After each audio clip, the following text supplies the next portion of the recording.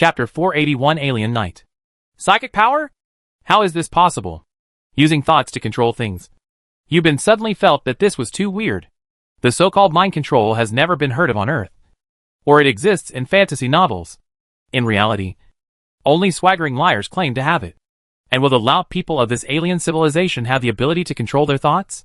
He was relatively close to Anne. And with the dim light of the twin moons, he could see that Anne's hair was still purple. Which meant that Anne was not lying. Okay, so how do you use your telekinesis? This is going to start from the beginning. Are you interested in listening? Okay, I'm all ears. Yubin handed her a piece of compressed biscuit and picked up one himself to eat. Annie took the biscuits from him, ate them without any melancholy, and said slowly, on our planet, in addition to the Yin family, there are many people who have telekinesis, and their strength varies. The 6 continents. Oh, the Lute star has a total of 6 continents, so it is called the 6 continents. We have a civilization history of 12,000 years, and the average lifespan of human beings is 200 years. During thousands of years of evolution, due to various factors, men have become weaker and weaker, while women have become stronger and stronger. Despite my weak appearance, I actually have a very strong fighting ability, which is mainly reflected in my mental control. That is, my telekinesis. In fact, mind power did not exist at the beginning, nor did it evolve naturally, but evolved through the combination of technology. What is the main expression of telepathy? Yubin was obviously interested in this. Although later, this kind of telepathy was not successful in experiments applied to people on Earth. Technology only plays an auxiliary role. It stimulates the human body's mental control power based on the physiological structure of people. Therefore, it is difficult to explain its principle using scientific categories. The power of mind is mainly manifested in changing the magnetic field, sound waves and air flow around the body. I understand. Yubin muttered. This is just like Xiaoduo's Qigong, which produces the so-called aura. However, the authenticity of Qigong is still highly controversial, and he has never really seen it. According to Annie, his telekinesis seems to be stronger than Qigong. Brother Yubin, why don't you tell me about yourself and your civilization? Okay, Yubin was about to say, when Zhao Xiang stepped off the spacecraft. Yubin, Annie, we just checked the computer system of the spacecraft. Zhao Xiang came to the two of them and said, the Turi 243-bit photon computer is incompatible with the photon computer of our mothership Dream Chaser. What should we do? The best way is to format its system and reinstall our system. And then the spacecraft can be remotely controlled by the mothership. Format? Redo the system? Although Yubin is not as proficient in computers as Zhao Xiang, he still knows a little about computers. However, this is not just a software compatibility issue, but also a hardware compatibility issue. Right? Simple. Is it enough to just redo the system? Of course not. But the problem is not big. It just needs a little modification on the power module. How to say? It's very simple. Just remove the power module from the landing module and install it on the Princess. I'll go. It's easy. The landing cabin is 10 minutes away from here, and the landing cabin is on the edge of the Zerg battlefield, which is full of dangers. Yes, you need to download the operating system, because the download takes a long time. You can't get off the Princess. Anne's telekinesis cannot guarantee that the operating system download is completed. It seems that just now in the spaceship, Anwei has introduced to him that the so-called Zerg blind spot is just a well-intentioned scam, and Annie's telepathy is the real reason to avoid Zerg monitoring. Okay then, I'll go over there. Yubin looked at the direction of the landing module in the darkness. Forget it. Let me go. Zhao Xiang looked at Yubin and then at Anne, and couldn't help but smile slyly. Yubin and Annie were quite a match. He thought so, but he didn't know if they could catch their eye. You guys have a good rest here. It looks like we're going to spend the night here. After that, he called the Black Dragon and walked into the night with him, in order to prevent blood-sucking flying insects. Most of the commandos stayed in the spacecraft to rest. Only Yubin and Annie were still sitting on the grass outside, looking up at the stars and chatting. Annie liked chatting with him, and Yubin was also willing to chat with her. The two need a translator to communicate, so every time they say a word, they have to wait for a while before hearing the other party answer. Even so, the two of them chatted very congenially. During the chat, Yubin was thinking, am I falling in love with this alien girl who can change her hair color? Probably not. I haven't recovered from the pain of falling out of love yet. That star is my hometown, Annie said, pointing to a slightly bright star in the night sky. Where is your home? Alas, it's a pity that my hometown is 4,900 light years away from here and can't be seen from here at all. By the way, you need to be frozen for 35 years to come here from your home planet, and another 35 years to go back. So it takes 70 years to come back. When the time comes, won't you and your family have to be 70 years apart? In freezing, human metabolism is very slow and almost negligible. Therefore, after it returns, his family members will be 70 years older, but she will remain basically unchanged. That is why you've been asked such a question. Annie looked dejected, and the color of her hair began to slowly change from purple to yellow. Oh, my hometown. I may never be able to go back. No, my tribe won't keep you and won't let you go. Just don't worry. No, this has nothing to do with your people. It's just that my hometown is a sad place. Forget it. If you don't talk about it, it would be a disappointment. What's wrong?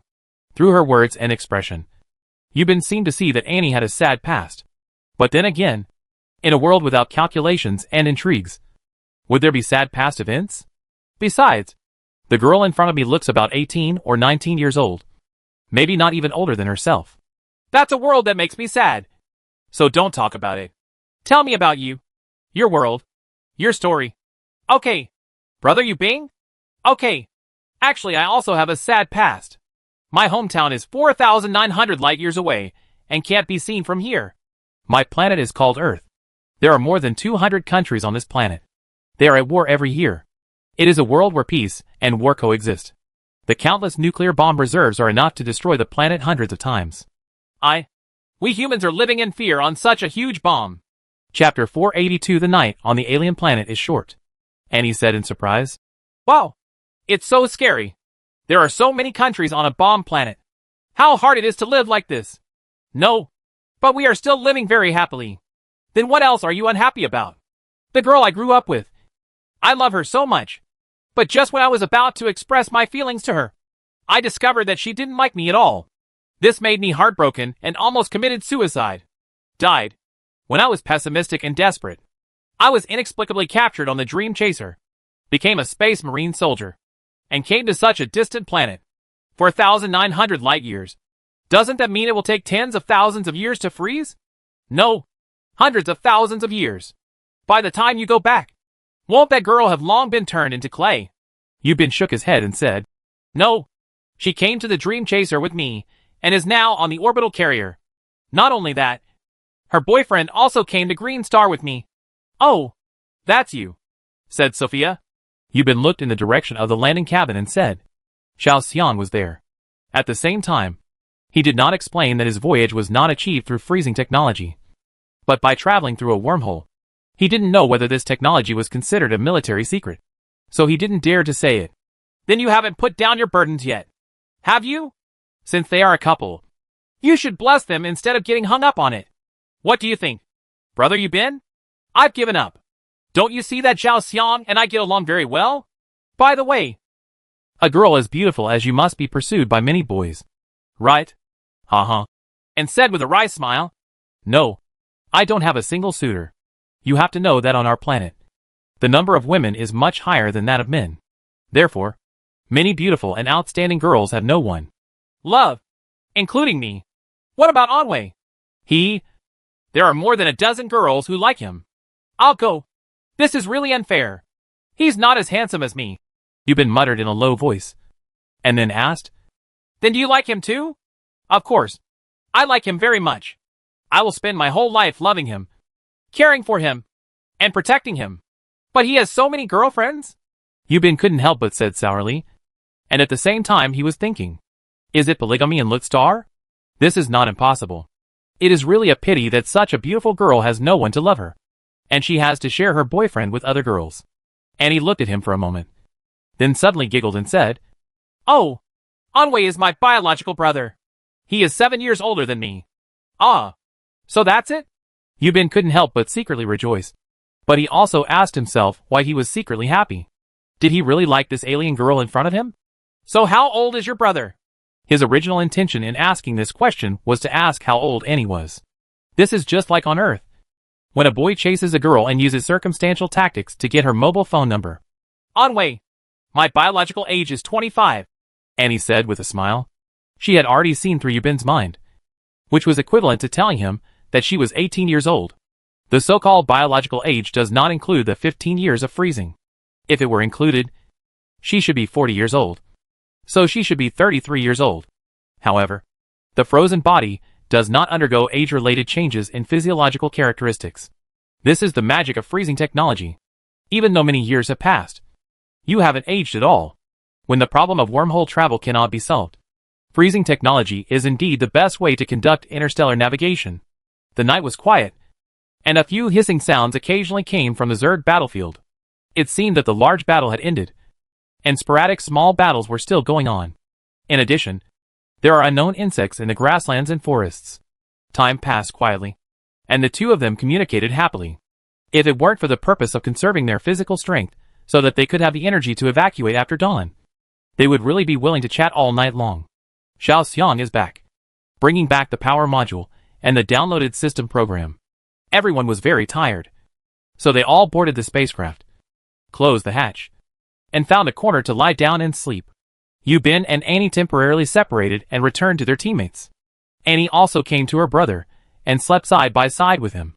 The spacecraft only turned on the low-power passive detection equipment for warning, and continued to maintain radio silence.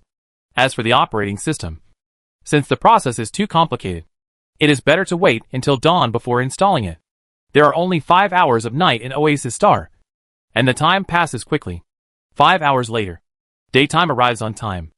No one has woken up yet. It is already bright. The sun has not risen yet. The dawn is very quiet, and the direction of the Zerg battlefield is also quiet. 5 hours is a short time for people on Earth, so everyone hasn't woken up yet. Annie was the first to wake up. She looked at the Earthlings who were sleeping on the floor, especially Yubin, and then opened the hatch and walked out of the spacecraft. The air in Oasis Star is exceptionally fresh and pure, without pollution. Annie stood on the ground, closed her eyes, and breathed. Then she slowly danced her arms, which seemed to be a kind of dance. With her light and graceful dance, she could faintly see the flow of the air around her. It seemed that, as she said, the power of mind can change the aura around her.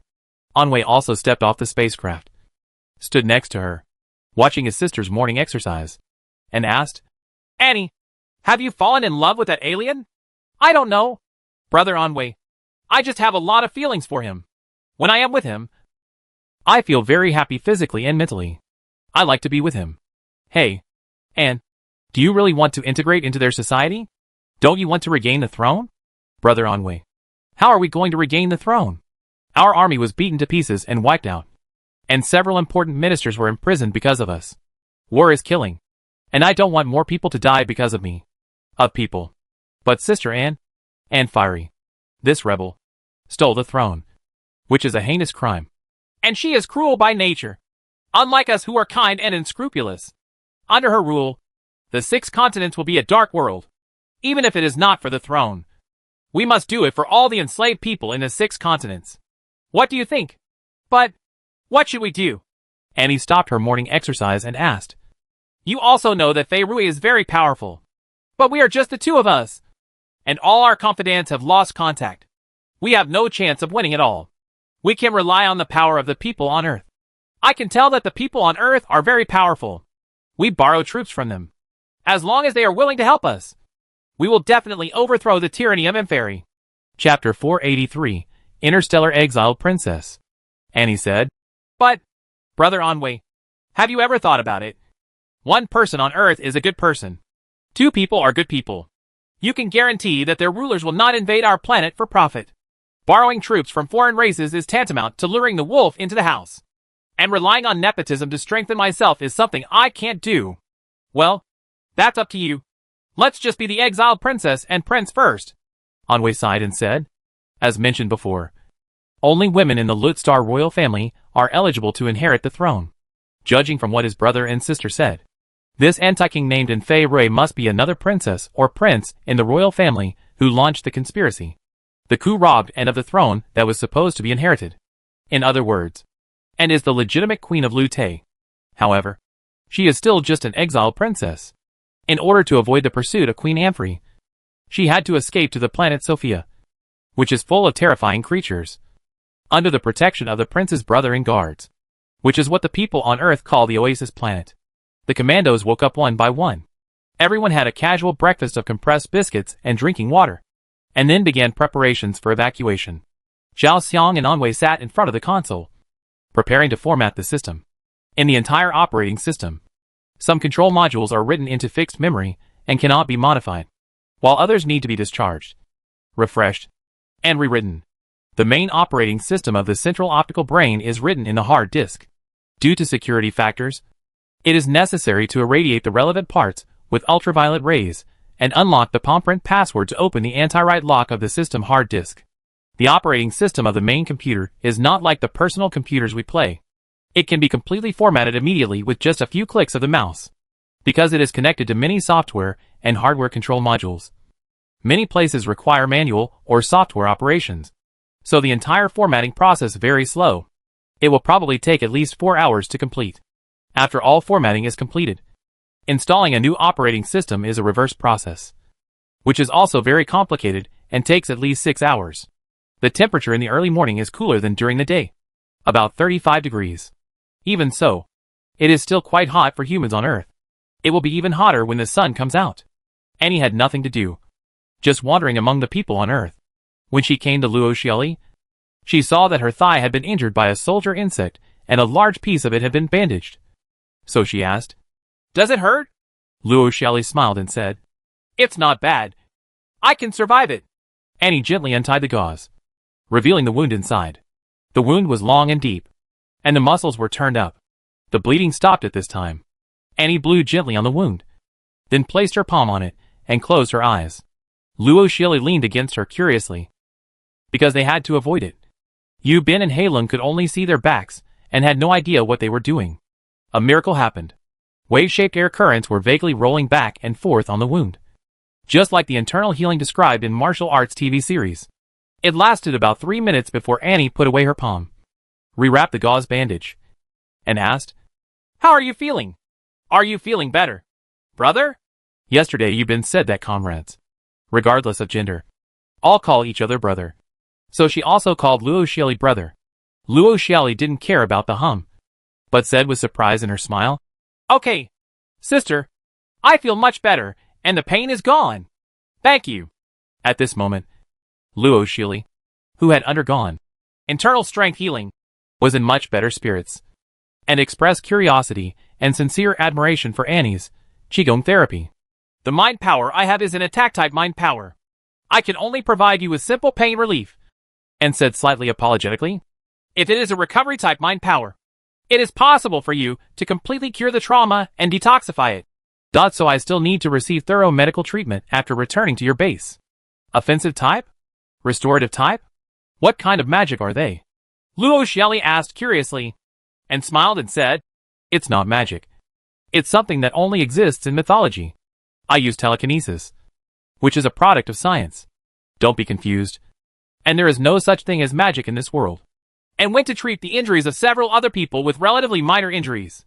While transforming the system, Yu Bin contacted the mothership from time to time. Of course, this was done under the premise that Annie used telekinesis to hide the signal transmission method to avoid Zerg signal monitoring. In contact with the mothership's technical engineers can smoothly proceed with the system transformation process through remote guidance. Time passed slowly during the system modification. 10 hours later, the Princess spacecraft had been installed with a brand new operating system, and some input and output modules had also been updated, fully complying with the mothership's usage rules. During these 10 hours, the team members once again had their second meal, which was still compressed biscuits, and serious injuries have recovered somewhat under Anne's telekinesis treatment. Of course, there is still a certain gap between them, and they can only be completely cured after returning to the mothership. 10 hours later, which is equivalent to noon on the Oasis planet, and when the sun is at its strongest, the temperature has reached the peak of 43 degrees in the day. After the operating system was completed, a new problem was encountered again. That is, a small part in the fuel conversion module, which had to be disassembled in the landing module again. Only after replacing this small part can the spacecraft be fully used. "I'll go." Yu Bin looked at everyone, This was the last step left in the long march. Someone had to do it. Although the landing module was already very unsafe. It's better for me to go, Zhao Xiang said. I'm a little more familiar with this aspect than you are. You are here to take command. There is a detailed manual in the SPC. Don't worry. I will take care of it. You've been requested again. I'll go with him. And said, I know my telekinesis. If I encounter danger, I can use it to resist the attacks of fungus and bugs. Okay. Zhao Xiang thought for a while and said, be sure to pay attention to safety. In addition, turn on your receiving channel so that I can notify you at any time if anything happens. Also, Sister Shili, do you want to release a few more robot bees? Build a new wireless LAN. Luo Shili said, well, we should release some robot bees. After the spacecraft takes off, we must have a grasp of the surrounding environment. Yubin took Annie to the landing cabin fully armed. After arriving at the landing cabin, Yubin did not rush up, but quietly came to the cliff. In front of him, he saw the continuous army of Zerg stationed there, as well as the remains of Zerg corpses everywhere. Yubin boarded the landing module and began to disassemble the corresponding conversion module according to the introduction of the electronic user manual. Just halfway through the work, he heard Zhao Xiang's voice coming from the headset. Yubin, you have to hurry up. There are a large number of Zerg ground troops approaching from our rear. The call is over. Chapter 484 Escape from the Alien Planet. Yubin boarded the landing module and began to disassemble the corresponding conversion module according to the introduction of the electronic manual. Just halfway through the work, he heard Zhao Xiang's voice coming from the headset. Yubin, you have to hurry up. There are a large number of Zerg ground troops approaching from behind us. The call is over. Yubin couldn't help but curse secretly. The more scared he was, the more bad things were going to happen. He quickly speeded up the disassembly work. As soon as he removed the parts, he heard a terrifying scream, followed by a scream from Annie, who was guarding outside. And then the sound of gunshots. Annie had already opened fire. Yubin couldn't think too much and ran out quickly. As soon as he stuck his head out, he was stunned by the sight in front of him. Two moths had already come to him, spitting out a large amount of yellow venom from the air. Yubin didn't have time to think about it, so he pulled Annie and ran as fast as he could in the direction of the princess spaceship, not caring about the two sacrificed comrades. Now we must rush back as soon as possible. Install the parts, start the engine, and leave this Lish place. Yubin shot back while pulling Annie to run. When he turned back, a dozen more moths flew up from under the cliff to join the pursuit of him. Yubin thought to himself, it's over. It seems that he is going to die here. How can he escape with so many poisonous moths? He said to Annie. Hurry up and go back with the parts. I'll hold them here. He was about to give the parts to her. No. Let's get out of here together, Annie said. With a squeak, she turned around and swung her arms behind her. A semicircular air wave wall was instantly thrown behind Annie from the palm of her hand, forming a protective film that blocked the flying poisonous moths. Two poisonous moths happened to hit the air wave wall with a bang and fell into the air wave wall. Down. However, the air wave wall could not kill anyone. It could only delay the poisonous moth's attack. Run! Annie shouted. And at the same time, her hair instantly changed from silver white to fiery red. The two of them ran desperately. Yubin shot at the back while running, while Annie used her mental control to throw out air waves from time to time, forming a wall of air waves behind her. At the same time, a large number of poisonous moths flew up from the cliff behind them and joined the pursuit. The situation now is that humans are fully exposed, so there is no need to maintain radio silence. Yubin was running, changing magazines, and calling through the radio. Zhao Xiang, we have brought a large group of guests over. You quickly notify the mothership and send out air power to clear the mushroom swarms and clear the air for us. Obstacles. Try to get out of this ghost place smoothly. Hack. How could this happen? We are not optimistic here either. Hurry up. We are just waiting for your conversion module. Zhao Xiang's voice came from the headset. Mothership Dream Chaser. If you hear me, please reply. Please quickly dispatch air power to clean up the mushroom cluster. We will take off at any time. Repeat. Please clean up the mushroom cluster quickly. Evacuation is imminent, and it is even more important to protect the spacecraft at this time. If the spacecraft is damaged even a little bit more, the evacuation plan will be completely over, and the ending will be the destruction of the group. No one, including the alien brothers and sisters, can escape. When they were about to reach the spacecraft, They heard gunshots coming from the headset. The trees in the forest in front of them were shaking. It seemed that the Zerg ground troops had arrived. All this was planned by the Zerg. They wanted to attack from both sides and completely eliminate this human expedition. Yubin and Annie joined the crowd and were surrounded by Zerg from the ground and the air. Soldier tooth bugs and poisonous bugs in the forest surged in like a tide. An endless moth flew in from the direction of the cliff. The team members surrounded the spacecraft and kept shooting. Yubin took out the conversion module parts and threw them to Zhao Xiang. Quick! Start the engine! At the same time, he also joined the defense. In the process of blocking the attack, the Black Dragon was overturned by a large ball of venom. Poisonous smoke began to appear all over his body. The whole body and clothes began to corrode rapidly. And the Black Dragon also screamed. Luo Shelley had already boarded the spaceship. Seeing the tragic death of Hanyo, she cried and wanted to get off. But Anwei was pulling her behind. And he kept waving her palms, hitting the airwaves one by one at the swarm of insects. Her hair was extremely red, as if it was about to burn. And she kept wrapping the airwave wall around the spacecraft. Could it be that is this the offensive telekinesis that Annie talks about? Hurry up! I can't hold on any longer! Annie shouted. No matter how strong the mind power is, it still requires energy. If she didn't control the airwaves, the group would have been destroyed by now. Zhao Xiang, are you okay? Yubin also shouted. The insect swarm was so huge that they completely adopted the insect sea tactic. Endless ground insects and aerial moths began to pour in from all directions. Not only did Annie's hair turn red at this time, but her eyes and skin also turned red. It seemed that she was trying to use her last bit of internal strength to stop the swarm's attack. In the blink of an eye, the surroundings were filled with corpses of insects, with bright red insect flesh and blood everywhere. Finally, Zhao Xiang poked his head out of the cabin door and shouted, Quick! Quick! Everyone! Come up and take off immediately! And shouted, Everyone go up one by one! I am the queen! Under the protection of the air wave flow released by Annie, the team members boarded the ship one after another, and only Yubin remained. Brother Yubin, go up first and let Zhao Xiang start the engine. Annie, you go up first. Yubin continued shooting. He couldn't leave, and at the end, believe me, Brother Yubin, I have to release the last air wave. Otherwise the spacecraft will be destroyed by fungi. Yubin also understands this. At this time, the spacecraft has been ignited. The bottom has begun to float, and will take off at any time. Yubin sat by the cabin door and shouted, Annie, come up quickly. Right away. Ah, Annie shouted, turning her last bit of strength into the most powerful airwave wall to wrap around the spacecraft.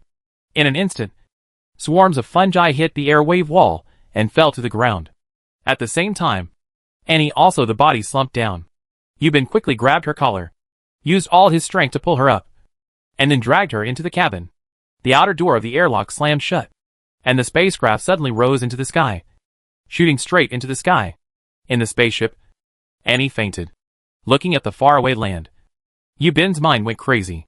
In this operation, 10 people came out, but 7 of them stayed in Green Star forever.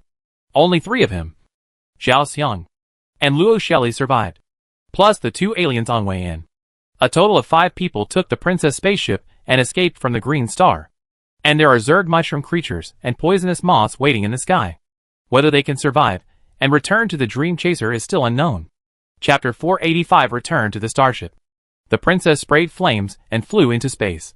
And the Dream Chaser indeed sent a dozen combat spacecraft into the atmosphere, above the coordinates where the commando team was evacuating.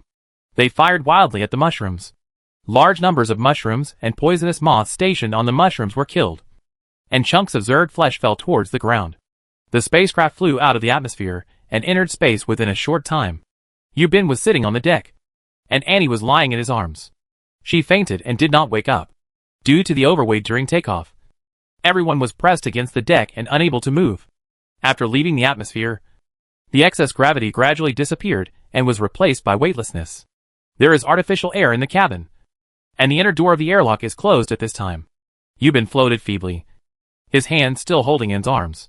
Anne's skin returned to normal, and her hair turned gray. Zhao Xiang connected to the mothership via radio. We have successfully escaped from the Oasis planet. Please give instructions. Please hand over control of the spacecraft, and the Dream Chaser will automatically navigate it. After you return to the Dream Chaser mothership, All your members will be subject to biochemical quarantine. Yes, I understand. Zhao Xiang said, handing over control of the spacecraft. At this time, the spacecraft was guided by the mothership and flew in the direction of the Dream Chaser. There were team members floating in the spaceship, and there were only a few of them left. Zhao Xiang, Yu Bin, Luo Xiali, and Wei, and Annie. Only 5 people survived, and all of them were injured to varying degrees. Among them, only 3 were from Earth. During this landing operation, 105 people were dispatched, but only 3 people came back. A total of 7 people were sacrificed, including the Captain Hanyo. The princess first entered a kilometer-level spacecraft waiting halfway, and then the big spacecraft carried the small spacecraft and flew into the mothership, which took half an hour. Annie finally woke up, leaned in Yu Bin's arms, and asked feebly, "Have we succeeded? Brother Yu Bin? We escaped, but the casualties were too great. So many brothers died before and after." Yu Bin's mood at this time can be described as extremely painful. The 7 dead brothers died in front of his eyes, but he was completely powerless. And your ship might not be usable either. It doesn't matter, as long as you are alive. It is better than anything else. Annie said with a wry smile. The spacecraft entered the mothership, and due to the artificial gravity, everyone fell from the float onto the deck. The hatch of the Princess spaceship is not compatible with the airlock interface of the mothership. So they first stepped off the small spacecraft, entered the large spacecraft, then entered the airlock passage connected to the mothership through the airlock hatch of the large spacecraft, and finally passed through the connecting passage enter the interior of the mothership.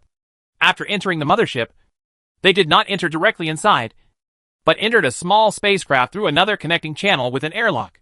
The small spacecraft would carry them to the biochemical observation cabin. It is necessary to ensure that their bodies are not contaminated by biological chemicals and radiation before they can completely enter the mothership. Doing this may seem unkind, but it is necessary to ensure not only their health, but also the life safety of all crew members on the ship. So it is an indispensable procedure. Everyone found their seats in the small transport spacecraft and sat down tiredly.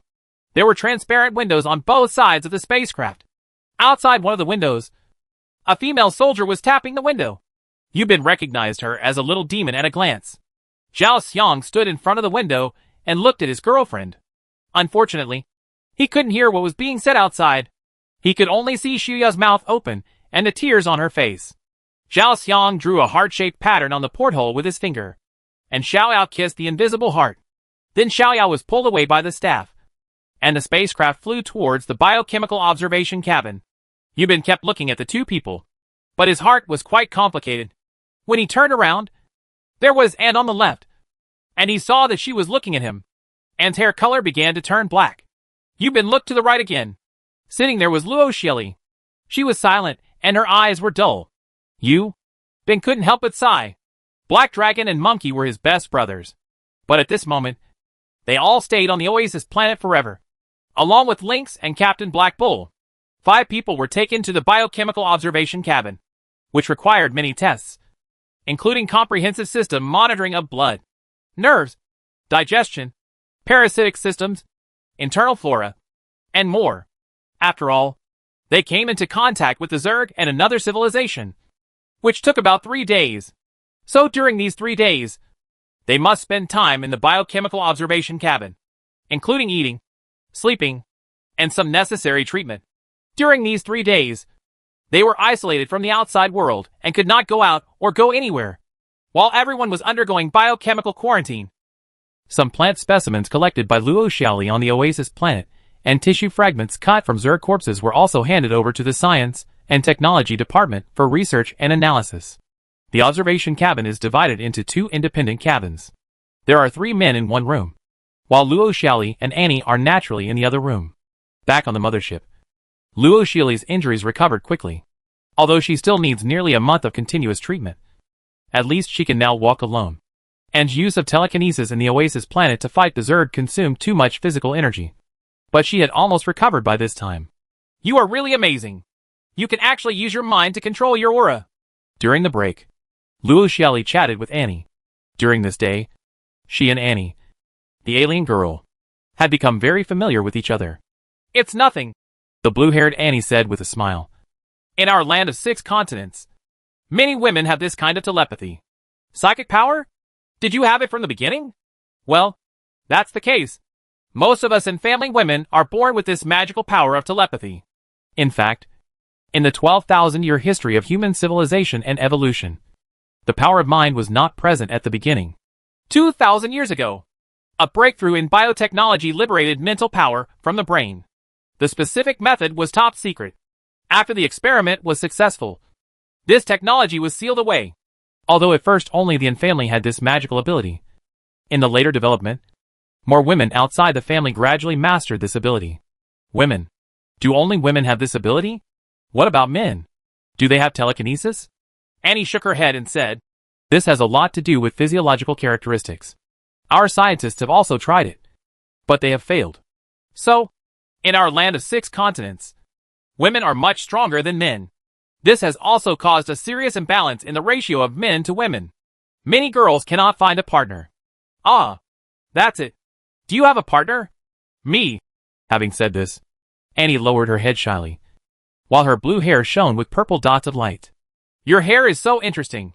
Why does it always change colors? Chapter 486 The Alien Returns.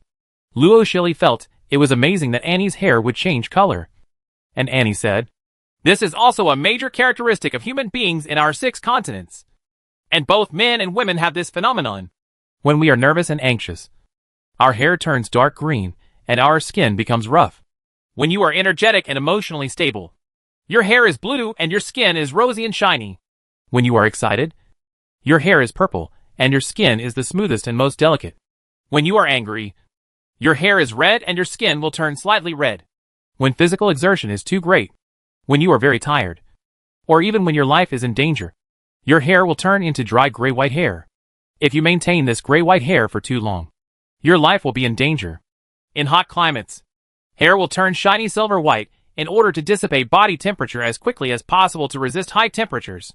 Yubin nodded and said, I generally understand that this physiological regulation function can maintain health and delay aging.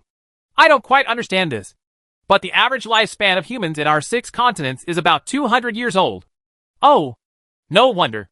The average lifespan of us people on Earth is only more than 80 years. Huh? It's so short. Annie looked disappointed, her blue hair turning a little green. Yes, but although life is short, as long as life is meaningful, you can still live a wonderful life. By the way, Annie, do you like Yubin? Luo Shelley suddenly changed the subject and asked.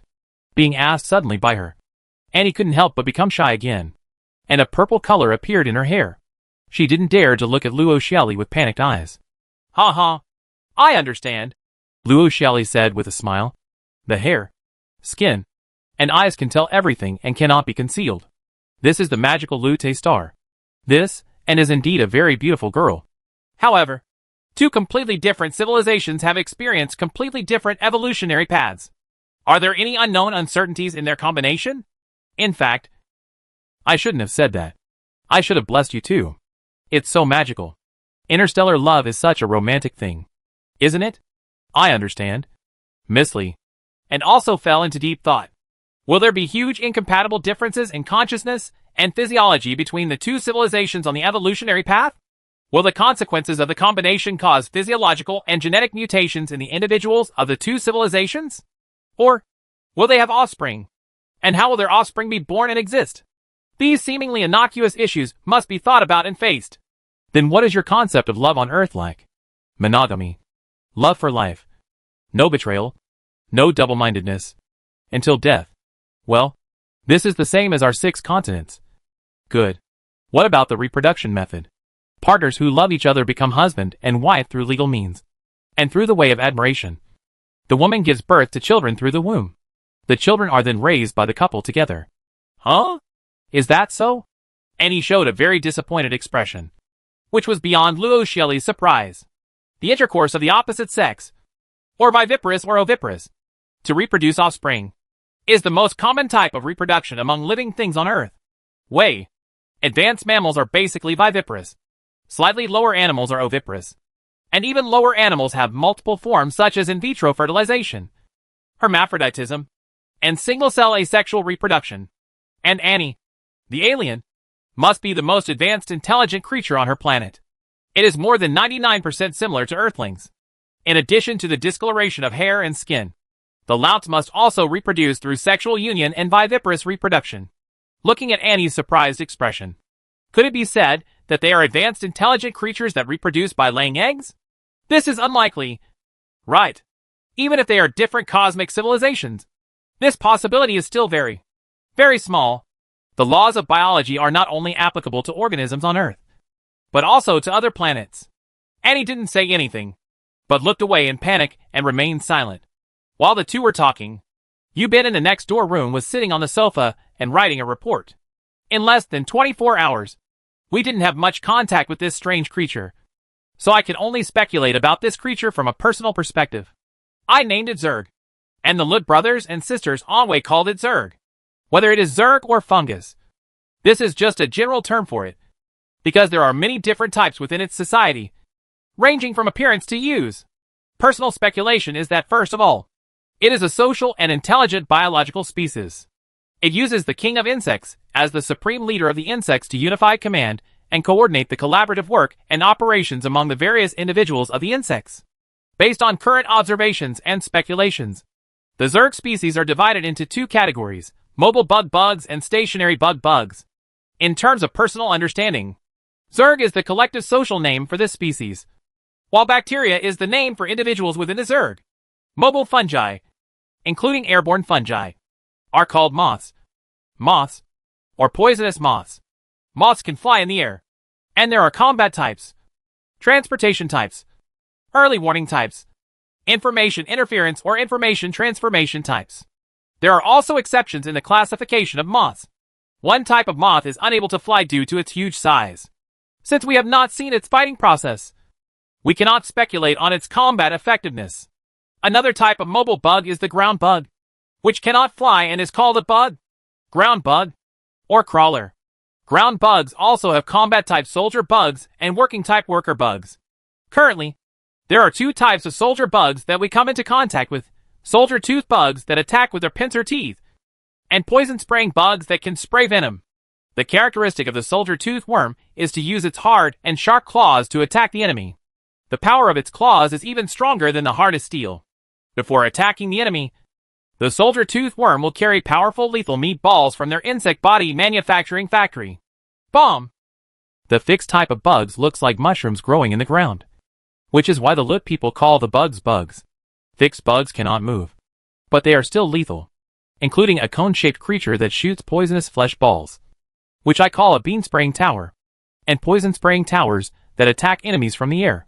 The 5 of them were quarantined in 2 adjacent cabins with beds, sofas, and separate bathrooms. Food will be delivered regularly, so you don't have to worry about food and daily life issues.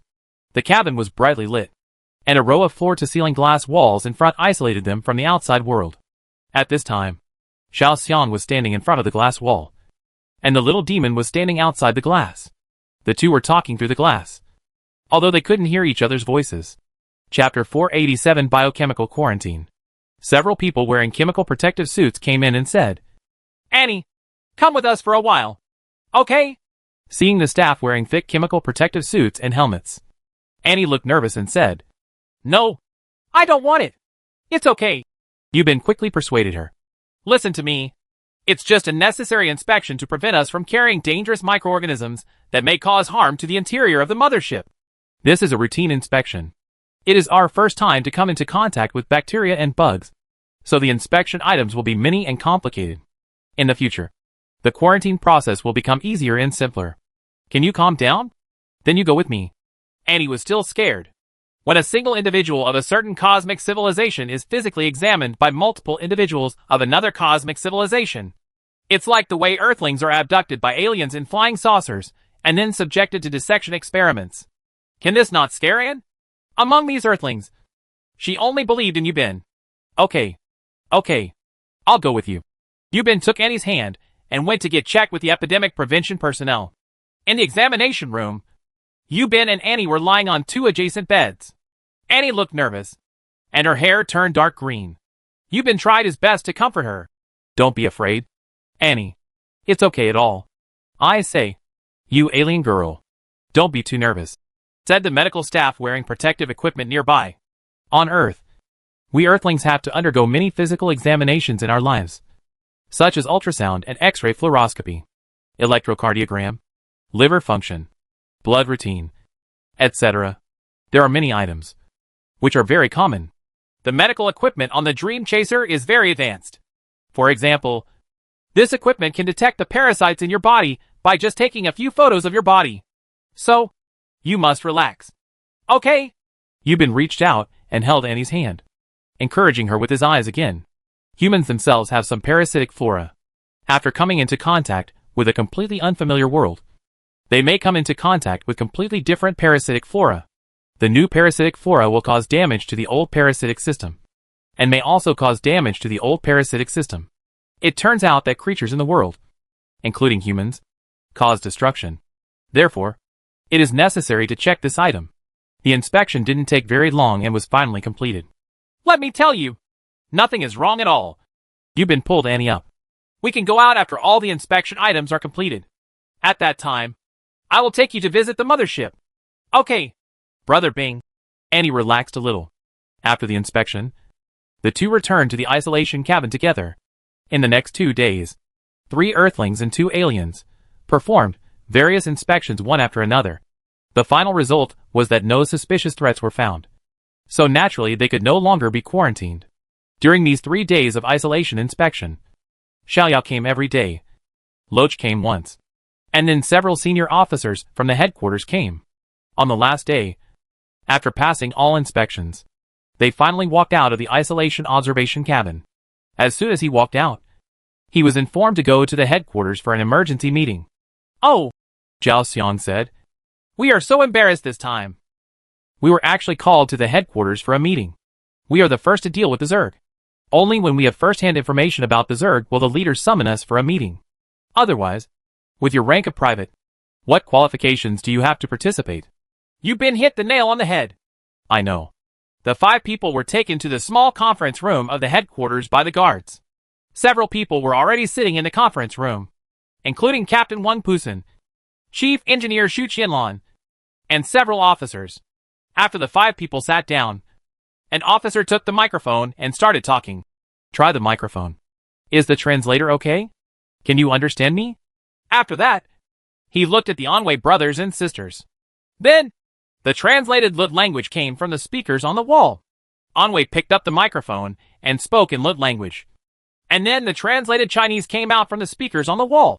Yes, I can understand it completely. Well, let's convene everyone for a meeting today. Well, the officer looked around at everyone. Well, can this meeting be regarded as an interstellar meeting? Yes, this can indeed be called an interstellar meeting. Although there are not many people. There are people from 2 planets among the members. Okay, looking at everyone's laughter, it means that everyone agrees with what I said. Okay then, let's start this interstellar meeting. The topic of this meeting is mainly about the native creatures of the Oasis planet, the Zerg, and all matters related to it. If you have any opinions, you can feel free to say it. Let's start with the 3 comrades who participated in this operation and the 2 alien guests begin. Well, how about letting our alien guest introduce himself to everyone? After a moment of silence, Anwei picked up the phone and said, Okay, let me introduce us first. My name is Anwei. Her name is Annie, and she is my sister. I am 25 years old this year, and my sister is 18 years old. While speaking, the translator was translating. While translating, it also converted the calculation methods and measurement units of the Lut people into the customary methods of the Earth people. Our planet is called Liuzhou Dadi, pronounced Lut. Lut star is 0255 light years away from here. We set off in a spaceship 35 years ago. After 35 years of freezing and long journeys, we arrived at Sophia, which is what you call the Oasis star, a month ago. During the landing and in the month that followed, 7 of our companions died one after another, and in the end only we, brother and sister, were left alive. The fuel was running out. The food was almost gone, and we were about to die on another planet without being able to return to our hometown. As a result, I met them. Anwei pointed at the 3 of them. You Ben, and continued. We worked together to escape from this Lish planet.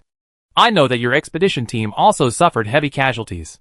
It's been a month since you came to planet Oasis? The officer asked.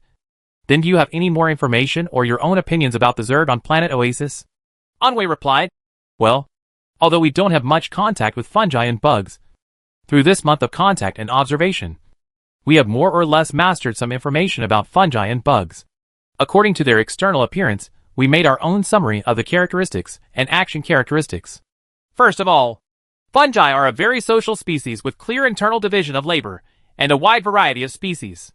In the social system of fungi and bugs, the one who occupies the highest and central position is their bug king, the female, who is also their queen. Because the queen's body is too fat, she can neither fly nor move on the ground. In order to fix her body, half of her body is buried in the earth. Chapter 488 Interstellar Meeting. Anwei continued to introduce the Green Star Zerg.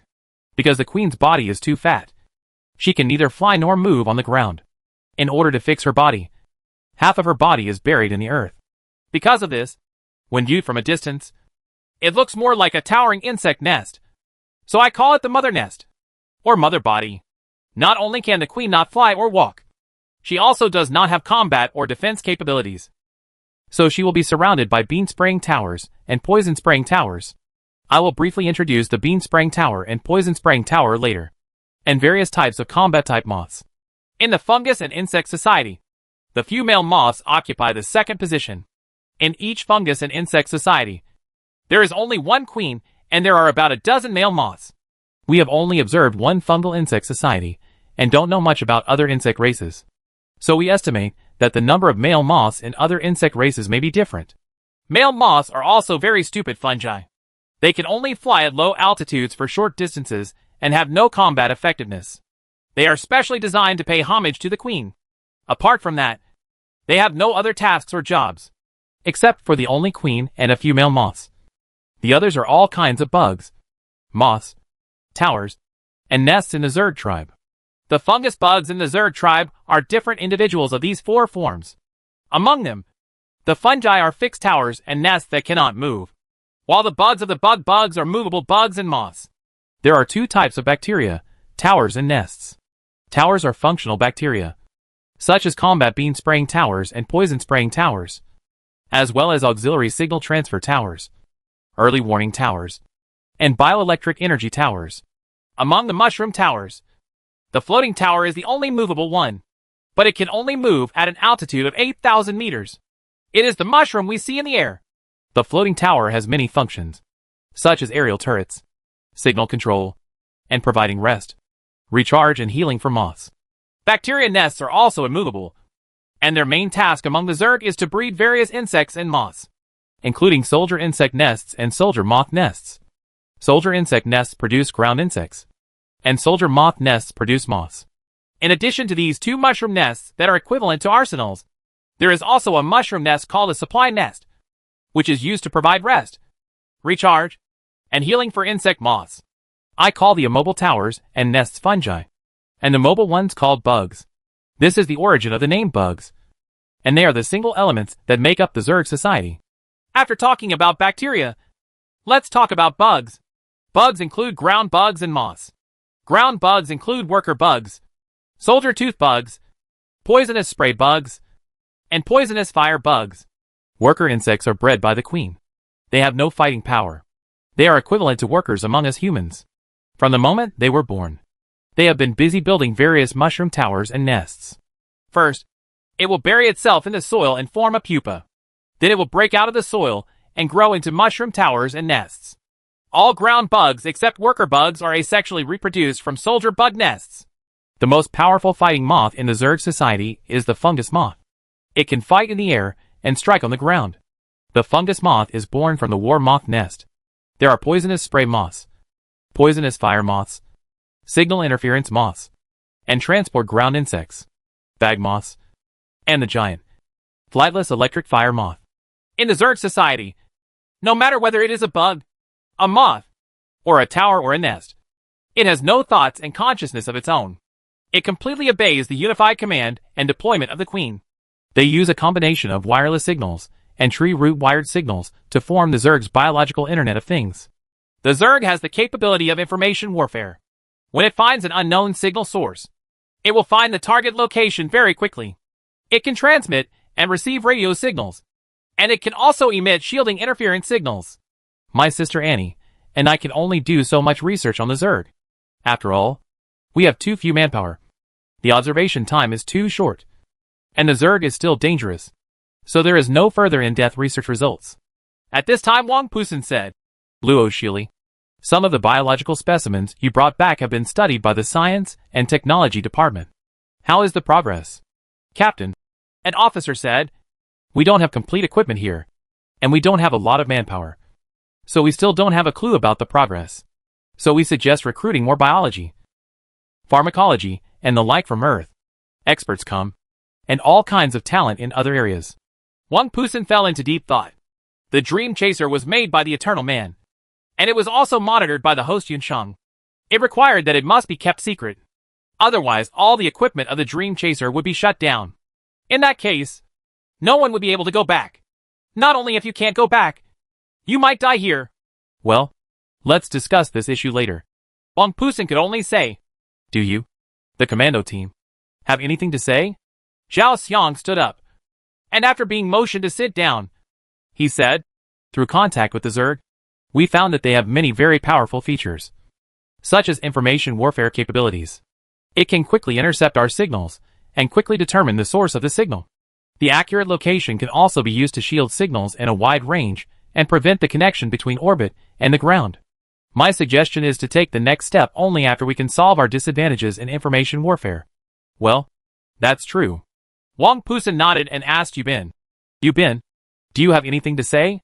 Reporting to the captain, the Zerg not only have powerful information warfare capabilities, but each of them is a powerful combat unit. Currently, there are 3 attack methods we are exposed to. Venom, meatballs, and claws. The venom and exploding flesh balls are extremely corrosive and cause high temperature burns. And the pincer tooth attack uses the most primitive and brutal attack method, which can directly cut a person in half. So, we need to make more efforts in anti-corrosion, high temperature resistance, and resistance to scratches. For example, can it be made into a mecha? Since the Dream Chaser is so advanced that people on Earth cannot imagine it present, why can't we make a land combat mecha that can effectively resist corrosion, high temperature, and Fong attack? Even if it cannot be completely resisted, it can at least reduce casualties to the greatest extent and improve the survival rate of Marine soldiers. The above are my personal thoughts. Marine mecha? You mean the protective armor for Marines? Can your technical department see if we can make one? Captain, an officer said, it is not impossible to design a Marine mecha for Marines. But this kind of mecha must be lightweight and highly maneuverable. Otherwise, it will be the same as an armored vehicle, and there is no need for design.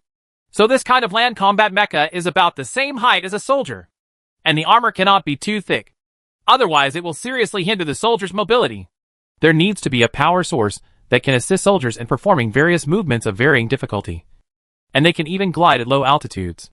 High-speed computer systems, individual weapon systems, anti-corrosion, high-temperature and impact-resistant coatings and mecha materials. So, to sum up, these require a period of research and development. Although Yunsheng's database has relevant technical information, it will take us 3 months at the earliest to develop it. 3 months? Okay.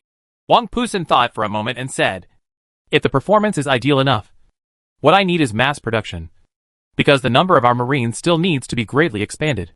Chapter 489, Whose War? Now we have a general understanding of the Zerg. According to the current situation, it is impossible to take the next step towards the Oasis planet. We can only wait for more personnel to be recruited from the Earth. And only after the mothership has formed a certain combat effectiveness can we carry out large-scale landing operations on the Oasis planet. This interstellar meeting discussed several issues, including the social characteristics of the Zerg and how to deal with the future development of the Zerg and the mothership, and whether the louder aliens in Galaxy B, which are 0.255 light-years away, pose a threat to the Green Star in Galaxy A and the Dream Chaser stationed in the orbit of Green Star. There is also the question of whether there will be friction or even a full-scale war with the Lut civilization in the future, and how to handle the interstellar diplomatic relations between the two civilizations. Finally, Wang Pusen said, okay, that's it for today. Your 5 warriors who came back from the Oasis will stay in the Air Service Hospital and continue to recuperate until they all recover. A few people from the headquarters will stay, and the others will be disbanded. Since the Falcon crashed into the Oasis, The Dream Chaser has encountered several very serious problems. The first problem is the issue of the dead personnel. These people were secretly recruited from the Earth. The Dream Chaser has no connection with any political system on Earth. After 3 months of training, most of the personnel have established quantum connections with their families on Earth. And how should these people appease their families after Green Star died? And whether their families would leak the secrets of Green Star and Dream Chaser? These are all questions. When recruiting people at the beginning, they did not openly say that they would participate in the war. Moreover, this war was still on a distant alien planet, and the enemy was still a giant insect. In a meeting held by several officers at the highest level of the command, this issue was the first thing discussed. Wang Pusen said, "Things have reached this point, so there is no need to think too much. It is useless to think too much. We just need to understand that we are working hard for the future of the Earth." After this incident, the Dream Chaser became much more cautious than before. At the same time, in order to prevent possible interstellar friction with Louder, it launched a large number of detectors. The current Dream Chaser has very few warships, and even fewer relevant personnel, and is completely incapable of interstellar combat capabilities. Once they encounter a large alien fleet, there is no way to fight back, and they can only escape.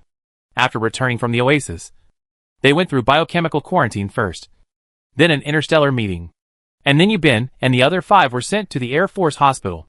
The hospital is located in the rear part of the upper floor of the mothership. It occupies a large area and has a very good environment. Yubin, Zhao Xiang and Anwei share a ward, and Luo Xiaoli and Annie share a ward. As soon as they arranged to stay in the ward, Xiaoyao came over to talk to Zhao Xiang. Although Yubin now has some feelings for Annie, he still can't forget the little demon. His hospital bed is close to the window, and he can see the artificial environment outside the window, making him feel as if he is still on Earth. As soon as Yubin laid down on his hospital bed, Loach came in. Before he even entered the door, he called out, "Lao Yu! Is Lao Yu here? Oh, Lao Yu, you have worked hard. You must have suffered a lot." "Right." Loach hugged Yubin and pretended to cry in tears with an extremely exaggerated expression. "I miss you so much. Brother, it's not bad. I just said hello to the alien god of death. His old man doesn't want to see me, so I have no choice but to come back." Yubin joked. "Oh, it would be great to come back. It would be great to come back. Brother, I thought I would never see you again. I was temporarily sick, so I couldn't participate in this operation," Nilu said.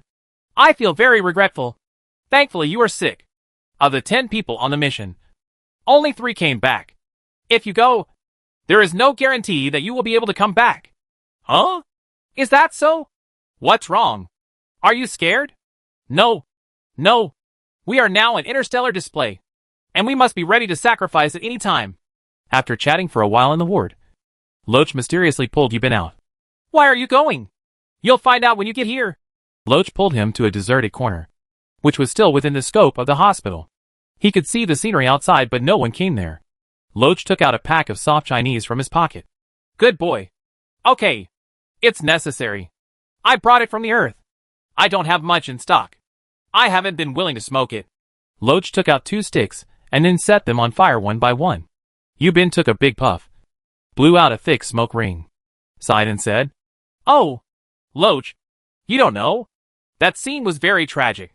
A living person was corroded by the venom and cut into pieces by the claws. Whenever I was about to fall asleep, the bloody scene appeared in front of my eyes, and I couldn't get rid of it. I could always hear the screams in my mind. This is war. War. With whom? War with a bunch of bugs. I don't even know if this is necessary. Lao Yu, this is not like your character. I said you shouldn't think too much. There is still a long way to go, and we might have to go down and fight the insects again. There will be more casualties. That's inevitable," Loach said, suddenly putting the hand holding the cigarette behind his back. He was startled when he saw a head peeking around the corner. Smoking is prohibited in the hospital, but the head of the probe was exposed again, and upon closer inspection, it turned out to be Zhao Xiang. "Damn, you're sneaky," Loach cursed. "Come here quickly." Yubin held a cigarette in his mouth and waved to him. "No, Lao Yu. Why are you calling him?" Ni was a little confused. "Isn't this Zhao Xiang a mortal enemy of Yubin?" Zhao Xiang walked over with a smile and said, "I feel something is wrong. It turns out that you two are hiding here to indulge in your cigarette addiction. Hurry up and get one." Loach was too lazy to talk to him. He didn't know that Yubin had reconciled with him. Yubin poked the Loach and said, "Give him one to see how pitiful he is." Loach then handed him a cigarette. "Fire. Give me more fire." Zhao Xiang pushed further. Loach lazily took out a lighter and lit it for him. Wow. Zhao Xiang also took a big sip. What a good thing. As he said this, he closed his eyes and enjoyed it. Stop being so arrogant. Yubin leaned against a railing. Zhao Xiang, let me ask you a question. Ask me. I will answer all your questions. I think you may not be able to answer it. Let me ask you.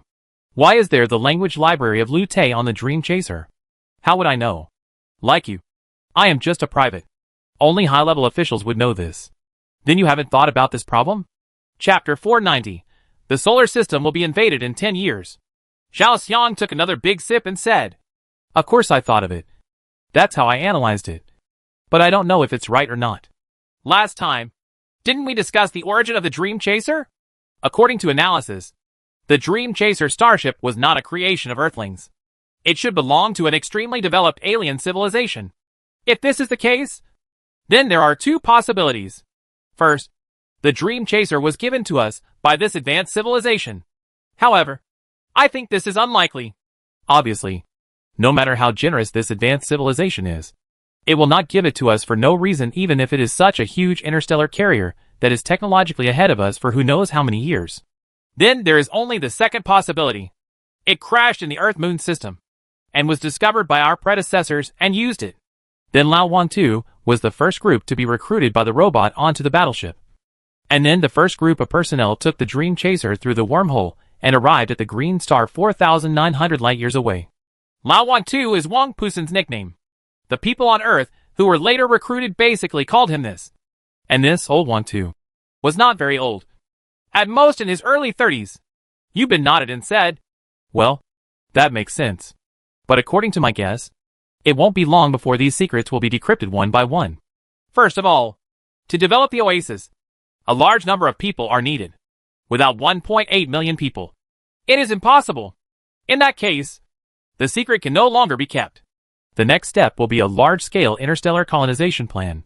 Once the Oasis is developed into a habitable planet, there will be at least hundreds of millions of people. These cannot be kept secret. Then I don't understand."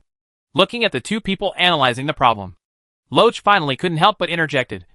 Why can't such a major scientific and technological progress and a large-scale interstellar colonization plan be shared globally? After all, we always share a common Mother Earth. We shouldn't be able to enjoy this alone. Shouldn't we? Ha. Brother Loach, you are stupid. Zhao Xiang joked. Even if we are willing to share our results, have you thought about the consequences? Chaos, war, and destruction. Is it that serious? Is it that serious? How many countries in the world will confront you and stab you in the back? I won't list all the examples. Since we can't share it, we can definitely show our strength. This can act as a deterrent and make countries around the world dare not underestimate us. That is even more unfeasible. Zhao Xiang waved his hand and said, "Do you know the pressure of public opinion? Then there is technological penetration. In addition, we are peace-loving. Once we use powerful Dream Chaser technology to deter the world, the gains will eventually outweigh the losses. So, it's better to block the news and focus on developing the outer world.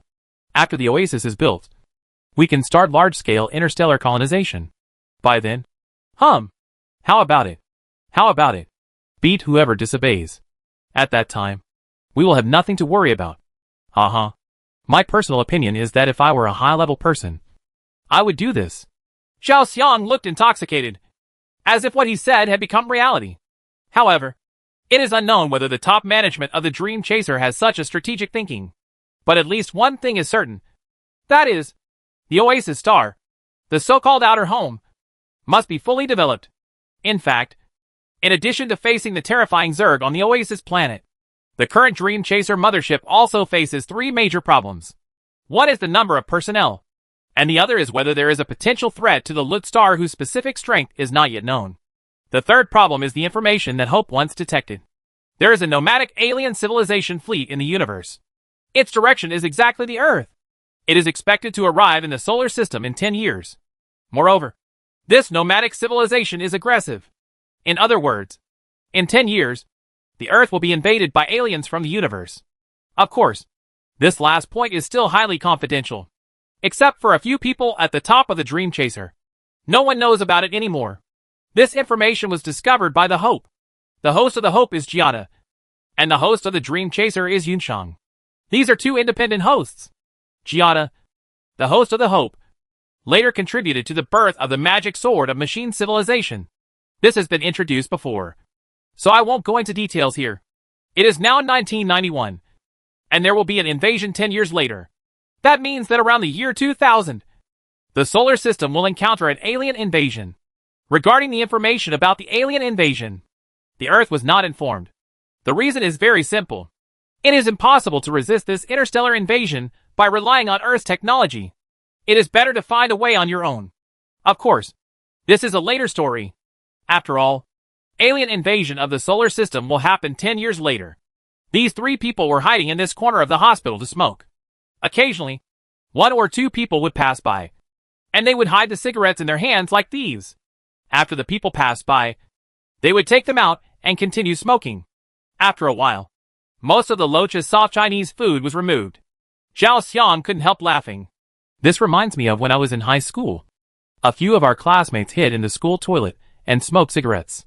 Now that I think about it, I think it was very funny at that time.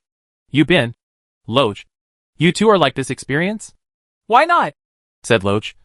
As soon as we got out of class, we went to the school toilet to smoke. And there were several groups of them. And there were people guarding the door of the toilet. Our head teacher often rushes to the toilet to investigate. Lao Yu and I have never been caught. But the fat guy sitting behind me is often caught by the teacher. No wonder. He is too stupid. Oh, think about it. In the blink of an eye, we are almost 20 years old.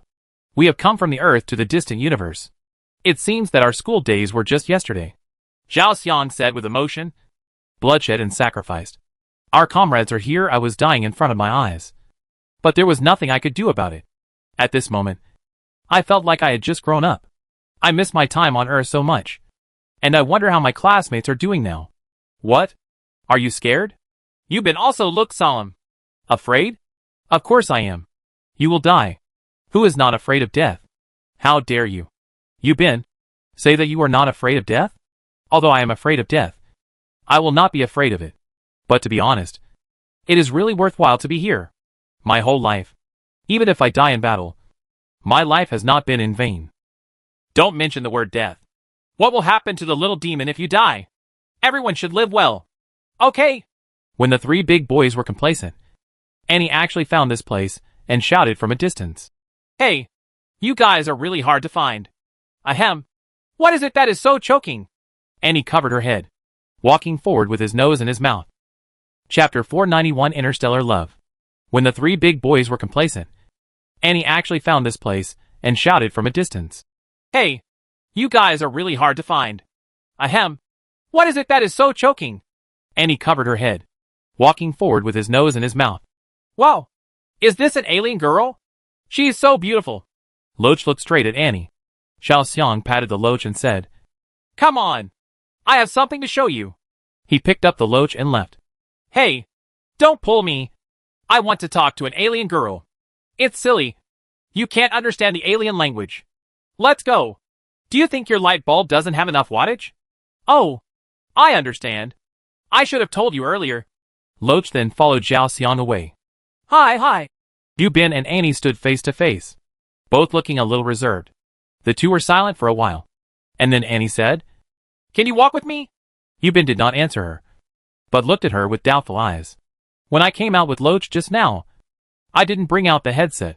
Annie smiled and took off her headset, adjusted the translation mode of the translator, and handed it to Yubin to put it on. She smiled and said, We have to share the same headset again? Yeah. How about you wait for me, and I'll go back and get mine? No. This is fine. Annie stopped him. And at the same time, the two of them changed their headsets after saying a word, just like they did in the Oasis. Okay. How about we go for a walk? Ha. I just told you that. But you ignored me. The two of them were wandering inside the mothership. The current mothership only had 5,000 people, so such a huge starship could almost be described as empty. The hospital is located in the middle and rear of the mothership. Apart from Yubin and the 5 sick and wounded who returned from the oasis, there are only a few patients. The two of them were walking and chatting, and slowly walked out of the hospital. Standing on an iron bridge, they saw a large empty space in front of them. King couldn't see the edges or anything. To an aircraft. It's so big here! Although he had already experienced the hugeness of the mothership, Yubin still felt very shocked at this time. Similarly, and beside him was also stunned and opened his mouth from ear to ear. You Earthlings are really awesome. You can actually build such a powerful battleship. And didn't know that this battleship was not a man-made creation of the Earth. How could the Earth at the end of the 20th century have this ability? The two of them were immersed in the incomparable shock of powerful technology and couldn't extricate themselves for a long time. Finally, Yubin was the first to break the silence and asked, Annie, I want to ask you a question. Huh? Do you have anything to ask? Brother Yubing? Can you tell me about your planet? I want to hear about your worldview, social structure, values, and ideological theories. In short, I really want to know about it. Why? You don't want to come to our planet, do you? I'm just curious. Of course, if I have the chance to go, why wouldn't I? Annie, tell me about it. Okay. Your question is too general. You leave me unable to answer. How about you ask and I answer? Okay. What is Lu Ti's social system? And shook her head, not understanding. But after thinking about it, I said, in the constitutional monarchy, in the 6 continents, the Royal Council of Elders elects a suitable successor among the royal family to inherit the throne. This is different from our country's ancient monarchy. At that time, the successor to the throne was directly designated by the previous emperor. There will be great disadvantages when the former emperor appoints a successor. There are many candidates for successor in a royal family, and being elected by the Council of Elders will have the effect of preserving the good and eliminating the bad. After the new emperor is born, she will become the ruler of the entire planet. But her rights are not absolute. That would lead to a dictatorship. And the emperor will also be restricted by the upper and lower houses. Yubin listened absent-mindedly. He was not interested in this. After all, he was just a soldier. He was not a politician. Even if he would establish diplomatic relations with Lu Texing in the future, he would have nothing to do with him as a small private. But what he cares about is, Annie, what is your marriage system like? Annie was silent for a while and said, Monogamy is the same as that of you people on Earth. So, what is the reproduction model like? Yubin held back for a long time and finally asked such a very pointed question. The Laut people seem to be exactly the same as the people on Earth. The only difference is that their appearance, such as hair, eyes and skin, will change with changes in the external environment and inner emotions. Other than that, there is no difference. In other words, from the perspective of biological hierarchies, the Luterians, like humans on Earth, also belong to the subphylum Vertebrates, class Mammalia, order Primates, family Hominidae, genus Homo, and race. It's just that the last 2 levels are a bit confusing. What is the genus of Homo and what race? Should it be the Homo genus, the color-changing race? Even if we divide them according to this method, it is still a biological division of people on Earth. How do the biological principles of the Laut people divide humans and animals? No matter how they are divided, they are the most advanced intelligent creatures, analyzing according to the evolutionary line. It is the greatest possibility to have love and give birth to offspring. However, and chose to remain silent at this time. She did not answer Yubin. Such a simple question seemed to become a problem for her at this moment. Yubin was waiting for her answer and couldn't help but laugh. If he truly loved each other, why bother with these problems? What are you laughing at? It's nothing. I just laughed at me for being too realistic. Why should I bother with these useless questions? However, these problems do have to be faced. And is right. There will be certain risks in the love union between 2 civilizations on completely different evolutionary paths. Having said this, Annie's face turned red, and her hair turned into a deep purple with a little sparkle. Her answer was undoubtedly that she wanted to live with Yubin in the future. But now the two of them just had a crush on each other. And their first love had not officially begun yet. Yubin seemed not to realize this and continued. Why can't reality and romance coexist? If the two are incompatible, I would rather give up the cruelty of reality and pursue the sublimation of romance. Brother Yubin, what you said is so good. Oh, what is this?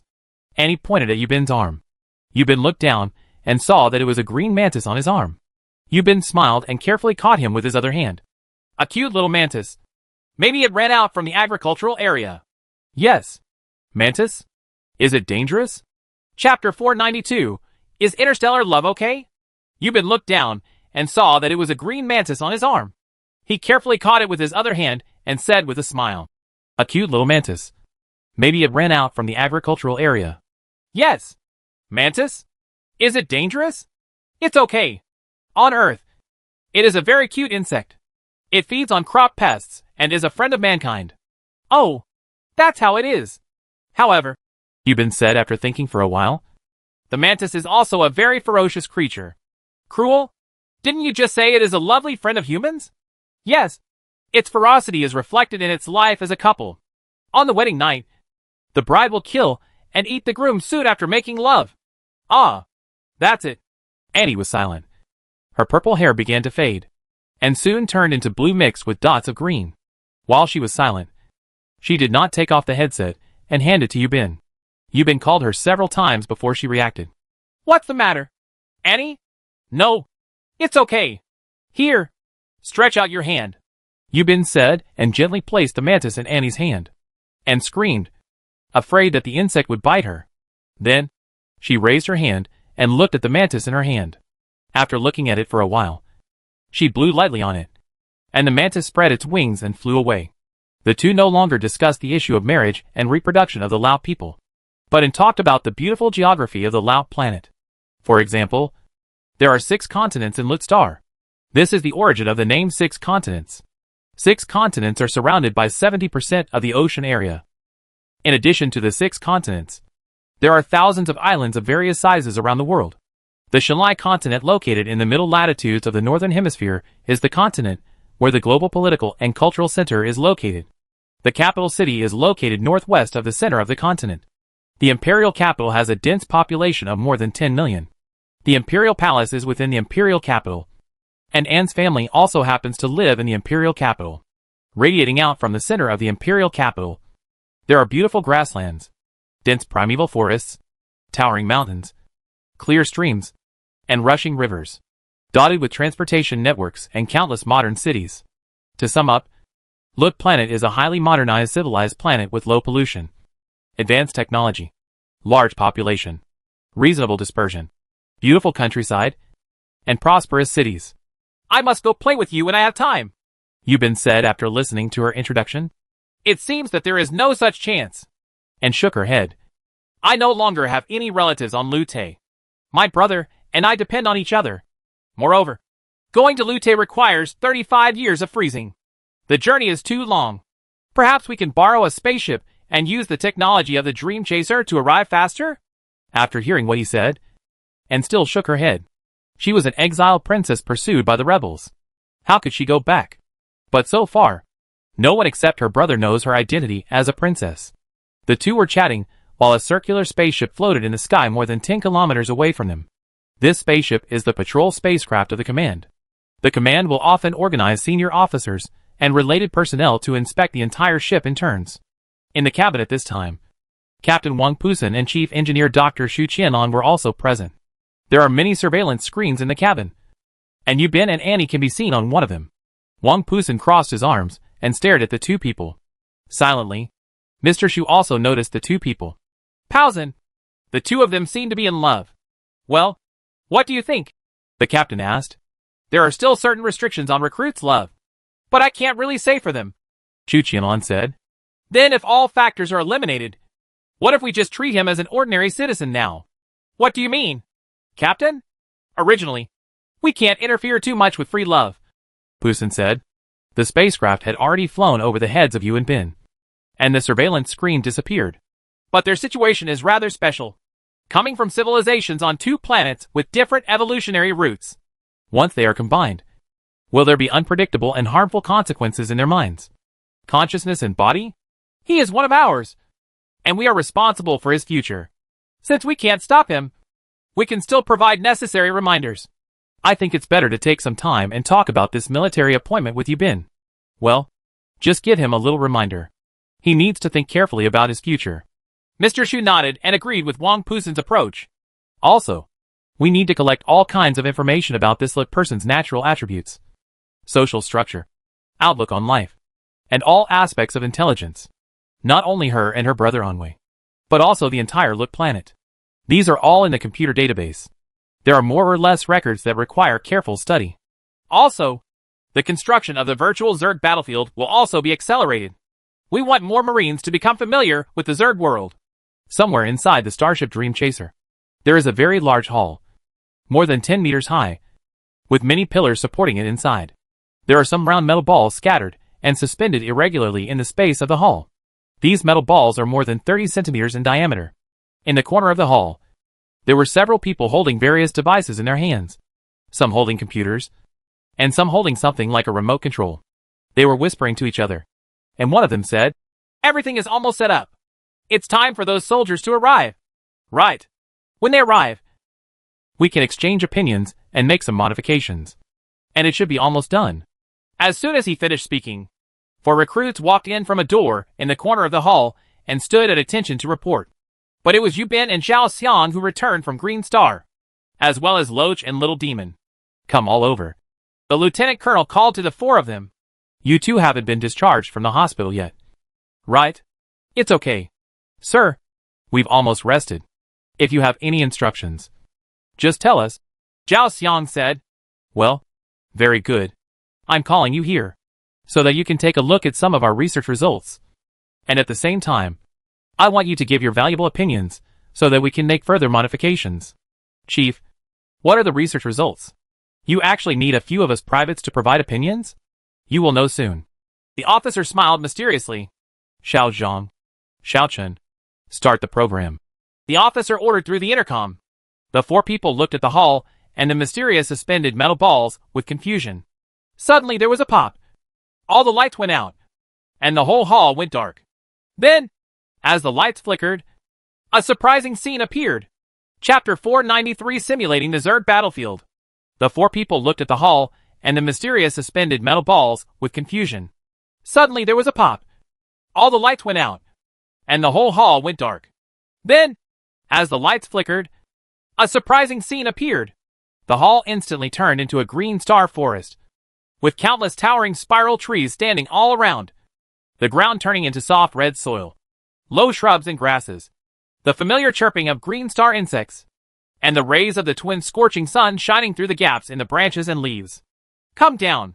Not only that, the temperature also suddenly became scorching hot. "Wow," the 4 people exclaimed in unison. This virtual reality was so real that if you didn't know it in advance, you wouldn't be able to tell that it was all created by 3-dimensional virtual imaging. The officer on the side smiled and said, "How is it? It's very real, isn't it? The more real thing is yet to come."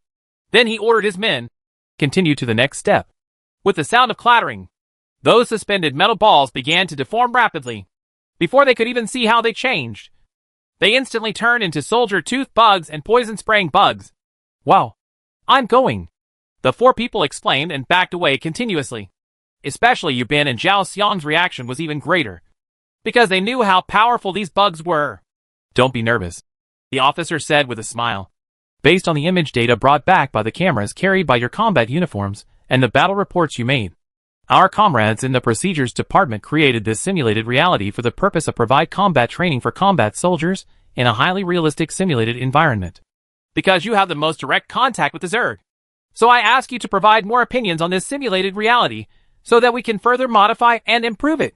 Do you understand?" "Okay, Chief. You are really thoughtful," Zhao Xiang said.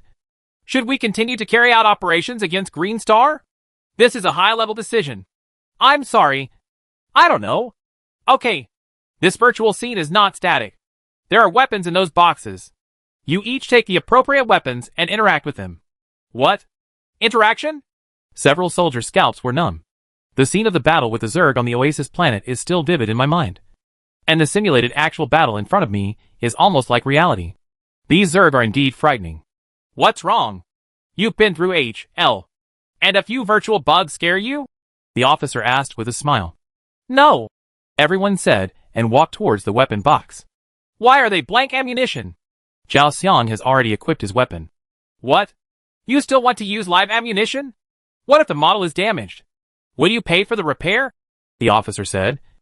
Okay. Everything is ready. Ready for testing. With that said, several people walked out, leaving only Yubin and the four of them. The four people held guns and aimed at the virtual bugs that might move at any time. Everything was ready. The virtual reality interactive program was activated, and the bugs suddenly started to move, making a familiar piercing hissing sound and running towards the four soldiers. The pair of large fangs of the soldier tooth bugs strike each other from time to time, making clicking sounds, and the insect-like mouth of the poison-spraying bug also opens and closes, ready to spit out a large ball of venom at any time. Hack! It's exactly the same as the real thing! Zhao Xiong shouted. Stop blabbering and let's do it! Yubin had already pulled the trigger. Several other people also fired. And then gunfire broke out. Just like the real scene. The insect model in front of you is also very difficult to kill. The number of bugs continued to increase, and it became difficult for the four of them to support them. After a while, they were almost out of bullets, and they began to change magazines. Those who had no time to change magazines would use pistols to shoot, wait for other teammates to change rifle magazines, then step back and change ammunition. The bugs were also beaten until their flesh and blood flew everywhere, and it was indistinguishable from the real scene.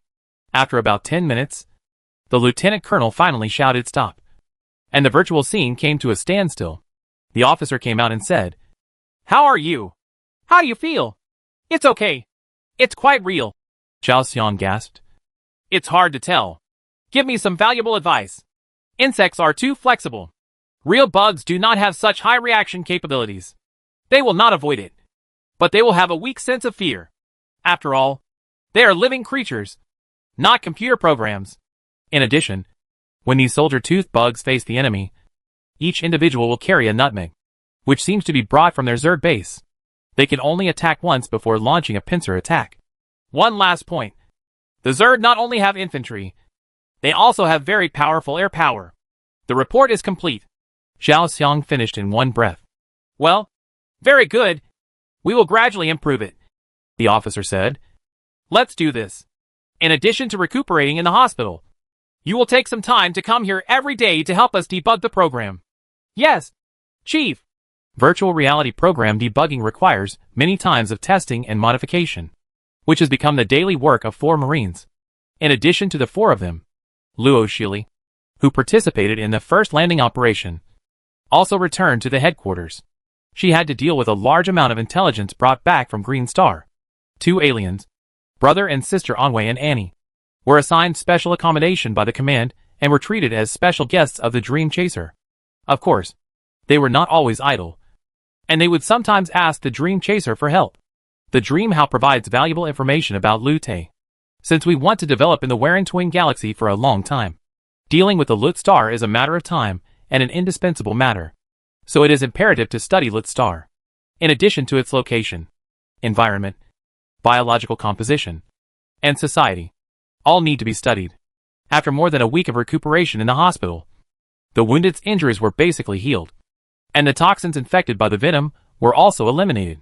The 4 of them, Yubin, stayed at the program office wholeheartedly and helped debug the virtual reality environment. With the gradual improvement of virtual reality, more and more soldiers are participating in debugging. A total of more than 200 Marines have participated in virtual reality program debugging and simulated actual combat.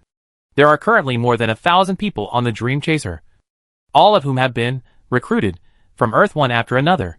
It has been more than 3 months since I joined the Dream Chaser Starship unit on July 9th, and a new batch of personnel from Earth will be ushered in next. In order to adjust the next combat deployment, it is necessary to conduct more than one unmanned detection before the arrival of new personnel, and the focus of detection will be on ocean detection. The strategic idea is to use an island not far from the mainland as a landing site to establish a human military base, and then use the base as a basis to cross the ocean and land on the mainland, gradually radiating. Therefore, it is essential to detect the marine environment around the island to be located. On October 26th, the Water Drop project was in progress. Chapter 494 Alien Ocean. In the observation hall of the combat headquarters of the headquarters, there are several large screens showing real-time footage of the unmanned landing spacecraft. A technical officer introduced. Chidian Island is the largest island in the Hope Islands. covering an area of 126 square kilometers. It is about 30 nautical miles away from Shubwang Island, which is a little over 50 kilometers away. I don't know if there are threatening Zerg in the ocean of Oasis Planet. If not, then Starting Point Island is a very suitable island to use as a base. The first step we need to do is to detect whether there are cloud mushrooms in the sky above the Starting Point Island. If cloud mushrooms are found, we will use combat spacecraft to attack them to ensure the landing of the detection spacecraft. Okay, start taking action. The captain gave the order. This unmanned detection operation dispatched a larger scale landing module than the previous one, with a total of 26 landing modules. The landing module is different from the landing module in the Earth era.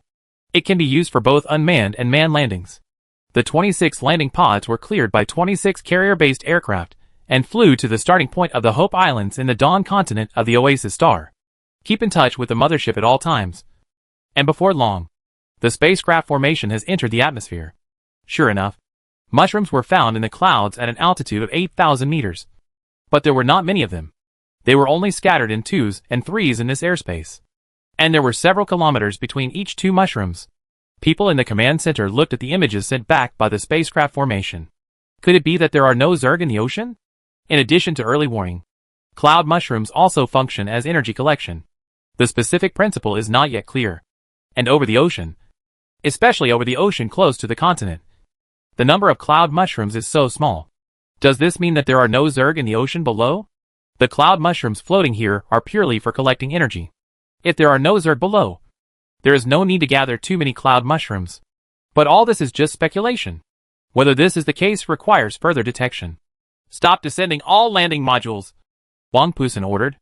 Allow half of the fighter formation to detect the depth of the ocean at this height and report the situation at any time. The landing module hovered at an altitude of 9,000 meters and stopped descending. The advanced landing module is fully capable of overcoming the planet's gravity and maintaining a hover at this altitude. 10 of the carrier-based aircraft formations flew away from the mainland, and a report was sent back after a while. Sure enough, the deeper they flew into the ocean, the fewer cloud mushrooms they found. Don't take the initiative to attack cloud mushroom first.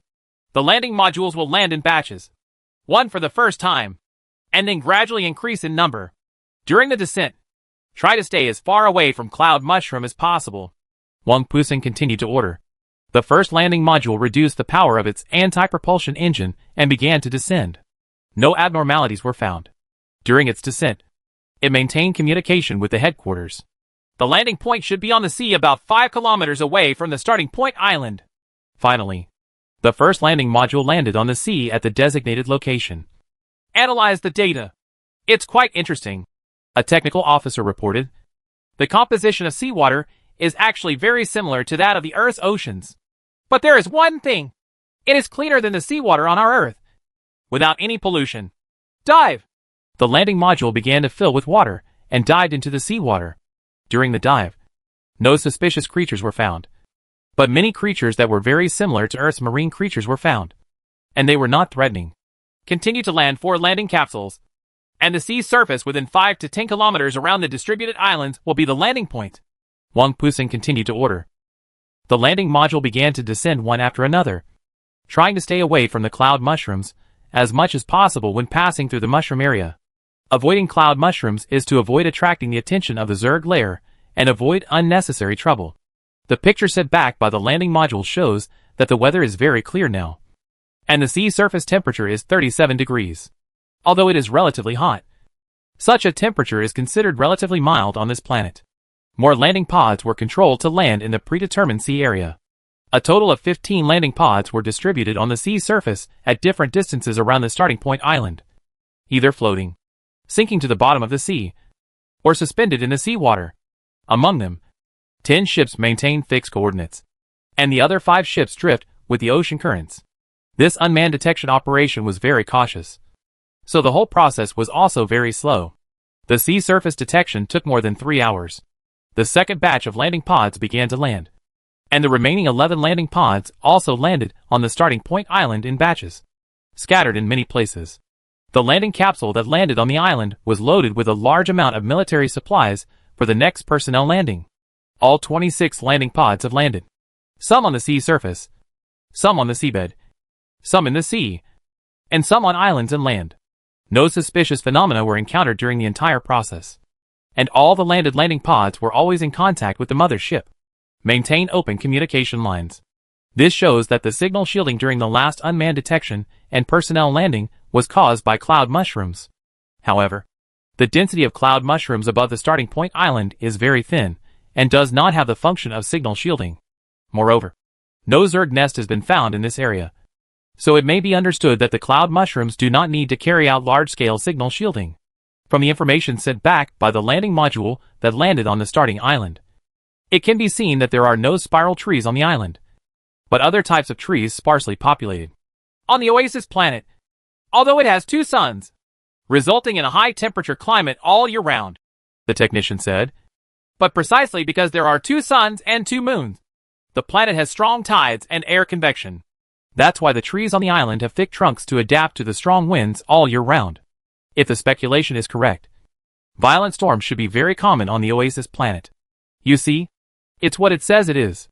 Sure enough, according to the observation results sent back by the landing module, the area where the starting point island was located had clear skies just now, but in a moment it was covered with dark clouds, strong winds, and soon it was windy and rainy, with lightning and thunder. Typhoons raged across Chidian Island and its nearby waters. In such bad weather, it was forced to be chosen as the first landing base for humans, because there are many Zerg creatures deep in the mainland. Although it is subject to strong natural climate interference, at least there are no nasty bugs. Unmanned observation of Starting Point Island continues. At the same time, the radio decryption of the Zerg was also being carried out at the same time. However, the biological radio waves of the Zerg were very different from human radio. The decryption work was more difficult, and no breakthrough progress was achieved. Chapter 495. The Star Marines continue to grow. There are many language libraries in the Yunshang Photon computer database of the Dream Chaser starship, but they are all sound language libraries. In other words, if the Zerg have the communication method of intelligent creatures, it is very likely that the communication between them is not a vocal language, but only radio wave communication. The communication methods of living things are not limited to sounds. For example, on Earth, many animals communicate with the same species through smell, body movements, etc. Although the current Zerg are highly social and intelligent, they most likely communicate through other means besides sound. The transmission of radio waves is a good example of them. The mothership's database only contains sound language libraries. By decrypting the Zerg's radio wave code, it is possible to communicate with the Zerg, which can save a lot of trouble. However, now that it cannot be cracked, it is impossible to communicate with them. In addition, virtual reality is also constantly being debugged and improved. More and more people are conducting program testing. In the process of continuous personnel recruitment, more than 1,000 Marines have participated in program testing and exercises. Yu Bin and his team members have been participating in reality tests. These days, he has not been able to see Annie, and he does not know where she is now or what she is doing. He has also not seen Annie's brother Onway. On this day, Yu Bin was practicing in virtual reality with his comrades as always. As virtual reality continues to improve these days, many different types of fungi have been added, including fungus towers, fungus nests, and poisonous moths that can fly. Yu Bin, Zhao Xiang, and I Qiuxing and Xiao Yao Yuding, please stop training and go to the headquarters. There is an urgent mission. During the training, the order from the headquarters came over the radio. Zhao Xiang shot at a soldier toothworm and said, "What's so important? You actually want people from the headquarters to invite us. You'll know when you get there, won't you?" Yu Bin also fired at a poisonous moth in the air and retreated to a corner. The 4 of them left the reality training base together and headed for the headquarters. The person who received them was actually Wang Puzhenjin, the captain of the Dream Chaser mothership. The captain said, "In a while, through impulse transmission, a large number of new recruits will come here from the Earth. The Dream Chaser plans to form a regular Marine force. In addition to having actual combat experience in Green Star, the 4 of you also have experience in simulated combat. The other soldiers training with you also have experience in real-world training. You all have a certain understanding of Green Star, but the new recruits from Earth know nothing about this place. So you, the first group of soldiers, will lead the later ones in training together, teaching them how to fight bugs and how to survive on the Green Star." Yu Bin, Zhao Xiang, You two performed outstandingly during the Falcon landing operation. So the command headquarters decided to promote you to platoon leader as an exception. Wait a minute. After you have eaten, go to the teleportation station to pick up the soldiers, the general continued. You can choose any new soldiers to add to your platoon. By the way, one more thing. You reserve a position for your squad leader candidate. Someone is going to come to your platoon to be the squad leader. Okay. Disband? What kind of people will come to my platoon? Yubin murmured in his heart. And the captain personally ordered the general for him. With doubts, he and others came to the teleportation station. The space teleportation was still half an hour away. Many people had already gathered at the teleportation point. Most of them were staff. Some came to pick up troops, and some came to watch the fun. A girl shouted, "Brother Yubin."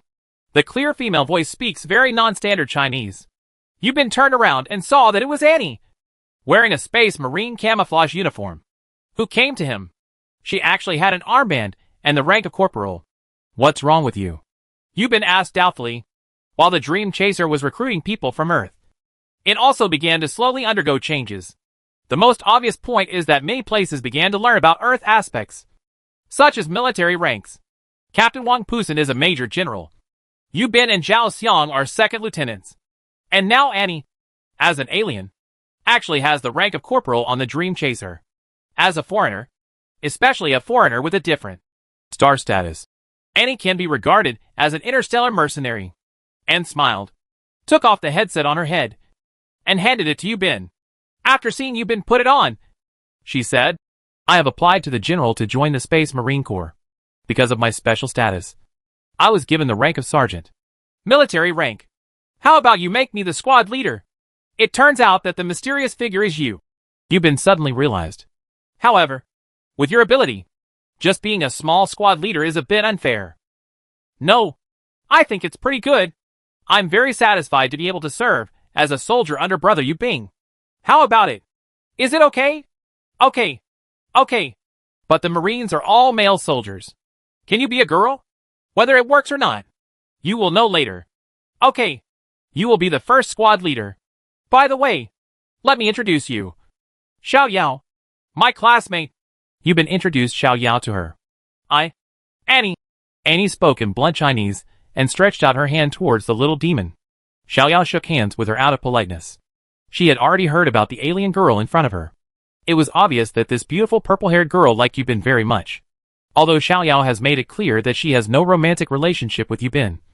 When she sees this alien girl, she actually feels an unspeakable feeling in her heart. Little demon, you are so beautiful, and praised sincerely. But Xiao Demon couldn't understand what she said, and Yubin was standing by to act as a translator. The two girls chatted for a while, and then the little demon left. When she saw Zhao Xiang not far away, she ran to find him. Half an hour later, the new recruits recruited from Earth entered the port. Since the Oasis and the Earth are 4,900 light-years apart, it would take 4,900 years for a beam of light to reach the Earth at this distance. Therefore, real-time communication with the Earth is simply not feasible. Therefore, the only way to get in touch with the Earth is to transmit information through the exchange of people. Quantum communication has not been unlocked on the Dream Chaser, which later surprised both Lu Yi and Leng Yan. The Dream Chaser, which has wormhole technology, does not know quantum communication. It seems that Feng Yu is still very strict in blocking technology.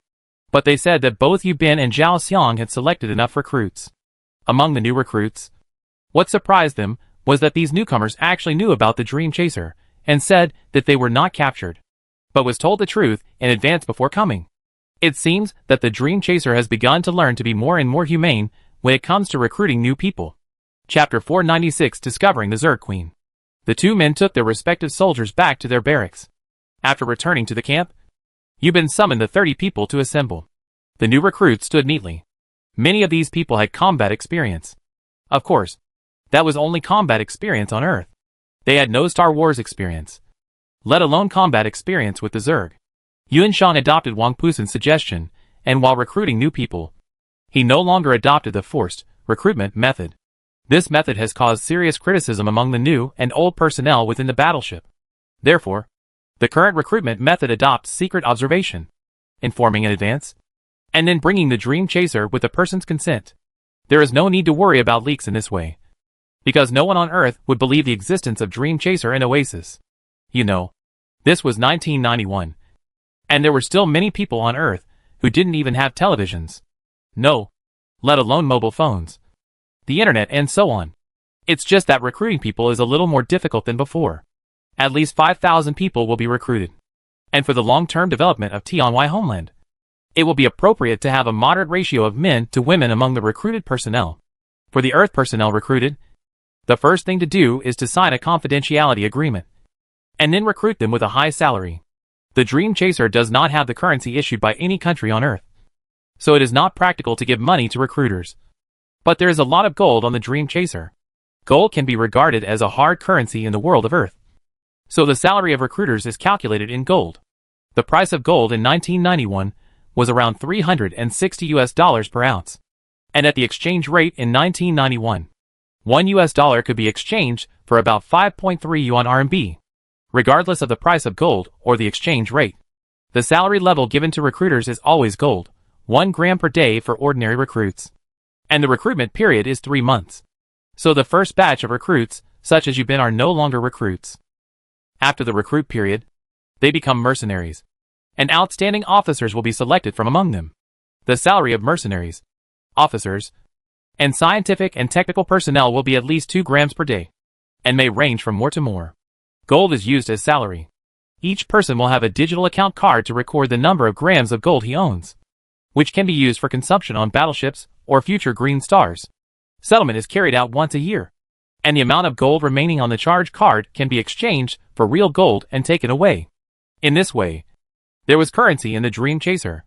The name of the currency was gram gold.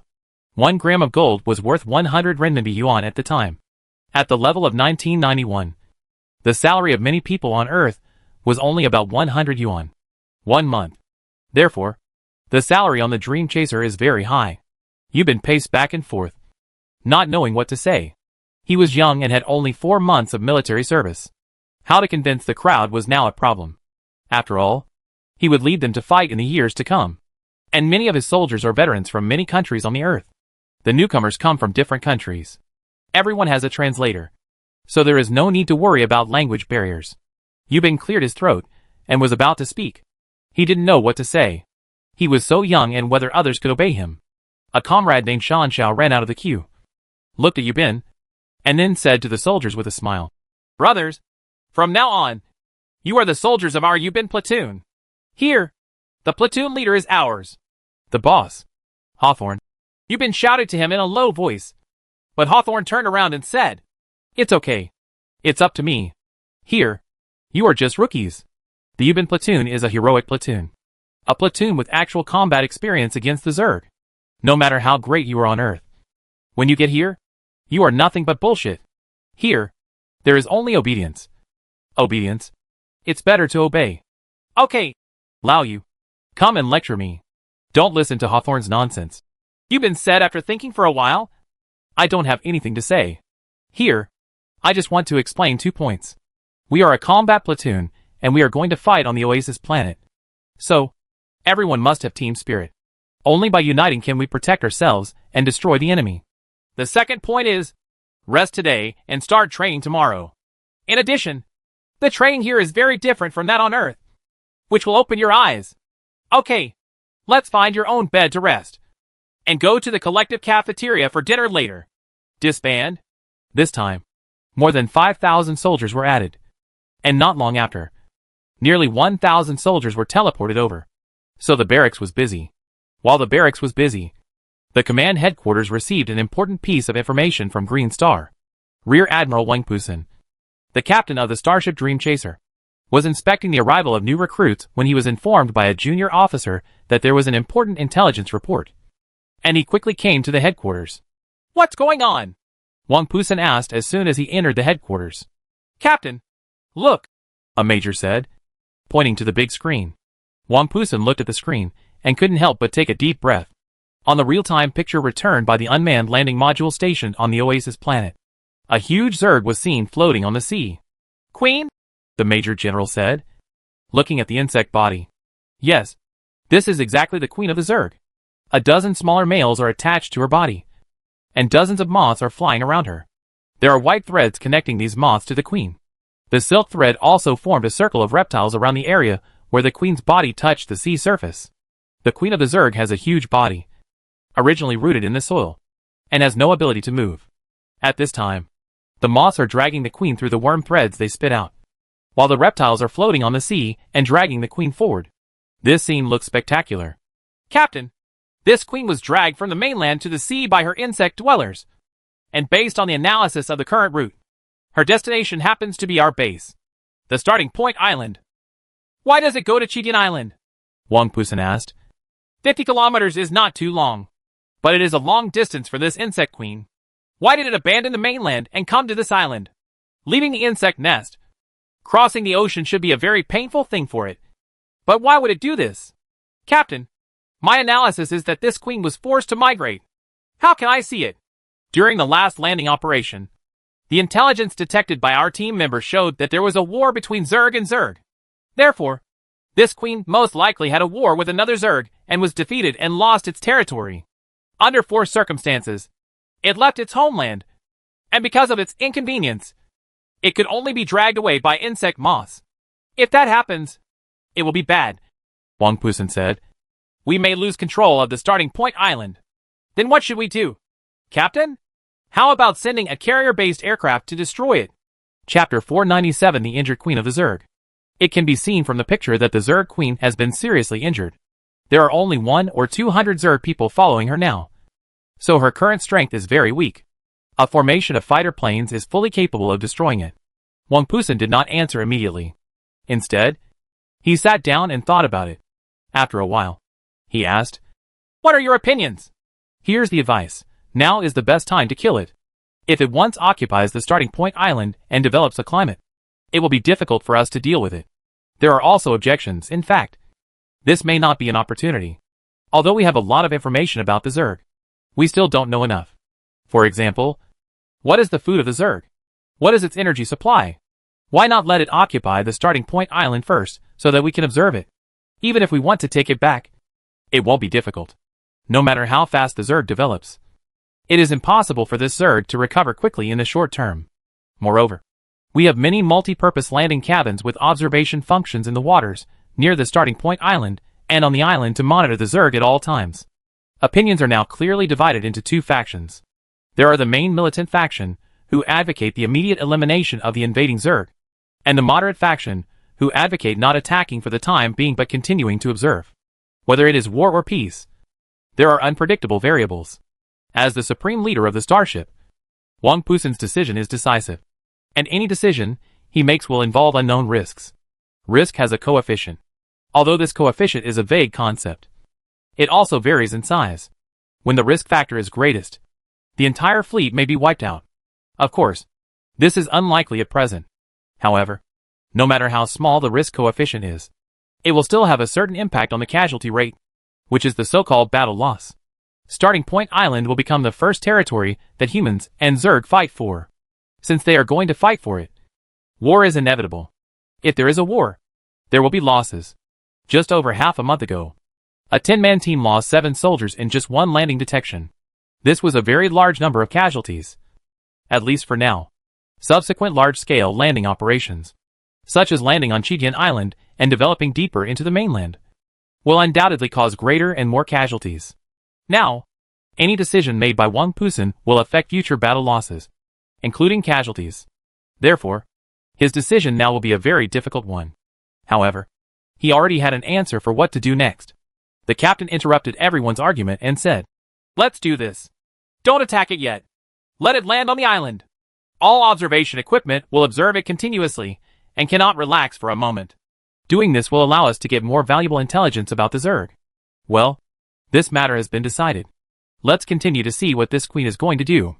Dozens of moths were dragged with worm silk, and more than 100 reptiles on the sea were swimming and dragging the queen to the starting island at a very slow speed. Everyone in the headquarters has been watching the pictures sent back from the front. The orderly brought dinner over, and everyone was eating and watching in the headquarters. The process has been going on for more than 3 hours, and the queen has not yet been dragged to the island. During this period, the mothership and the landing module on the Green Star maintained smooth communication. Occasionally there would be slight interference, But the impact was not significant and could be ignored. The number of cloud mushrooms has not changed either. The landing cabins on the sea that were occasionally encountered along the way were not attacked by the Zerg on the way. When the insect swarm passed by the landing cabin, they just swam past silently. In this way, the queen, who was tens of meters tall, was silently dragged to the starting point island by her insect residents. It seemed that she had indeed been severely traumatized. If its enemy, another Zerg, comes to pursue it at this time, it will definitely be completely destroyed. However, it is very peaceful here, and there are no pursuers. In the history of human wars, the remaining forces of a defeated enemy must either surrender or take advantage of the victory to pursue them and completely annihilate them. The so-called pursuit of the enemy means that there is not much disparity in strength between the two sides, and the other party participating in the war is only a small force of the hostile force. If you don't pursue, you will be worried about a desperate counterattack by the defeated troops, and you will also be worried about encountering an ambush by a large enemy force. But the current situation is not like this. This defeated Zerg, even their leader, was forced to flee. Its enemies had no reason not to pursue and destroy it. Then it is possible that the Queen's last remaining force is desperately resisting in the front, holding back the enemy and covering its retreat. If this is the case, then after the enemy destroys its guards, it is very likely that it will not be long before the enemy comes to encircle and suppress it. Then, Chidian Island will most likely become the next battlefield among the Zerg. Another possibility is that Chidian Island does not have much development value for the Zerg, and is not worth the enemy's effort to encircle and suppress it. Of course, it is also possible, and it is extremely likely, that the Queen's opponent, another Zerg as the victor, also suffered heavy losses like it, and gave up the pursuit of the opponent while considering preserving its own strength. These are just speculations at the moment. No matter what, there will be a Zerg stationed on Chidian Island for some time in the future, which will more or less affect human landing operations. It took more than 5 hours, and the Queen finally landed on the starting point island with the help of the insect people. After landing on the island, she did not rush to set up camp, but continued to move slowly towards the depths of the island under the drag of the insect people. Go ahead. At this time, it was almost night. Of course, this time was the Earth time simulated inside the starship, and it was still broad daylight in the sea area of the starting point island. The starting point island does not have a dense forest of tall spiral trees, but a sparse distribution of stubby trees and low shrubs. A phenomenon worth thinking about is that once the Queen landed on the island, she moved towards a dense area with trees. However, when she moved to about 10 kilometers, she stopped and did not continue to move towards the center of the island. Everyone in the headquarters looked at the Queen on the screen with some confusion. Doesn't this big stupid insect know that the further inside, the safer it will be? Report, an officer said. According to the information observed by meteorological satellites, a strong typhoon will soon arrive in the waters of Chidian Island, with wind levels reaching level 10 or above. This information is very important. On the eve of the typhoon, the Queen suddenly stopped. Could it be said that it can predict the weather? So it stopped to avoid the typhoon? On Oasis, due to the special star-planet satellite system, its weather changes very frequently, and the frequency of typhoons is much higher than that on Earth. Chapter 498, Armed Cross-Country on a Starship. On Oasis, due to the special star-planet satellite system, its weather changes very frequently, and the frequency of typhoons is much higher than that on Earth. The scorching double suns keep the planet high all year round, and at the same time, frequent storms can absorb the heat from the double suns to a large extent, thus not making the planet hotter. So, how does the Zerg Queen predict the weather? We don't know the answer yet, but we do know that the Queen did expect the storm to come. At this time, the reptiles surrounding the Queen began to dig hard in the soil close to her. In less than half an hour, due to the busy work of the reptiles, the Queen's body had been buried 5 or 6 meters into the soil. Then many male insects, moths, and reptiles began to burrow into the soil. Some of them didn't have time to burrow directly into the Queen's body. After the Zergs were all ready, a strong typhoon violently swept towards the starting point island. I didn't expect that this Queen is really a bit pitiful, Wang Pusin sighed. At the Marine Corps camp, Yu Bin was the platoon leader of the 511th Platoon of Division A, but Hawthorne called it Yu Bin's platoon. At this time, at 1 o'clock in the night, the barracks of 30 people were quiet, and slight snores could occasionally be heard. The platoon leader, squad leader and soldiers arranged to rest in the platoon-level barracks. Since Annie, The squad leader is a female soldier and is quite special. Her bed is in the corner. There are no bunk beds. Just one bed with two screens connected together. Surrounding it, and being able to lock it inside is considered a special consideration for her. As an alien guest on the starship, the command staff considered arranging a separate room for her. But Annie declined. She strongly requested to join the Marines and eat and sleep together with the Marines. Also considering the relationship between genders, a small separate space was arranged for her in the corner of the barracks. Ever since brother and sister Anwei and Annie arrived at the Dream Chaser starship, they both knew very well that it was impossible to return to their home star in the short term. It's better to settle down on the starship first and go back when there is a chance in the future. If you really can't go back, you might as well live here forever and be an out-and-out Earthling. After all, with their current strength, the hope of returning to regain the throne is too slim. At this time, it was past 1 o'clock at night, and there were 4 people standing in the darkness outside the barracks. The platoon leader Yubin and his 3 squad leaders. "Is this okay?" Yubin asked in a low voice. "Platoon leader," Hawthorne said in a low voice, "you are our boss now, and the boss must behave like a boss. You can't spoil these little bastards, or you will harm them. Think about it. In the Green Star battle, your brothers died like this in front of your eyes. You had no way to save him or protect him. You could only watch him die in front of you. There was nothing you could do. You heartbroken. But what can be done? The only way is to let them become stronger. So, you understand." "Okay," Yubin said. "Since you can all be cruel, why can't I? Let's get started." "Then I'll go first," said Hawthorne, taking out a tear gas canister and a flash grenade. "It's up to me." After that, he gently opened the door of the dormitory and threw the tear gas canister in. After a while, I heard coughing, getting up and yelling inside. Hawthorne smiled evilly and continued to throw the flash bomb in. "Shit. What kind of plane are you doing? Shit. Shit. Who is so wicked? Ah. Help." There were various noises in the dormitory, including shouting and cursing, as well as collisions. Both Kuratsuchi and Yubin couldn't help but snicker, while Annie smiled and asked, "Did I say that all of you Earthlings play tricks on others like this?" Yubin hissed and said, "The good show is yet to come." Hawthorne had already put on a gas mask and went in. He held an assault rifle and turned on the gun-mounted tactical flashlight. I saw chaos in the dormitory. People fell off the bed, hit their heads, squatted with their noses covered, and groped around. Hawthorne pulled the trigger and fired a burst of fire towards the roof. As soon as the gunshot rang out, there were screams in the house. Hawthorne yelled, "You bunch of top rookies are not here to sleep or enjoy. The gold on the Dream Chaser is not free, and I have no obligation to support you lazy bugs. Get up, get dressed quickly, bring your equipment, and gather outside the barracks in 3 minutes. 10 kilometers of armed cross-country. Get moving. Fast. Fast. The speed must be fast, and the movements must be cool. That's what I said, don't you understand enough? Or are your reactions too slow?" The soldiers hurriedly found clothes to put on, and hurriedly came out of the dormitory to assemble. Yubin, Kuratsuchi and Annie couldn't help but smile at each other. "I didn't expect that this Hawthorne is quite talented as an instructor." After a moment of panic, everyone finally gathered. Yubin and others got into an open-top suspended jeep, with Kuratsuchi driving the car, and Yubin and Annie sitting in the back. The soldiers were all dressed up and carrying firearms on their backs. Hawthorne paced back and forth, shouldering his rifle, and said, "Emergency training at night. When you were on Earth, there were veterans from various countries among you. You must have experienced it. Right.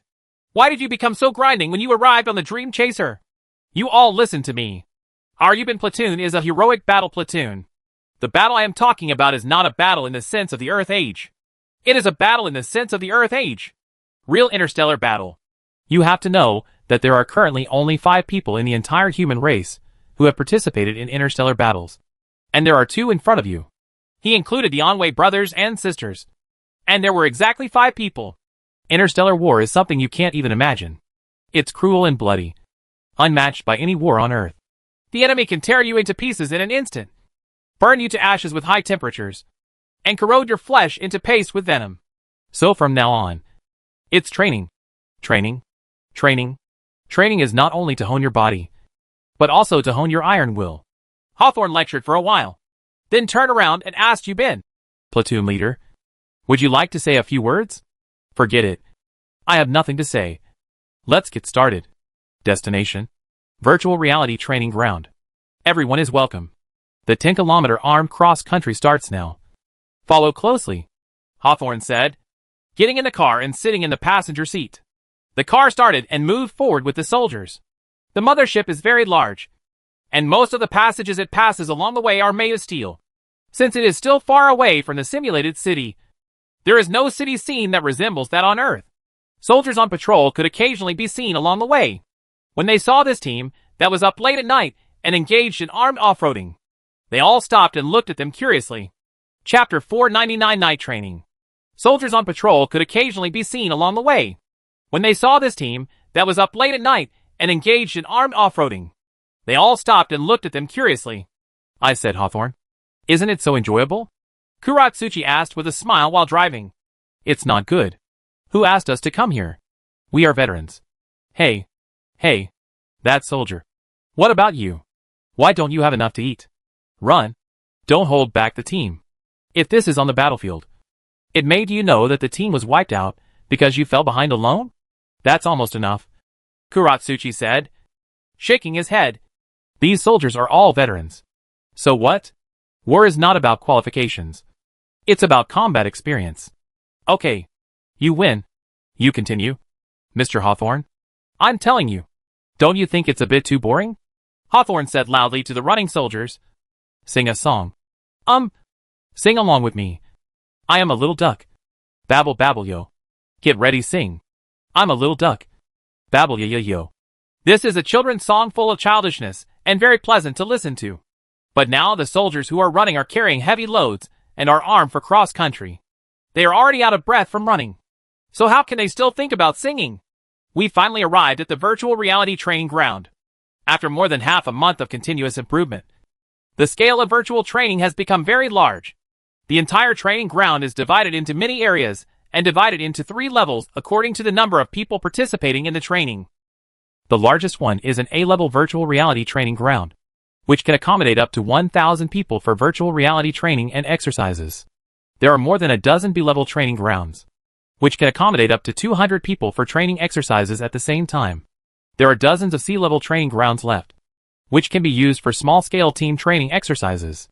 The Jeep drove directly into a Class B training ground, with the words B12 printed on the door of the training ground. After entering, as before, the spacious hall inside except for some pillars were metal balls scattered on the ground. Everyone didn't know why. Hawthorne got out of the car first, opened the door at the back and said, Boss, please. Yubin looked at the soldiers with a sneer, got out of the car, came to the machine in the corner for starting the program, and pressed his palm on the identification device. After a while, a sleepy non-commissioned officer appeared on the video, rubbing his eyes and saying, Is there any mistake? It's so late at night. Thank you for your hard work. Veteran, Yubin said. Please help me start the virtual program. The scale is 30 people. Are you crazy? Second Lieutenant, the sergeant said. What kind of training are you doing in the middle of the night? Go back to bed. Although, Yubin has a somewhat withdrawn personality, he is also very upright. He is the kind of person who is not smooth and flexible, except of course in war. Therefore, when he encounters a problem, he doesn't know how to deal with it. But at this moment, Hawthorne hurriedly ran over and said to the sergeant on the video, Brother! Oh no! Big brother! It's like this. Our superiors have given us hard targets. We must train these rookies to be able to do it in the shortest possible time. Elites who carry out landing operations. No. There is nothing we can do about it. It will be dawn soon. So many troops will come here to train. How can we get in line? Otherwise, after the training is over, I invite you smoking. Soft in Chinese. Brother Monitor, please do it for your convenience. In the early stages of Starship construction, before construction of civilian facilities began, tobacco, alcohol and other items were in very short supply, and there was no other way than to bring them from Earth. Therefore, Yubin glared at Hawthorne from the side and actually resorted to bribery for training. In addition, he also knows that there is no soft china in Hawthorne. He doesn't even have a cigarette, but... Okay. I'm afraid of you. Okay, the sergeant said impatiently. When you're done, Don't forget to close the equipment and the door. Okay. Go and have a rest. I wish you a good dream. Hawthorne said, turning around and making an okay gesture towards Yubin. It's done. It's really yours, Hawthorne. But I'm just wondering, where did you get the cigarettes? Yubin asked doubtfully. Hawthorne shrugged helplessly and said, I really don't have one. But I heard that you have a lot of best friends. Loach. I'll go. I'm really lucky you can think of it. The soldiers of the 511th platoon were exhausted and out of breath after a 10-kilometer armed cross-country trip. And some simply sat on the ground. Yubin came to the crowd and said, Brothers, many of you are older than me. Here, I have to call you brother. To be honest, I don't want to train, especially when I have to drag everyone here in the middle of the night. But there is no way. Virtual reality training can be more realistic and close to the Green Star Zerg battle. And during the day, many troops have to come here for training. And it is difficult for us to get a training ground. So we have no choice but to come here in the middle of the night. Up to now, you may not know about the Zerg. And you may not know how powerful the Zerg is. It doesn't matter. You will see it in the future. Before you see the real Zerg, you can only solve it through virtual reality. We are a combat force, and there is only one enemy. The Zerg. So we will only have 2 trainings in the future. Armed off-road and virtual reality. So, you should be glad that the training will not be too difficult. Okay. I'm done. Listen to my command. Check the equipment. And the battle will begin in 30 seconds. Everyone picked up their guns and got ready. Kuratsuchi started the virtual program.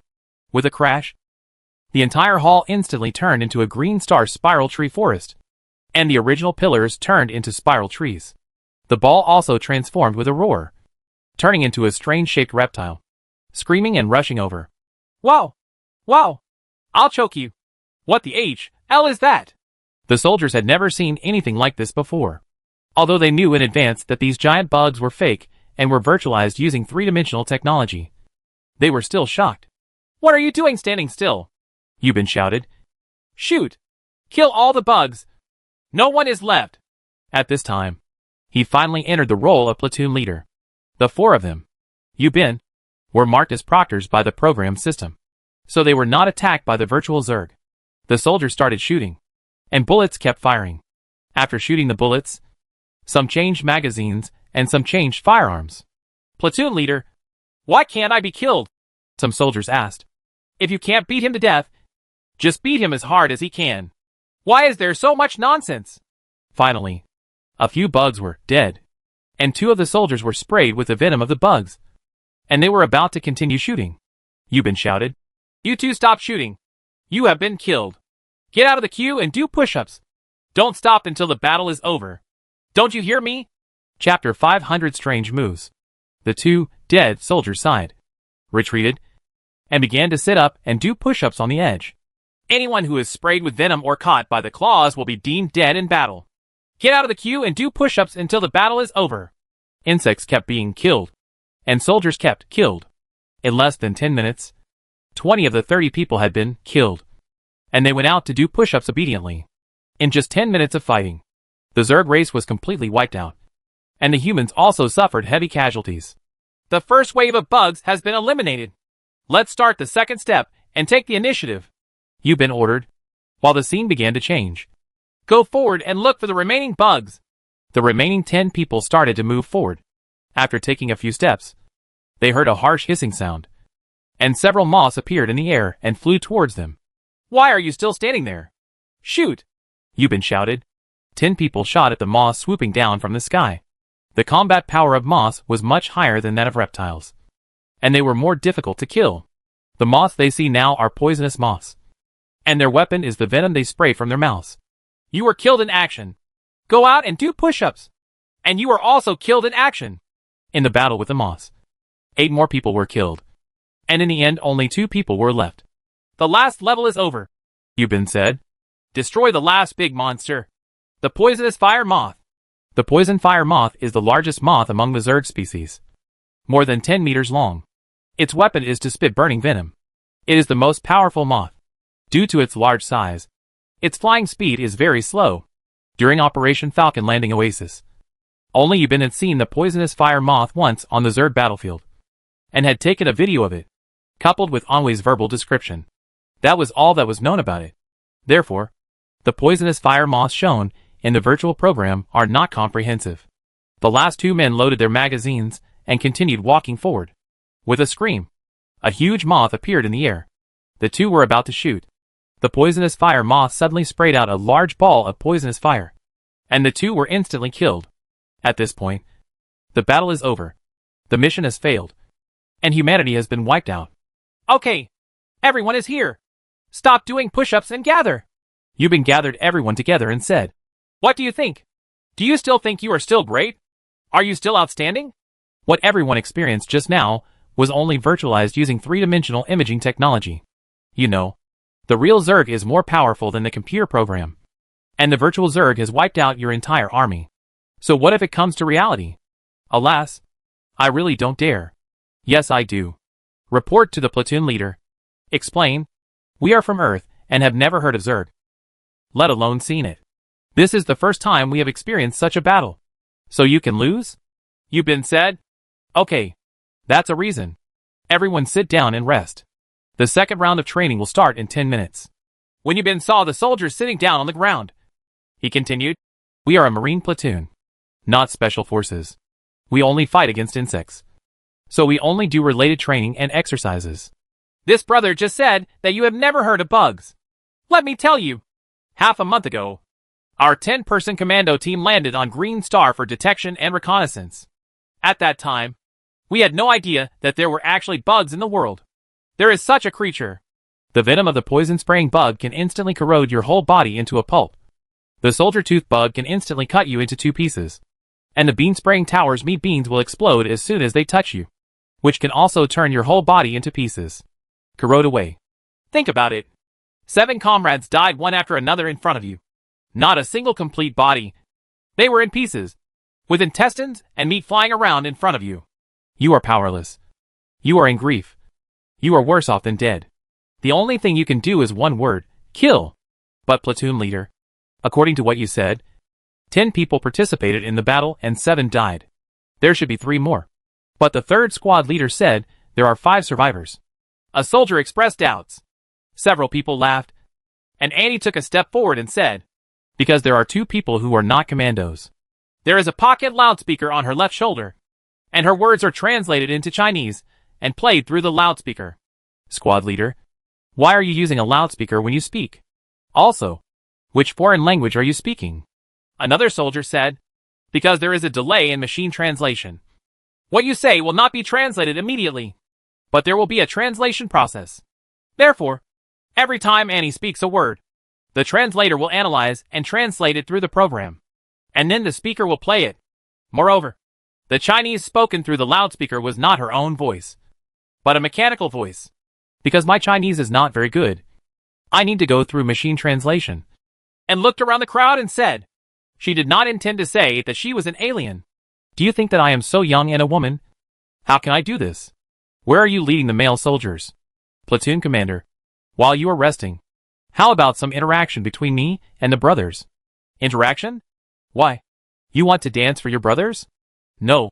And smiled mysteriously and said to the soldiers, "In this way, I want to compete with everyone. As long as anyone can knock me down within 3 moves, I will." What will happen? Beautiful squad leader? When the exhausted soldiers heard about the article, they immediately became interested. I'll give him a kiss. How about it? Who wants to come? Hey, Annie, don't be ridiculous. Yubin quickly stopped him. If this was the case, it wouldn't be a mess. Oh, okay. The soldiers began to cheer, and some even whistled. It's okay. Don't be too rigid. Trust me, brother Yubing. Okay, who wants to come first? I'll come. Immediately a very strong soldier came out. Squad leader, what you said is not true. Is it? Of course it's true. Annie, won't lie. Annie said, taking off her hat, revealing short purple hair that she had just cut. Wow. Squad leader, why is your hair purple? Is hair dyeing allowed in the army? I'm special. How about you? Take action? I'm sorry. Squad leader, said the superior soldier, punching him with his fist. Annie did not make a move to greet him, but waited until the fist came to her, then turned aside suddenly. lightly patted the opponent with her left palm, and used the force to rub the opponent away. In the first move, the two of them passed each other, and the soldier stood stunned. What's wrong? What's wrong? Annie asked with a smile. No. No. The private's expression showed confusion. Then continue. You only have 2 moves left.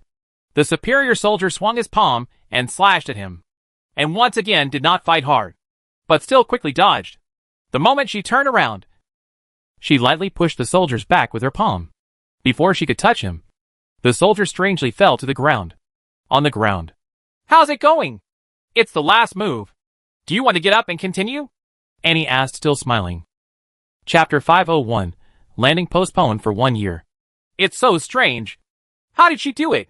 The soldier climbed up and wondered, but he still waved his hand and said, No. Squad leader in. I lose. After that, he returned to the team. Hey, what did you do? Just give up like that? A soldier next to him asked quietly. It's so strange. When I fought with her, I felt like there was a flow of air rushing between us. I couldn't hit her at all. It's like what is said in martial arts novels. I feel like she has internal strength. It can't be possible. How is this possible? Who else is coming? And looked at everyone and said, The rest time is only 8 minutes. I'll do it, I'll do it. Several people were eager to give it a try. Okay. The 3 of you will come together. This time there are 3 soldiers. Can the weak-looking and be able to handle them? The 3 people attacked at the same time, surrounding Annie. Annie still did not accept the move, but adopted an evasive tactic. As long as she evaded 3 rounds, she would win. Although it seems that the winning conditions are very favorable for her. If she is faced with 3 people and is caught by any one of them, she will definitely lose.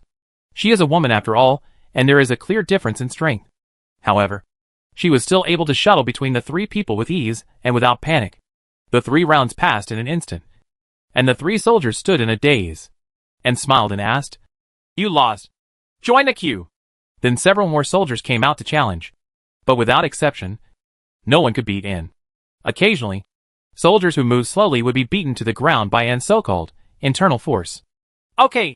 Kuratsuchi finally couldn't help but come out and said, Don't even try. None of you can hit her. In Green Star, even insects can't do anything to her. So don't even think about it. Brother Kuratsuchi, you went too far, Annie said, feeling a little embarrassed by what he said. Okay. Yubin, who was sitting on the front of the car, clapped his hands and said, Everyone is almost rested. Let's start the second round of training. Check the equipment, and be ready to fight in 30 seconds. The second round of virtual battle begins, and the routine is still the same as before. The first wave of crawlers, the second wave of moths, and the final boss poisonous fire moth. To prevent soldiers from remembering the details of the process, the program randomly adjusts the time and number of Zerg appearances. The second round was slightly better than the first round, but in the end, the team was destroyed. The punishment system is still the same as before. Those who are killed will go out to do push-ups until the battle is over. After a short rest, the third round of battle followed. This time, we lost miserably. The team was wiped out before the second wave was over. The team members were exhausted and complained constantly. After going back and forth for 6 rounds of virtual battles, the soldiers finally collapsed one by one from exhaustion. Well, it's almost done. Yubin looked at the artificial sky outside the training ground. It's also dawn. Listen to my command below. Everyone, stand at attention. Head towards the camp canteen, and run forward. Oh my God! We still have to run. Don't we have a ride? The soldiers shouted one by one. Stop blabbering and move quickly. The poor evil men urged as they got into the jeep. After breakfast, it's time for morning exercises. Yubin shouted on the jeep. The morning exercises are over. Let's take a good rest. There will be a 3-hour company-level virtual battle in the afternoon. Platoon Commander, why are there still others? Company-level virtual combat is a virtual combat training conducted with a company as a combat unit. When the time comes, don't embarrass our platoon. Do you understand? 1 to 1 inch. Facing the artificial rising sun inside the mothership, we returned to the camp 10 kilometers away. The space teleportation opened for 3 consecutive days, sending 5,000 Marines to a place 4,900 light-years away from the Earth, where they will start a new interstellar military career. through continuous observation of the Zerg on Starting Point Island. The exiled Zerg have now occupied the central area of the island and are stationed there.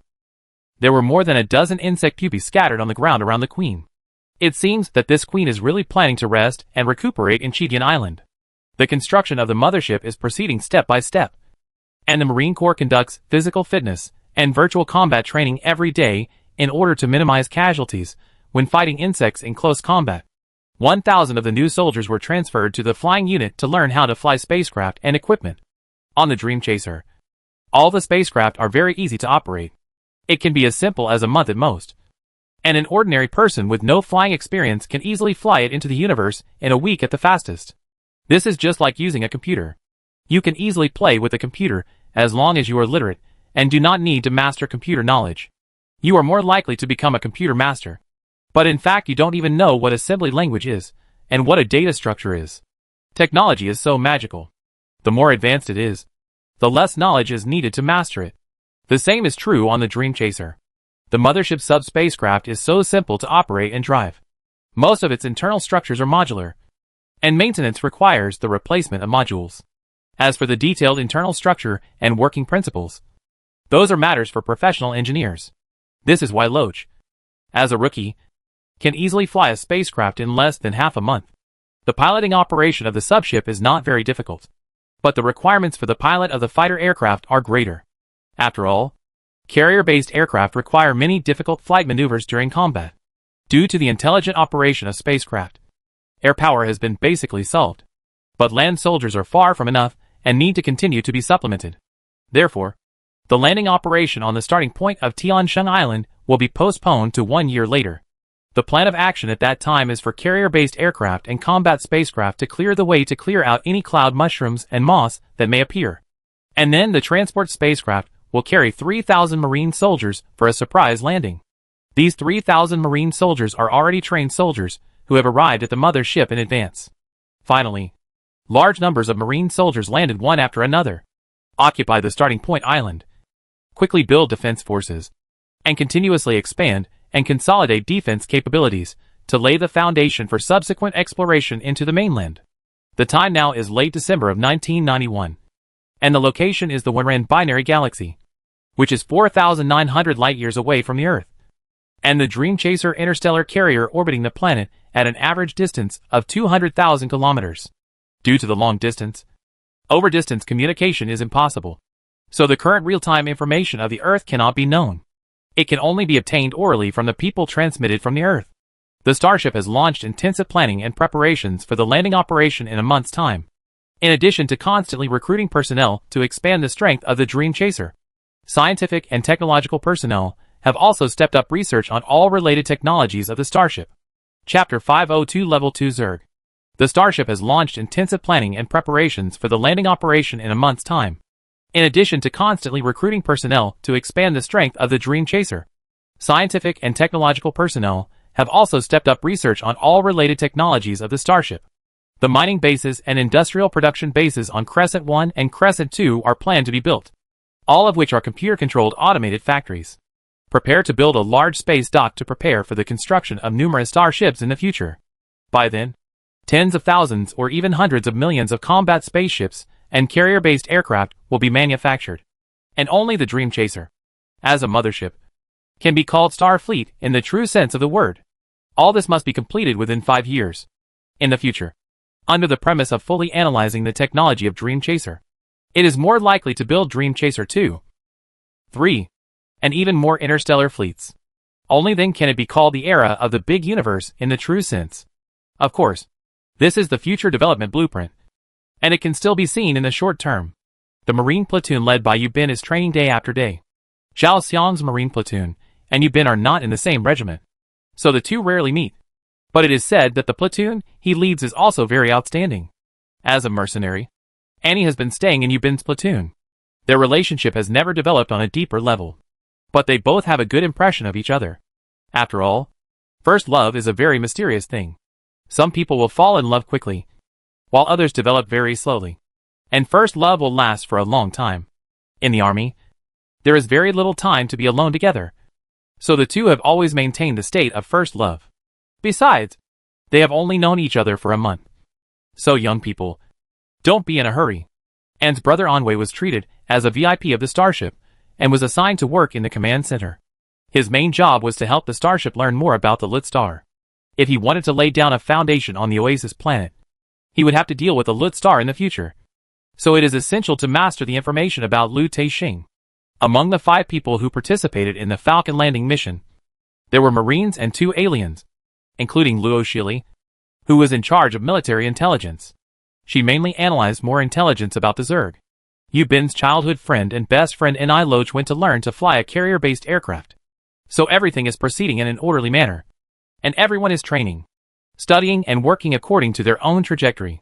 During this period, the observation and detection of the starting point island has not been interrupted. The pupae scattered around the queen finally matured after a month and grew into various forms of mushroom towers and nests. As mentioned before, fungus towers are functional Zergs such as turrets, equipped with attack and other functions. And one of these fungus towers has not yet been mastered by humans. This kind of mushroom tower is in the shape of 2 twisted strands. It does not have a nozzle, like the bean spray tower. And I don't know what it is for. What is this fungus tower used for? People at the headquarters were confused. And no one knew. In this regard, Captain Wang Pusen could only order. Continue to observe. The fungus nest is also a type of Zerg. And it is also a living organism. There are 2 fungus nests on the current starting point island. Through observation, it was found that the bacterial nest was always squirming. As we have learned before, the bacterial nest is used to breed combat-effective soldier insects and moths. The wriggling movement of the nest means that it is pregnant. And you don't know when soldiers or moths will be born. Soldier bugs and worker bugs are collectively called reptiles. Soldier bugs are bred from the bacterial nest, and worker bugs are bred from the mother nest, which is the queen. After more than a month of observation, it was discovered that the bacterial nest is not used for asexual reproduction of soldier insects. It also requires male insects to pay homage to it. Through gradual understanding, in the entire Zerg race, only the queen, the bacterial nest, and the male insects have gender. The queen and the bacterial nest are female, and the male insects are male. The queen and the nest are fixedly implanted in the soil and cannot move independently.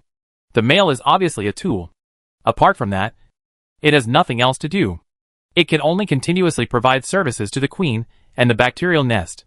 This also shows that male insects are a hot commodity in Zerg society. But the people they serve are really ugly and stupid.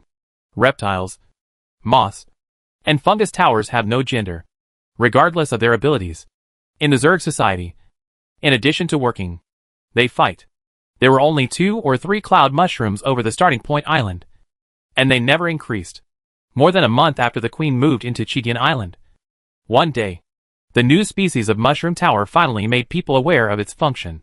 One of the 3 fungus towers stopped squirming, and the queen and the fungus nest were breeding moths at a sudden speed. The queen gave birth to workers at a rate that used to be 1 per day. But now it only takes 1/2 a day.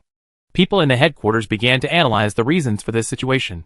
After thinking about it, one person finally said, "Could it be that this mushroom tower serves an upgrade function?" Upgrade? Several people asked. How is this possible? How is this the same as the game? With upgrades? On Earth in 1991, people's computers were still in the DOS era, and a mature internet had not yet been built. At that time, most people did not know that there was such a thing as computer games. But there are computer games on the Dream Chaser. And even if they are one of the few DOS games on the planet, such as Early Sword, Monopoly, and Romance of the Three Kingdoms. So the people on the Dream Chaser know the game and the upgrades in the game. So they say the word upgrade. Xiao Sun, tell me what you think. The captain gestured to the man. It was a civilian who suggested this view. Yes, Chief, Xiao Sun said. Actually, I am also guessing. Look, the Zerg's social structure, biological structure, and reproduction method are also impossible according to the biological laws of us humans and the Earth. But isn't it also possible? So what's impossible about the upgrade I'm talking about? I'm guessing that this fungus tower with upgraded functions will speed up the reproduction of the queen and the fungus nest after it is upgraded. The other 2 fungus towers may have other upgrade functions, such as enhancing the combat effectiveness of insect moths. Well, it's not impossible. Nothing is impossible in this universe. The captain nodded. If my inference is correct, Xiao Sun continued, The function of this new type of fungus tower is to upgrade the ability of the Zerg. Then the current Queen Zerg is already a second level Zerg. The other two after the upgrade tower is upgraded. The entire second level Zerg will have second level combat effectiveness. Interesting. The captain tapped the table gently. Just like us humans improve our overall capabilities through technology, they improve their capabilities by upgrading towers. So according to you, can we humans also be divided into levels? Huh? What level do you think we are at now? Chapter 503, Insect Swarm Annihilation War. Level 4. Shao Sun blurted out. Oh. On what basis? Human beings with civilization are level 1. Humans with aerospace technology are level 2. Those who can freely navigate within the solar system are level 3. And those who can leave the solar system for interstellar navigation are level 4. So, we are now level 4. The current civilization on Earth is a second level civilization. Oh, I didn't expect that we have been upgraded to level 4 now. Not bad, the captain said with a smile. This level is quite interesting. But will this Zerg be upgraded to have the ability to fight in the interstellar space? I hope not. Otherwise, it would be really annoying. This way of classifying Zerg is indeed a bit unreliable. But in the future, this researcher named Shao Sun was really right. In the subsequent wars, humans not only experienced battles with level 1 and level 2 Zerg, but also fought with more advanced level 3, and even level 4 with high intelligence, and level 5 Zerg with interstellar combat capabilities. There's something going on, someone suddenly reported. Sure enough, the information sent back through the landing module showed that on the way from the mainland to the starting point island, a large number of moths appeared, and a large number of cloud mushrooms were moving towards the starting point island. In a large area of darkness, countless moths set off from the mainland and flew to the starting point island. There is also a large cloud mushroom approaching the starting point island. It seems that this second level queen is going to suffer, the captain said. Let's estimate how many enemy insects there are. Yes, Captain. The data is out. It's about 200,000. And the number is still increasing. So many. Everyone couldn't help but feel extremely surprised. Such a huge Zerg army is just one of the many Zerg groups in Green Star. How can humans win this war? Report, Captain. One of the landing modules has lost contact. There is signal interference. The captain ordered. Control all landing modules to stay away from the starting point island, and quickly radiate from the starting point island as the center. Yes. The landing module parked on the island quickly took off. Flew parabolically, and chose to land on the sea far away from the starting island. The captain continued to order. At this time, the starting point island was about to be covered by cloud mushrooms, and directly retracting the landing module might collide with the cloud mushrooms. So he chose to disperse all the landing modules on the sea far away from the starting point island. Control all landing pods to release 80% of the robot bees to cover the starting point island. Yes, Captain. The order has been issued. The landing pods began to spread out and parked on the sea at least 50 kilometers away from the starting point island. Thousands of robot bees were released to fully detect the impending Zerg war. The war has not yet begun, but the balance has already tilted heavily towards the invaders. The garrison Zerg only had about 200 insect moths, while the invaders had hundreds of thousands or even millions of air power. In just 10 minutes, the starting point island was densely covered by overwhelming invasive moths, and countless poison-spraying moths swooped in and sprayed venom at the resident Zerg. The bag moth flies at low altitude under the cover of poison spray moths, opens the bag mouth, and releases the landing crawlers. Among the reptiles are soldier tooth bugs and poison spray insects, which cooperate with the moths to launch a ground attack on the queen. The workers among the reptiles quickly burrow into the soil and pupate. The entire island was completely occupied by the invading insect race, and the shrill and terrifying insect roars filled the entire island. In just 1 minute, the queen had turned into a pile of carrion, and the soil where the queen was stationed turned into a large pit filled with flesh and blood. The remaining 200 moths were wiped out in less than a minute. The entire starting point island was fully occupied by the invading Zerg, and all the original Zerg residents were wiped out. The entire war ended quickly and cleanly. The Zerg's war strategy is the Zerg Sea tactic, which uses absolutely superior force to suppress the opponent, leaving the opponent without the slightest ability to counterattack. The strength of the two parties involved in the war was seriously unequal, and the invading side also seriously overestimated the garrison. This battle was an eye-opener for mankind, because we evacuated the landing module in advance and released the robot bees at the right time. We were able to obtain first-hand information on the Zerg battlefield. Otherwise, how could we have detected it with the super interference ability of the cloud mushroom? The robot bees scattered on the island were gradually destroyed. After 20 minutes, more than 10,000 robot bees detecting the island were all destroyed. Humans can only continue long-distance observation through the landing module on the sea 50 kilometers away from the island. The war ended so quickly, and everyone present was stunned by this earth-shattering feat of the Zerg. With such powerful fighting power, how can humans win? Report to Captain. The center of the typhoon will land on the starting point island in 10 minutes. It's really interesting. The captain broke the silence. Qidian Island has just changed hands. And Typhoon, an enemy of nature, is coming to join in the fun. Let's wait and see what happens. Let's see how the invaders deal with the invasion of nature. The workers have laid at least 100 pupae on the starting point island. The remaining insects, including worker insects and soldier insects, began to enter the bellies of many bag moths one after another. Many moths either stopped on the island's land and trees, or soared back and forth. After all the reptiles were loaded by the bag moths, the moth troops began to withdraw from the island and headed towards the mainland. The whole process was orderly and not chaotic at all. 1 minute before the storm came, all the moths evacuated, leaving only more than 100 pupae on the island. It is indeed a Zerg with modern combat capabilities. The captain sighed. Information warfare, weather prediction, intelligence warfare, group warfare. It is really a powerful opponent. Zerg, I should take. What should you do? Captain, what should I do next? Continue to observe and wait until the typhoon passes. Yes, the typhoon lasted for more than 4 hours, and at the same time it advanced deeply towards the mainland.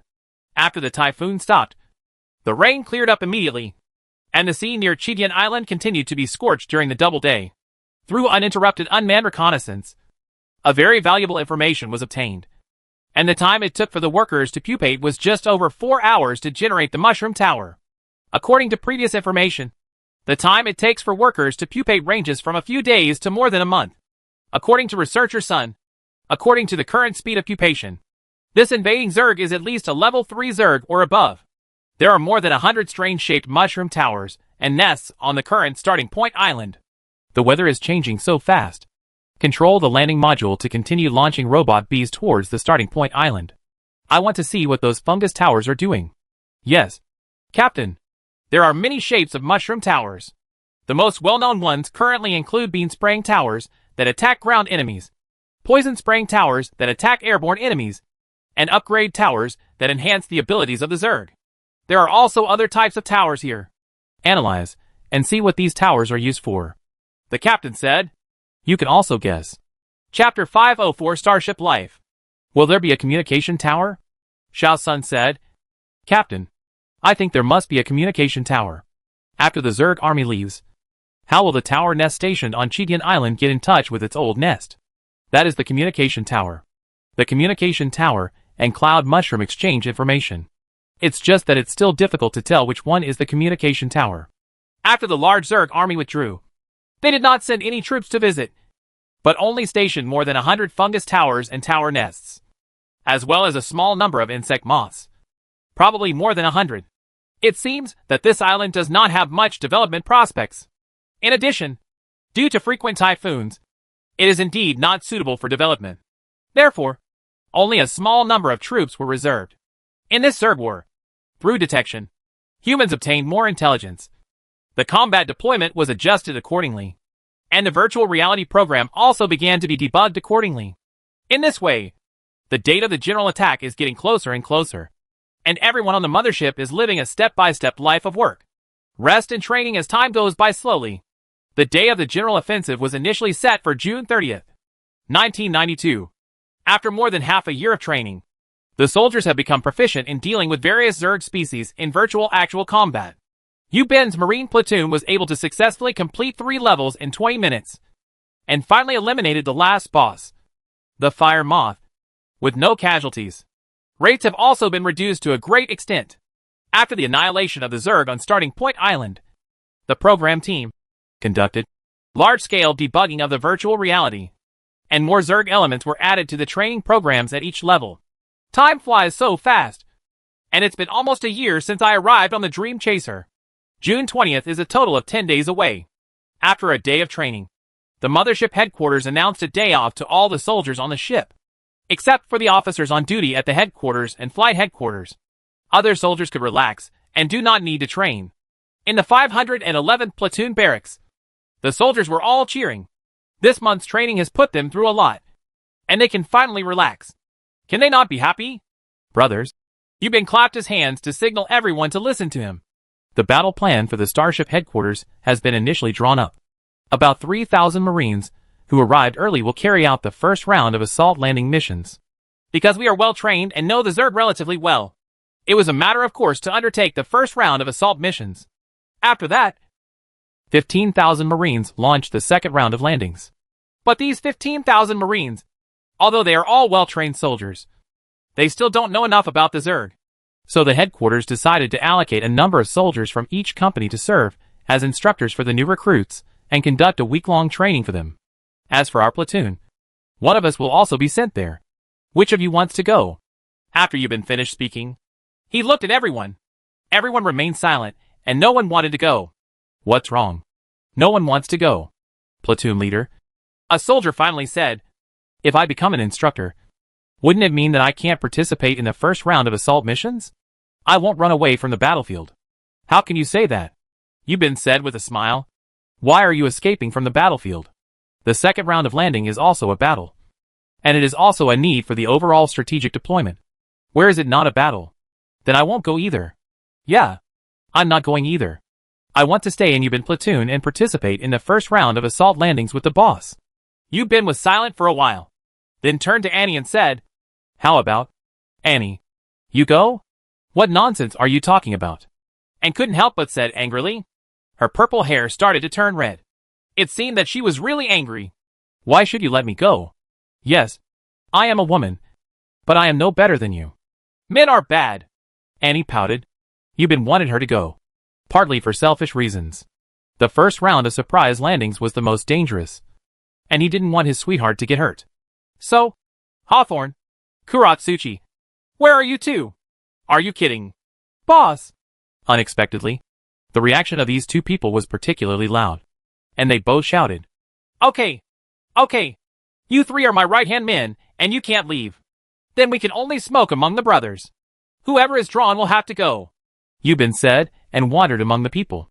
Finally, he pointed to a strong upper-class soldier and said, Just go ahead. Boss, you can't. Right. Am I worse than anyone else? Why should I go? The superior soldier protested. What nonsense are you talking about? Who said you are bad? I chose you just because you are so good. Listen, go to the recruit company and bring me a team that can fight hard. Don't give us 511. The platoon is embarrassed. Don't be a butler. It's just you. Do your best. Okay then. The private lowered his head. What did you say? Yes. Platoon leader. Promise to complete the mission. That's pretty much it. Okay. Let's all disperse. Yubin sat on an iron railing at the edge of the camp, and held onto the railing with both hands. Annie is not only beautiful, but also a very smart girl. In less than a year, she has learned a lot of Chinese words. But now she still needs a translator to have a Chinese conversation. Occasionally, she would teach Yubin some simple Lut language. The romance between the two is still developing very slowly, and it can't even be called a romance. The two of them just have a good impression of each other. But no one can easily break through this layer of paper, and wanted to tell him her identity as a princess many times. But she held back every time. Now she is just an exiled princess. She has a home and cannot return. The country that should belong to her has been thrown away in her hands. She doesn't even expect to return to Dabao and take charge of the imperial power of the 6 continents in the future. Her current situation makes it impossible for her to have such extravagant expectations. However, now she has fallen in love with the big boy in front of her in her heart. He is calm, wise, upright, warm-hearted, affectionate and righteous. If I could get along with him for a lifetime, regardless of fame and wealth, live a plain and happy life, wouldn't it be better than fighting for power and wealth? Hey, what are you thinking about? Yubin stretched out his hand to flower flowers in front of her. I see you are distracted. It's okay. Brother Yubin, I just thought of one thing. I think people should pursue happiness and cherish happiness while living. Hee hee. Then have you achieved your pursuit? Not yet. But soon. But my happiness is always outside my house. And I have been sitting at home waiting for it to knock on the door. An's words meant something.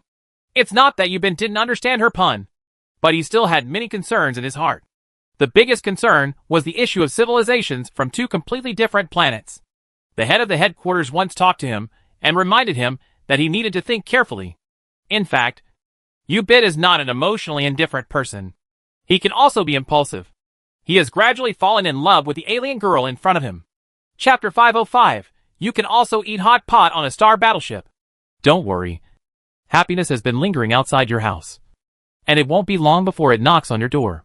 Do you want to go to the artificial city? Okay. Let's go then. Annie said, clapping her hands. It seems that girls love shopping. Yubin jumped down from the railing. And just as he was about to pull Annie away, he saw Zhao Xiang coming from a distance. Hey. I'm sorry. I didn't disturb you. Right? Zhao Xiang shouted before he even arrived. Sorry for disturbing you. Yubin said with a straight face. Brother Yubin, don't be like this. Annie whispered. It's okay. Yubin said and waved to Zhao Xiang. Zhao Xiang came over. The two high-fived, shook hands, and then held hands and hugged each other. You kid. I haven't seen you for a long time. What's going on? Yubin asked. Why can't I come to you if I have nothing to do? Zhao Xiang looked at Annie and said, I think you are really forgetful of love. You have a beautiful girl and you forget about your brother? Hack you. Training is so intense. You don't know? What's going on? If you fart, hurry up. I just came back from the artificial city. What do you think I found?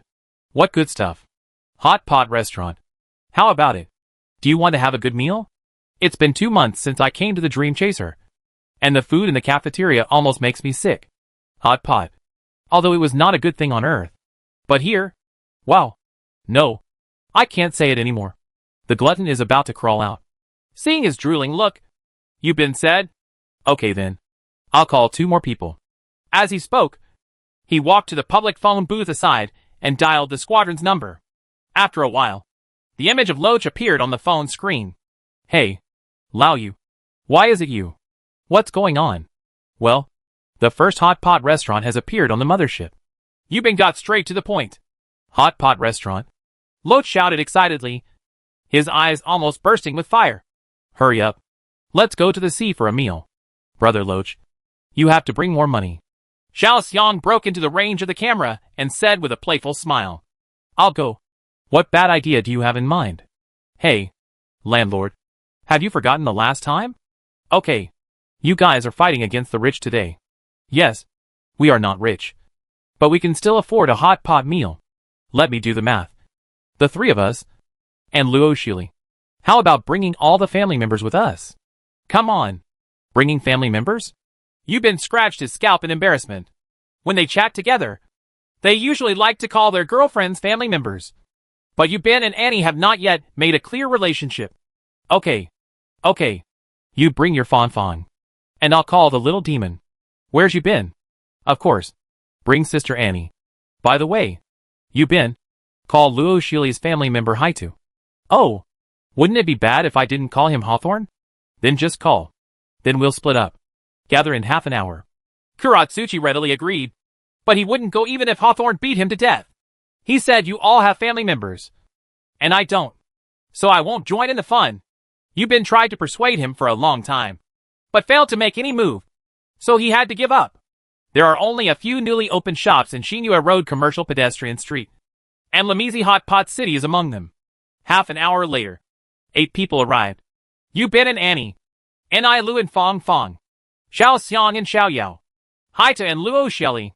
Seeing the little demon again, Yubin's heart was no longer as sad as before. The hot pot restaurant has just moved in. The commercial facade is ready-made and does not need decoration. All kinds of items are brought from the earth. The hot pot restaurant hasn't opened yet. And the pot table hasn't been set up yet. They're busy arranging the decorations. And there's not a single customer. Suddenly I saw a few soldiers arriving. And the busy boss came forward and said, I'm sorry. The shop hasn't opened yet. Oh? Zhao Xiang said very disappointedly. Boss, do you know? We have been eating in the big cafeteria for 2 months. The master chef's skills and the food made are really terrible.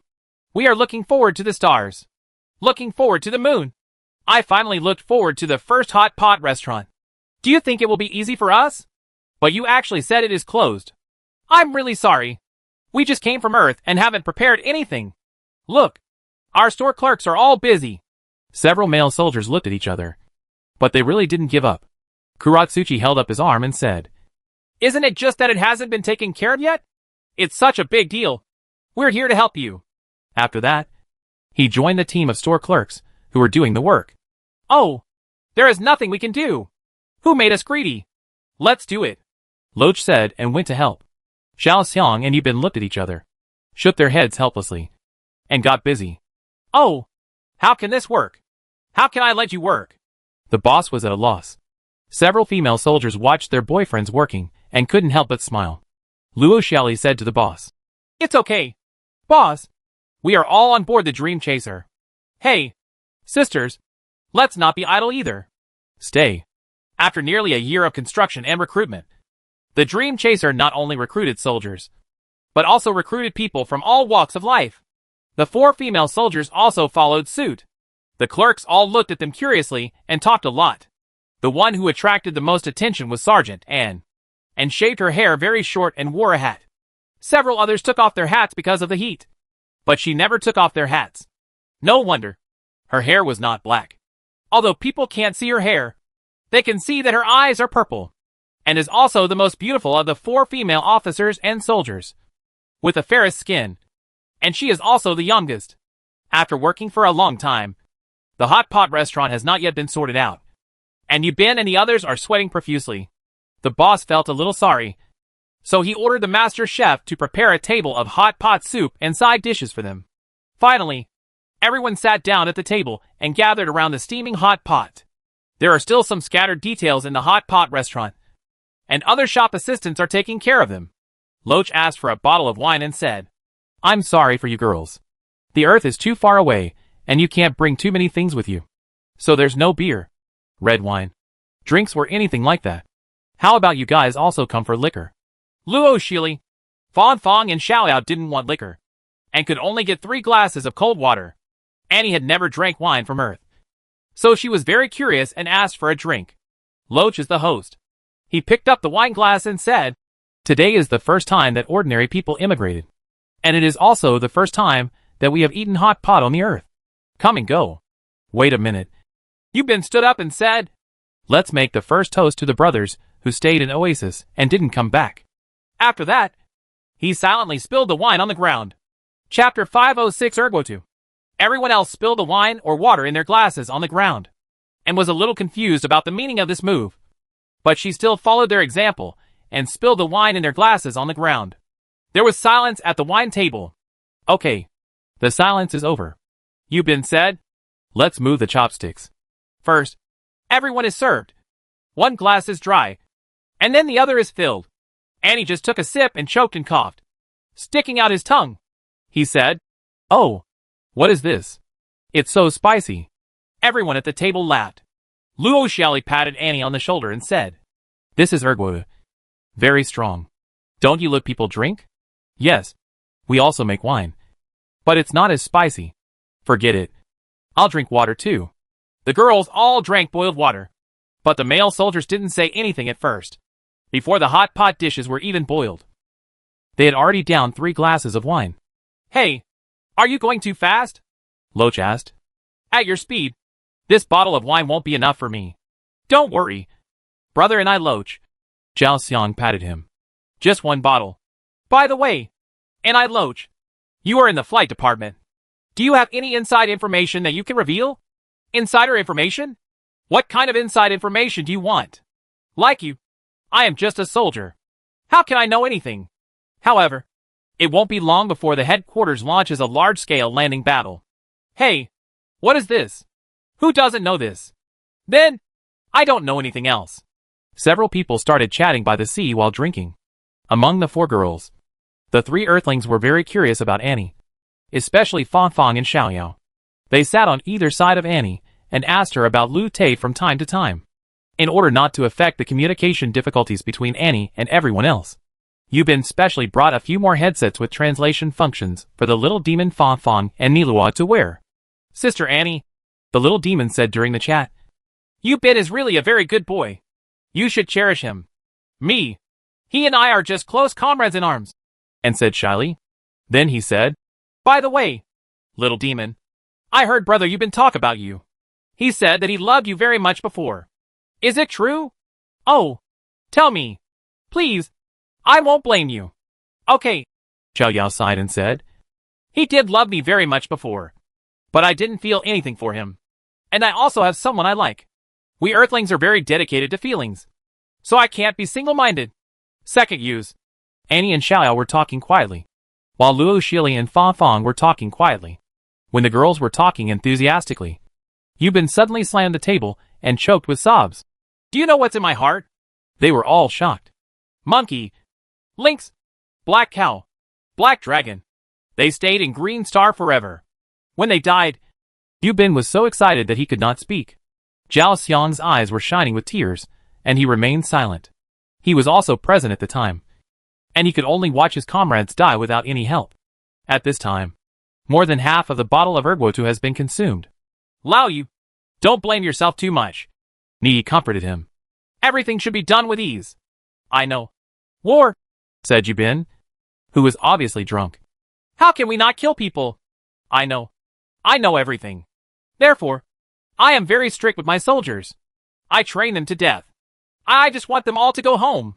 Loach, just because you are not in the Marine Corps, does not mean that you will be safe and sound. So, you have to be well. Okay? Everyone has to be well. Okay? Yes. Boss. We all need to live well. This is also the greatest comfort to the deceased. Isn't it? Don't say anything, Zhao Xiang said. We all need to live well. Come and do it. Do it.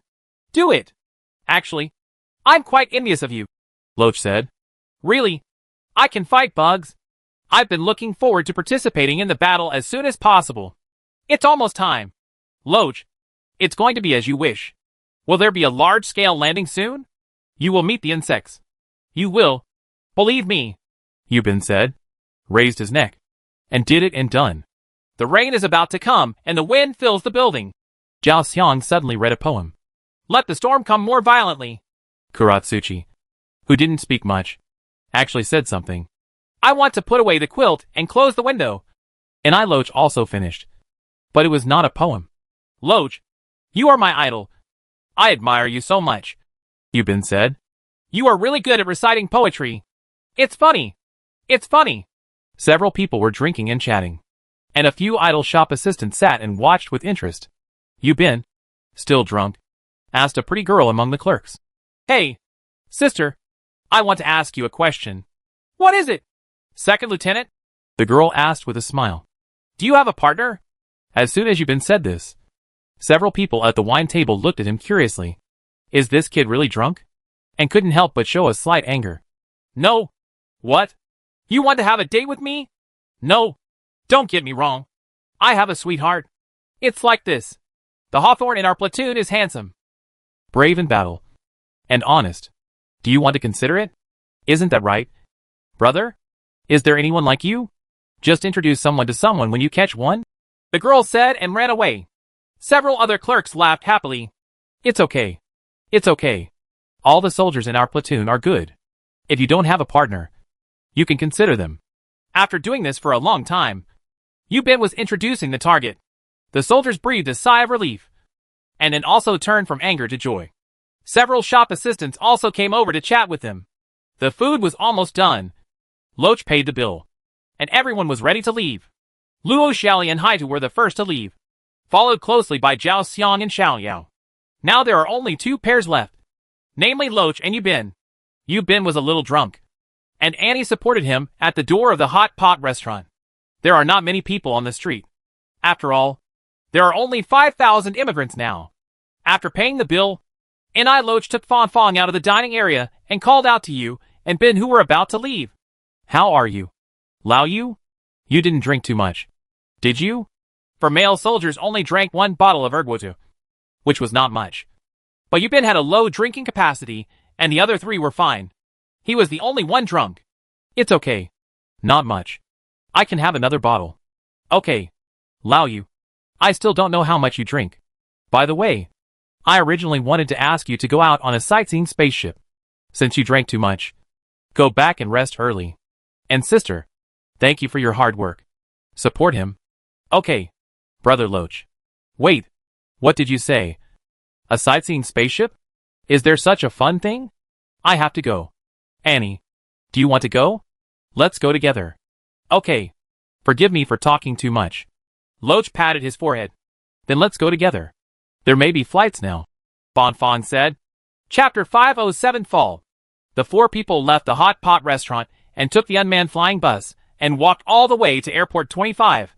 Sure enough, there was a small spaceship parked there, with several passengers already sitting inside, all of them workers. In addition to soldiers, the immigrants recruited by the Dream Chaser are workers, as well as some family members. The spacecraft has been launched and is ready to enter the airlock. Loach shouted from afar, and the four of them trotted over. Fortunately, the spacecraft carried them all aboard, then closed the closed hatch, entered the airlock of the mothership, and slowly drove out into outer space, including Yu Bin, four of them and the pilot. There were less than 10 people in the small spaceship. Due to the weightlessness, everyone floated as soon as they entered space. The vast starry sky came into view, and the spacecraft continued to fly forward and drove out of the mothership shield, completely exposed to the vacuum of space. Passengers were shocked by the spectacular space scenery in front of them. Wow, it's so beautiful. Is this space? One passenger said. This is incredible. Another passenger said, you know, on Earth, only professional astronauts have the opportunity to go to space, and an ordinary person must pay hundreds of thousands of dollars to enjoy space. Trip. Nowadays, traveling in space is no longer the exclusive preserve of professional astronauts, and it is completely free. So it is of course very exciting for people who come here for the first time. A carrier-based aircraft formation flew in front of the spacecraft. The civilians looked at the retreating fighter formation with excitement and exclaimed, "What is this?" Yu Bin said loudly. "Look." He pointed at the huge mothership hull and motioned for everyone to take a look. In space, one side is the vast universe, and the other side is the surface of the huge mothership that covers the entire field of view. The three characters, Dream Chaser, are displayed on the mothership. With a bang, the spacecraft shook slightly. The passengers were shocked by the shaking, and Annie was even shocked and fell into Yu Bin's arms. The two bodies were close to each other, and Anne's face was red. Yu Bin looked at Anne and was attracted by her beauty and shyness. He lowered his head and was about to kiss her. But before he could kiss her, the spaceship followed closely. Jitter. The passengers all screamed in panic, and the driver shouted, "Call the control desk. If you hear me, please call back. I'll go. What's going on?" The passengers in the spacecraft were shaken by the shaking of the spacecraft. Fong asked loudly, "Veteran, what's going on?" The pilot shouted in panic, "I don't know. I suddenly lost contact with the mothership. Oops. The engine shut down. I can't control it anymore. What's going on? Let me take a look," Loach said and floated towards the driving position. He was also the pilot of the spacecraft. After a while, Loach said, "It's over. The spaceship is falling." "Loach, what's wrong?" Yu Bin was already more than half drunk. Passengers also began to panic. "Brother Yu Bin, look quickly." Annie pointed forward. She saw that the fighter formation just lost its formation and fell towards the surface of the mothership. The light blue shield that originally enveloped the mothership was also disappeared. The spacecraft has lost power and has lost contact with the mothership. It is estimated that it will collide with the mothership in 5 minutes. Loach reported this very bad news to everyone. At the same time, a formation of 5 fighter planes crashed into the mothership and exploded. In space, there is no sound, so you can't hear the explosion. You can only see the small fireball after the explosion. Starship Dream Chaser Command Headquarters. Command and Observation Operations Office. There was a large wave of commanders. Some floating, some holding equipment with both hands. Captain Wang Pusen sat in his commanding position, and his body was tied with a safety lock to prevent him from floating due to weightlessness. From the loss of artificial gravity and the busy people, it can be seen that the central computer system seems to be under attack. "Yunsheng, when will you be able to recover?" the captain asked. "I'm sorry, Chief," the computer's robotic voice said. I'm investigating. This intrusion data is very powerful. It will take me at least 10 minutes to handle it. Hurry then. Every minute may cause casualties. Yes, Chief, the computer replied, continuing to scan and kill the intrusion program. Let's all report our respective situations. The captain looked very unhappy. The power system is out of control, one officer said. And now the mothership is derailing. The artificial gravity system stopped working. The shield has lost power and has stopped working. The communication system is interrupted. In outer space, there is a formation of 5 carrier-based aircraft and a civilian spacecraft carrying 10 people. They have lost contact.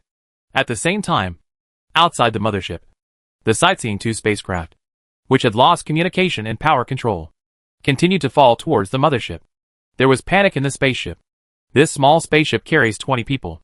And now there are only 9 people, including 1 pilot, 5 civilians, and 4 soldiers such as Yubin. All the spacecraft's operating equipment was on strike, and they didn't obey orders at all. Among the passengers, a woman shouted to the man next to her. It's all your fault. We insist on interstellar immigration. Now! We are all going to die here. I'm sorry. I didn't know that either. Humph. I want to go home. Yubin looked at the two of them and couldn't help but said angrily, Why are you arguing? You're not dead yet. It's none of your business if we argue. The woman yelled back. I'm too lazy to talk to you. Yubin asked the loach in front of him. Let's see how long it will take before it hits. Impact in 5 minutes. Loach shook his head helplessly. Let's all pray and hope that the mothership will repair the system as soon as possible. Impact in 5 minutes. This means that everyone only has 5 minutes to live. In the face of life and death, sometimes fear can make people calm down. In the young couple just now, the man hugged the woman and said, Wife, I love you until death. Husband, I love you too. The woman stopped complaining and cried into her boyfriend's arms. The spacecraft is getting closer and closer to the mothership. Compared to the panicked people, a few soldiers were exceptionally calm. With 5 minutes to go, there is still hope. When Green Star is fighting the Zerg, death can come instantly at any time, leaving people defenseless. And what does this mean? Yubin took Annie's hand and said, Annie, He understood that if he didn't say those 3 words, he would have no chance. So he had to speak out before the impact. However, Annie broke away from him and did not let him continue to express his love. Instead, she said, Everyone, stand away. I will try to see if I can avoid the impact. Yubin looked at her in surprise. Fong Fong and Neilio also looked at her in confusion, wondering what she could do. Trust me, and said with a smile, Everyone, get out of the way. Yubin quickly ordered everyone. He suddenly remembered how Annie used her telekinesis to generate air waves to avoid the Zerg attacks when she was a Green Star. Chapter 508. This is a digital attack launched by the Zerg. But in space, there is no air. The absence of air means that air wave flow cannot be generated. So what is the method mentioned? However, he couldn't think about that much anymore. He was completely expecting a miracle to happen. Everyone got out of the way, and Annie floated in the center of the spacecraft, taking off her hat, revealing short purple hair. It's about to hit! The loach in front shouted, now less than 100 meters away from the mothership, and put her hands behind her back, raised her head, and closed her eyes. Suddenly, a powerful airflow burst out from her body, and an oval invisible air wave wall enveloped him.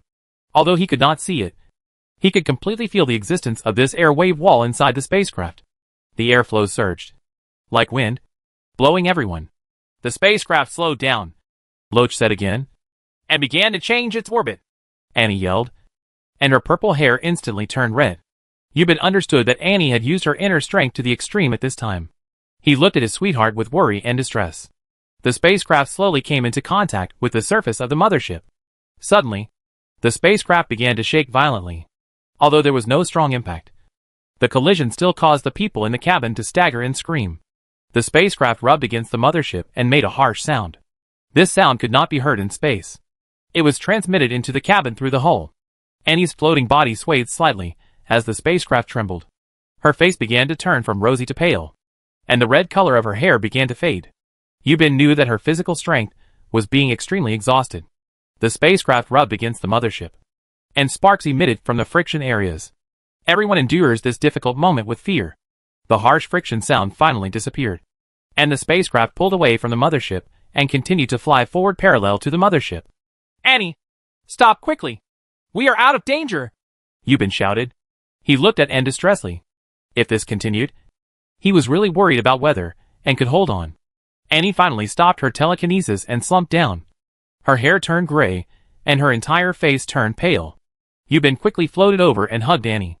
Are we saved? Anne said and passed out. Yes, we are saved. Thank you, Annie. Yubin kissed her forehead gently. Everyone breathed a sigh of relief and gathered around to look at the heroine who saved their lives. Finally, the communication system on the driver's seat was restored, and a female officer said, Tourist number 2. Are there any casualties among you? Command station. We are safe. The spacecraft has been greatly damaged, but the ceiling and power system are normal. Please guide us back to the mothership. The computer system is still recovering. Navigation is not possible now. You need to manually keep the spacecraft stable. We will contact you later. The call is over. Loach turned back to the passengers and said, We are safe now and can return to the mothership later. At the same time, in the combat command hall, artificial gravity has not yet been restored, and there are busy people. Yun Shan's voice. Report to the chief. The malicious program has been detected and killed, and the system has returned to normal. Well, let's start restoring all running programs. Yes, Chief. Officers began to report the status of the mothership one after another. The power system is back to normal. The communication system is back to normal. The artificial gravity system is slowly recovering. The progress is 10%, and it will be fully recovered in 10 minutes. If all artificial gravity is turned on immediately, it may cause floating personnel and equipment to fall and be damaged due to weightlessness inside the mothership. Therefore, gravity must be restored slowly. The shield system is back to normal. Weapon systems are back to normal. The orbit is being corrected and will return to normal orbit in 10 minutes. The Xinghai 1 and Xinghai 2 space stations have returned to normal and began to correct their orbits. All civilian systems are back to normal.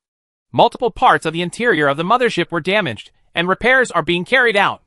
All 5 fighters in the carrier-based aircraft formation crashed, and the pilots have escaped. Since the pilot is safe, it can be considered a blessing among misfortunes. The captain ordered, Send out a search and rescue spacecraft to find the escape capsule quickly to make sure they are safe and sound. At this time, the pilot in one of the escape pods sent back a message. I am the captain pilot of the flight formation. All 5 of us are safe. Requesting rescue. Please stay where you are. The headquarters will immediately send a spaceship to rescue you, a commander said. At the same time, the Guangzhou 2 spacecraft also received the flight code and flew smoothly back to the mothership through automatic navigation. This crisis has finally subsided, and the next thing to do is to analyze the incident. Why was the mothership's computer system attacked? And who was the attacker? Chief, the person from the computer department said. It is now confirmed that the attack came from the Oasis. Oasis? The captain was a little surprised. Isn't there no advanced intelligent creatures in the Oasis? How could they attack our computer system? Is it the Zerg? We are 200,000 kilometers away from the Oasis. How could its signal come from such a long distance and have such powerful power? This Zerg is too mysterious. So far, there are still many things we don't know. The powerful radio transmitting device paralyzed our system for a time. The Oasis we are facing now can see the whole picture of 2 continents. One is Shuguang continent, and the other is Shuguang continent. Someone continued to analyze. These 2 continents are the first and second largest in the Oasis continent. There must be a very large number of Zerg living on it. You mean? The captain asked. That several or more Zerg have united to launch a digital attack on us. It's possible. Well, as you said, Yun Shan is the most advanced computer system. So it is so vulnerable to the Zerg? I'm sorry, Chief. It's my incompetence, Yun Shan said suddenly. Although it was a mechanical voice, you could still tell that the voice was full of frustration. I can't blame you. You have no experience fighting biological computer systems. Now I ask you, after experiencing this crisis, can you improve your defense system? Don't worry about this, Chief. My defense system has been adjusted accordingly and will no longer be invaded by biological computers. Well, very good. I believe you. As he spoke, the gravity system had almost recovered, and the floating people had fallen down one after another. The captain said, Every one of you, tell me what you think. Captain, This crisis is the Zerg's declaration of war against us. We must eliminate them all. Chapter 509 Research on the Green Star Zerg. If these Zerg are not eliminated, they will still attack us. If their upgrade towers are upgraded infinitely, they will most likely develop space combat capabilities, and we will be even more passive by then. So I suggest that they must all be wiped out on the planet. Everyone was talking a lot, and the captain listened to their opinions and asked at the same time, is it possible to communicate with the Zerg? This is a bit difficult. The Zerg communicate through radio messages. Their computing capabilities and methods are completely different from us humans. It is currently difficult to crack. So it is difficult to communicate at the moment. Through this Zerg computer attack, humans more clearly realized the power of the Zerg, and the action plan to land on the Oasis was once again put on the agenda. The Guangzhou 2 spacecraft finally returned to the mothership under the guidance of automatic navigation, because Annie's internal energy was consumed too much. She still hasn't recovered yet. Loach and Fan Fan accompany Yubin to send Annie back to the camp. The couple who had just had an argument on the spaceship. When they got off the spacecraft, the woman pouted and said to the man, I want to go back to Earth. It's too scary here. Are you kidding me? Returning to Earth? It's so hard to find a job now. There are jobs that correspond to ours here. There will be endless work to do in the future. And there is also a 2-bedroom residence here. Be good and be obedient. Once we achieve some results and get a bigger house, we can bring our parents to live with us. After Yubin and his party returned to the camp, Nilio and Fan Fan left separately after a while. When they learned that they were in danger in space, their comrades all asked questions. It's nothing serious. Thanks to Squad Leaderin. He used telekinesis to prevent the crash. Yubin answered his comrades, and at the same time asked Annie to lie down and rest on her own bed behind the screen in the corner. After all, this is a military camp, and it is not convenient for Yubin to take care of her alone there. Besides, she is just tired from physical exertion and will recover in a short time. Why don't you see Hawthorne? Yubin looked at everyone. As soon as the system was restored, he left, saying he was looking for you at the hot pot restaurant. Looking for me? What do you want to see me for? He didn't trust you, so he went to find you. This Hawthorne piece. Yubin paced the room, picked up the phone after a moment, and dialed the mothership switchboard. There is a newly opened hot pot restaurant in the civilian area. Please help me check to see if there is a phone installed. Thank you. After a while, the switchboard reported the number of the hot pot restaurant. Yubin couldn't help but smile, shook his head, and dialed the hot pot restaurant. On the phone screen was the boss, smiling and saying, Second Lieutenant, it's you. Are you looking for Comrade Sean? Come quickly. The boss waved behind him. Hawthorne came to the screen. Boss, are you okay? I'm fine. I'm just telling you that I'm back safely, and you can come back too. I won't be back until a while. Hawthorne laughed and scratched his scalp. What's wrong? Yubin asked, a little confused. He told him to eat hot pot, but he refused to go even to death. Now he ran to the hot pot restaurant alone, but was reluctant to come back. Before Hawthorne could answer, he saw a girl appear on the screen. It was the beautiful female clerk whom Yubin wanted to introduce. Yubin understood immediately and said with a smile, That's okay. Don't be too late. Yes, Platoon Commander. Yubin returned to his bed and lay down.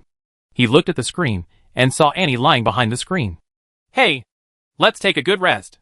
There are no training tasks now, so you can take a good rest. The virtual reality training ground will be given to the soldiers teleported here this time. Therefore, the veterans who came early had nothing to train. But it was said that an academic seminar was being held at the mothership headquarters, and the landing plan had been put on the agenda and would be launched by the end of this month at the latest. And this time was only a week away. Therefore, at this time, academic and technical issues at all levels and in all aspects need to be discussed regularly to avoid possible losses caused by landing operations to the greatest extent possible. The current topic is the research and development process of mechas. The leader of the project team responsible for the research and development of mechas is a civilian. He said, There are great difficulties in the research and development of mechas. It cannot be completed in 3 or 2 months. But didn't you say it could be developed in 3 months? If it were just a simple pilot-operated mecha, we could build it now. But such a mecha would be greatly reduced in maneuverability, and ordinary land combat vehicles would be stronger than it.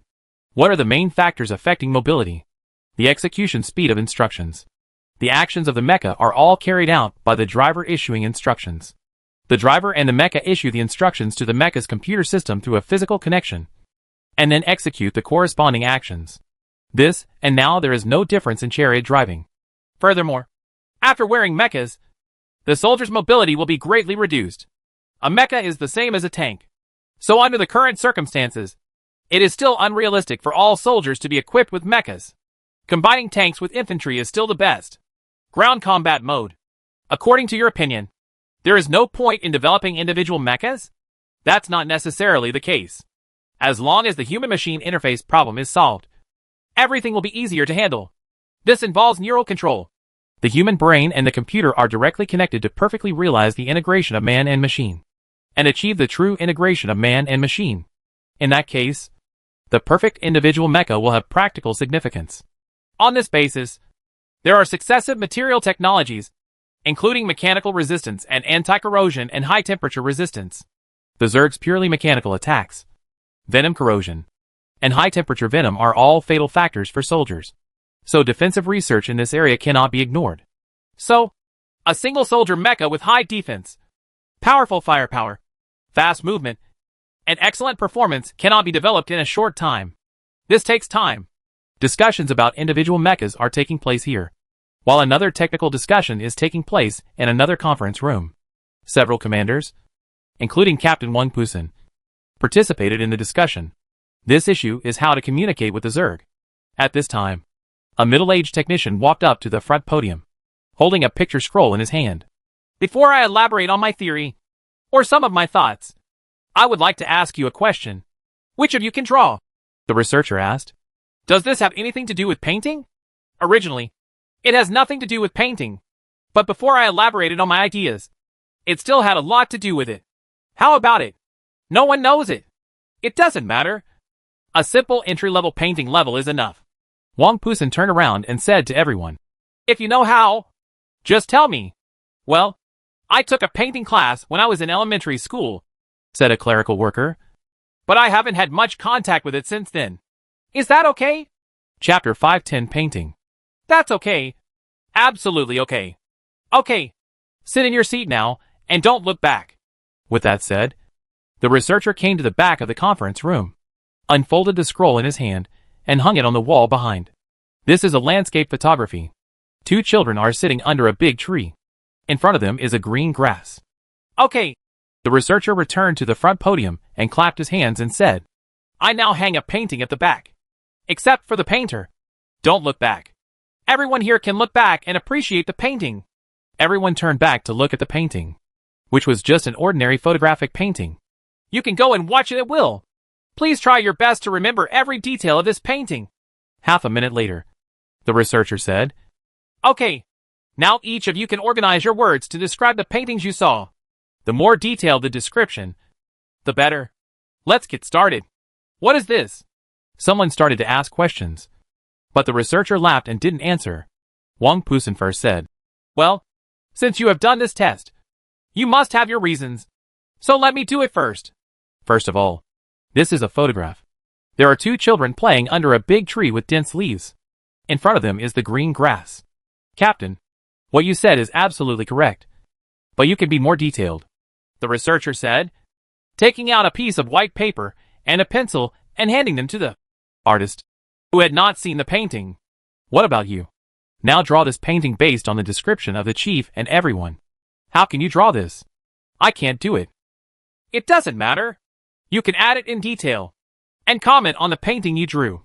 You can make modifications based on everyone's description and comments. Everyone began to describe the painting word by word. Some people talk while looking at the paintings, while comrades who can draw try their best to draw according to the description. The content of the description can be said to be endless. The age of the child in the painting.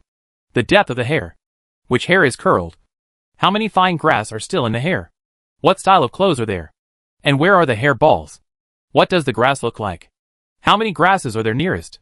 Which grass has a small beetle crawling on it? What is the color, size and shape of the beetle? All descriptions are almost impossible to detail. All the descriptions can be said to be strange. But every description is correct because they are based on this painting. Finally, the painter's painting was finished. But there were still many people adding to his painting. The researcher picked up his painting and hung it on the wall of the podium. then took down the original painting at the back and hung it with this one. Every one of you, take a look. Is there any difference between these two paintings? Yes. You will think they are similar, but they are not alike. What problem does this indicate? That is the asymmetry of information transmission. Let me talk about the asymmetry of information transmission in detail below. First of all, the painting you see is a picture information. How to convey this picture? The easiest way is to copy and paste.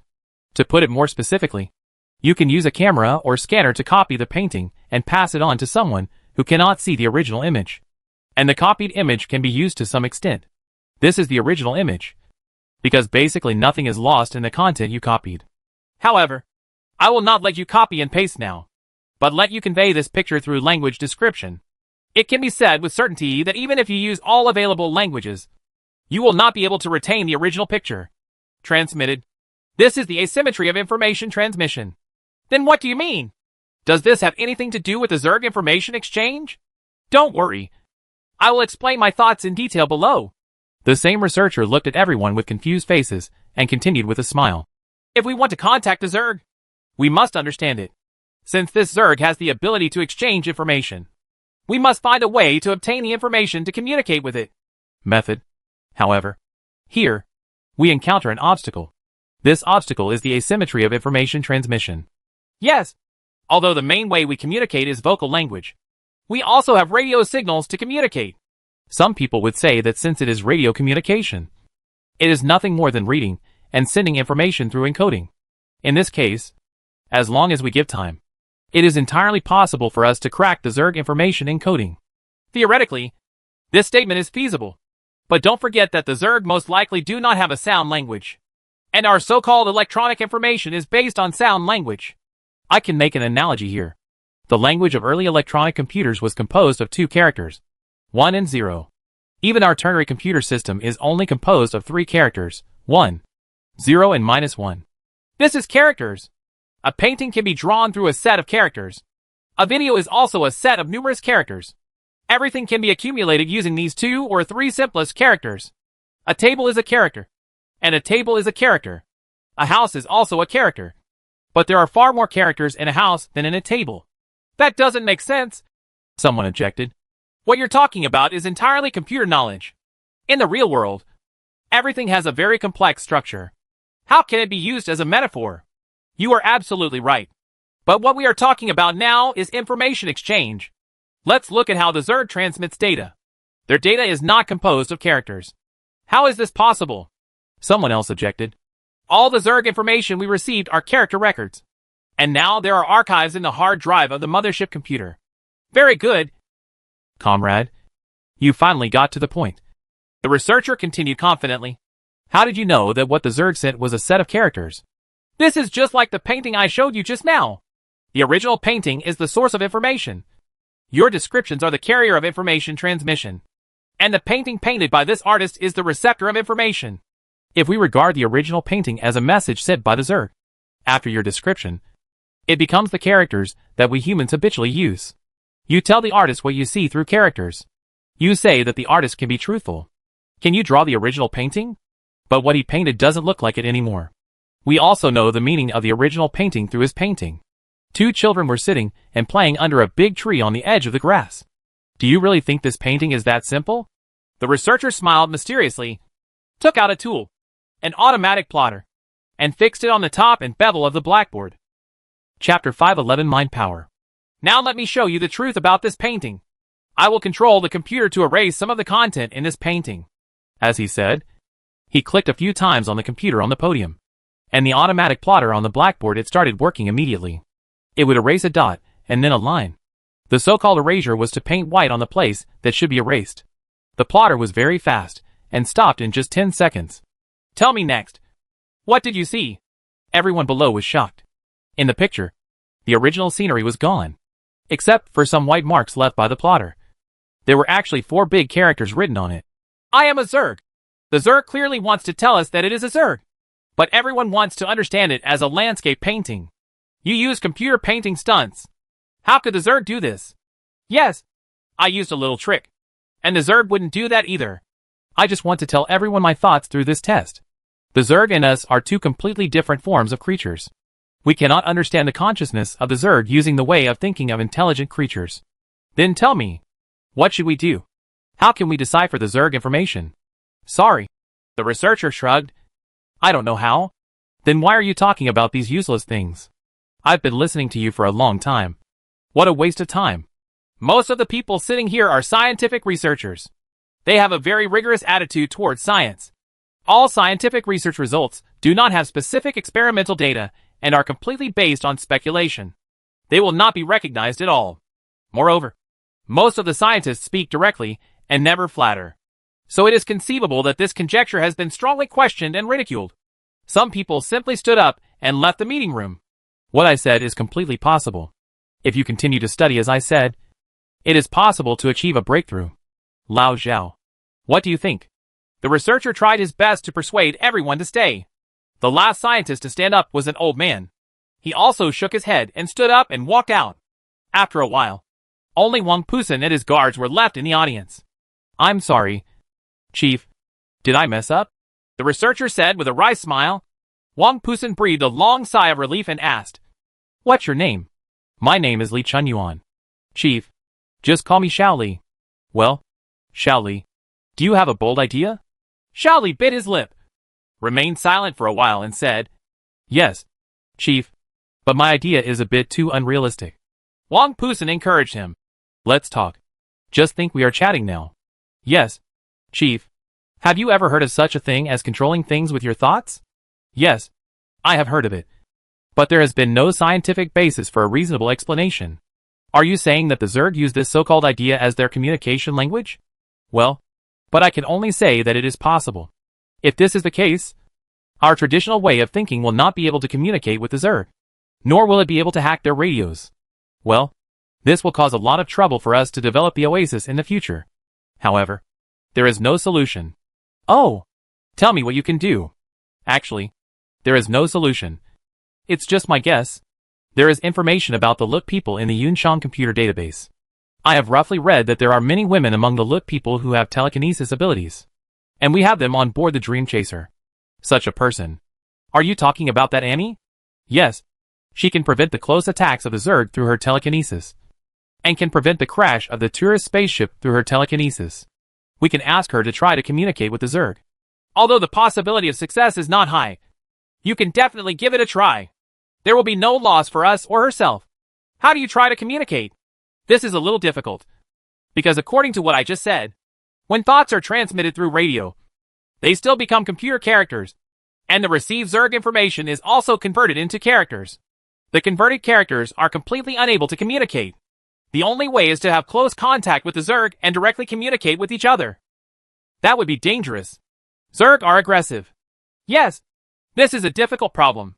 But we can remind her that there is a possibility of communicating with the Zerg and let her control it by herself during the battle. Well, I will talk to her about this. Also, Chief, why don't we study Annie's telekinesis ability? Although Annie is an alien, she is first of all a human being, not a living thing. We cannot study her as a living thing. Even if we want to study her, we must give her consent. Understood. Chief, what I want to say is that her telekinesis ability will be of great help to the research and development of mechas. Oh, if mechas can be controlled through telekinesis, the mobility of mechas will be a qualitative leap. In that case, it will not be a problem for all Marines to equip individual mechas. And for infantry equipped with mechas, the battlefield survival rate will be a substantial improvement. Well, that's true. It seems that to do scientific research, you need to have a unique mind like you. Okay, I'll talk to this alien girl later and see what she thinks. Okay, you let's go back first. Yes, Chief. Afterwards, Wang Pusan indeed sent someone to talk to Annie about the matter, and was still a little hesitant at first. After all, she was an alien and didn't know much about Earthlings. She didn't understand what form the so-called research would take, so it was understandable that she had a certain amount of resistance in her heart. After living on the Dream Chaser for more than 2 months and coming into contact with the people on Earth, she gradually understood what kind of human beings these people on Earth are: freedom, equality, peace, kindness, order, and discipline. So many good qualities. Although she couldn't clearly see a person's character and quality through the color of her hair and eyes, through contact, She could be sure that she could feel at ease with such a group of people. And at least, it was safe to associate with them. Therefore, her hesitation did not last long before she agreed to participate in telekinesis research. Mind control of mechas involves many disciplines, such as neurology, surgery, material science, transmission science, etc. Therefore, it is really not something that can be broken through in 3 or 2 days. After several days of cooperative research, the answer given by the researchers of the mecha department is that it will take at least 3 months to develop the first real single machine. Warship-borne mecha. 3 months may not seem like a long time, but the upcoming landing operation must still go ahead as scheduled. Chapter 512 The Eve of Star Wars 1. Time waits for no one, and the nomadic alien fleet may hit the solar system at some time. If the Dream Chaser wants to form a saturated combat capability as soon as possible, it must establish a human base on the Green Star as soon as possible, so time cannot be delayed any longer. The overall strategic plan is to first land on the starting point island in batches, establish a defensive military base, and then advance across the strait to Shuguang continent. The first step is to land on the starting point island. The operation of landing on the starting point island is divided into 3 steps. In the first step, warships and fighter planes clear cloud mushrooms and moths that may appear in the sky above the starting point island to gain control of the air. In the second step, 5,000 Marines landed first, occupied the starting point island, and cleared away the remnants of the Zerg on the island. The third step is to follow up the landing of the Marine Corps and logistics support troops to consolidate the island-wide defense capabilities of Chidian Island. The landing day is set for June 30th. The day of landing has been determined, and the entire mothership has begun comprehensive preparations. Landing may trigger a war. This war is a war between humans and Zerg. A large number of reconnaissance satellites were launched into the Green Star synchronous low Earth orbit to carry out uninterrupted reconnaissance of the starting point island and its nearby sea and airspace to provide reference data and prepare for subsequent landing operations. Information detected through reconnaissance satellites and landing pods scattered in the waters near Chidian Island shows that since the last Zerg war on Chidian Island, there have been more than 100 various bacterial colonies on Chidian Island so far, towers and nests, as well as more than 1,000 reptiles and more than 200 moths. Most of the moths were poisonous moths and bag moths, and no powerful poisonous fire moths were found. Such a number is very, very small for the Zerg. The number of cloud mushrooms in the sky is also very small, and the information currently available on cloud mushrooms is not very rich. For example, why are there so many mushrooms placed in the air in Zerg gathering places? How do these mushrooms reach such a high altitude? How do they always stay at this height? What are their specific functions? According to preliminary information, it has signal shielding function and can absorb solar energy. According to the detected intelligence, the Zerg troops distributed on the starting point island and its airspace are very weak, and humans can completely capture them. The question is what to do after occupying the starting point island. Will the Zerg's lair launch a large-scale attack on the starting point island? Once an attack is launched, can human power be able to withstand it?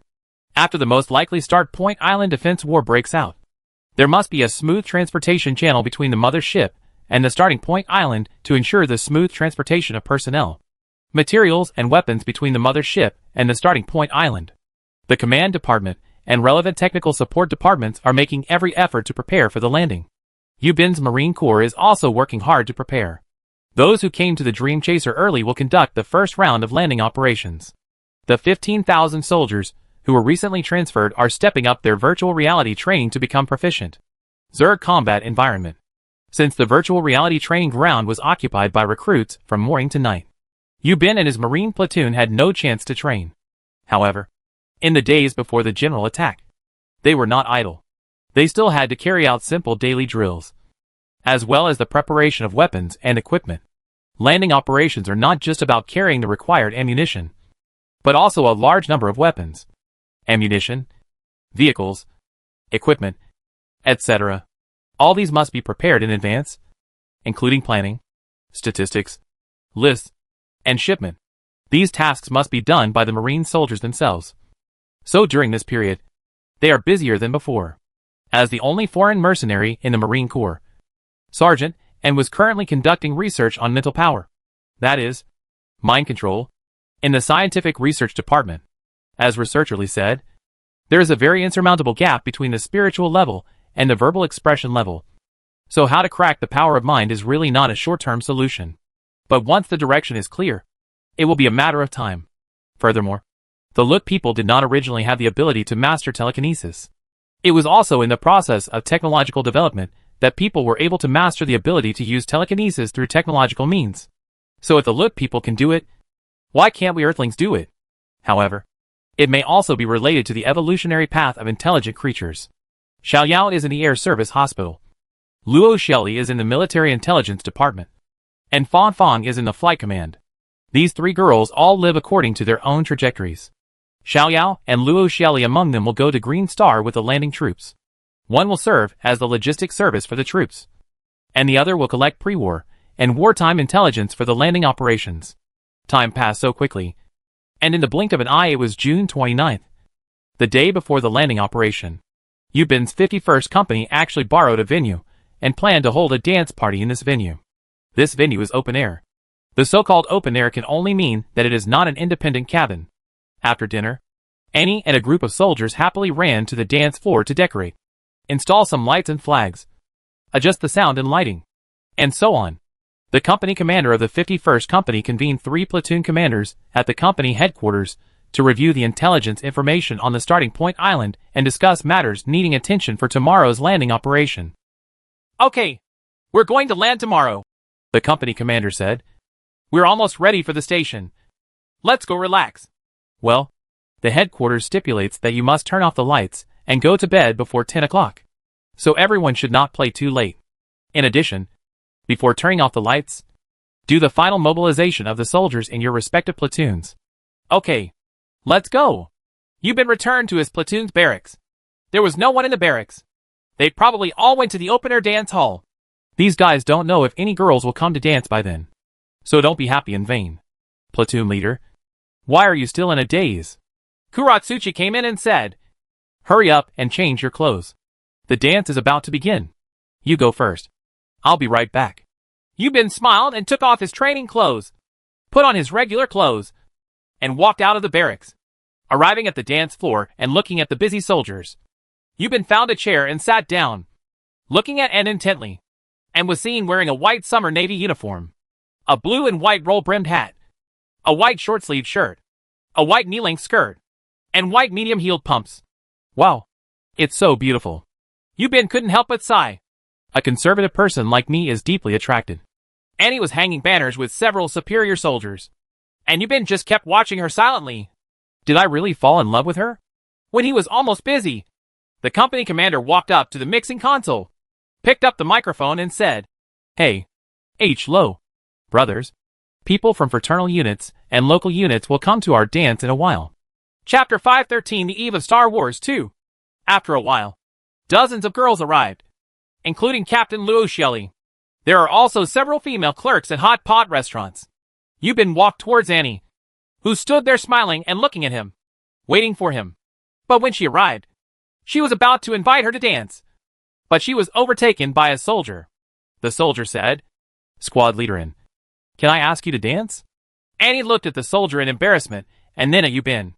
I asked you, little comrade, how come you don't have any eyesight? Yubin coughed deliberately and said. The soldier looked back and immediately said with a smile on his face, Oh, it's the platoon leader. I'm sorry. I didn't see it. Please invite me. Alas, a senior official can crush people to death. You kid. What are you talking about? Yubin smiled and sent him away, then bent down, stretched out his hand, and made an invitation gesture and said, Beautiful Miss Anne, can you dance with me? Well, let me think about it. And said, deliberately raising her head and pretending to be cute. Should I agree? Or should I not agree? Oh, don't even think about it. Yubin said, grabbing Annie's hand and pulling her over forcefully. Brother Yubin, don't be so rude. The company commander just said it. Why didn't you listen? Yubin grabbed her left hand and put it on his shoulder, put his right hand around her waist, held her right hand with his left hand and stretched it out, asking, Are you ready? I'm ready. But brother Yubin, I can't dance. What should I do? It's okay. I'm not very good at it. Just follow my dance steps and spin in circles. Yubin said, and she started dancing to the dance music. It is true that Annie can't dance, and she stepped on Yubin several times. But she was only halfway through the dance, and she was already slowly becoming proficient. Haita's dance partner is Luo Shelley, and Hawthorne's dance partner is a strange girl. But she is the pretty girl from the hot pot restaurant. It's hard to tell that Hawthorne has a strong ability to pursue girls. You are so beautiful. Yubin praised sincerely during the dance. Really? Thank you, Brother Yubing. You are so handsome, Annie said with a smile. Yubin couldn't help but be a little dazed. On Earth, men always praise women's beauty. But there seem to be really not many women who praise men's looks. Haha, Brother Yubin. In our Lut planet, since there are far more women than men, women chase men. This is how we praise the boys we like. Oh, really? So, am I the boy you like? Yubin asked with a smirk, and didn't answer him. But her shy face turned red again, looking at Anne's cute appearance. She couldn't help but like her more and more. It seems that, and also likes herself. On Lut, women chase men. On Earth, men chase women. This is the Dream Chaser starship. The Dream Chaser is the mothership of the people on Earth. So Earth should be used here. Human way. Yubin thought so. What's wrong? Brother Yubin? So, as a man, I should say it first. Right. Like this. Annie, I love you. Brother Yubing. Annie actually had tears in her eyes. Silly girl. Are you so excited? Can I kiss you? No. Brother Yubing. There are so many people here, and we are all soldiers. It is not good to do this. Annie refused him. Then come with me, Yubin said, pulling her to leave the dance floor. Where are you going? Brother Yubing? You'll know when you're here. Yubin pulled her to a deserted corner, held Annie's cheeks, and kissed her. The dance was going on, and in the combat conference room of the headquarters, the participating generals and officers and personnel from the technical support department were nervously making the final deployment of the battle. At the same time, it was still daytime on the Oasis planet and the Dawn continent, and a voice that humans could not decipher was being transmitted across the entire continent. Tyrell continent. My people, I am your Queen Oriel. The hateful humans are about to launch a powerful attack on us. All vassal kings, put aside your past hatred and respective interests, and let's unite and fight against our common enemy, humanity. Great Queen Oriel, I am Queen Aragon. Are humble and stupid humans worthy of your need to gather all the lords to fight with such fanfare? Well, as long as Queen Pride returns the territory that belongs to me, I am willing return to your service. Stupid. Really stupid, Queen Oriel's insect language said. The humans this time are different from the past. They are very powerful. The insect magnetic attack we launched against them lasted only 10 minutes before they were defeated. In the future, our insect magnetic attacks will be ineffective against them. This time, we cannot take it lightly. If you are still fighting endlessly for your pitiful so-called territory, then our entire Tyrell continent will be waiting for you. We are waiting to be completely occupied by humans. And we, the Tyrell Zerg, are waiting to be completely eliminated from this planet. After a long silence, other insect whispers sounded one after another. Okay, Great Queen Oriel, we are willing to unite around you and fight against our common enemy human beings. June 30th, 1992, 5:30 a.m. At the entrance of Lamizi's Sichuan Hot Pot restaurant, a 40-year-old boss led a dozen shop assistants, including beautiful girls and handsome young men. Everyone held colorful flags and a banner in their hands. The boss looked at everyone, patted the crowd and said, Everyone, please bring all the things you should bring. And follow closely, and don't fall behind. If everything is fine, let's set off. A group of people walked on the street and came to a bus stop. After a while, an unmanned flying bus FB stopped and everyone got on the FB and set off towards the predetermined destination. At the same time, Rear Admiral Wang Pusen came to the command hall at the bow of the starship. The officers in the relevant positions were already in place and were carefully guarding their posts. Seeing the captain's arrival, an officer said, Chief, you are here so early. There are still 2 hours before the operation time. Why don't you take a rest? I can't sleep. Wang Pusen sat down in the commander's position. Let's report our respective situations. Is everything normal? Everything is normal. But the meteorological team has bad news. There is a large cloud group approaching the starting point island. We may encounter rainy weather when we land, which will have a certain impact on our landing operations. Will there be a typhoon? Based on current observations, The possibility of a typhoon is unlikely. As long as there is no typhoon, let it rain. The landing operation will proceed as scheduled. Yes. However, there is another piece of information. According to the report of the reconnaissance satellite, a group of cloud mushrooms are approaching the direction of the starting point island. However, the number is not very large and will not cause airspace coverage of the starting point island. Yeah, I understand. Keep observing. Yes. Chapter 514 D-Day 1, June 30th, 1992, AM 6:30. In the command module of the Dream Chaser, all the officers involved in the Operation Command were already in place, and Wang Pusen sat in the position of Commander-in-Chief. The orderly came and took away the breakfast bowl that had been placed in front of the captain. How's it going, Pusen? The action will start soon. What do you think? Chief Engineer Xu Qianlan asked in a low voice. I don't have any thoughts. Large-scale landings will happen sooner or later. We have to face it. The captain also discussed with her in a low voice. It has been 2 years since we came to Kepler 47 to command large-scale military operations. This is still first time. We will succeed. Well, now it has been discovered that a small group of cloud mushrooms are gathering towards the starting point island. I estimate that after we successfully land on the starting point island, we are likely to be attacked on a large scale by the Zerg, which will put considerable pressure on us to stick to the starting point island. However, the starting point island is located in the ocean. This area is an area with very frequent storm activity, which is very beneficial to us. Well, that's right. The storm will stop the Zerg attack. Let's see how prepared the troops are. AM 6:50. There is a wide hall at the top of the Dream Chaser Star Carrier No. 1 airport, filled with neatly equipped officers and soldiers. There are dozens of closed doors on the side of the hall close to the mothership's hull. Once the door opens, all the Marines will enter the door and pass through the airlock channel to board the Kilometer-class combat spacecraft and rush to the Oasis 200,000 kilometers away. In stark contrast to the assembled soldiers, a group of ordinary people came to see them off, holding high paper-bound red flowers and waving them, while shouting, "Have a safe journey and a triumphant victory."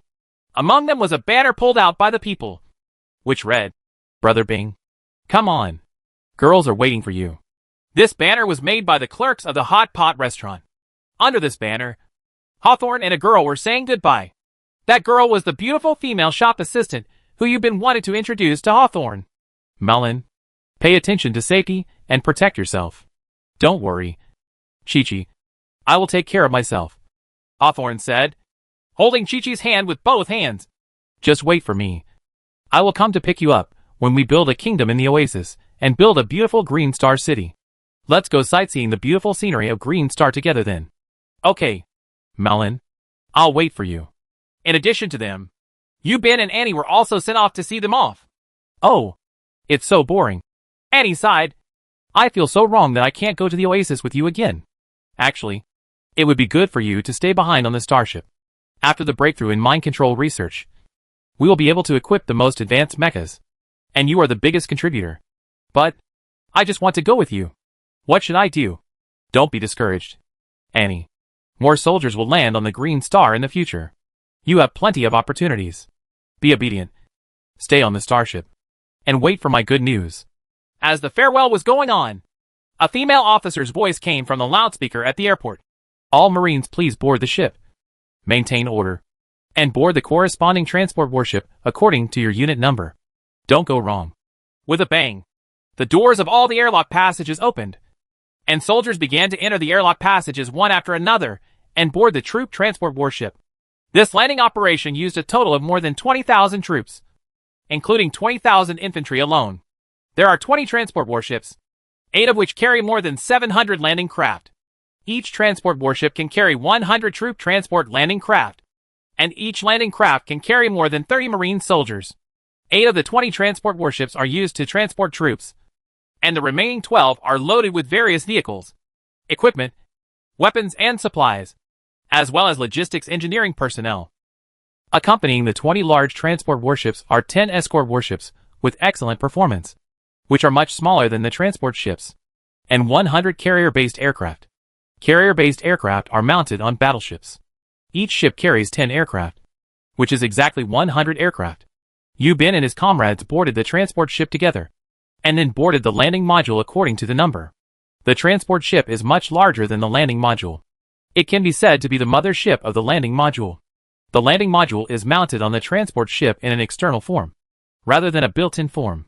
The sides and bottom of the transport ship were densely covered with 100 landing pods.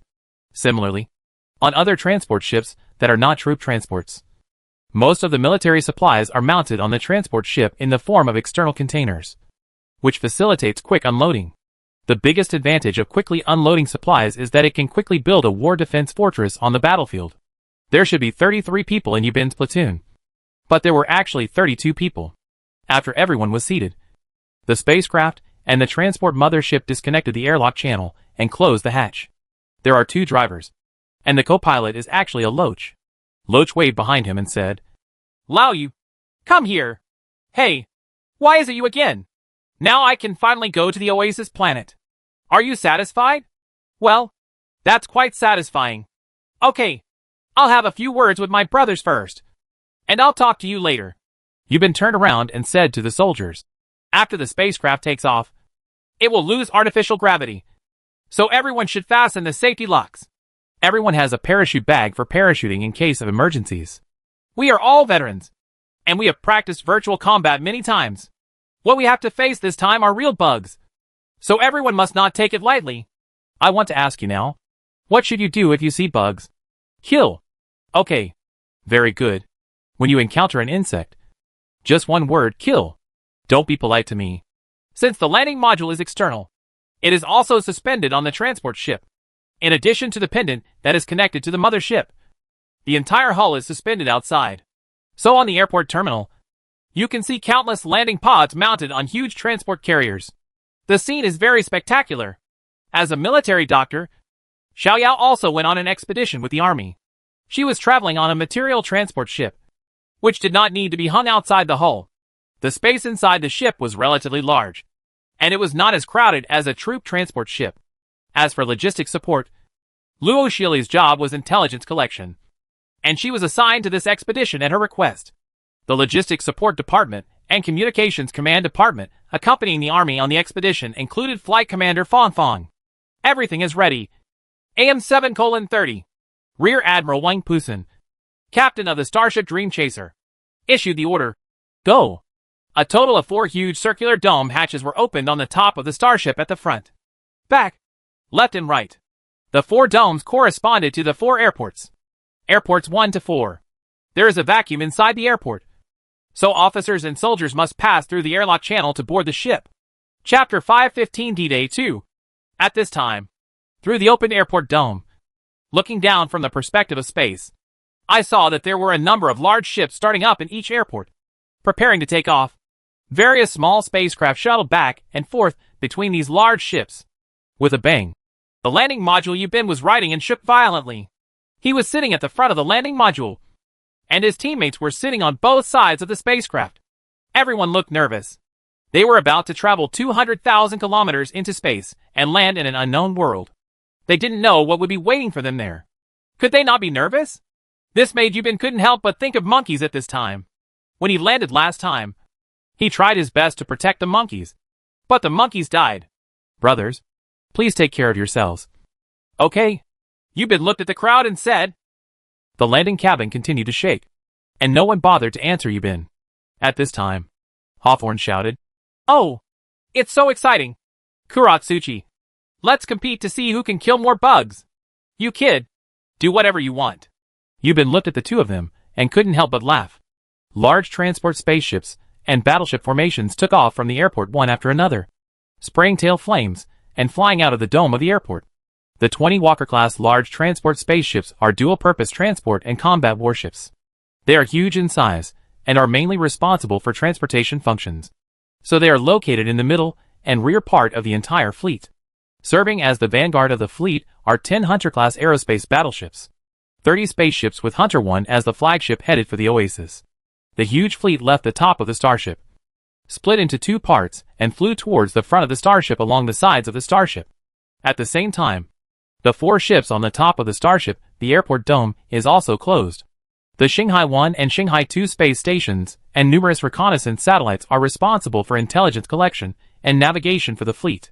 At this time, Xinghai 1 Shanghai 2. Hunter 1 and the Starship Combat Command were exchanging information in real time. All spacecraft in the Hunter Formation and the Walker Formation report the ship status to Hunter 1 at any time.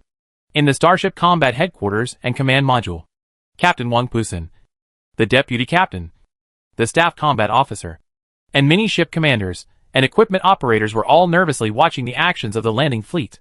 Hunter 1 reported to the Dream Chaser that the overall fleet speed is stable, and it is estimated that it will reach the Green Star's atmosphere in an hour. Reporting to the headquarters of the Dream Chaser, all ships in the fleet are operating normally and all equipment is normal. No suspicious circumstances were found on the route. The meteorological team reported that the weather in the Chidian Island area is cloudy. No rainfall has been detected. And there are no strong winds. The wind force is level 3. There will be no strong typhoon in the next 3 hours. Information compiled by reconnaissance satellites shows that there are a small number of cloud mushrooms over the starting point island. Probably around 80. Information summary of the Green Star Unmanned Landing Module shows that the number of Zerg individuals stationed on starting point island has not changed. No signs of Zerg movement have been found in the surrounding area. I received signal interference from Green Star, but the impact was not significant. It may be because there are not many cloud mushrooms. On the way to the Green Star, the fleet was in the Falcon Landing Module number 51 mounted on the Walker 1 transport spacecraft. Since they were separated from the Starship and flying in space, the cabin was very stable. Without artificial gravity, there would be weightlessness. Everyone was fixed with safety locks to prevent them from floating. Since the flight was still more than an hour away, the initial nervousness gradually faded away, and some of the comrades began chatting with each other. Yubin was sitting in the front position, next to the pilot. The front of the landing cabin could be seen outside. You could see that there were other landing cabins hanging on both sides of the landing cabin, and the pilots in the landing cabins on both sides could see. In front are 10 much smaller Hunter Owl battleships. Looking forward, you can see the blue flame sprayed from the Hunter Owl's tail, as well as the huge green planet further ahead. At this time, because the direction is the Green Star, all ships have their heads facing the Green Star. If you stand on the Green Star at this time and look up, of course, if you can see it, you will see many stars in the space. The ship landed head down towards the Green Star.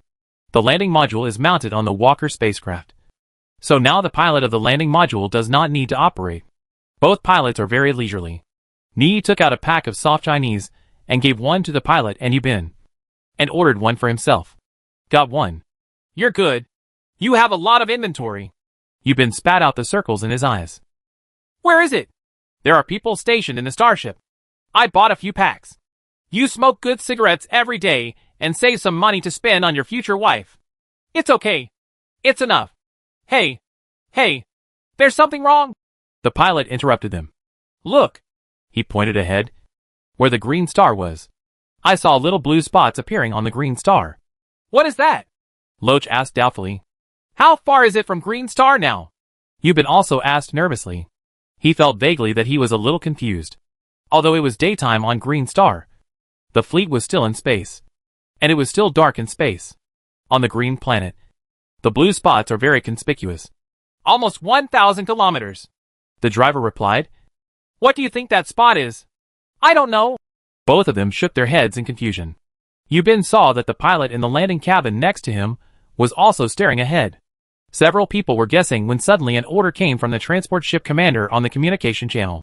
All personnel, equip the life support system immediately. Repeat, put on the life support system immediately. I'm going. What's going on?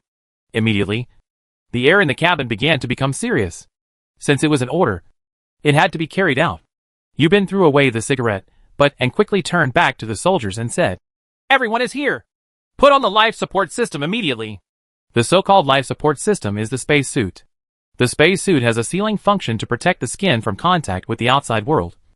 And there is an oxygen supply device inside the space suit. The spacesuits worn by the Marines on the Dream Chaser are not bulky spacesuits in the traditional sense. Press the button on the seat, and immediately the relevant components of the spacesuit will be automatically buckled on the corresponding parts of the soldier's body. And finally the sealed helmet. When all the aerospace life support components are closed on the soldier's body, the oxygen equipment in the helmet will automatically turn on. There was only a constant sound of snapping, and after a while, all the soldiers put on their spacesuits. And it took less than 3 minutes. The sudden order to put on the life support system at this time may be that the inside of the landing module will be in contact with the outside of the cabin. But why is it in contact with outer space at this time? All soldiers are wearing space suits equipped with life support systems. I'll go. What's going on? Loach asked. The devil knows. Isn't it related to those light spots? Yubin felt more and more something was wrong. Chapter 516 D-Day 3. The location of those light spots is just above the starting point island. Now there are not only 80 or 90 cloud mushrooms over the starting point island, but also a thick layer of dark clouds. Moreover, the specific situation of the starting point island cannot be seen at this height. The spaceship formation continued to move forward. I'm so dizzy. Those light spots are not the Zerg's anti-aircraft weapons. Are they? Yubin suddenly realized something. Thinking of this, he quickly said to the soldiers, Everyone, please check your own life support system and apply to me one by one.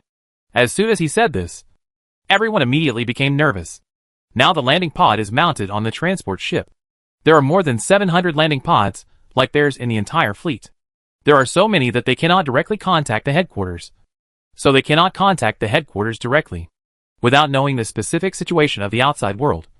We can only speculate through visual inspection. Mine is normal. Mine is normal too. The soldiers all reported the status of their spacesuits one after another. Yubin turned to the two pilots and said, The fleet may be attacked soon. No way. Both of them asked in surprise. It's so far away.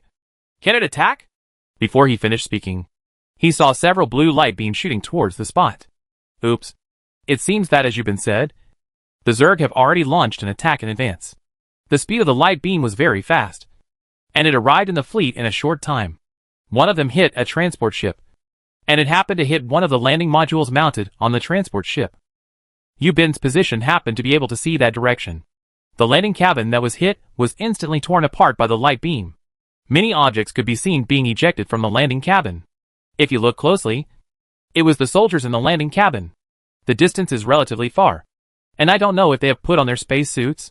The transport ship Yubin was on suddenly changed its course, and the inertia caused by the rapid change of track forced the soldiers to be thrown in the same direction. Fortunately, they were fastened with safety belts. Otherwise, they would have been thrown up in the cabin. The soldiers shouted. Yubin shouted to them. Sit tight. Everyone. We are being attacked. The landing module is mounted on the transport ship and cannot move independently. It can only passively fly with the transport ship. At the same time, the Mothership Operations Department was paying close attention to everything here, and the battle situation ahead was relayed from time to time. The fleet is under attack. From the Cloud Mushroom Group. The flagship is at an altitude of 50 kilometers. Order the hunting owl to advance quickly. Wang Pusen gave the order decisively. Attack Cloud Mushroom with all your strength. Release the carrier-based aircraft. All warships and warships disperse. Speed up. Incomplete information caused humans to underestimate the combat effectiveness of Zerg cloud mushrooms. Before the landing mission was completed, they suffered the first wave of attacks from the Zerg. And this wave of attacks actually came from Yungu. Humanity's understanding of the Zerg is not comprehensive enough, and it knows even less about cloud mushrooms. What exactly is that blue beam of light? What mechanism does the cloud mushroom use to launch it? Now this is no longer important. What is important is how to quickly break through this line of defense. Ensure that all ships in the fleet can quickly land at the target with minimal battle damage, and eliminate these cloud mushrooms. The cloud mushrooms kept emitting blue light beams towards the sky. At this time, the entire airspace extending from 8,000 meters to 100 kilometers has become the first battlefield between humans and Zerg. More blue lights were emitted, as many as 20. Seen from space, it is as dazzling as the laser beams emitted at a stadium concert on Earth. Some of the blue light shines on the spacecraft, and some shines on the landing module. After hitting the hull of the spacecraft, some hulls will be immediately melted by the blue light and ejected red flames. Some landing modules will be torn apart after being hit by the blue light, and some will fall off the transport ship directly. Some blue lights did not cause damage to the hull. It should be due to insufficient firepower and too far a range. At least 5 landing modules were torn apart, and a large number of landing soldiers were thrown into space. Throughout the fleet, blue light pillars and exploding flames appeared one after another. The Hunter warship has quickly rushed towards the atmosphere, and the carrier-based aircraft released at the same time are following closely behind, continuously firing pulse missiles towards the cloud mushrooms. From 2 months of research, Humans have discovered that the Zerg have no heat source. Or there is some mechanism to hide the heat source. But they have very obvious pulsations, which can be detected at a long distance. Missiles were developed in a short period of time based on this feature. It can lock, track and attack the enemy based on its pulsation frequency. The pulsation frequency of the Zerg is basically below 30 times per minute, which is significantly lower than that of humans. Therefore, trace missiles will not accidentally harm humans. The warship rushes into the atmosphere, friction with the air, and the ship body becomes hot. Aircraft made of high-temperature resistant materials can effectively resist this high temperature caused by air friction. Now we can clearly see the cloud mushroom group. There are not many cloud mushrooms. Less than 100 in the entire airspace. I saw these cloud mushrooms. Some 3 to 5. Or 7 or 8. Organized together. The larger cloud mushroom shoots blue light toward the sky from the opening at the top of the cap, while the cloud mushrooms on the side are connected by blue lightning and blue light cloud mushrooms. It seems that the cloud mushroom can emit blue light, although the smaller cloud mushroom next to it does not have blue light attack. It will provide energy for the attacking cloud mushroom through lightning. At this height, missiles arrive from time to time, hitting the cloud mushrooms one by one. Once the red cloud mushrooms are hit, they explode immediately. Their explosions are not like human spaceships, but their entire bodies are blown into countless pieces of meat and fall towards the ground. From time to time, cloud mushrooms were hit by missiles and blown to pieces, with mucus, pieces of flesh, and plasma flying everywhere. Some cloud mushrooms were inhabited by poisonous moths, which fled in panic. At this time, after the first wave of missiles, human carrier-based aircraft had also arrived, shooting at the remaining cloud mushrooms and poison-spraying moths, raining flesh and blood on the ground. As the battleships and fighter planes cleaned up, the blue light became less and finally disappeared. The follow-up fleet continued to advance towards the Green Star surface and launch small spacecraft to search for surviving soldiers on the battlefield who had strayed into space. The spacecraft finally stabilized, and Yubin breathed a sigh of relief. Fortunately, the landing module he was in was intact, and the transport mothership mounted on it was not attacked. It was unknown whether the spacecraft Zhao Xiang was on was damaged. I strangled him and finally got better. Loach wiped his sweat. Yubin looked around at the crowd. The soldiers still had not recovered from the tense atmosphere. During the landing of the spacecraft, the landing soldiers on board could only stay in the spacecraft. All they can do now is stay in their respective landing cabins. Once the cloud mushrooms were cleared, the entire fleet would land more smoothly. 10 Hunter warships and 100 J-60 carrier-based aircraft surround 20 Walker transport motherships to ensure their safety. Chapter 517 D-Day 4. The transport mothership began to adjust to a horizontal position. In the cabin, the soldiers could sit safely in their respective seats, and the weightlessness phenomenon disappeared at this time. Yubin looked at the altitude indicator on the driving console, 9,000 meters. Brothers, you can take off your spacesuits. Yubin ordered the soldiers. This altitude is already inside the atmosphere, and is very close to the ground. Even if the landing module is attacked and the gas in the cabin leaks, it will not cause the threat of hypoxia and loss of pressure to the members. The fleet continued to descend, passing through thick clouds, and the beautiful starting point island appeared in the view below. Everyone is here. Check their weapons and equipment, and be ready to leave the cabin and fight at any time. Yubin ordered again. After all, after landing, he would have to face the Zerg station on the island. When you see the Zerg, whether it's a bud tower hive or a bug moth, kill all suspicious targets. Don't be soft-hearted. In the process of human exploration of the Oasis planet, they have never actively attacked the Zerg. But this Zerg is not good at all. It took the initiative to attack humans first, causing the human troops to suffer heavy losses. Can we still be polite to it at this time? The transport fleet has descended to a height of 1,000 meters. Loach turned back and said, "The landing module will break away from the mother ship in a while and perform a manual landing. Everyone is sitting ready for landing. Once the landing module lands, the hatch will open and everyone must get out of the cabin quickly to deal with possible Zerg. Do you understand?" "Understood." Everyone nervously held their weapons in their hands, waiting for the landing module to land. With a roar, the landing module detached from the mothership's pendant. Detaching from the mothership caused violent jolts in the cabin. Then more than 700 landing capsules were packed in darkness and densely packed towards the starting point island.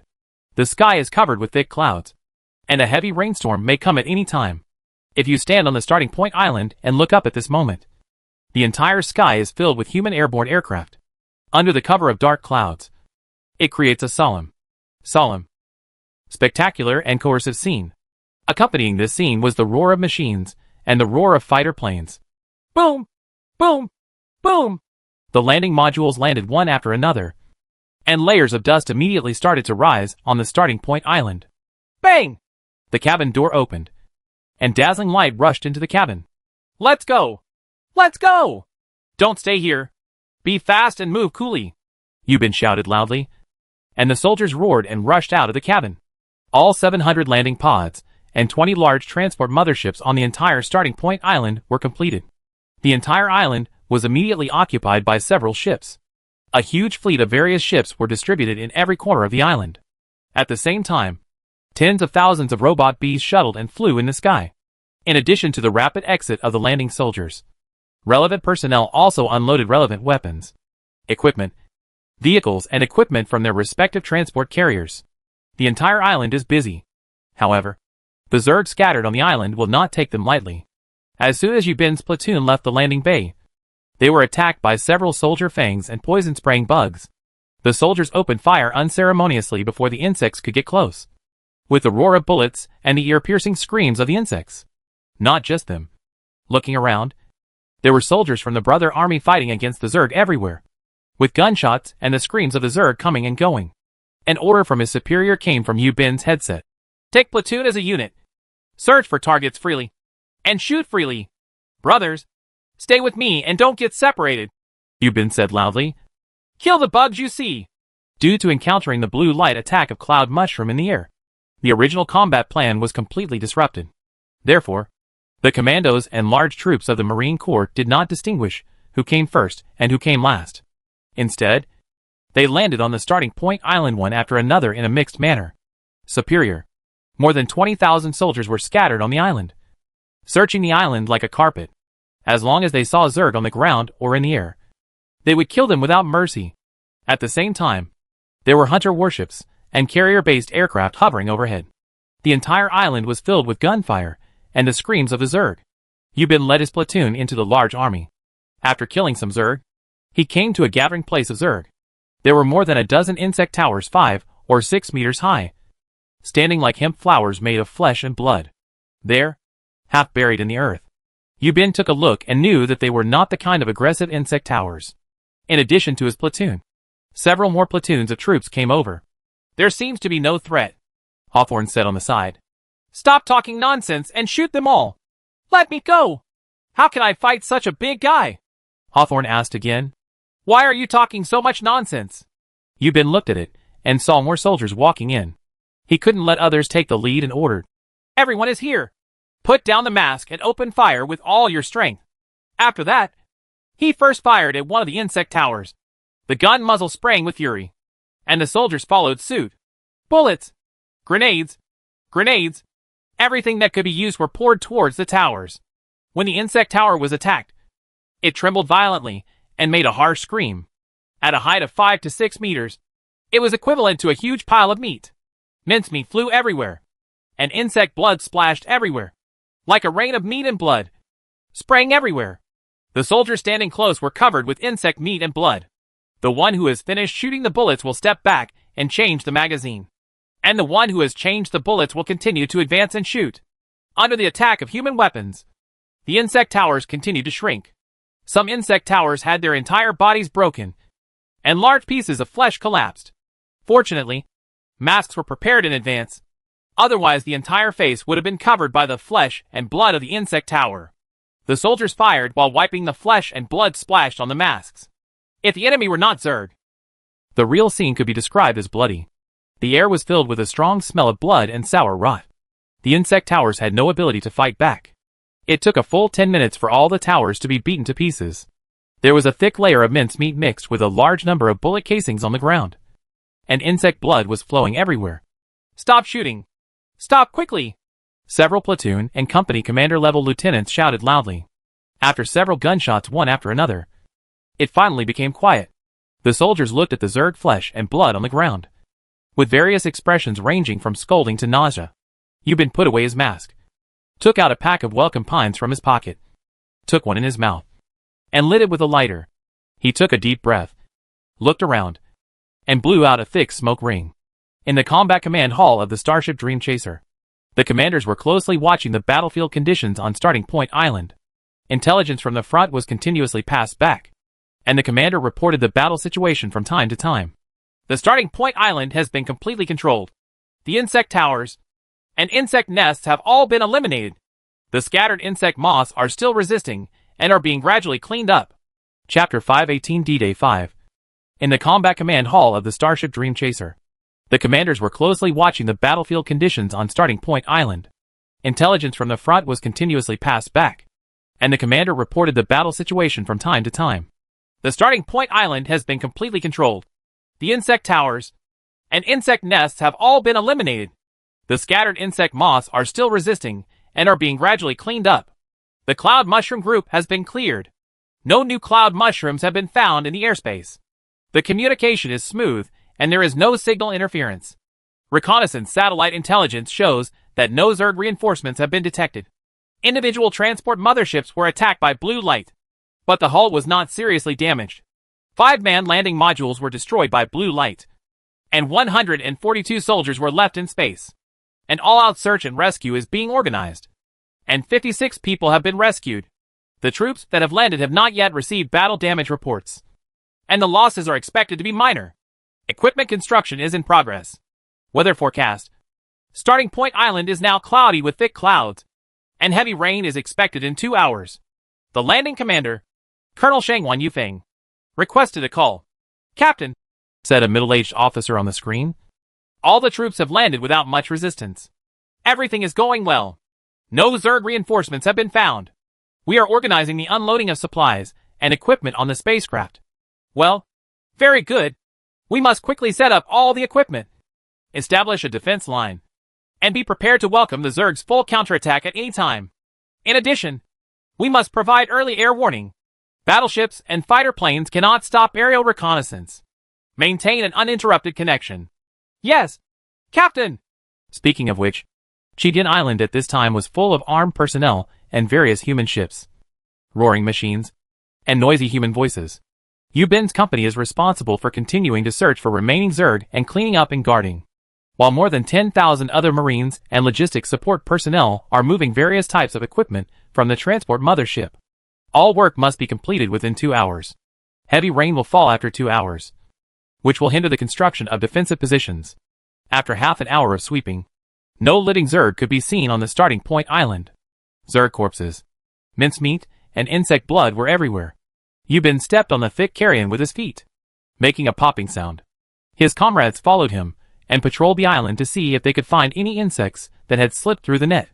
There are busy people everywhere, and large equipment and related materials are being unloaded, moved and set up in an orderly manner. Iron walls, anti-aircraft turrets, ultrasonic radars, anti-aircraft machine guns, high-power antennas, weapons depots, armored dining cars, armored field hospitals, armored barracks, and other supporting facilities. After working for nearly 2 hours, all the facilities were finally set up. Modern interstellar landing warfare emphasizes speed and efficiency. All landing equipment is modular, and all relevant components have been assembled in advance. After landing, it only requires simple assembly. So, 2 hours is considered slow. 2 hours later, the modular defense base was assembled. All the remaining bugs on the entire island have been cleared away. Tens of thousands of robot bees have formed a dense network covering the entire island. After confirming that there is no living bug on the island, these machines buzzing and flying in the sky, the bees began to return to their respective hive collectors in order to replenish power for later use. Reconnaissance missions were replaced by radar and warships and aircraft soaring through the skies. Yubin and the soldier sat on the ground to rest. He felt very lucky that no one in his platoon died during this landing. Although the base has been successfully constructed, some personnel can still be seen busy walking back and forth. Not far away are several people from the military intelligence department, and Luo Xiaoli is among them. I saw her holding an instrument in her hand, taking pictures here and there. Yubin looked at him, and then at Haichui beside him. As he expected, Haichui looked at the female intelligence officer without blinking. "Haitu, why don't you go and see your sister?" Yubin said. "My sister? Kuratsuchi reacted in a moment and said, I'm not going. She's busy, so I won't cause trouble for her. Stop pretending and go quickly. If there is an insect attack, you may not have time to go. Then, I'll go for a while. Just for a while. Kuratsuchi stood up with a silly smile and was about to go. The brothers behind him all started cheering. Yubin couldn't help but shook his head. Just as he was about to continue resting, Loach walked over from the other side and shouted from afar, I, Lao Yu. After coming over, he pulled him aside mysteriously. What's going on? God? Can I talk to you? After saying that, he threw a can into his arms.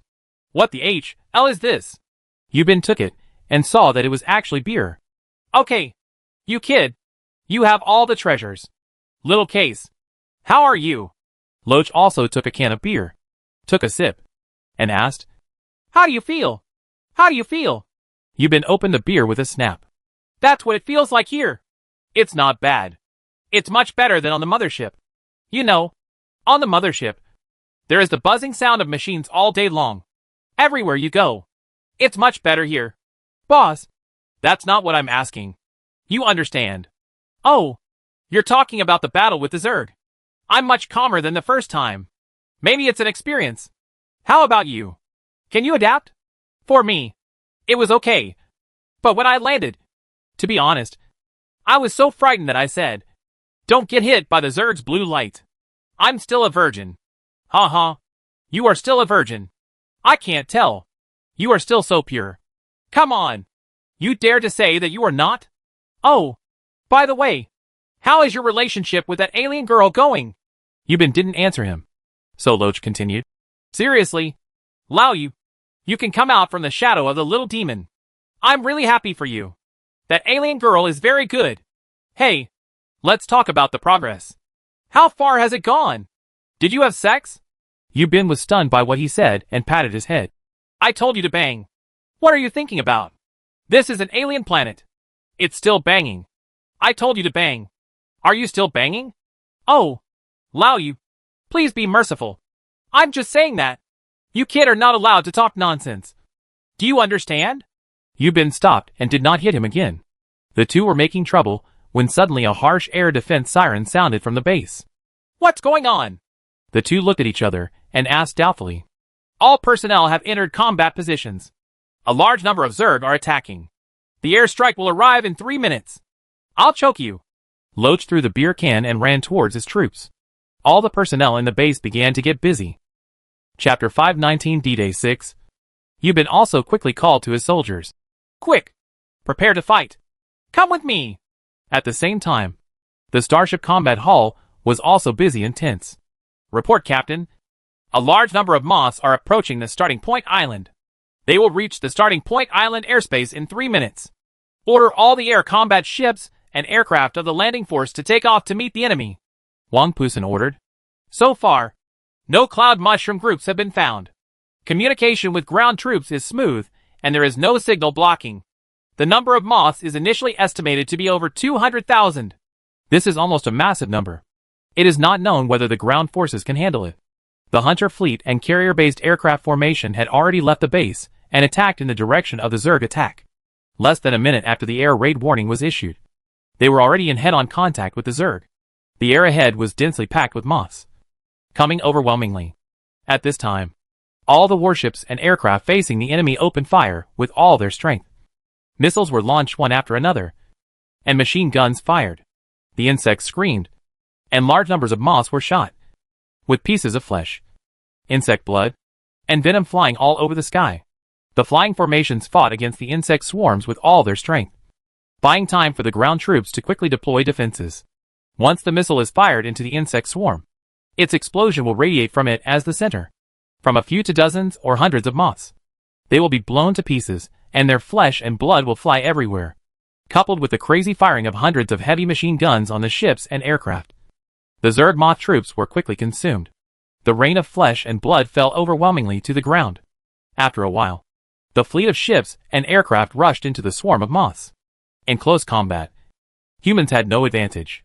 Therefore, all the ships and aircraft took off with all their strength to gain a greater advantage with height, hovering and swooping above the Moths, launching missiles and firing machine guns. The Moth continued to approach the starting point island and fought back, screaming and spitting venom and poisonous fire. However, the mobility of the Zerg is much worse than that of humans, and basically does not pose much of a threat to human air power. However, 1 or 2 fighter planes were still shot by the poisonous fire of a giant poisonous fire moth, and they spun and fell to the ground with thick smoke. At the same time, a piece of bad news was delivered to the mothership's combat command hull. A large number of cloud mushrooms are gathering towards the starting point island. So far, the information we have about Yungu is that it has a large area of signal shielding, is equipped with an offensive poisonous moth, and emits blue light to attack air targets within 1,000 kilometers above the sky. The rest is still unknown. The Dream Chaser has already dispatched most of its battleships with combat effectiveness, so there is no need to worry about its blue light attack. So in addition to pointing upward, will its blue light attack also point downward? In that case, it would be troublesome. But now the flying troops are fighting fiercely to attack the Moth troops at the starting point island base, and they are unable to deal with the cloud mushrooms alone. Although the Moth swarms were being consumed rapidly, the Moth swarms that gained the advantage with insect seed tactics still posed a huge threat to the starting point island, and more moths were constantly flying from behind. When the cloud mushroom cluster gathered in the airspace of the starting point island, it did not cause signal shielding. The weather information showed that a storm was coming soon. Although the Moth swarm was approaching Cheetian Island, the powerful attack of the human aerial warships and aircraft blocked the attack speed of the Moth swarm, which also bought valuable time for the air defense deployment of the Cheetian Island base. The entire starting point island is an oval-shaped fortress assembled with armor. The edge of the fortress is a steel-framed wall, with anti-aircraft guns, heavy machine guns, and flamethrowers set up on it, as well as numerous marine soldiers holding rifles in their hands and waiting solemnly. Surrounding the fortress are 20 combat-type Walker-class transport motherships. Numerous machine gun ports are opened inside the mothership, and each machine gun port is controlled by soldiers. The base defense battle is about to begin. Yubin stood with his platoon on the fortifications constructed of steel modules, nervously looking at the direction of the air battle. In that direction, the air combat force of the Dream Chaser was fighting a large Zerg flying team coming from the land. The information obtained by the intelligence department was that there were 200,000 individual flying insects. The higher-ups knew this information, but did not announce this information to the Marine Corps. Therefore, for the Marine soldiers who were holding on to the human stronghold on Cheetian Island, they only knew that many flying insects were raiding here in that direction, and they were blocked by human flying troops halfway. You can hear the screams of the Zerg coming from that direction, and you can also hear the continuous sounds of explosions. Yubin repeatedly told his subordinates to be more vigilant. His platoon has 3 squads, namely Hawthorne, Kuratsuchi, and Annie each lead a squad. Since Annie has to stay on the mothership to participate in a top-secret experiment, someone from her squad is chosen to take her place. But he said that Yubin was standing on the fortification with his weapon in his hand and looking ahead with a telescope in his hand. From this distance, he could not see the air battle ahead, but he was frowning. Hawthorne beside him asked, "What's wrong, boss? Do you have any doubts?" Yubin didn't answer him, but took the telescope and looked at the sky again. After a moment, he said, "I always feel something is wrong." Hawthorne said, "What's wrong?" "There are air combat troops ahead to block the enemy. If the Zerg break through the defense line, our infantry will clean it up." Yubin still shook his head. He just felt flustered and felt that something was wrong, but he couldn't explain it. While they were talking, the base sounded the alarm again, and the individual soldier computer prompted, "A moth has broken through the air defense line and is heading towards the base. It is expected to arrive in 5 minutes." Everyone became more nervous and went all out to welcome the coming Zerg attack. At this moment, the sky began to become dense with clouds. A heavy storm was coming, and the wind became stronger. Finally, I saw a few sporadic moths come into sight and fly towards the base. Immediately, there were several heavy snipers in the base who began to carry out long-range sniping. After that, moths continued to break through the defense line. Some were shot down by heavy snipers, and some continued to come closer. Finally, we could see moths flying over. After entering the shooting range, the soldiers guarding the base also began to fight back with all their strength. Various weapons were used to greet them, and a base defense battle immediately began. Yubin led his brothers and fought hard in the face of a large number of moths. Seeing that there were more and more moths, when some moths were approaching, He opened the insect bag and released the reptiles to the ground. Attack! The outside of the entire base is densely packed from the sky to the ground. As far as the eye can see, there are moths and reptiles everywhere. Hawthorne shouted. Damn! Why are there so many Zerg species? When will they all end? Yubin glared at him and said, Where's all the nonsense? Just do it and be done with it. Chapter 520 D-Day 7. Kepler-47 is 4,900 light-years away from the solar system. There is a planet here that is completely suitable for the living environment of the Earth. However, if you want to colonize this planet, you must conquer the native organisms on this planet. That is, Zerg. Zerg, a brand new cosmic biological species, are carbon-based plus alloy-based, dual-based organisms, and are completely divorced from the laws of Earth biology. So far, according to the biological composition, the following types of organisms have been known. The carbon base includes Earth creatures, Pandora stars and creatures, Xiling stars and creatures, B stars and creatures, cockroach stars and creatures, carbon-based plus radioactive-based, Pandora's biomonsters, possible photocarbon-based, Eternal Man. As for whether the Eternal Man is a photocarbon-based creature, it is not clear yet. Only Louis of the Machine Civilization Demon Sword guessed this. But this is also something more than 700 years later, and the time now is still 1992. Then, there are the current carbon-based plus alloy-based organisms, which are the Zerg of Green Star. The Zerg is a very powerful cosmic creature, including the Anunda Zerg in the future. So the Zerg under the stunning Blood Dance civilization are also carbon-based plus alloy-based creatures. The Zerg of Green Star are not the stunning Anunda Zerg, but the Zerg of cosmic creatures are very similar. When Rand Double Galaxy, Kepler-47. When Galaxy, a galaxy. Green Star. Dawn Continent. Starting Point Island. Human base. Humanity's blocking war against the Zerg is ongoing. And at the same time a big storm is about to come. And a large number of flying insects and reptiles have already approached the base. Some flying insects have already flown over the base. And some reptiles have broken through the defense lines and entered the interior of the base. Even though humans were fully prepared, casualties still occurred, and soldiers were killed by venom from time to time. And just when the war was about to enter a stalemate, suddenly the Zerg tribe began to retreat in full, including flying insects in the sky and crawlers on the ground. Since we are on an island, reptiles cannot swim across quickly.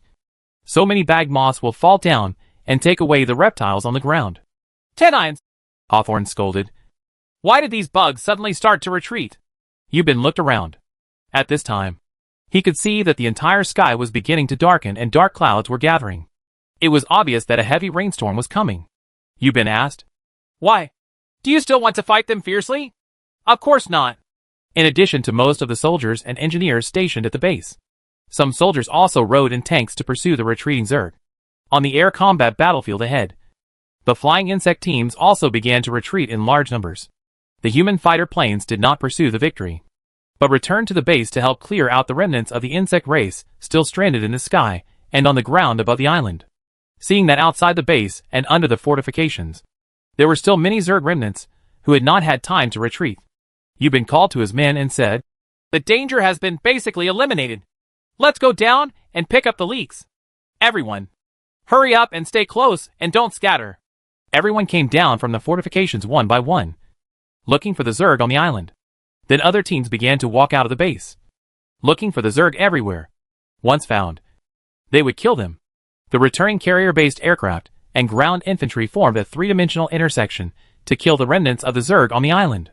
Robot bees used for intelligence reconnaissance were released in large numbers to search for Zerg on the island. After the Zerg retreated, not long after, with thunder and lightning, heavy rain, and strong winds, the carrier-based aircraft returned to the base one by one and landed. There are also some infantrymen carrying out clearing operations in the rain. The heavy rain was still falling, mixed with thunder and lightning. The defenses are still under intense construction, and the landing ground troops must start fighting with the remnants of the Zerg at any time. Yubin led his platoon through the rain, mingling with other teams, and shooting out the remaining Zerg from time to time. Hawthorne said, Boss, you said we came all the way from the Earth. 4,900 light years. 460,000 trillion kilometers. Different from Earth's international standards. Dream Chaser adopts ancient Chinese technology. That is, 1 trillion equals 1 trillion. Hawthorne said, Boss, do you think this is worth it? Duh. After saying this, I happened to find a soldier insect in front of me and took care of it in one stroke. Yubin asked. What? Are you scared? It's not that we are afraid, said Hawthorne. The key is that we have come to such a distant place and do not represent or belong to any country. It seems that we have powerful space weapons and can carry out interstellar wars. This is not the case anywhere on Earth. It's unimaginable for the country. And Yubin killed a soldier and asked, what do you want to say? Actually, said Hawthorne, to put it bluntly, we are a civil society organization. Aren't we? Before Yubin answered, Hai to beside him said, so what? Don't forget how high our wages are. Our 1 day's salary here is equivalent to 1 year's salary on Earth. The Dream Chaser does not belong to any country on Earth. So it does not have any currency on Earth. And there is no currency to pay these mercenaries. But Dream Chaser has a way to pay wages, which is to use gold as wages as mentioned before. In the 1990s, what currency was harder than gold? The hardness of hard currency is not the hardness of soft metal. At that time, based on the price of gold, the minimum salary for mercenaries on the Dream Chaser was 30,000 yuan per month. According to the currency exchange rate at that time, the equivalent of US dollars was 5,400 US dollars. In 1992, as the richest first world, the per capita salary was only 1,700 US dollars per month. Therefore, after more than a year of recruitment, most of the people on the Dream Chaser were not only people from China, but also people from the Western capitalist world. After all, such a high salary is a figure that most people in the world look up to. But the Dream Chaser doesn't care, because the Dream Chaser has plenty of gold reserves. But life is in danger here, and you might die, said Hawthorne. If you die, you won't be able to enjoy your life. You won't be a martyr, and you won't be known to the world. Yubin said, this is the risk of high income. If you are afraid, you can apply to return to Earth. But the memory here will be washed away. I don't want to go back, said Hawthorne. Even if I die, my parents will never be able to spend all this money in my lifetime. It's still worth it. That's right, Yubin said. Then what else is there to say? And let me tell you, maybe this green star will be our destination in the future. The Earth has developed to this day, and it also hides many insecurities. Stability factor. Although there are Zerg on Green Star, after all Zerg are eliminated, Green Star will be the safest planet. Don't you think so? Chapter 521 D-Day 8. The rain finally subsided a little. It could only be said to be a little heavy, but it was still raining, and the Zerg on the island had almost been wiped out. The storm comes and goes quickly. The Zerg came and went as quickly as they came. Most of the troops evacuated before the storm came, but they didn't care about the remaining remnants. Seeing that the island was almost cleaned up, Yubin let everyone move freely while he strolled on the island and walked towards the seaside. At the same time, he looked up at the sky, letting the not too heavy raindrops hit his mask. Click, click. Feel the wind and rain of the alien planet. In the blink of an eye, it has been a year since he came to Green Star. Thinking back to a year ago, when he was studying hard for the college entrance examination, he never imagined that he would become an interstellar marine today. When he came to the shouting side, he put down his gun, squatted down, held up the seawater with both hands, and drank. Lao Yu! Someone shouted from behind. Yubin didn't drink. He put down his cup and drank the seawater. He turned around and saw that it was a loach. Hey! Enichio said. The seawater is salty. Can I drink it? Yubin smiled and asked. This is not the Earth. How do you know that seawater is salty? Loach shrugged and said. Then just give it a try. Yubin picked it up and drank it again. It was indeed salty. I didn't see your alien girl, Loach said and handed him a cigarette. The two sat down on the beach, raised their masks, lit up the cigarette and started smoking. Since it was still raining, although the battle suit was rainproof, cigarettes were not. So I had to lift up the mask, take a puff, and put it under the mask with my hands to prevent it from getting wet in the rain. Yubin took a sip, puffed out the circles around his eyes, rolled the cigarette under his mask, and said, I'm on the mothership, so I can't come. Maybe someone is being treated as a star? Loach said with a smile. Who knows? What are your plans for the future? Loach asked. What are your plans? Yubin asked. We have arrived at the Dream Chaser and the Green Star. Do you think you can make the final decision on your own? I'm not asking that. I'm saying, what are your and Annie's plans? Yubin sighed and said. I don't know. At present, he really doesn't know that this is different from transnational love. This is interstellar love. In the early 1990s, even transnational relationships were often criticized by others. Not to mention that his leap was thousands of light years away. This is just the second thing. Although it is still the 20th century. For the Dream Chaser, they have already entered the interstellar era. So concepts are not a problem at all. The problem is that Yubin is from Earth and is from Lute. They are not from the same planet. Their biological evolution is different, and their physiological characteristics are also different. So regarding their differences, whether they can be together, and what kind of impact they will have after being together, whether they can have descendants, and what kind of impact their descendants will be affected, these are all unknowns. So now Yubin is at a loss. The two were chatting, and Yubin asked, As far as I know, some people have plans to return to Earth. Do you want to go back? Loach shook his head and said, I don't care. Even if I want to know the Earth, I have to work for 3 years and earn enough money. 3 years? Yubin said. You have a big heart. In 3 years, you can earn more than 1 million. This is something you can't earn in a lifetime on Earth. Loach tilted his head and said, Yes, if you earn 1 million and return to Earth, then buy a big villa in a provincial city and a car. You won't have to worry about anything in your life. In the early 1990s, not long after the liberalization of commercial housing prices in the provincial capital were less than 500 square meters. So a 200 square meter villa only cost a few $100,000. And Loach said that with 1 million to buy a big villa, without a car, there would be at least more than $500,000 left. This is entirely possible. Of course, today, 1 million yuan can only buy a house of about 50 square meters at most in second and third tier cities. After buying the house, there will be no money left. Hearing what he said, Yubin smiled and said, Is this all you have to offer? What's wrong?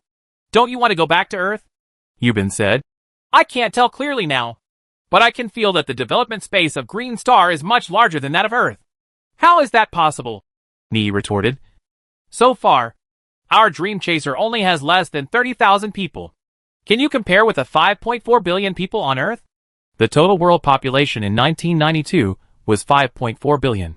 Yubin smiled and said, Pattern determines life. Brother, just because there are more people doesn't mean the future is huge. You have to understand that this is an interstellar era. The Dream Chaser can face the entire universe. But can the Earth? Okay, said Loach. I will depend on the situation. But from what you said, do you have plans to stay with the Dream Chaser for the rest of your life? That also depends on the future trend of the Dream Chaser. Yubin said. If the development of the Green Star project is terminated because the Zerg are scared, then I think there is no need to continue to stay on the Dream Chaser. Can we conquer the Green Star? Loach asked again. It's so difficult for a small starting island. But this planet is full of Zerg. So what? Yubin said. With the strength of the Dream Chaser, it is only a matter of time to unify the Green Star. The two of them chatted and smoked 3 or 4 cigarettes in a row. At this moment, the rain stopped and the dark clouds began to slowly disperse. Just as he was about to go back to the base to rest, an alarm suddenly sounded from above the base. What's going on? The two looked at each other and asked. Hurry back to your combat posts, Yubin said. And through the team channel, all members of his platoon returned to their combat posts. People wandering around the island and resting inside the base began to become nervous. Came to the fortifications and set up weapons. Loach was from the flying squadron, so he quickly returned to the team to report. What's going on? What's going on? Hawthorne asked. The devil knows. After a while, I saw the fighter planes parked inside and outside the base taking off and flying towards the sky. Whistling sounds came and went. Yubin looked up and cursed. You didn't even notify me. What happened? Is there another Zerg attack? But he felt something was wrong, because he found that the planes were flying straight into the sky, which meant that the threat came from above, not from the front. Could it be? Just when I was thinking this, I heard the loudspeaker of the base shouting. All personnel, immediately find a bunker to hide. Please quickly find a bunker to hide. The Zerg air attack is about to arrive. F***CK? Yubin yelled. What is a Zerg air attack? Where the hell are we hiding? Not long after landing. The base has not been completely built, and there are not many armored cabins. Most of the soldiers are in the open air. If they want to rest, they can only set up tents and hide in the tents. But since it is an air raid, hiding in a tent is obviously not possible. Chapter 522 Biological Air Raid. Standing on the base fortifications, Yubin raised his head and looked toward the sky. An airstrike is about to arrive. What kind of airstrike it will be is not yet known. The enemy of mankind is the Zerg. We know very little about the Zerg. If the enemy is also a human being, we will know what kind of airstrike it is. Unfortunately not. So I don't know. Yubin watched for a while. The 3 squad leaders, Hawthorne, Haitu, and the temporary squad leader of Annie's class, Nung, stood beside Yubin, waiting for his instructions. Yubin looked at the sky and then at the base, and found that most of the soldiers were at a loss. He thought to himself, even if this temporarily formed team has the most advanced weapons, it will not be able to cope with it at the critical moment. Although it has been several years since Wang Pusan and other first batch of people entered the Dream Chaser, it has only been in the past year that the Dream Chaser has truly become combat effective. Therefore, the Dream Chaser is still just a new force, and there are many problems in many aspects. Defect. Seeing that the air raid was about to arrive, Yubin had no time to think about it. In order to allow everyone to protect themselves, he hurriedly said, "You 3, quickly lead everyone to hide beside the fortification. Lean against the steel plate wall, etc. All go to the fortification. Go outside. Lean against the steel wall. Hurry. Hurry. Hurry." The temporary base is surrounded by a circle of steel plate wall fortifications, about 3 meters high. Since there is no air defense cabin to hide from, the only option is to hide on the edge of the steel plate wall and use the steel plate wall to block it. After the order was given, the soldiers hurriedly ran out. A platoon-level officer shouted, "Yubin, why are you still running outside?" Yubin glanced at him and said, "If you don't run outside, where do you think you'll run? The tent must not be close.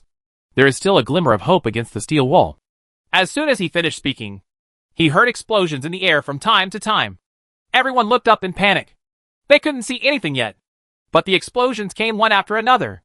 Feeling that Yubin's method was feasible, other companies and platoons began to follow suit. Some are hiding in the corners inside the steel wall, and some are hiding in the corners outside. Yubin also saw Zhao Xiang not far away. He also led his people and started running towards the corner of the steel wall. Seeing that his people were all hiding, Yubin thought to himself, "I hope my approach is right." Then he came down from the fortification and prepared to go to the steel wall. I heard a brother pointing to the space and shouting, "Come on! Come on! Fall down!" Yubin looked at the sky and saw countless black spots appearing in the sky. Those black spots were obviously falling towards the ground. What could those black spots be? Could it be the bomb dropped by Yongu? Yubin's first thought was this. And then he heard a voice from the loudspeaker shouting, "Pay attention to biological bombs. Don't be hit by biological bombs. All soldiers shoot biological bombs with all their strength." Damn. Biological bomb. What the hell? Junjie cursed secretly. When he looked again, the black spots were getting bigger and bigger, and the personal computer showed that the falling black spots were getting closer and closer. Yubin quickly squatted down against the steel plate. Finally, I could see it clearly, but it was something like a round flesh-red ball. Countless of these flesh balls fell from the sky and fell straight towards the base. Countless beams of light shot into the sky. This flesh ball-shaped biological bomb was attacked by laser beams from human troops on the ground at an altitude of several thousand meters. The reinforcements sent by the Dream Chaser began to arrive at an altitude of 8,000 meters above the starting point island. It's just that they didn't stay above the garrison troops to prevent being hit by artillery fire from ground troops. The battle group was in the horizontal airspace with the Cloud Mushroom group and advanced towards the Cloud Mushroom group directly above the base. Warships and fighter planes launched a fierce attack on the Cloud Mushroom group. But at this time, the Cloud Mushroom group had already thrown a large number of biological bombs towards the human base on the ground. The Cloud Mushroom that was not attacked trembled, opened its mouth in the center of its cap, and spit out a red meatball. The meatball slid down the cap and fell to the earth. There were too many biological bombs, and many of them that were not hit fell down, making pop, pop sounds constantly. Once the meatball-shaped thing hit the ground, it exploded and turned into a thick red pulp everywhere. Splash. What the hell is this? The soldiers cursed. The red flesh slurry exploded by the biological bomb is highly corrosive, toxic and high temperature. In front of their eyes, they saw the plants being corroded and burned by pulp. After the hulls of the steel fortifications and moored warships were splashed with pulp, foam rolled on their surfaces. The meat bombs fell with a loud crash and exploded again. The meat bomb was as big as more than 50 centimeters in diameter. When it fell on the ground, it directly smashed the soil into big pits. The impact caused by the acceleration of the meat bomb falling from such a high altitude can be imagined. The hull and fortifications were unable to withstand such a heavy blow. The newly built fortifications were smashed into shape by the meat bombs. The hulls of some warships were directly hit with large holes by meat bombs. And screams immediately came from the warships. There were many infantry and other non-military personnel hidden in those ships. Yubin could hardly see anything, and could only see the red color all over the world. Some warships began to take off to avoid human bomb attacks. Explosions occurred one after another, and screams continued. When the last meat bomb fell in front of his eyes, Yubin saw very clearly that the big meat bomb hit a brother and was immediately smashed into a bloody piece of cake. The meat bomb then exploded, splattering flesh, and countless flesh pulp fragments mixed with heat waves hit Yubin. He and several brothers were lifted into the air by the shock wave of flesh pulp, and he immediately lost consciousness.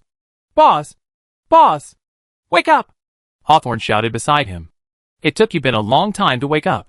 "How are you doing, boss?" Hawthorne asked as he fired at the meat bullet. "I'm fine. Are you okay?" Yubin replied, and then asked the team channel. "Is everyone okay?" "I'm fine. I'm still alive. Here." Yubin counted. "Fortunately, everyone in the team is here. Let's gather together." Looking around, in just a few minutes, the base was in a mess, almost turned into ruins.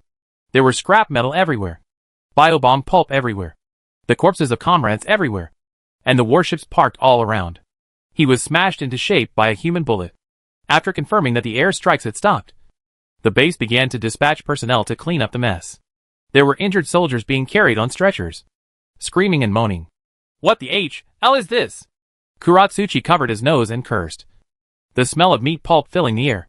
"What a hacking, disgusting insect." Fighter planes roared above the base, flying back and forth to patrol the airspace. "Since these bugs can attack us from the air, I'm worried that there will be ghost things emerging from the ground." Yubin's worry seems to be reasonable. "Everyone, please be careful and be careful." Chapter 523, Collapsed by the poisonous slurry of the Zerg. The base was in a state of chaos. The alarm had been lifted. Soldiers were running around, sorting through the rubble, collecting the bodies of their comrades, and carrying the wounded to field hospitals.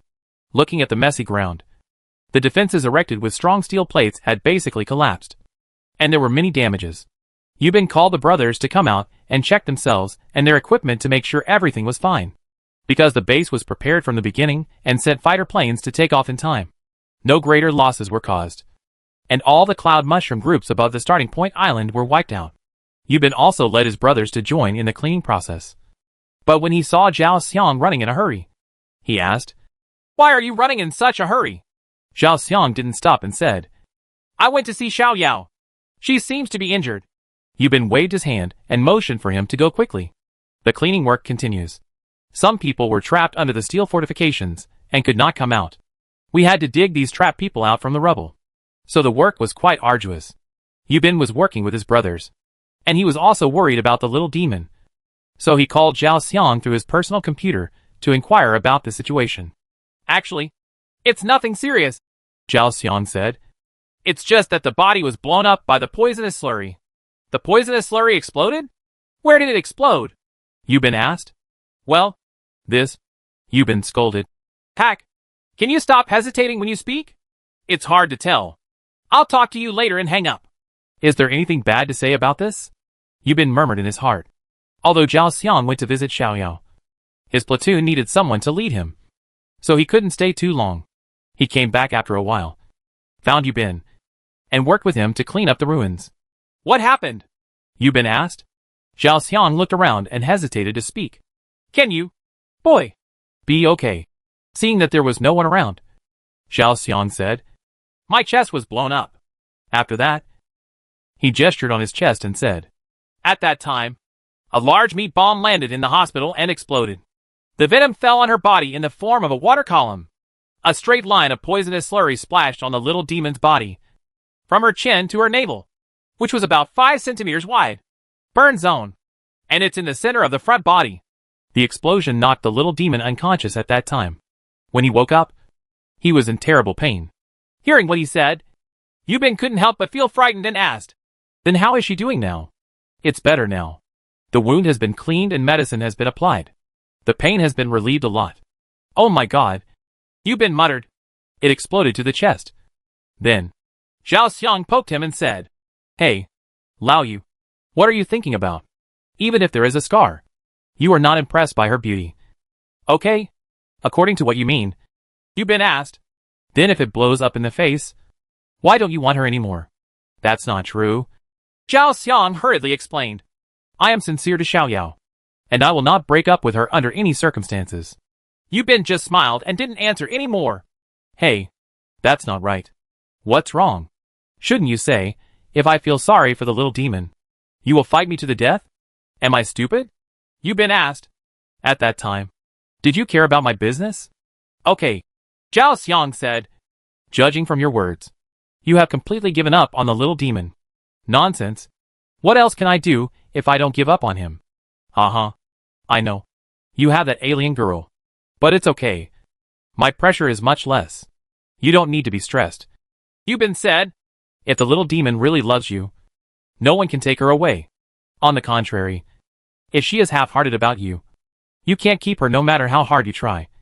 "Right. Okay. You're right." During the subsequent cleaning process of the scene, the Zerg did not continue to invade. According to the battle damage report, the Zerg suffered heavy casualties in this D-Day battle. Preliminary estimates indicate that there were at least 100,000 Zerg units are killed. These 100,000 units include flying insects, reptiles, cloud mushrooms, and insect towers. Therefore, after the storm subsided, the Zerg did not continue to invade. It must have taken the casualty rate into consideration.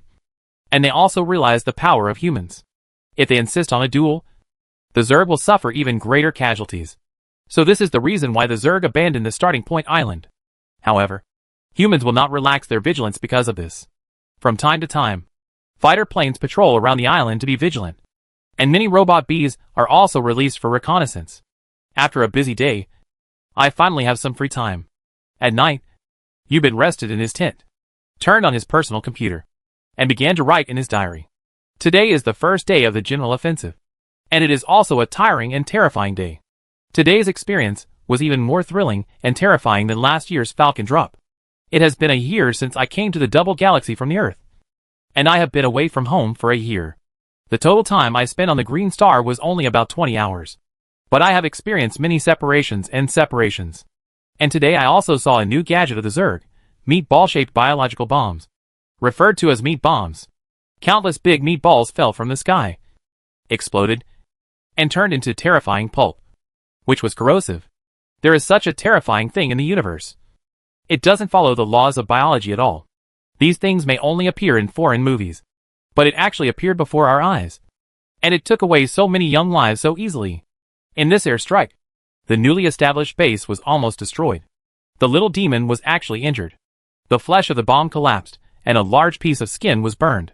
However, it seemed that the injury was not serious. I sincerely hope that she can recover as soon as possible. The time on Green Star is different from that on Earth. A day lasts for 26 hours. After being attacked by a biological bomb, the base spent the entire afternoon cleaning the battlefield. Today is D-Day, and the damn rain has been raining intermittently. The base is filled with scrap metal and nothing but mud. In addition to helping to tidy up the scene and provide security, he also occasionally helped carry the wounded and dispose of the bodies of fallen comrades. Yubin was writing on his personal computer when he heard a soft ding. When he saw that it was a communication request from Annie, he quickly answered it. "Hi. Bing."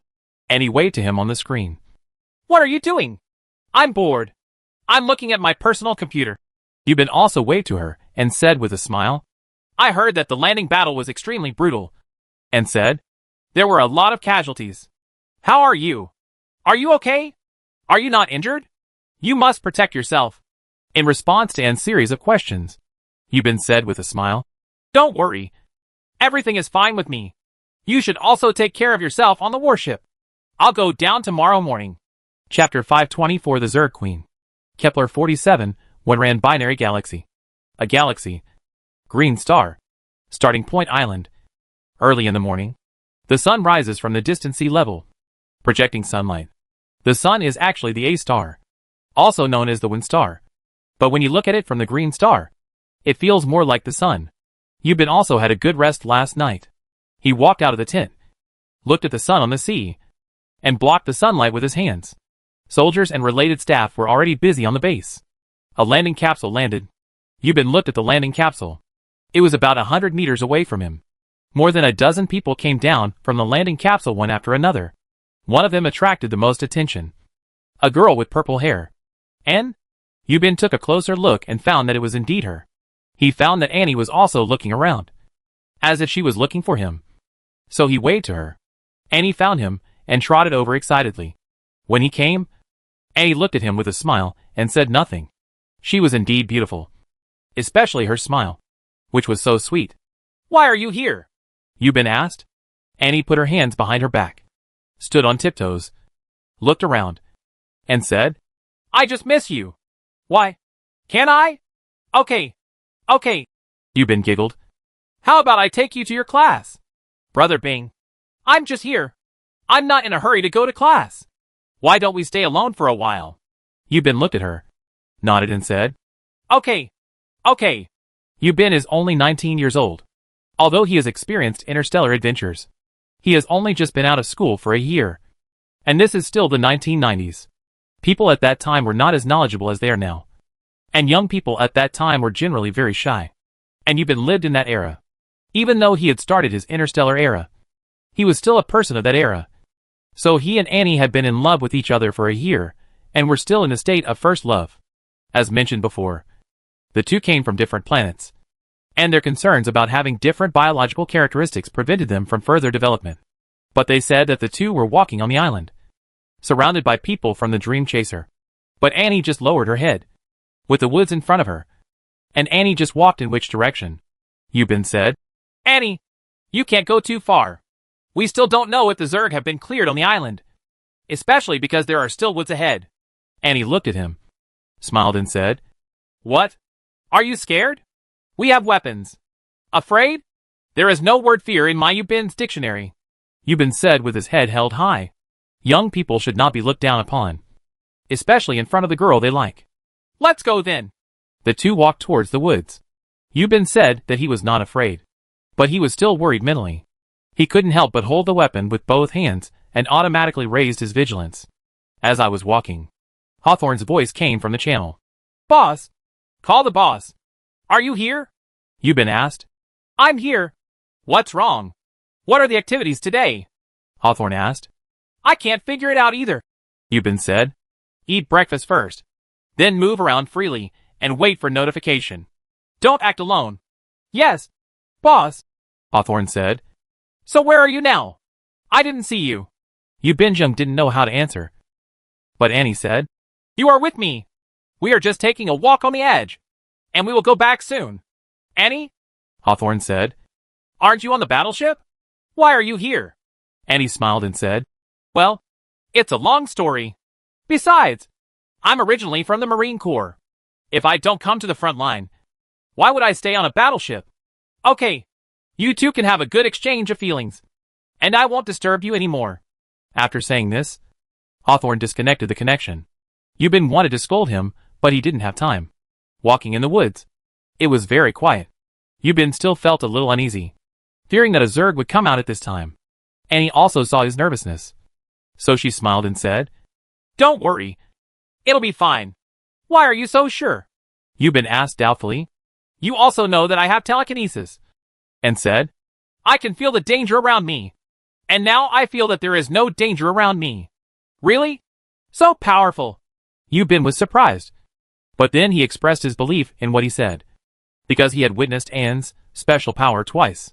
The first time was during Operation Falcon a year ago, when I met Annie for the first time on the Green Star. He saw with his own eyes that Annie used her telekinesis to create a chi shield that blocked the attacking Zerg. The second time was after returning from Green Star, when the two of them took a civilian spaceship to sightsee outside the battleship Dream Chaser. At that time, the entire Dream Chaser fleet was interfered with by the Zerg signals. causing the spacecraft to crash into the battleship. And Annie used her telekinesis to organize this disaster. To sum up, Annie used a lot of energy to use telekinesis twice, and she even fainted on the spot the second time she used it. So now that, and said that she could sense whether there was danger around her. He believed it. The two were walking in the woods, and could hear the chirping of small animals. This is the Green Star, an alien planet 4,900 light-years away from the Earth. The biological system is completely different. So the small animals here are also different from those on the Earth. But at least they are not threatening. However, Yu Binzuo felt that Annie's invitation to come to the grove didn't seem like she wanted to fall in love. So he asked, "Do you have something to tell me?" Annie nodded and wanted to say something, but hesitated. "What's wrong?" Yu Bin asked. Annie hesitated for a while, turned off the radio, and motioned for him to turn it off too, and then said, "That's it. Bing! We are going to negotiate with the Zerg." "Negotiate with the Zerg?" Yu Bin was very surprised. "Zerg? They are Zerg. How can they negotiate? That's why I was left on the battleship to conduct research. But what does this have to do with you?" "Because I have the ability to communicate with the Zerg. And only I can." Yu Bin looked at her in surprise and asked, "So, you have already communicated with the Zerg once?" Annie nodded. Yu Bin didn't intend to ask further, because he knew that Ingao was a high-level secret. He was just an ordinary land mercenary. Don't ask questions that shouldn't be asked. But Annie had no intention of keeping it a secret from him, but said, "You also know that Green Star has two continents. One is Dawn Continent, and the other is Hope Continent. Our starting point island belongs to Dawn Continent." Yu Bin nodded and listened to her, and continued, "The Dawn Continent has many insect swarms, and each insect swarm has a queen. In order to compete for territory, wars often occur between them. But in Dawn Continent, there is a total Zerg queen, and all other queens must obey its orders. But in fact, most Zerg queens do not obey orders. And this overall queen is Queen Oni." Chapter 525 turns out to be an alien princess. The Zerg are somewhat similar to the ants and bees on Earth in one aspect.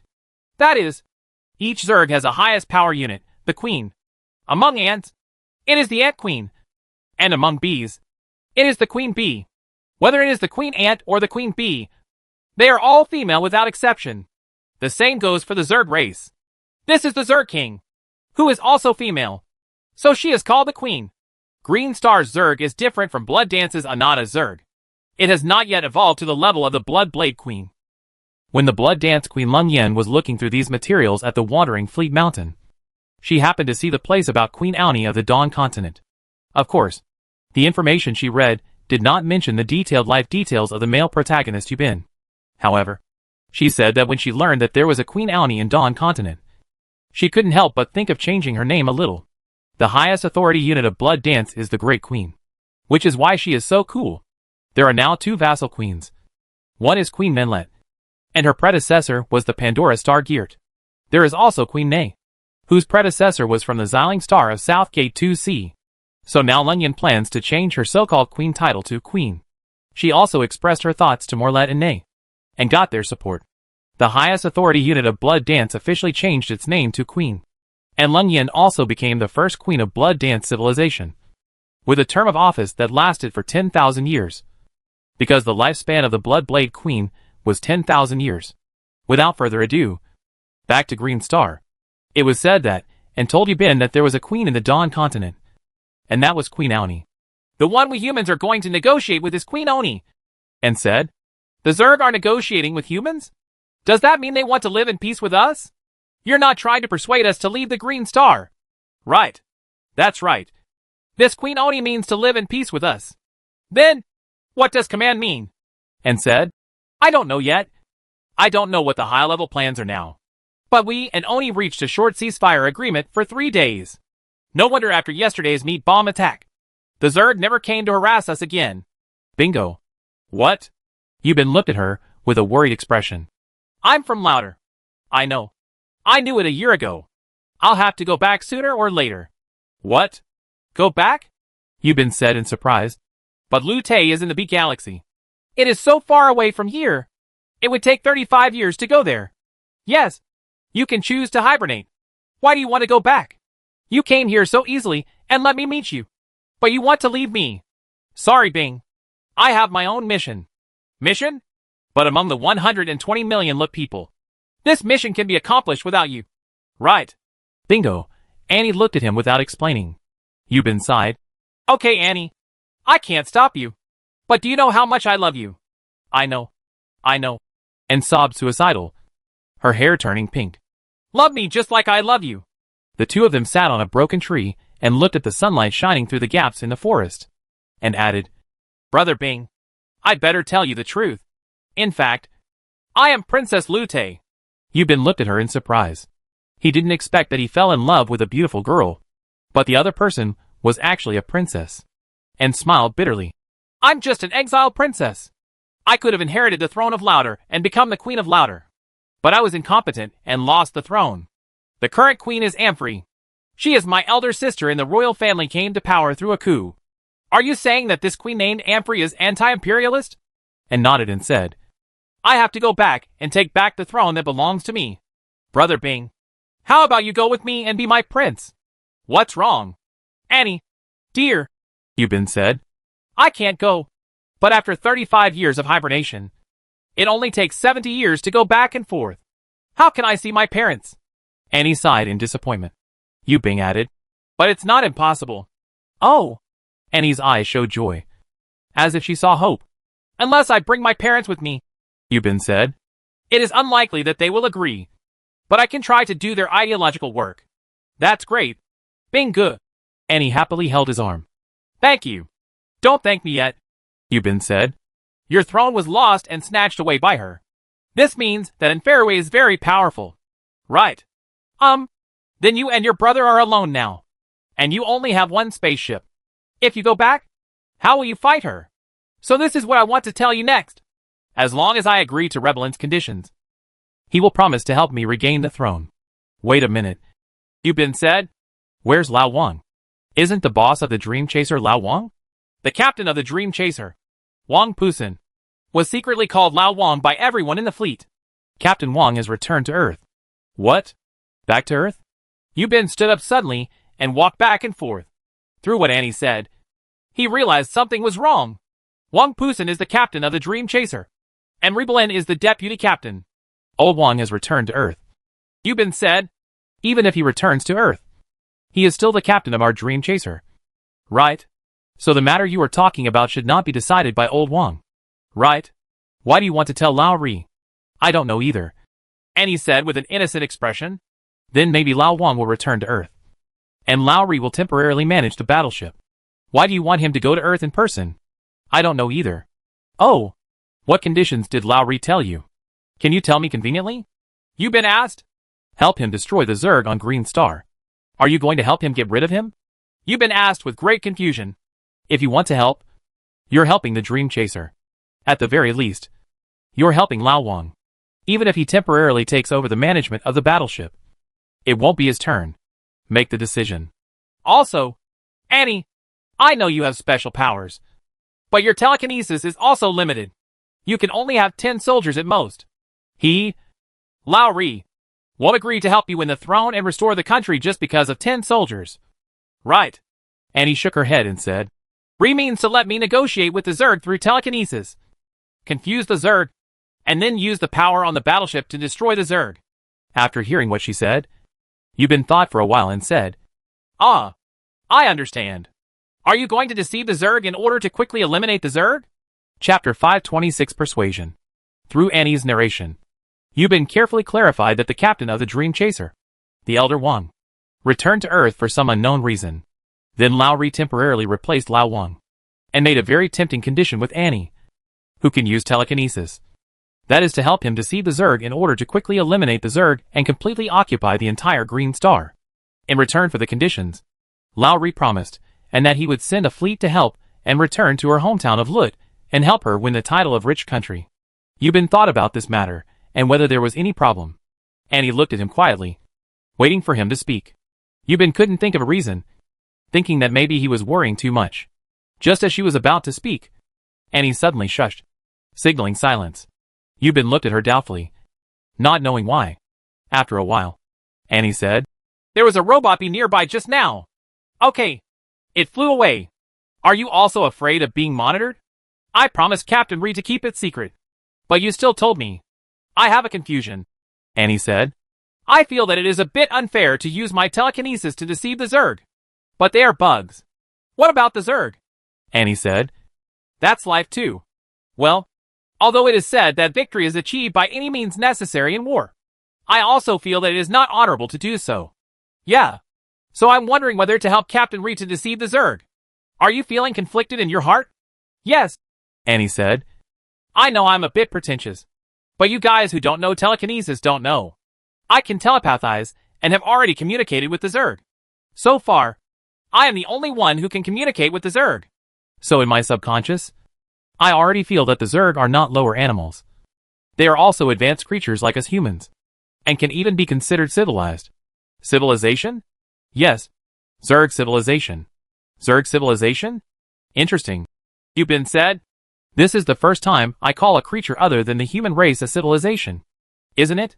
They already have the ability to fight on the planet. Aren't they still considered civilized? And they also use brain waves to communicate. But it's just different from our language communication method. The Zerg's cloud mushroom can shoot plasma upwards. So this fighting method can also be regarded as a planetary combat capability. So how are you? What are your plans now? I don't know. It's just because I don't know that I'm asking you. This was considered a difficult problem. Yubin himself didn't know whether to do this or not. Just when he was in trouble, he heard someone shouting from outside the woods. Lao Yu! Is Lao Yu here? If you listen carefully, it's the sound of Hawthorne. He's here to find us. Yubin pulled Annie and said, Let's go out first. Regarding this issue, you agree to Lao Ri first, and I will think about it later and how to do it. Annie could only nod helplessly. The two of them hadn't walked far when they saw Hawthorne walking over with his two brothers. He said from afar, Boss, why did you turn off the radio? I'm looking for you everywhere. Didn't I just say that I wanted to talk to Annie? I know, Hawthorne gasped. I don't want to disturb you, but the higher-ups are looking for you. Looking for me? Yubin asked doubtfully, not knowing who exactly Shanhao was talking about and what he was looking for. Several people walked out of the woods together and walked towards the base fortifications. After arriving at the base, I found out that the person who was looking for him was the fleet command. I didn't know who it was, so I asked him by name. Annie also wanted to follow. But Yubin said, Annie, I know you are here to find me. There must be something very important to me from above. Just stay here first, and help me take us down with a few of them. Platoon. Annie had no choice but to stay reluctantly. And then Yubin left Green Star in a spaceship and headed for the Dream Chaser. At this moment, the Dream Chaser is parked in an orbit 40 kilometers away from Green Star. After boarding the Starship Dream Chaser, we walked to the Battleship Command Module, which is now the so-called fleet headquarters. In fact, strictly speaking, the Dream Chaser has not yet formed a fleet, because so far, the Dream Chaser has only one interstellar carrier, and the others do not even have a decent battleship. There are only a few tens of thousands of carrier-based aircraft, all of which are mounted inside the Dream Chaser. Due to this landing operation, some carrier-based aircraft and several Hunter-class small warships were anchored on the starting point island. With tens of thousands of carrier-based aircraft and the strength of the Dream Chaser, if placed on today's Earth, it would indeed be able to crush the world. But the Dream Chaser is a star battleship, and its enemies may come from the universe, including the very terrifying Zerg on the Green Star. So this quantity, on the scale of the universe, cannot be measured at all. And under such circumstances, the Dream Chaser actually wants to establish a fleet. And now it is named after the fleet. Isn't this funny? It was said that Yubin arrived at the headquarters, which was actually the command module of the Dream Chaser. The person who received him was indeed the Deputy Captain Rebelin. Lao Sheng led him to a section of unmanned portholes. Standing in front of the front window, looking at the green stars in space, Yubin waited for him to ask questions. Do you know why I called you? Lowry asked. Yubin shook his head, expressing his ignorance. Lowry said, Everyone knows that you and Annie are talking about someone. I'm looking for you just for the sake of you two. Your Excellency. Yubin asked, Are you opposed to our falling in love? Lowry laughed loudly. Young man, you are thinking too much. You are all single and love is free. What reason do I have to oppose you? That, Lowry said. You also know that it is very difficult for our Dream Chaser on the Green Star. And your girlfriend has telepathic functions. including the ability to communicate with the Zerg through brain waves. She originally promised me to help our Dream Chaser deal with the Zerg. However, I think her attitude is not very firm. What does that mean, sir? Let's get straight to the point, Lowry said. I want to ask you to help me persuade Annie and ask her to help me. No, to help the Dream Chaser. Yubin thought for a moment and said, Shing, I'll go and persuade her. Lowry didn't say much. He just patted Yubin on the shoulder and gave him a cheering expression. Then if it's okay, I'll do it now. I will arrange a spaceship for you to return to the starting island. Not long after, Yubin returned to the human base on Green Star Starting Point Island and met Annie. On the way back to Green Star, Yubin thought of a question. So after returning to the ground, he followed Anne's example and took her to a remote place to tell her the question he had thought of. Chapter 527 Begin to Doubt. What's the matter? So mysterious? Annie asked. Yubin took him to the beach. Through the personal computer, he found that there were several robot bees around. So he called the host Annie. Annie's face turned red, and she said angrily, What are you going to do? Brother Bing? Yubin whispered into her ear and asked, How can I block these robot bees? Because I thought of a problem, and I don't want to be monitored. This is easy to handle. Annie also whispered, I have telekinesis and can drive away nearby drones. Robot Bee is a very small drone, only a few centimeters in size, but its detection capabilities and endurance are excellent. After saying that, Annie gently pushed away Yubin, who was holding her, then stretched out her hands and danced casually in the air. Yubin discovered through the personal computer that several robot bees around him had indeed flown away. The two sat down on a rock by the sea. After confirming that they would not be monitored, both of them turned off the radio. Yubin said, I just came back from the battleship and I was thinking about a question. Don't you have telekinesis? Yes. It can also communicate with the Zerg through brain waves. Yes. That's right. So can you use this ability to find out what others are thinking? Annie shook her head decisively and said, That's not possible. The Zerg's brainwave power is very strong. They use this kind of radio wave to control the entire Zerg swarm. So I can communicate with it. Human brain waves are so weak that I can barely detect them. So how can I spy on what others are thinking? Ah, I understand. Brother Bing, are you worried that I will spy on what you are thinking? Don't worry. I can't spy on it. Even if I could, I wouldn't. I'm not, Yubin said.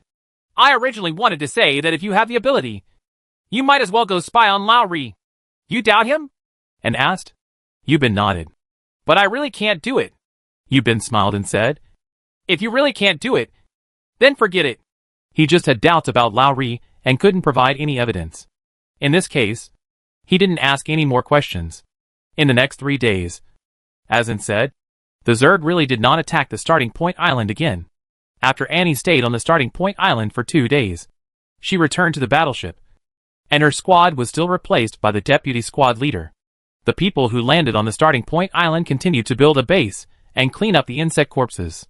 3 days later, it was thought that there would be a new operation, but there was no further instruction from the top management. Base personnel continued to garrison the island, waiting for orders. Yubin missed and very much and couldn't contact her, which made him very upset. Day by day passed like this, and it seemed that I had lived on the island for about half a month. That night, Yubin was recording his days on the island through his personal computer in the tent as usual, playing with the personal computer. I couldn't help but fall into a trance. I vaguely felt someone like Annie beside me. I suddenly woke up and turned around. I looked around, but there was no one there. I was also sleepy, so I planned to take a rest. But I heard a very subtle voice saying in my ear, "Don't talk." Yubin was startled and immediately recognized that the voice belonged to Anne. He was about to look around to find where she was, and followed closely and said, "Don't look around. You can't see me. I'm not here with you." "By your side. I'm in Battleship Mountain now. Don't be surprised. I'm talking to you through brain waves now." Yubin was extremely surprised. Annie was on the battleship at this moment, and the battleship was 400,000 kilometers away from here. How did her voice reach him without using a radio? Using brain waves to transmit information. Her brain waves are so powerful. Annie added, "Check if there are any drones near you." Yubin checked the individual soldier's computer, and it showed that there was no one within 10 meters. He was in a tent now, and it was a one-person tent, so he was still very safe within 10 meters. He shook his head and said no. Annie continued, Turn off the communication function of the personal computer. Yu Bing did as he was told, and then asked, Annie, how on earth did you do it? and said, We have reached a peace agreement with Oni and will not attack each other for the time being. So the battleship will not encounter its digital attack. Only then did the battleship and the enemy ship arrive about 20,000 kilometers away from the Green Star. And the distance is exactly the distance that allows me to share brain waves with you. But how brain waves can travel across such a long distance is hard for me to believe. Ordinary people can't. But mine can, Annie said.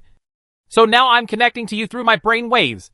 And your brain waves are too weak and can't be transmitted to me. But I can hear you again. Brother Bing, I tell you, you may not believe it. I just discovered this function. And until now, you are the only one who knows about it. Aren't you going to tell the headquarters? You been asked? No, Annie said with certainty. I plan to leave a way for you to escape. So I will not only tell them about my new function. You been nodded and said, Thank you for trusting me. Thank you, said N. We are lovers. If that's the case, You been said, doesn't that mean we can monitor Lowry? In principle, said N. And I intend to do so. I'm waiting for your good news. So is Lao Wang back? I haven't seen it. It's been more than half a month. And I haven't seen Captain Wang come back. What do you think? I don't know either. You been said, This old Wang won't be killed. right? No way. What can it do? You been said, This Dream Chaser is illegal to begin with. according to the laws of the Earth. The existence of the Dream Chaser is indeed illegal. You been added, In order to gain the highest control of the Dream Chaser, Lowry killed Lao Wang.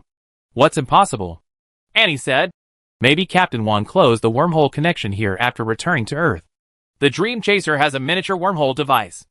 This end is inside the Dream Chaser, and the other end is on another battleship in the solar system. That battleship is called the Hope, and the Hope is in the orbit of Jupiter. If the wormhole is closed here, there will be no way back in the solar system. If this old man really rebels, then it is really possible for him to close the wormhole. How are you sure? You been asked, I'm not sure. and said, When I discovered that I had this kind of remote brain wave communication function, I specially patrolled the interior of the battleship. I used this brain wave to patrol and found the insect. I entered the cave cabin and found that there was no one there, and the equipment seemed to be out of service. Chapter 528 The wormhole is broken. According to what Annie said, Lowry is very likely to close the wormhole. In that case, Wang Pusen, who is very likely to return to Earth, will not be able to come back. And It has become impossible for all the personnel on the Dream Chaser to return to Earth. Yu Bin was thinking mentally, what should he do if this is the case? It's been a year since he left the Earth and he hasn't returned. And his parents are worried to death. There used to be a remote video call once a week to connect with his parents on Earth. But recently he found that there was no such activity of connecting to Earth anymore. what should I do? Annie asked. Yu Bin didn't know what to do. He thought about it for a while and asked, Do you have a way to hack into the Dream Chaser's computer system? and replied, No, Yu Bin was slightly disappointed. But Annie then said, but I can monitor the computer operator through my mind. How to say? and said, That is to say, as long as someone is operating the computer, I can see it, and I can see it without being there. Yu Bin believed that she had such ability, and asked, Can it be discovered? You must know that surveillance on the battleship is everywhere. Annie said, No, my brainwaves are bioelectricity. The detection methods on the Dream Chaser cannot detect them. Even if they are discovered, they will be considered to be Zerg brainwaves. And for this kind of biological brainwaves, the system is undecipherable. Yu Bin nodded and said, Then you should be careful. What do you want me to do? Annie asked. Yu Bin said, Do you believe me? Why do you ask that? Brother Bing? Annie asked. The two of them are not together now. Annie is on the Dream Chaser starship, while Yu Bin is on the Green Star starting island. Moreover, the communication method between the two is not the traditional radio method, but Annie's unique biowaves, and didn't know about this biological wave at the moment. She only knew it was called brain wave. The tent Yu Bin stayed in was not big. It was a single-person new army tent, so he could not move around in it. It was difficult to even stand, so he could only lie down in it. Through bioelectric waves, Annie can see him, but he cannot see Annie. Seeing Annie's question, Yu Bin said again, You just said you don't believe me? I believe you. Well, Annie, Yubin said. I swear to you, I will never deceive you. So please absolutely believe me. You don't have to swear. Brother Bing, I absolutely believe you. Okay, Annie. Let me tell you what I think now. I'm thinking that since you have such an ability, I think you should secretly monitor Lowry and the entire Dream Chaser system. Ah? Yubin ignored her doubts and continued. I have told you before. We do not have such advanced technology on Earth. Even your Lut star is not as good as it. But there is the Dream Chaser. And it is still 4,900 light years away from the Earth, and is very abrupt. So it is worthy of secret surveillance and investigation. Of course. And can only act in secret, and cannot be exposed when she goes there. Okay, Brother Bin. I listen to you. This Rebellion will never be too simple. When he negotiates terms with you, I'm worried that he is taking advantage of you. When he achieves his goal, he will. What will happen? Kill you. Oh my gosh. No way. What can't he do? Yubin said. If Rebellion is ambitious, he will. If he wants to notify the Dream Chaser, then he will kill him. You see? Lao Wang hasn't shown up yet. I guess he could have been killed. Oh my god. This is terrible. Yubin snorted and said, You have been in contact with Earthlings for a year. How come you still don't understand Earthlings? Then what if Captain Ri is really what you said? Annie asked. Then we have to find a way to get rid of him. Annie was very surprised. Oh my god, Yubin. How could you have such an idea? I am doing this for the sake of my 30,000 brothers on board the Dream Chaser, and the 5.4 billion people on Earth. That's why I told you to believe me. Annie.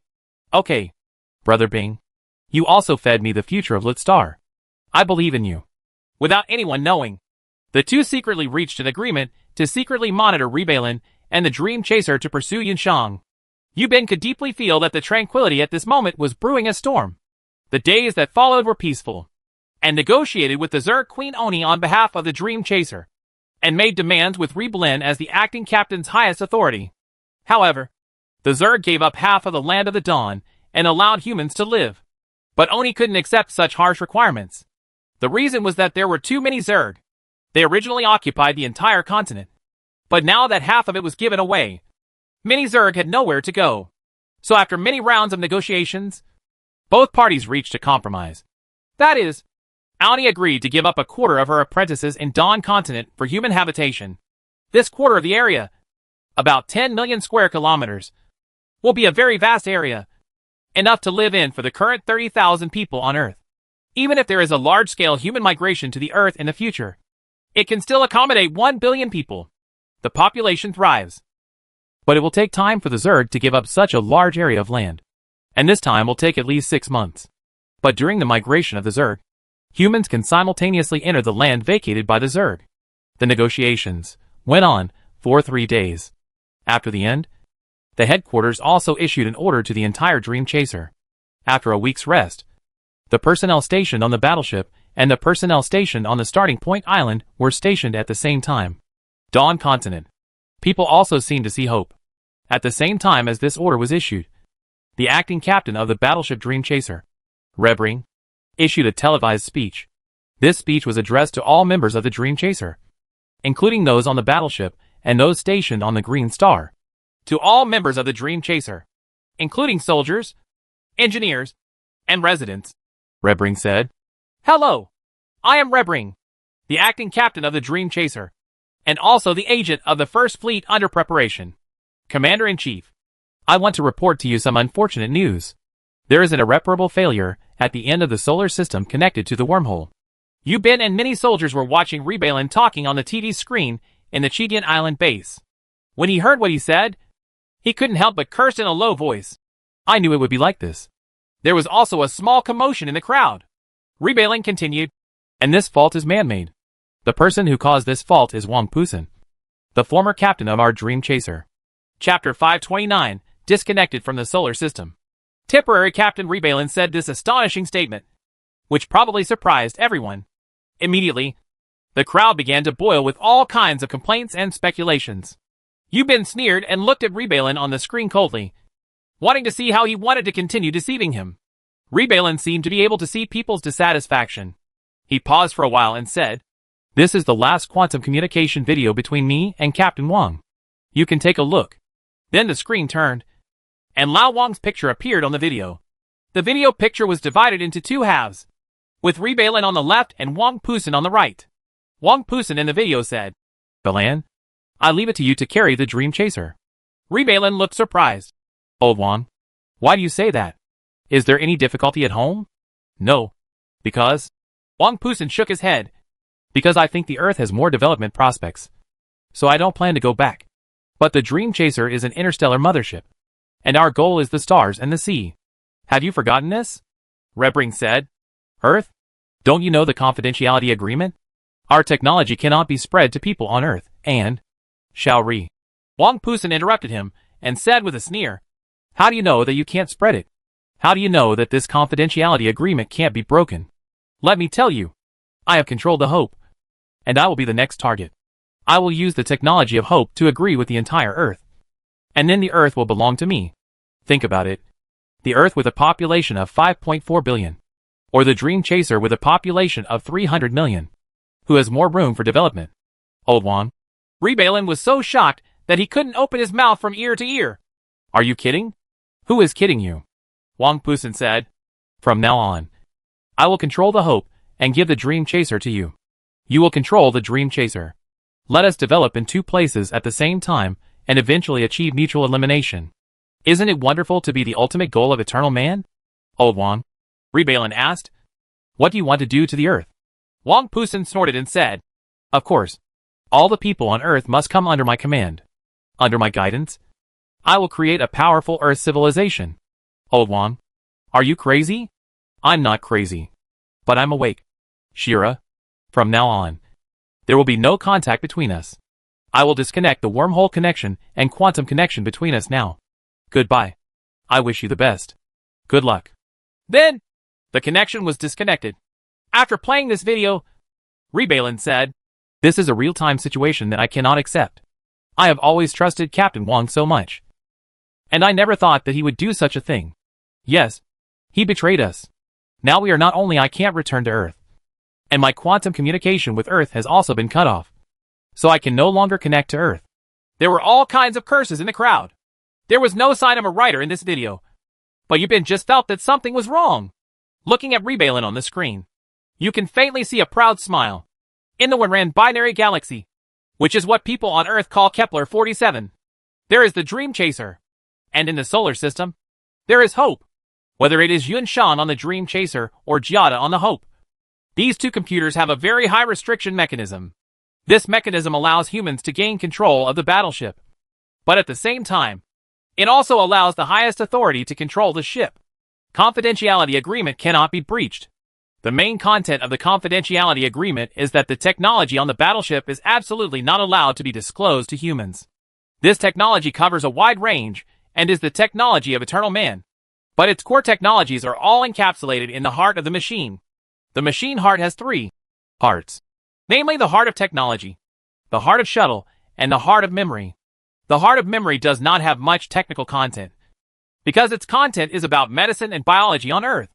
This was confirmed in the later Demon Sword civilization. But that was 200 years later, and people today don't know it. The second is the heart of technology, which will also be introduced in the future Demon Sword civilization.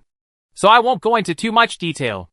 And among the three machine hearts, the most important and core one is the shuttle heart. It can create wormholes. Back then, when Master Feng Yu was designing the heart of the machine, he applied a simple technology encapsulation, also known as packaging technology.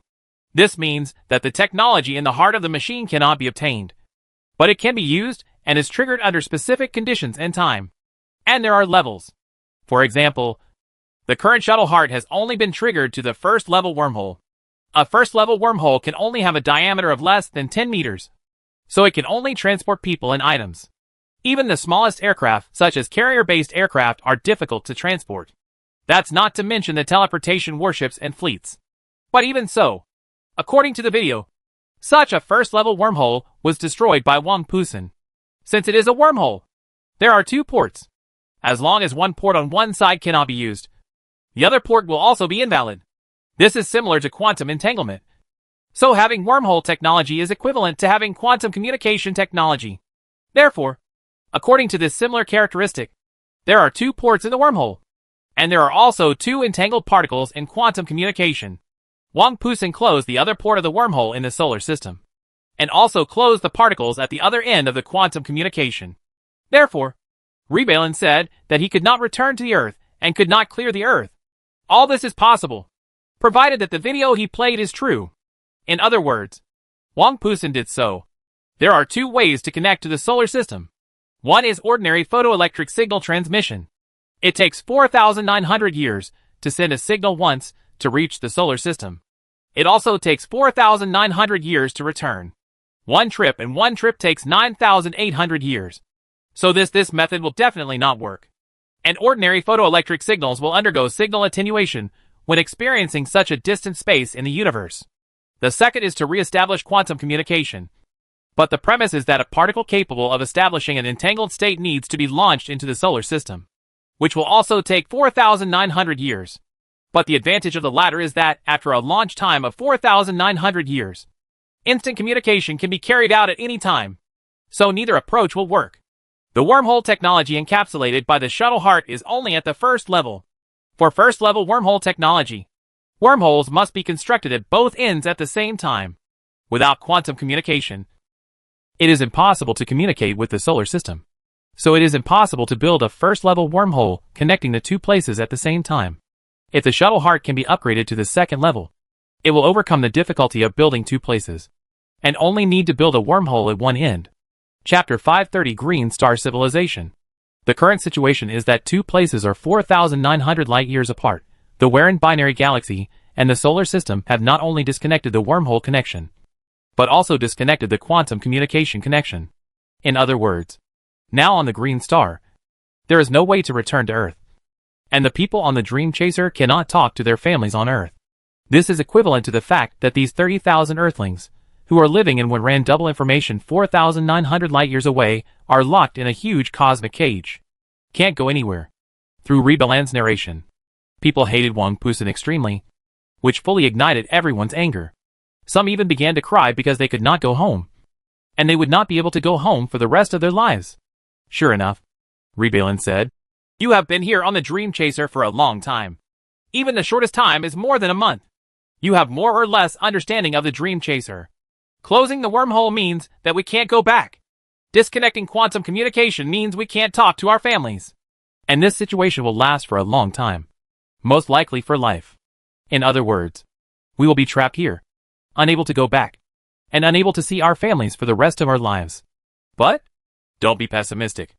Although we can't return to Earth, the entire universe is open to us, and our stage is the entire universe. Like you, I can't go back. I also have family members on Earth, including everyone in the headquarters. We all have family members on Earth, and none of us can go back to Earth. So, we face this reality together, face this crisis together, and build our new home together, TLY Home. Originally, this was the TLY Home plan, and now it has really become the TLY Home plan. Since we cannot return to Earth, we will live here for the rest of our lives. So we have become a civilization independent of the Earth. Civilization will continue here, and will be carried forward in our hands. Since we want to continue the civilization of the Earth, there is a problem of reproduction. When we recruited talents from Earth, we actually took this issue into consideration, which is why among the current 30,000 Dream Chaser personnel, the ratio of men to women is so harmonious. 15,000 men correspond to 15,000 women, which is just suitable for the reproduction of human beings.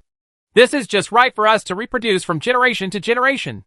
Among the 30,000 people on the Dream Chaser, in addition to many female soldiers in the Marine Corps, there are also many women in the command system, engineering system, and civilian service system. So among the 30,000 people on the Dream Chaser, half are women. Then what's next? Rebring continued. As long as you are 18 years old, you can apply for marriage in a reasonable manner. Everyone, the era of Green Star construction is coming, and we will become the first generation of great Green Star people. Green Star people? Yubin couldn't help but curse in his heart.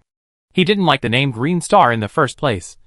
But now, in a blink of an eye, he became a Green Star person. Rebelan said, "From now on, the Green Star civilization is born, and I will become the first commander-in-chief of this civilization. I will lead everyone to build our beautiful home responsibly." After that, Rebalin had a long talk. In short, he was the boss from now on, and everyone had to listen to him. If anyone was dissatisfied, he would be rude.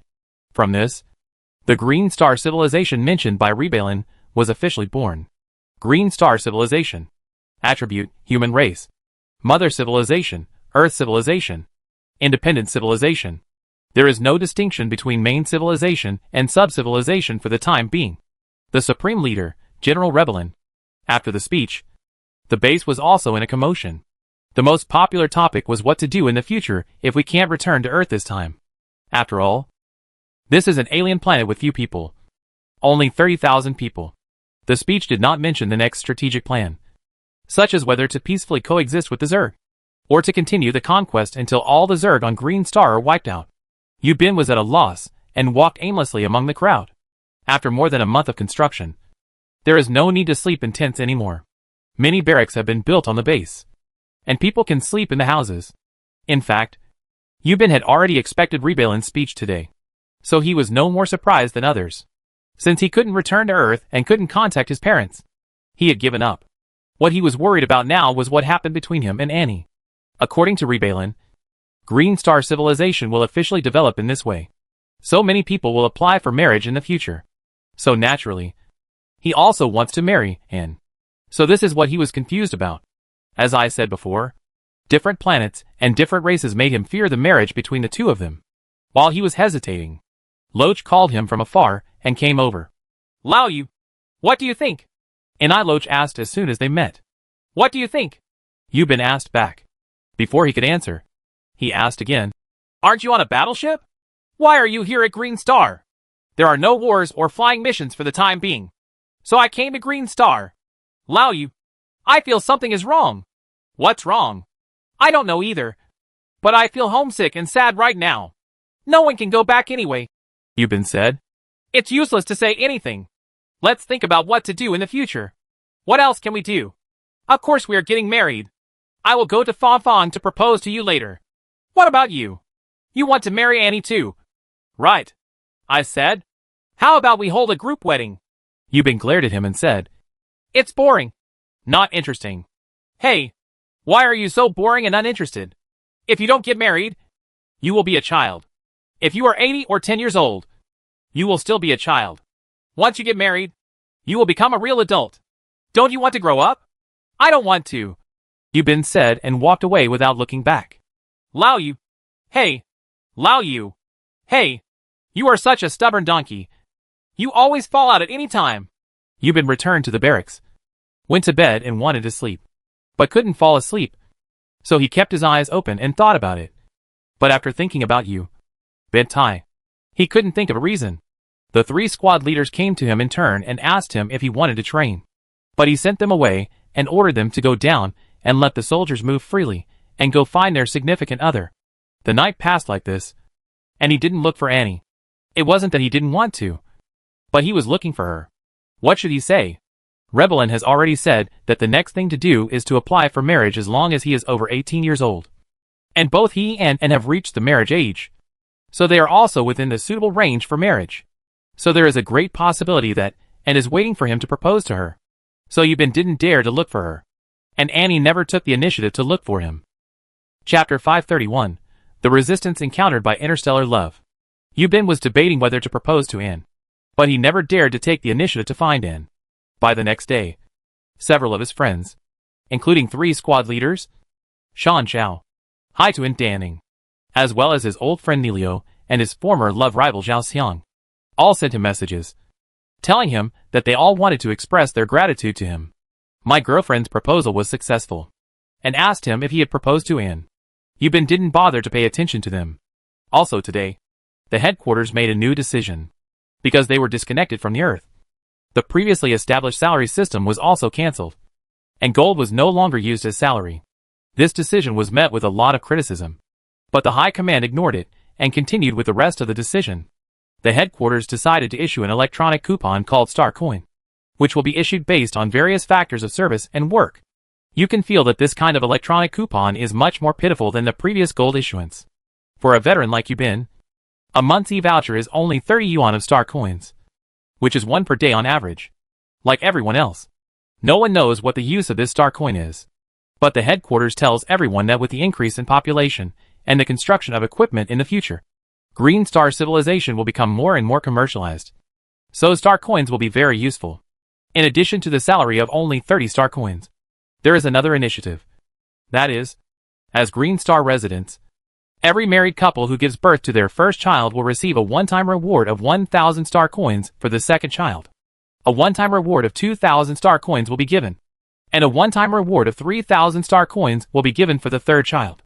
The more children you have, the more rewards you will receive. For example, one child is rewarded 1,000. 2 children is 1,000 plus 2,000 equals 3,000. 3 children is 6,000. 4 children is 10,000. And 5 children is 15,000. This rebellion is also very thoughtful. In order not to increase the burden on women, they are not allowed to have children after the 5th child. This is also to prevent some families from having children just to make money. And it is mainly for women. Don't be too burdened. Not only are births rewarded in this way, but children are also paid after they are born.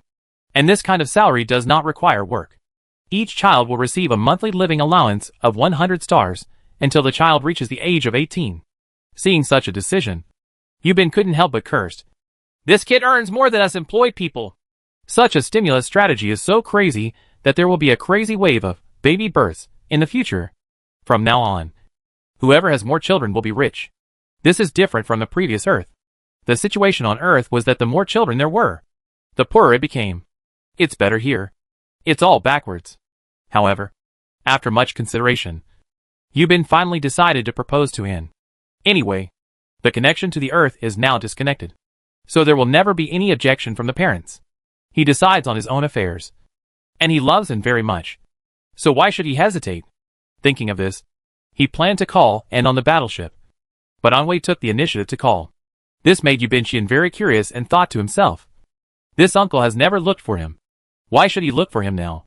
Anwei asked as soon as he came online. Do you have time now? What's wrong? Yubin asked. I have something to ask you. What's up? It's inconvenient to say it over the phone. So let's meet in person, Anwei said. I'm on my way to Green Star now, and we'll be able to meet in person soon. What's going on? We still have to meet? Yubin hung up the connection with doubts, and waited for his uncle's arrival. 10 minutes later, Yubin met Anwei. The two were walking on the beach. Anwei looked at him, and then at the sea. Yubin looked at him with doubts. Anwei adjusted the translator and said, Yubin, I'm looking for you about you and my sister. I was planning to propose to her. Yubin said that he was afraid that Anwei would be angry with him for not proposing to his sister for so long. So he came here to ask questions. Unexpectedly, Anwei said, No. Yubin, you are lucky that you haven't proposed to her yet. What? Isn't this bad? After hesitating for a moment, Anwei sighed and said, Then I'll tell you straight to the point. You don't want to propose. You two are not suitable. Are you against us? Yubin asked. Anwei nodded and said yes. Yubin didn't ask why, but waited for him to explain himself. Anwei said, I have considered several points comprehensively. The first one is that she is the princess of Lut Star. You don't know? Right. I already knew it. Oh, didn't tell you that? Well, she is the princess of Lute. Although she is an exiled princess, we will eventually go back to regain the throne and restore the country. In the family of our Lut planet, there is a group training. That is, for the sake of the purity of the imperial line, the royal family cannot intermarry with foreigners. Otherwise it will be regarded as automatically giving up the imperial power. Think about it. If my sister marries you, she won't be able to compete with Anfrey for the throne. Even if she takes it back, she will be opposed by all the Lut people and lose the throne. Hearing what he said, Yubin couldn't help but feel cold in his heart. If it was what Anwei said, then he wouldn't be too selfish and could continue to pursue Anne. Anwei added, This is the first point. The second point is that even if Anne is an ordinary commoner on Lute, she cannot marry you, because you two are not from the same planet, but are from two different planets. Growing up in an ecological environment, your union will give birth to deformed offspring. Do you hope this is the case? Yubin was speechless and didn't know what to say. Anwei said, Yubin, I know you are a smart speaker. I believe you will understand it without me explaining it in detail. Then let me think about it again. Okay? Yubin said. He loved An so much. He also knew that what Anwei said was true, and he couldn't force it. He had to be responsible for An's future, and he couldn't let it happen because of his unwillingness to give up. Ruined Annie's future. But he felt that this was very much like a bloody drama on TV. So he couldn't agree to Anwei easily. So he said that he had to think about it. Seeing that Yubin said that he wanted to think about it, Anwei said, Okay. Then you can think about it. But I remind you that it is best not to mention this matter to An. And do not talk to her about our meeting and chat.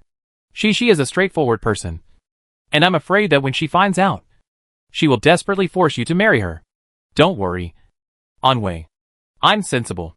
Before I think about my decision, I won't go to him. And I will tell him about it. Okay. Then I'll rest assured. I'm going back to the battleship soon. I still have a lot to do. After Anwei finished speaking, he left him and returned to the battleship. Kong left Yubin alone in the wind, looking at the sea, thinking, what should I do? Chapter 532, The First Green Star City. In this way, the Green Star completely lost contact with the Earth, and these 30,000 Earthlings were completely trapped 4,900 light years away from the Earth. There is a binary star in that place, which is the famous Kepler-47. It also has a new name, which is the Orion Double Galaxy. As for why it is called this name, no one knows. It is now 1992. No one knows that 10 years later, NASA discovered a planet on Kepler-47 and called it Earth 2.0, which means that this planet will become the second Earth in the universe. In other words, it is very suitable for people on Earth to immigrate. But 10 years later, in 2012, humans on Earth only calculated it based on astronomical data. So they did not know whether the planet actually existed. And NASA discovered several planets through the Kepler telescope. But he did not know that there were green stars among them. Nor did he know which one was a green star. So people on Earth don't know anything about the green star. Even so, the so-called Earth 2.0 is still out of reach for humans on Earth. This is an aspect that the Earth does not know about the green star. Similarly, because of the disconnection, there are also aspects of the Earth that the green star does not know about. That is whether the current Earth is occupied by the Hope controlled by Wang Pusan, or by extension, whether the Earth at this moment has been destroyed. However, both the wormhole and the communication are disconnected. So no one knows what the Earth looks like now. So what we need to do now is to quickly build the Green Star human settlement. At the same time, the second important task is to quickly increase the population. After Rebelin took power, he became obviously ambitious and exposed.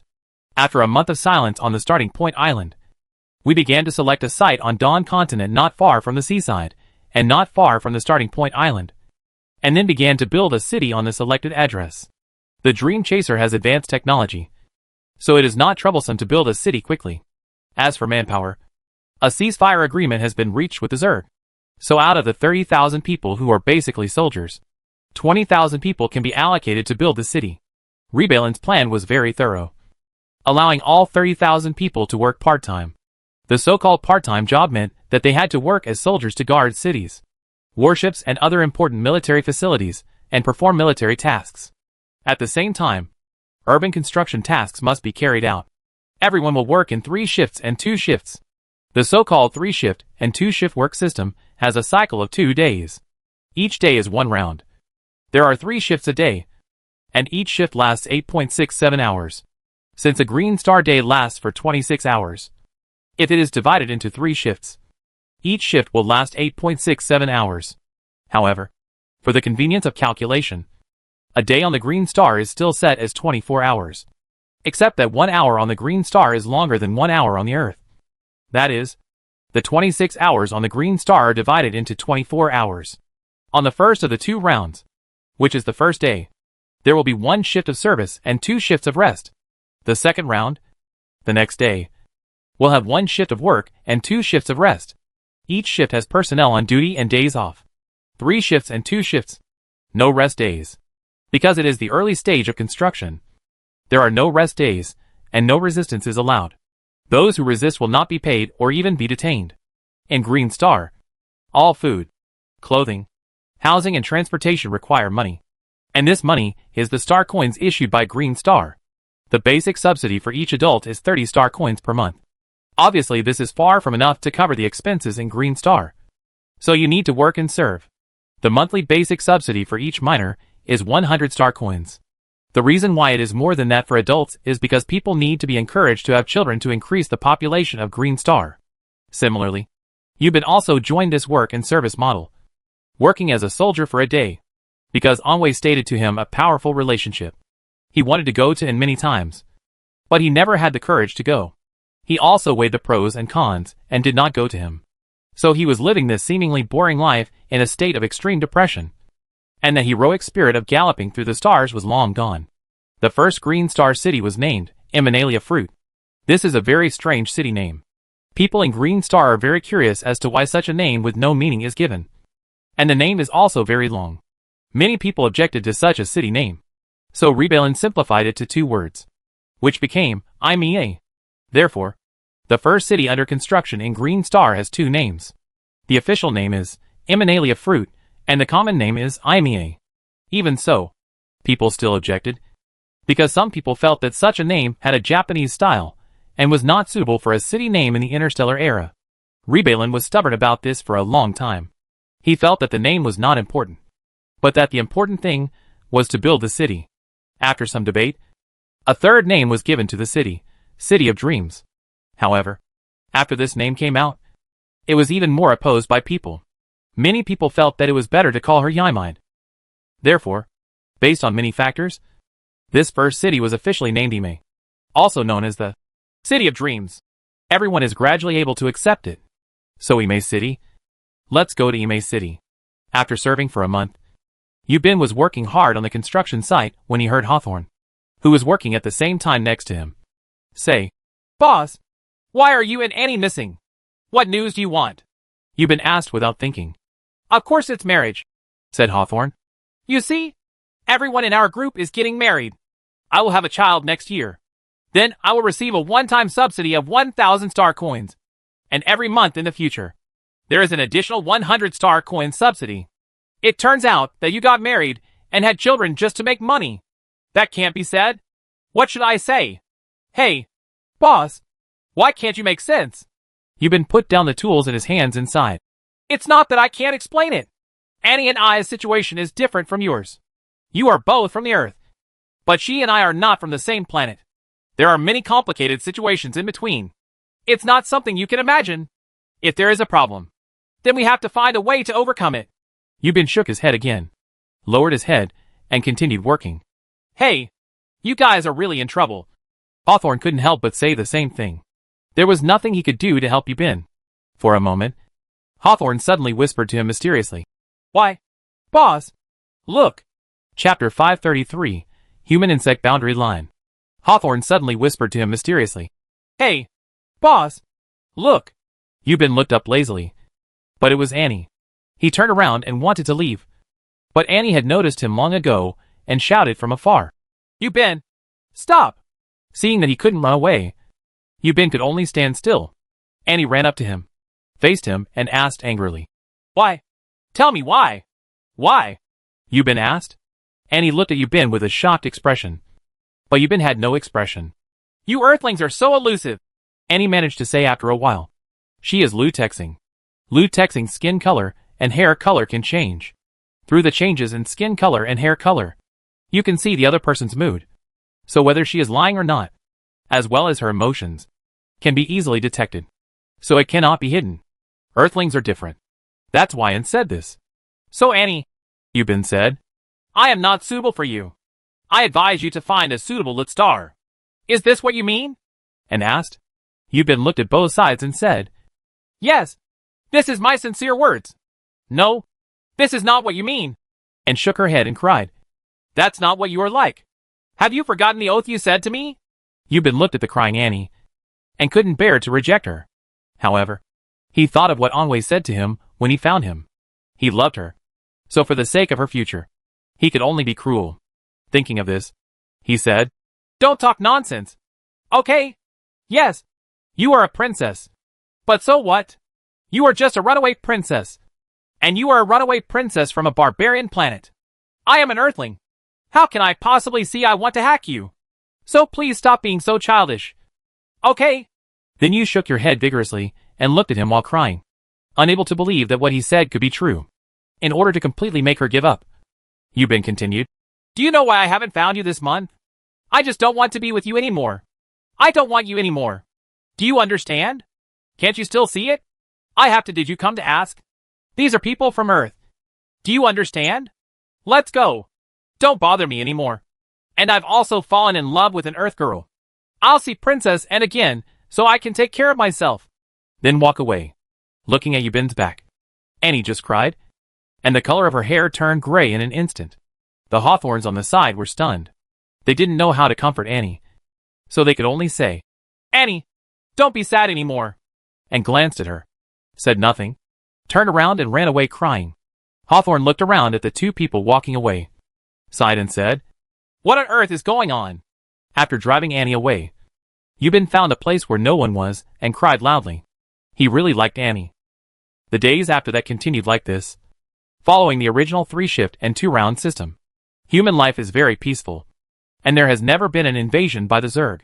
The base at the starting point was all evacuated, and the materials were moved to Ime City, which was under construction. Another month passed like this, and people working and serving in the military accepted a new task, which was the work of demarcating territories. Shiguang continent has an area of 40 million square kilometers. After negotiations, the Zerg Queen Aoni promised to allocate the southeast corner of Shiguang continent, occupying a quarter of the continent, to humans, and this large area has a long stretch of coastline. This quarter covers an area of more than 10 million square kilometers. So the Zerg spent 2 months migrating to vacate the quarter of the area in the east. In order to prevent crossing the border, the next thing to do is to define the boundaries. The method is very simple. Engineers take a spaceship and fly along the boundary line. While flying, they insert signal poles on the ground. One such infrared signal pole is inserted every 10 meters.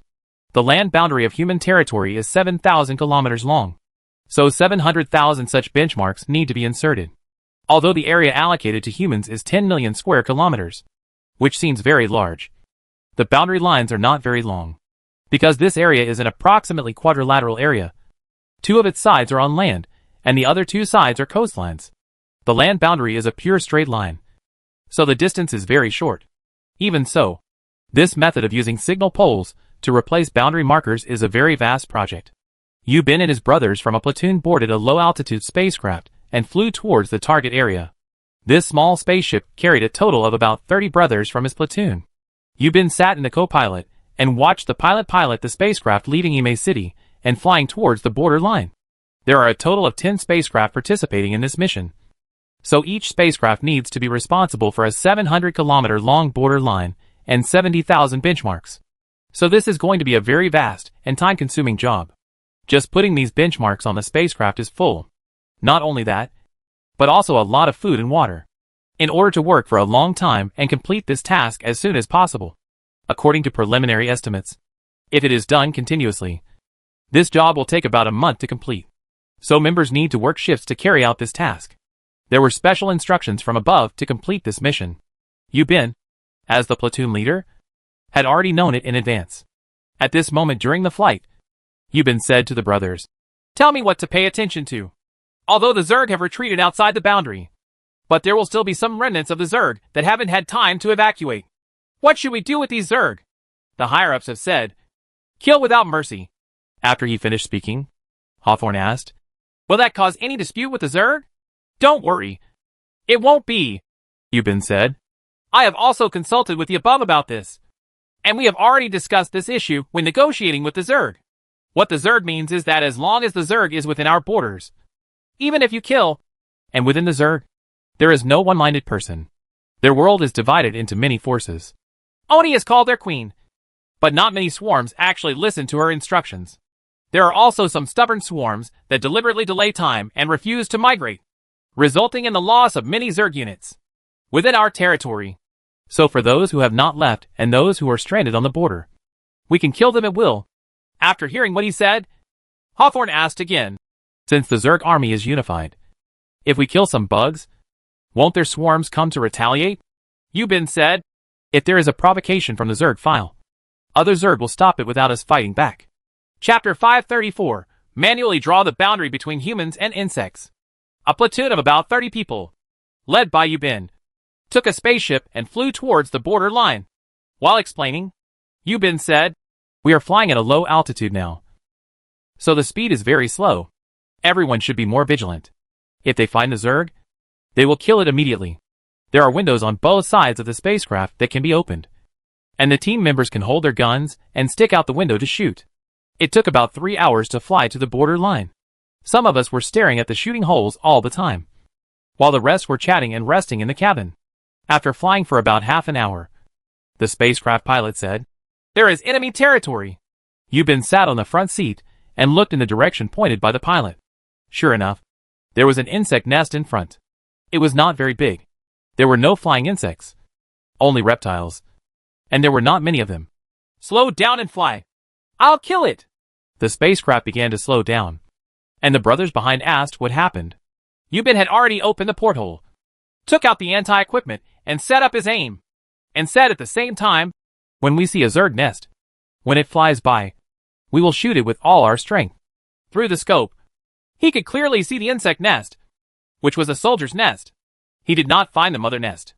It seemed that when the insect tribe retreated, they did not have time to take away what was left behind. In this case, you can't be polite. Any Zerg unit that falls down will pose a threat to human safety. Although the spacecraft slowed down, the target was still approaching here quickly. After taking aim, Yubin pulled the trigger and fired a shot. With a bang, he saw a big hole was made in the insect nest, and flesh and blood were flying everywhere. But it can't be killed with one shot. The insect nest trembled and let out a shrill scream. Although the insect nest is a nest, it is also a living thing, so it will make screams. After a while, they arrived in front of the insect nest, and Yubin asked the pilot to drive the spacecraft to circle around the insect nest. The other brothers have already fired money downwards, and the bullets are hitting the body of the insect nest and the reptiles surrounding it. The reptiles screamed and crawled back and forth around the insect nest. They had no air power, so they had no way to deal with the human spacecraft hovering in midair and could only keep dodging. Everyone shot and killed these bugs, and Kuratsuchi said, Why are these bugs so stupid? They don't know how to escape. They just keep spinning in place. They are so stupid. Hawthorne said, Maybe they have lost contact with the mother nest. Otherwise, they will definitely escape under the remote command of the mother nest. The queen of the Zerg exists in the form of a worm nest, so the queen is the mother nest. Since these stupid bugs don't know how to escape, Yubin said, putting down the anti-equipment and standing up. He had already reached the cabin at the back and opened the door. Everyone looked at him curiously, wondering what he was going to do. Yubin stood in front of the hatch, holding a gun with both hands, shooting at the insect nests and reptiles below, and at the same time shouted, Die, you bunch of bed bugs. When the hatch is opened, he is not afraid of falling. As soon as the spacecraft shook, he quickly used his left hand to grab the cabin door frame, and then used his right hand to hold the gun with one hand and fired. When the spacecraft flies smoothly, withdraw your left hand and change it to holding the gun with both hands. Not long after, the insect nest and a bunch of reptiles below were wiped out, and the place where the insect nest was a mess, filled with broken pieces of flesh and blood from the insect race. After another circle, it was confirmed that there were no more living Zerg, and Yubin asked the pilot to start the spacecraft and continue on his way. Along the way to the border, there are quite a few such isolated and disconnected Zerg units. However, every time we encounter them, they are scattered and isolated. They have little combat effectiveness, so they are very easy to fight. They will be defeated in a short time. All were wiped out. Along the way, there were quite a few scattered Zerg units, so a lot of time was wasted. It was originally planned to take 3 hours to reach the destination, but it actually took more than 6 hours to arrive. After arriving at the border line, there is a map navigation on the spacecraft, so the spacecraft can automatically navigate and fly slowly along the border line. The method is to use laser drilling equipment to drill a hole 1 meter deep straight into the ground, and then insert the benchmark pole into it. The pole is only 1 meter long, so after it is inserted, only 20 centimeters are left outside. There is a self-tapping mechanism at the bottom of the benchmark. When the benchmark is inserted into the hole, and the self-tapping mechanism is activated, the benchmark will be tightly stuck in the hole and cannot be pulled out no matter how hard you apply, unless you dig the entire hole open. There are infrared and ultrasonic devices on the top of the benchmark to detect surrounding movements. When a Zerg appears, it will immediately send an alarm to the human headquarters, prompting the Zerg to cross the border. At this time, humans will take corresponding measures. In order to increase the speed, everyone on the spacecraft had to get off, leaving only one pilot on top to drive, and 2 more people on the spacecraft to throw the benchmark below. Then among the 30 people in a platoon, there will be no 2 people in a group. In each group of 2 people, one person holds the laser drilling machine and the other person inserts the benchmark. The spaceship will slowly fly forward along the boundary line. Every 10 meters it flies, a benchmark will be dropped and placed on the ground. Then the 30 people divided into groups began to walk forward at a time. When they encountered a drop benchmark, a group of 2 people would step forward.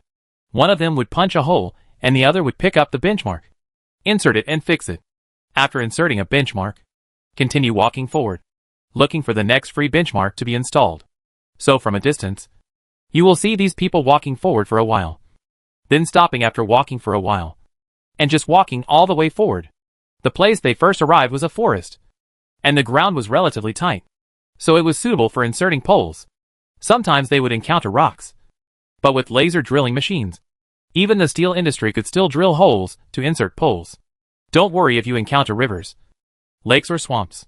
The pole is retractable and can be extended up to 3 meters long. For shallow shoals, it's okay. Just lengthen the benchmark and drill the holes deeper. If you encounter a deep swamp or lake, you have to go around it. There is no way to place a benchmark on the lake. This is just like on the Earth. When national boundaries pass through rivers and lakes, you can only cross them. Without further ado, we continued on our way. We were busy for about 2 hours. Seeing that it was almost getting dark, we finally arrived at a slightly open place in the forest. Yubin greeted everyone and said, "Okay, that's all our work for today. The pilot doesn't want to fly anymore. Let's lower the spacecraft. Let's have dinner and rest. Get some sleep. And continue tomorrow morning." Everyone gathered around and put the equipment on the spacecraft that landed on the ground. The 2 brothers lifted the pot from the spaceship, took out the ingredients, and sat down for dinner in the open space near the spaceship. Yubin also ordered the brothers to take turns to stand guard and to be vigilant at all times and not to relax. Chapter 535 Occasionally Flying Insects Attack. After a day's work, the spacecraft landed, and everyone returned to the spacecraft. 2 brothers finished cooking, and several brothers stood guard. Yubin climbed to the top of the spacecraft and looked around, watching the dusk on the green star. He felt the scenery was pleasant and relaxed. Then he thought of Annie again, and didn't know how she was doing now. Whether she still thinks about him, whether she hates him. It had been a month since they broke up, and Yubin missed her very much at this moment. If they hadn't broken up, it would have been so pleasant for the 2 of them to rely on each other and wander in the beautiful jungle in the dusk. But it is true that since ancient times, there is only so much passion and hatred, and this hatred lasts forever. Feeling longing and sad, he sat down on the top edge of the spacecraft SHL, with his legs hanging down, lit a cigarette, took a deep breath, and faced the reflection of the setting sun. First came back and then exhaled, a round eye circle. Then he stretched one hand back on the spacecraft to support his body. It looked like he was in a daze. While he was thinking about Annie, the personal computer suddenly sounded an alarm, indicating that a UFO was approaching rapidly, and it happened to be in the direction of the setting sun that he was facing. Just as everyone was on alert, they heard the hissing of a flying insect. "Quick! Everyone is so ready to fly up and get ready to fight," Yubin said. Everyone picked up their weapons in a panic and were nervously on guard in the direction of the enemy. There have been instructions from above that as long as Zerg is found on the boundary, just kill them without worrying about the consequences. However, Yubin still plans to report the situation here to the higher authorities. The Dream Chaser has a ground command headquarters in Ime City. Personnel who have completed the mission can directly call the ground command headquarters to report. As soon as I connected to the ground command center, I saw 2 big red birds flying over. They were poisonous fire moths in the Zerg tribe, and they were also the most powerful unit in the Zerg tribe. The visitor is unkind and cannot fight forcefully. So Yubin shouted, "Quick! Get inside the spacecraft. If the pilot is slow, get ready to take off." However, the flying insect was very fast and arrived in front of them in a moment. It screamed and flew over everyone's heads, but it did not spit out fire or poison. After Yubin realized that these flying insects were not a threat, he said, "Don't shoot. Everyone enter the spacecraft in an orderly manner. This poisonous fire moth is very powerful. If its vitality is not strong enough to destroy it, then humans will be cannon fire in front of it. Yubin looked back and saw the two flying insects flying over, quickly raising their altitude, and then hovering and flying down towards them. What the HL? What a shame! Yubin scolded. If you dare to rush down again, I won't be polite. Seeing that everyone had not yet entered the spacecraft, he added, It's too late to enter the spacecraft. Everyone outside is standing against the outer SHL of the spacecraft. Pilot, prepare to activate the shield. This is a small spaceship, and the shield is very thin. It is only about 50 centimeters thick when activated. So Yubing asked everyone to stand outside against the spacecraft. One side was injured by the activated shield, and he himself was also in the spacecraft. Lying down, after checking the individual soldier computer, it showed that all team members were in shield status, which meant that everyone was in the spacecraft shield. So he quickly ordered, activate the shield immediately. The pilot received the order and turned on the shield. Immediately, a shield 50 meters thick appeared on the outer SHL of the spacecraft. The shield is transparent, and you can clearly see outside when you stay inside the shield. The shield has a principle. That is, it can only get out but not get in. The so-called only exit but not entry means that the weapons inside can hit the outside without being blocked by the shield. The weapons from the outside cannot reach the inside. Whether it is bullets or laser plasma, they encounter resistance when they reach the arc and cannot enter. Therefore, they can only effectively protect the spacecraft within the shield and the people on the spacecraft. Equipment and personnel. The arc is not very thick, so Yubin, who is outside the top of the spacecraft, can only lie down and cannot stand. Otherwise, he will be cut in half by the suddenly activated shield. But after the shield was activated, the two flying insects circled twice and flew down again. Yubin knew that these two flying insects would not attack it, but this was an obvious provocation, so he needed to give them some privacy. At this moment, the voice of wisdom from the ground came from the channel. Brothers of Yubin Pai, please try to exercise restraint. Do not engage in firefights with the Zerg. Stay in the spacecraft and do not come out. What are you talking about? Yubingchi turned off the communication port and cursed. You're so damn restrained. Brothers, take a look and use full firepower to beat him to death. After that, he took the lead and opened fire on the approaching flying insects. Then the other brothers started to fire. The flying insects howled, but the strange thing was that they never attacked humans. After the humans counterattacked, they all screamed and flew away, and never came back again. Only then did Yubin call the ground headquarters to report the situation here. After confirming that there was no danger, he ordered the pilot to turn off the shield. He also jumped off the spacecraft and ordered his brothers to release more than 100 robot bees to conduct orbital surveillance and reconnaissance. After this virtual environment, Yubin set up the working mode of the robot bee to continuously investigate the surrounding area 24 hours a day, with a radius of 5 kilometers, and report immediately once the enemy is discovered. The robot bee is small and does not carry much power, so the battery life cannot be too long. This time is 6 hours, which means that the robot bee will run out of power after 6 hours of continuous flight and work and will no longer be able to use it. Keep flying. When the battery is about to run out, the robot bee will fly back and advance to recharge. When the robot bee is not in use, it will be placed in a cylindrical box called a honeycomb. When the lid of the box is opened, the robot bee inside will fly out and conduct surveillance on surrounding enemies based on knowledge. When the battery life is over, it will automatically fly back to the hive when it returns, and recharge in the hive.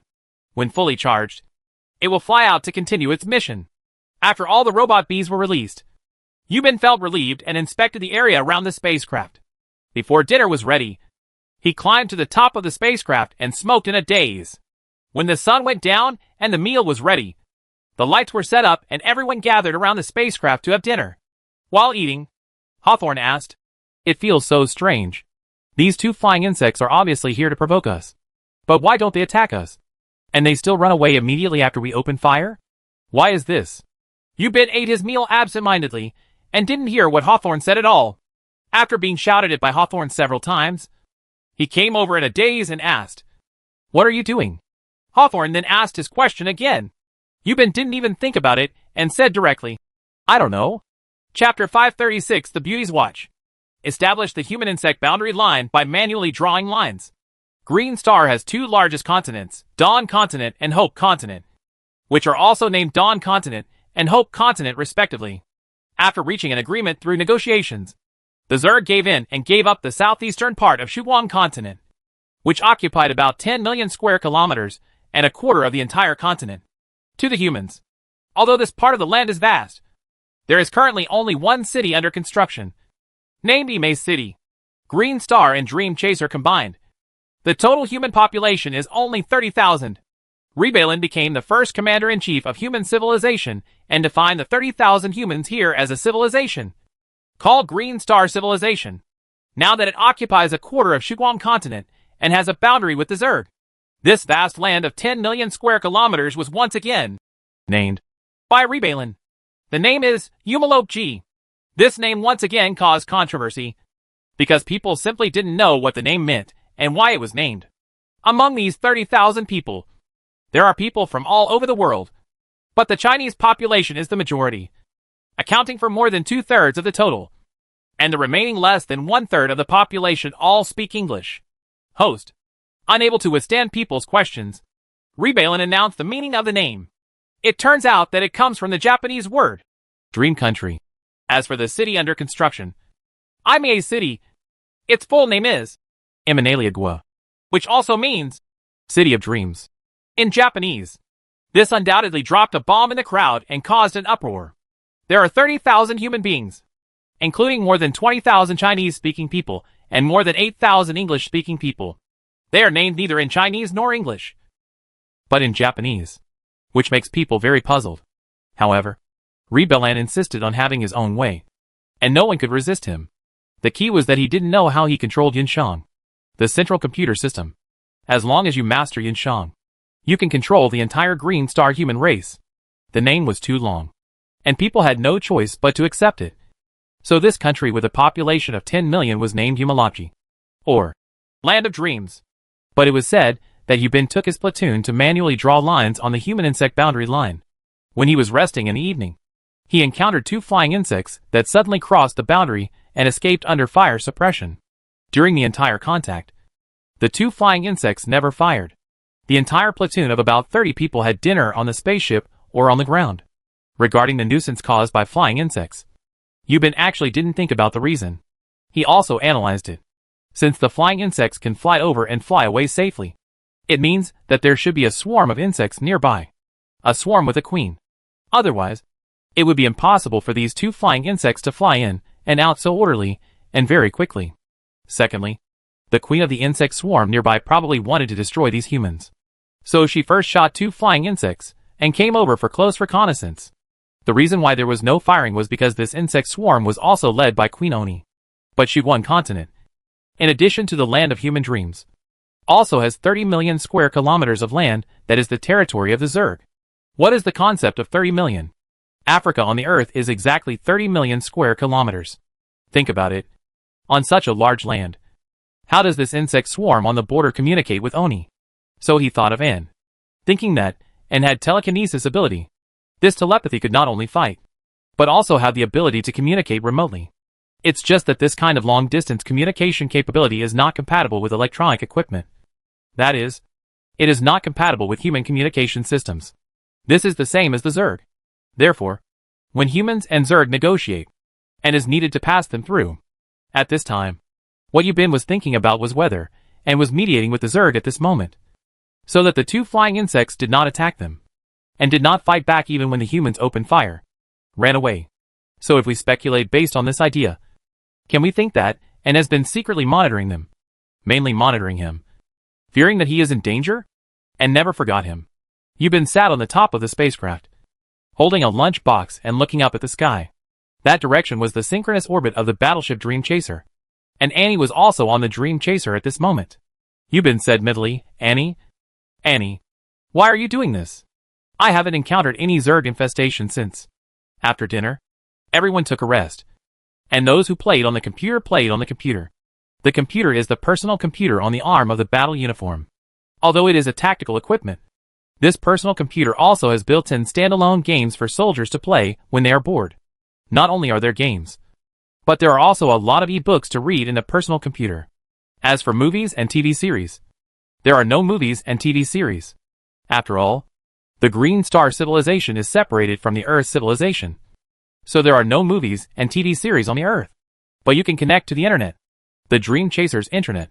During the break, you've been connected with Zhao Xiang. Zhao Xiang also participated in this manual drawing task. During the connection, you've been told him about the encounter with the flying insect just now. Zhao Xiang said, I also encountered this situation here. A dozen reptiles attacked us. We attack you? You've been asked curiously. Were there any exchanges of fire? Of course there was a firefight. Zhao Xiang said, We killed 7 or 8 reptiles. 2 brothers were injured and have been sent back to the base for treatment. Killed 7 or 8 reptiles. Not finished? Yes. We haven't finished killing them yet. Zhao Xiang said. I also felt very puzzled. The battle was only half done. And all the remaining reptiles retreated at once. And just as they were retreating, my robot bees detected a large number of Zerg approaching quickly. But because of the retreat of these reptiles, they suddenly gave up the attack and ran away together. And it has been more than an hour now. And no more harassment from the Zerg has been found. I have also stepped up the investigation of the surrounding areas. It seemed that the situation at Zhao Xiang's place was the same as that at Yubin's place. The difference was that the 2 flying insects found at Yubin's place only came over to provoke them, and then ran away. They did not fight back even when they were hit. The situation at Zhao Xiang's place was different. And there was even an exchange of fire. So Yubin thought about it carefully, and made some inferences. That is, Annie was secretly monitoring him, and found out that he was in danger. So she immediately communicated with the Zerg through telekinesis, and drove away the flying insects. Then she would definitely feel that the other 9 groups of manually drawn brothers in other places might also encounter crossfire from the Zerg. So she went to other places to communicate with the Zerg. This is why the Zerg that Zhao Xiang faced suddenly retreated in the middle of the firefight. Chapter 537 The Human Kingdom and the Zerg Empire. In order to confirm his suspicion, Yubin contacted several other groups of brothers who were performing tasks. In addition to the 2 groups of him and Zhao Xiang, the other 8 groups of brothers, some encountered the Zerg, and some did not. Basically, those who encountered the Zerg exchanged fire, and the battle did not end to varying degrees. And the Zerg fled in a hurry.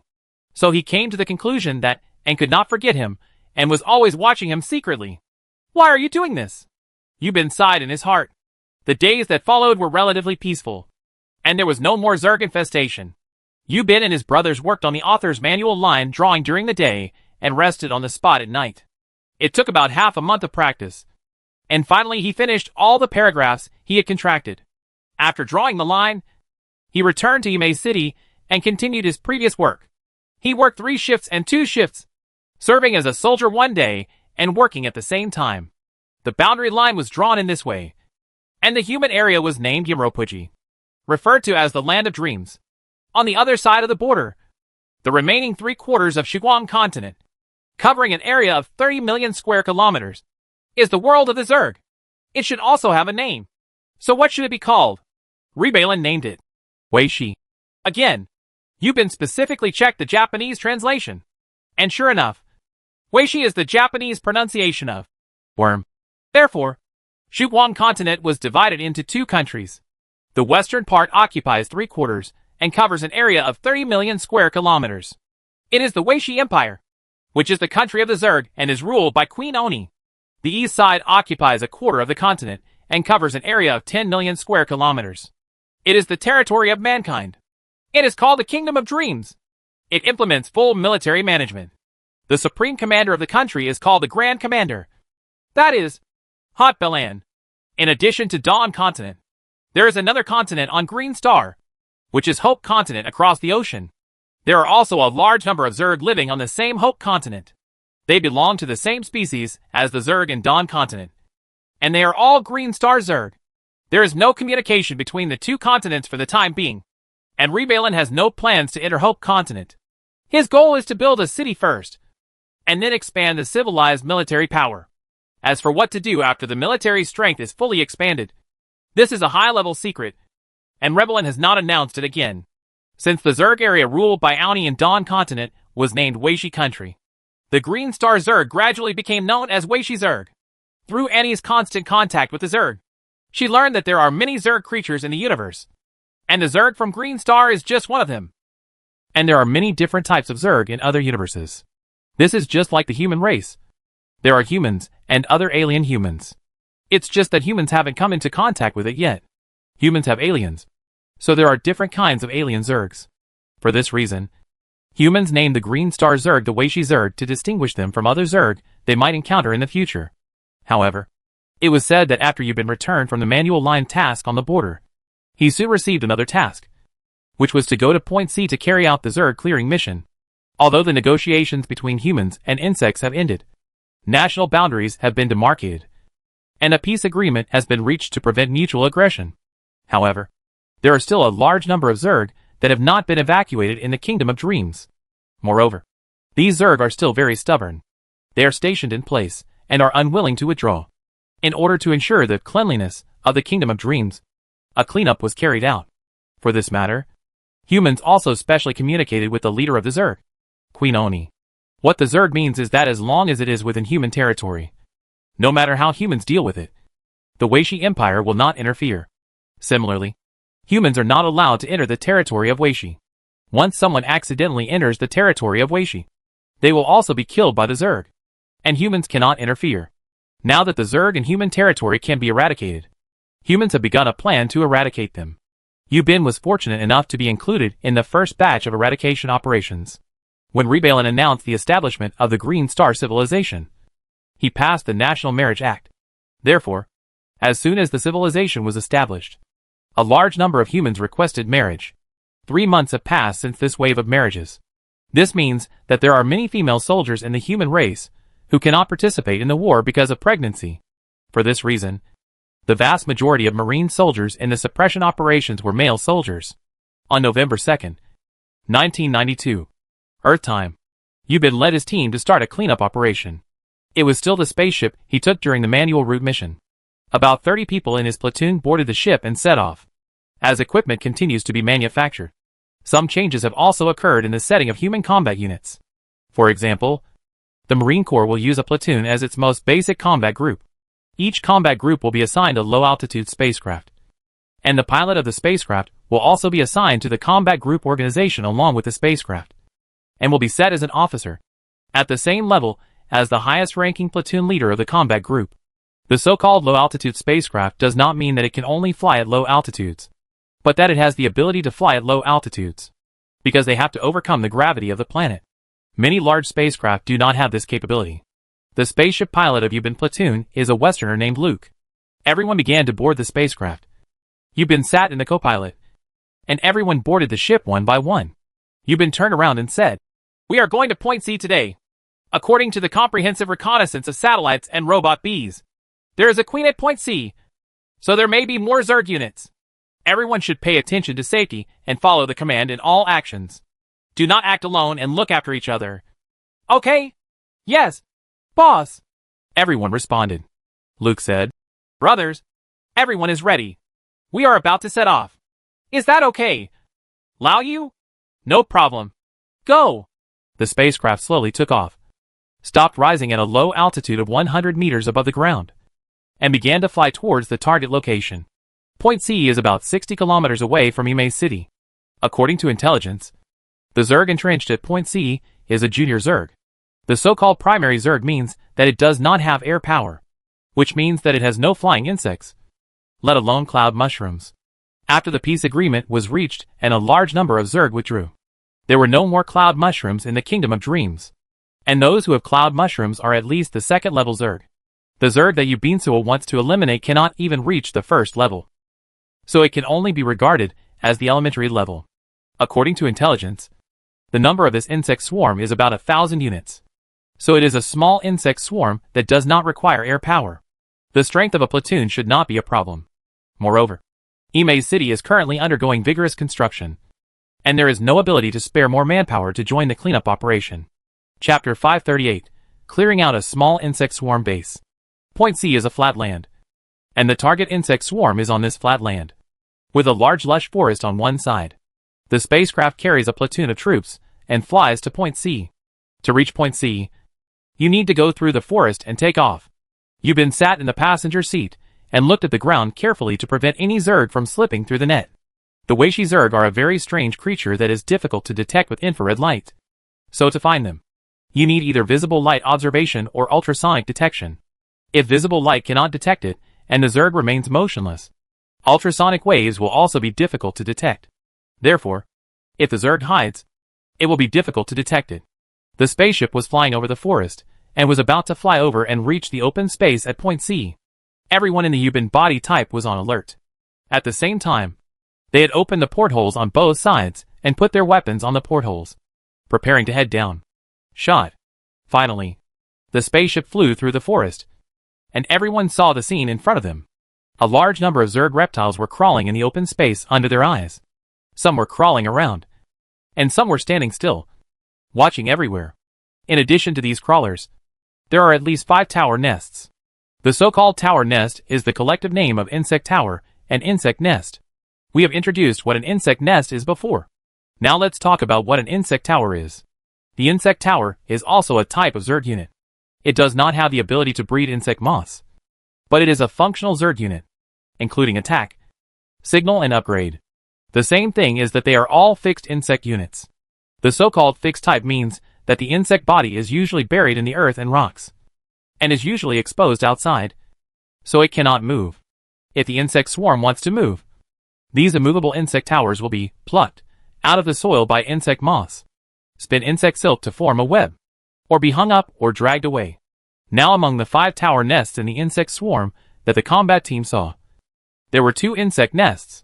Through 1.5 years of observation, contact and study, Yuban knew the man who hit the tower nest, and everyone knew him too. Of these 2 insect nests, one is a mother nest that can reproduce worker insects, and the other is a soldier insect nest that can produce reptilian soldier insects. The mother nest is naturally the highest leader of the insect swarm, which is the queen. Although the Green Star Zerg and Anata Zerg are both Zerg, they are very different. The Anata Zerg, represented by Blood Dance, has a very simple Zerg social structure, with a white tiger level queen, a blue dragon level insect beast, a Xuanwu level super insect beast, a Suzaku level advanced soldier insect, and ordinary basic combat units. Soldiers. These are the most important units that make up the Zerg. Beyond that are larvae and spores. The Anata Zerg has no nests, no towers, and no flightless reptiles. There are only 2 combat modes: physical impact and high-energy particle light irradiation. The Green Star Zerg is different. Its social structure is much more complex than that of the Anata Zerg. The first is the queen, which is the same, but the queen of the Ananda Zerg, whether she is the parasitic native queen or the parasitic bloodblade queen, can fly. But the queen of the Green Star Zerg cannot, but is like a parasitic queen. Like a plant, it is buried in the soil. Perhaps after evolution, the Green Star Zerg queen will escape the comfort of the land and become able to move. She will indeed be able to fly, but at least not now. Then there is the way it reproduces, which is completely different from the Anata Zerg. The Green Star Zerg first has a queen, which is the mother nest, which will produce 2 types of Zerg units, workers and males. Although workers and males are insect-like units, they do not have combat capabilities. Workers will only collect resources and build other tower nests. Workers will build all towers and nests in the Zerg. The construction method is also very simple. That is, the whole body is drilled into the soil to pupate, and then it begins to hatch. Through an incubation process, the soil is broken and various tower nests are born. These include the soldier bug nest and the soldier moth nest. Soldier insect nests and soldier moth nests will produce corresponding soldier insects and soldier moths. But the prerequisite is that they need to mate with male insects, and only the mother nest can produce male insects. The soldier nest can produce 2 types of Zerg units, gripper bugs and poison spraying bugs. The former has a purely physical attack, while the latter has a venom attack. Both are reptiles and neither can fly. The soldier moth nest will produce 4 kinds of moths: poison moth, fire moth, bag moth and letter moth. They can fly, so they are also called flying insects. Poisonous moths attack with venom, and fire moths spit fire. Bag moths do not have combat effectiveness and are used for transportation. They can transport large numbers of reptiles to the battlefront or to the enemy's rear. There is another type of moth, the letter moth, which serves the functions of communication relay and detection.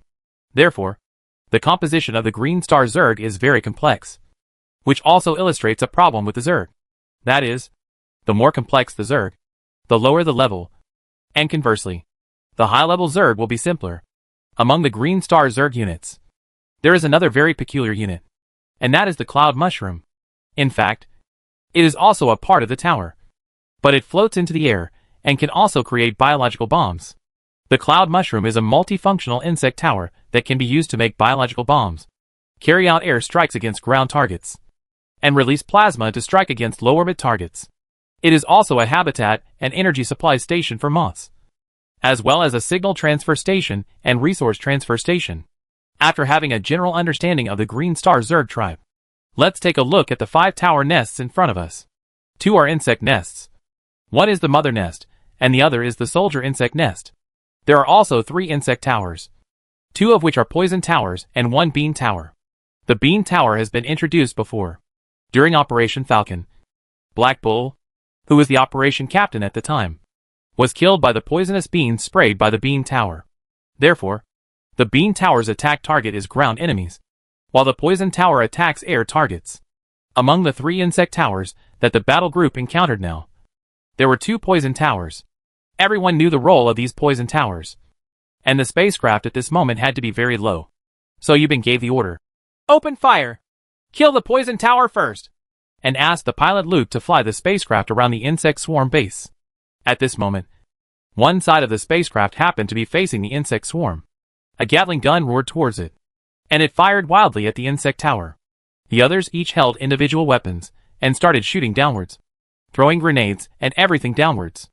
The Zerg howled and hissed, and the 2 poison towers that could attack air targets sprayed venom at the spacecraft. The Zerg venom is highly corrosive. Seeing the venom spraying out with yellow smoke, several people couldn't help but scream and curse. However, when the venom arrived, it was blocked by the shield on the spacecraft and could not enter further into the spacecraft, so it could not hurt anyone. Gatling, the black soil operator, roared loudly while shooting. "The HL is coming!" Chapter 539 found a human object. The war was going very smoothly. Humans had absolute air suppression firepower and were protected by shields and spacecraft shields. So when the spaceship flew over the insect swarm, the balance of war had already tilted to the side of humans. The first is to deal with the 2 poison towers to reduce the pressure on the ship, although there is protection from the shield. It also requires energy to support the operation of the shield. After taking out the 2 poison towers, the combat team will be divided into 2 groups. One group will deal with the insect nest and the remaining bean tower, and the other group will shoot the crawlers all over the ground. Under the absolute firepower suppression, the Zerg could only howl in despair, and the Zerg units were also being rapidly consumed. The brood was beaten to pieces, but it was still holding on. But it could not escape the end of being destroyed in the end. The primary Green Star Zerg are not intelligent, so they are not yet civilized. The small insect swarm in front of them is the primary Zerg. As for the vast majority of the Green Star Zerg represented by Queen Oni in the Weishi Empire, they have evolved to the first level, have independent consciousness, and are intelligent. All Zerg in the Weishi Empire can be regarded as civilized. That is, the Zerg civilization. But he said that the mother nest in front of him was beaten to pieces and turned into a pile of carrion in a short time under the powerful firepower of humans. Without the mother nest, all the Zerg units in the swarm have lost their consciousness. Each and every one of them is like a headless fly, spinning in place without fighting back. When hit, they hide to the side and do not run away.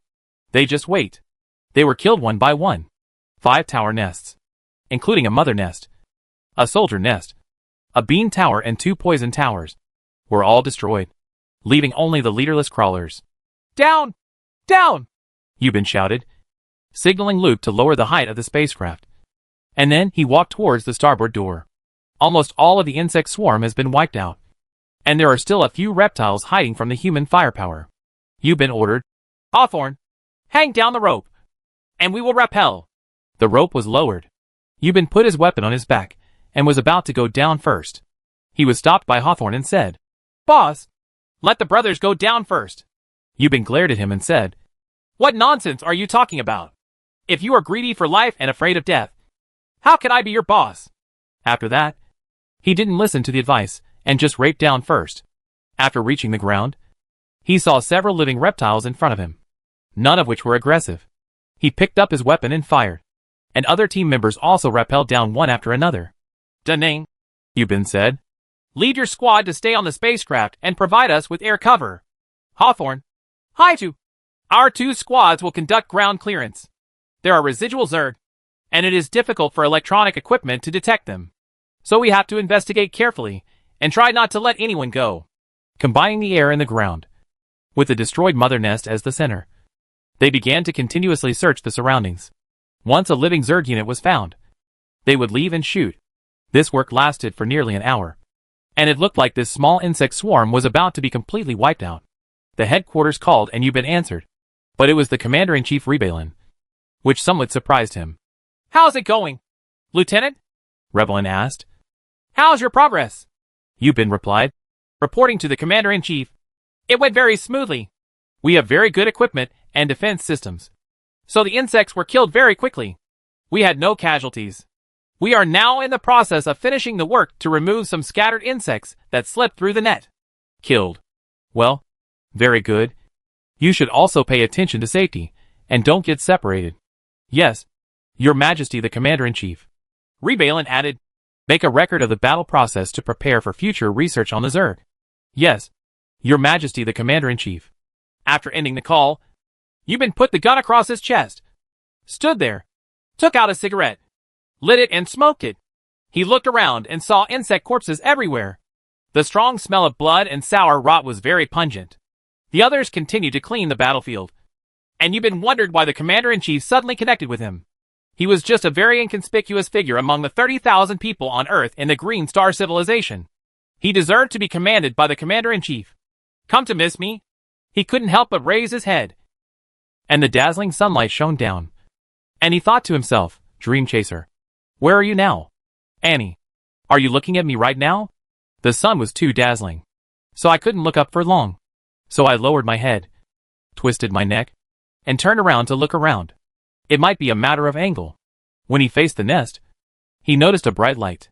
At this moment, the mother's nest has turned into a pile of carrion on the ground. The bright light was found from this pile of carrion. The light is very much like reflective glass. Yubin walked over curiously. When I walked up to it and took a look, I saw that it was indeed something that looked like an alloy. It was pressed down by the rotten flesh, and a small section was exposed. Alloy metal sheet? Only humans have this thing. How could the Zerg have it? Could it be that humans left it here? Impossible. Yubin immediately said, okay, to deny. But maybe it was human things captured by the Zerg and brought here? No matter what, it needs to be taken out and looked at. Thinking of this, Yubin reached out to take it. There are antiseptic gloves, so you are not afraid of the corrosiveness of insect flesh. He pinched the exposed piece of metal and pulled it out. But it couldn't be pulled. He tried a little harder, but it still couldn't be pulled. It felt like it was buried underground. Great power. Yubin called the channel. I'm here. Boss. What's the matter? Danning asked. Danning is the squad leader of the 3rd squad. The squad leader of this 3rd squad was originally Annie. But Annie was transferred to the headquarters. So the squad leader's position was taken over by Daneng. Find me a sapper shovel and throw it down. I can use it. Yes. Boss. Please wait a moment. After a while, Daneng found an engineering shovel and threw it from the spacecraft.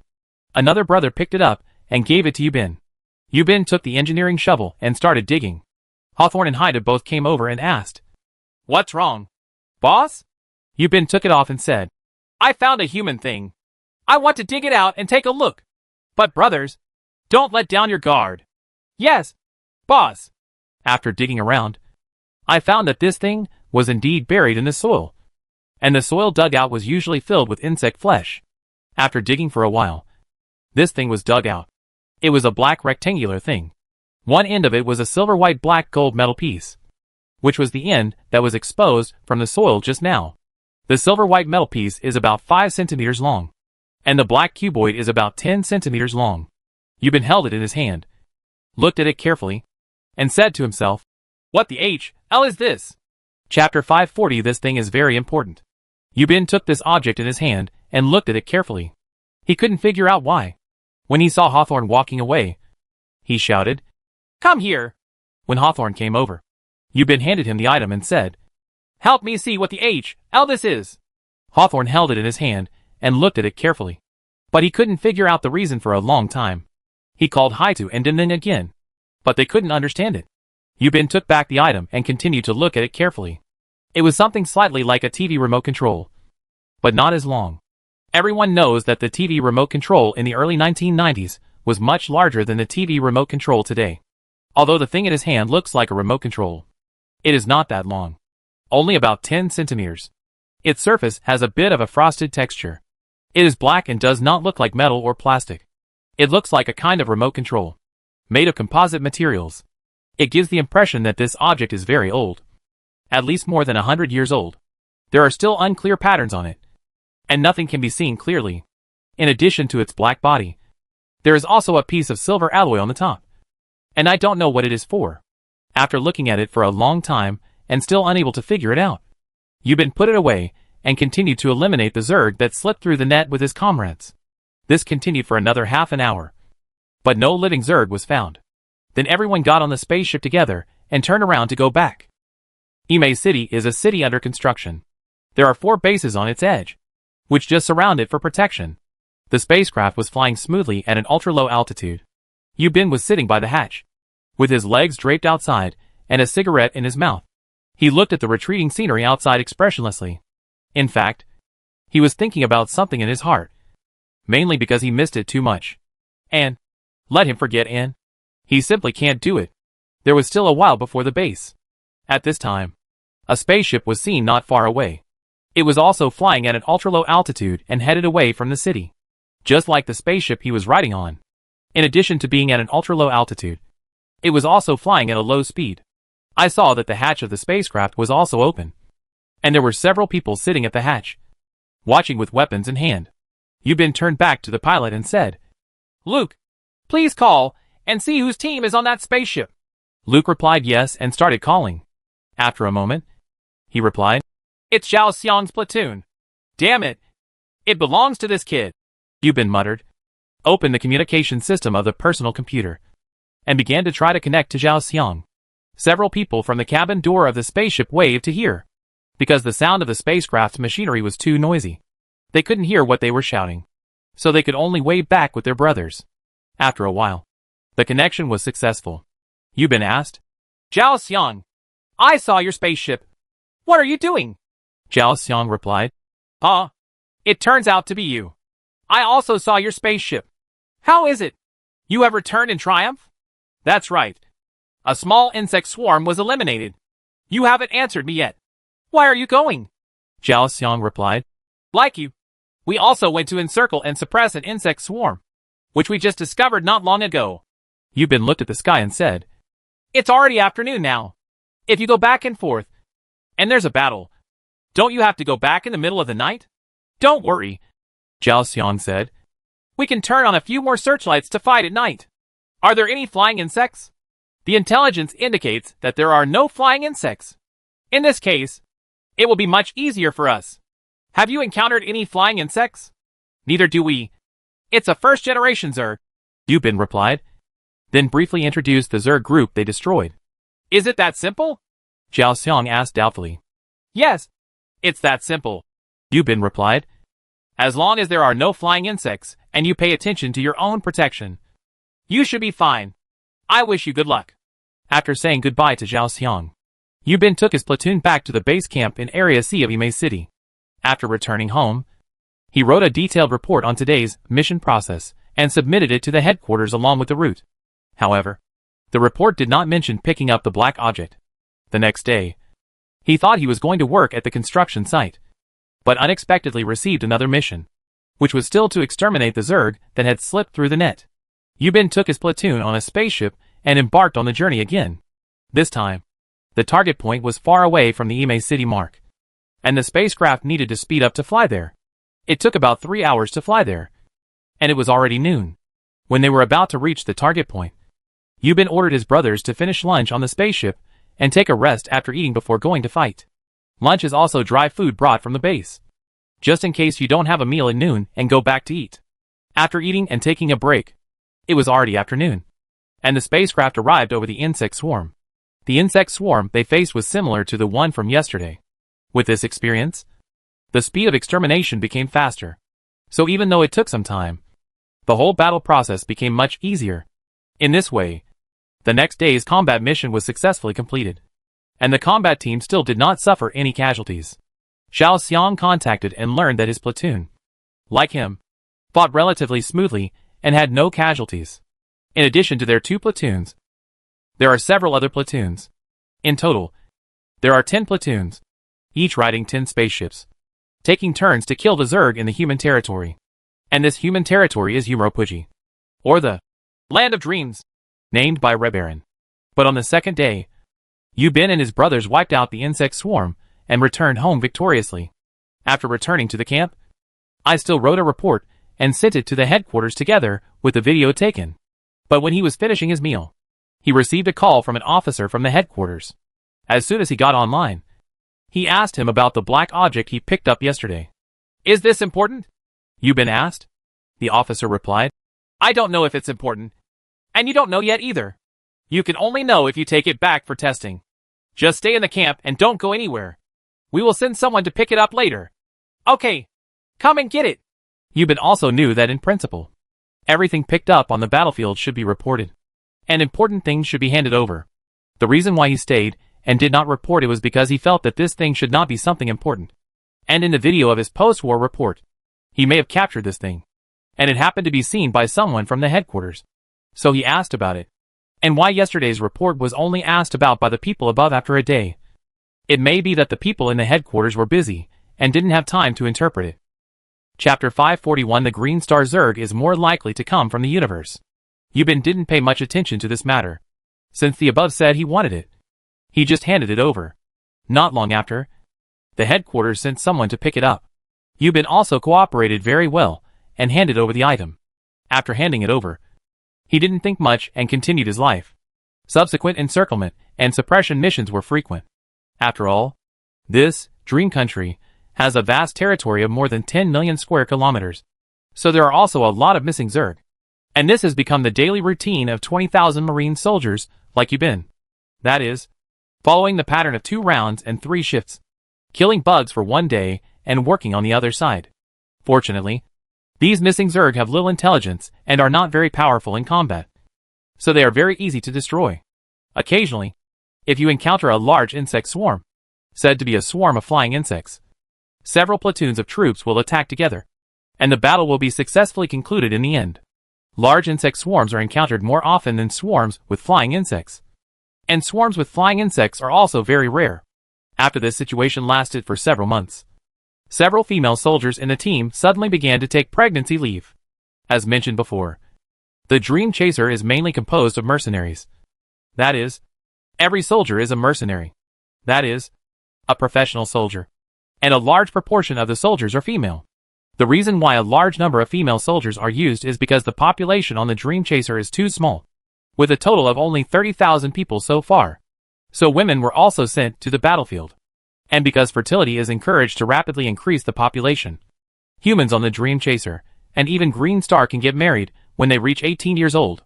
If you don't get married, the people from the headquarters will urge you to get married many times, once a year, until they get married, and they will even make arrangements to introduce a partner.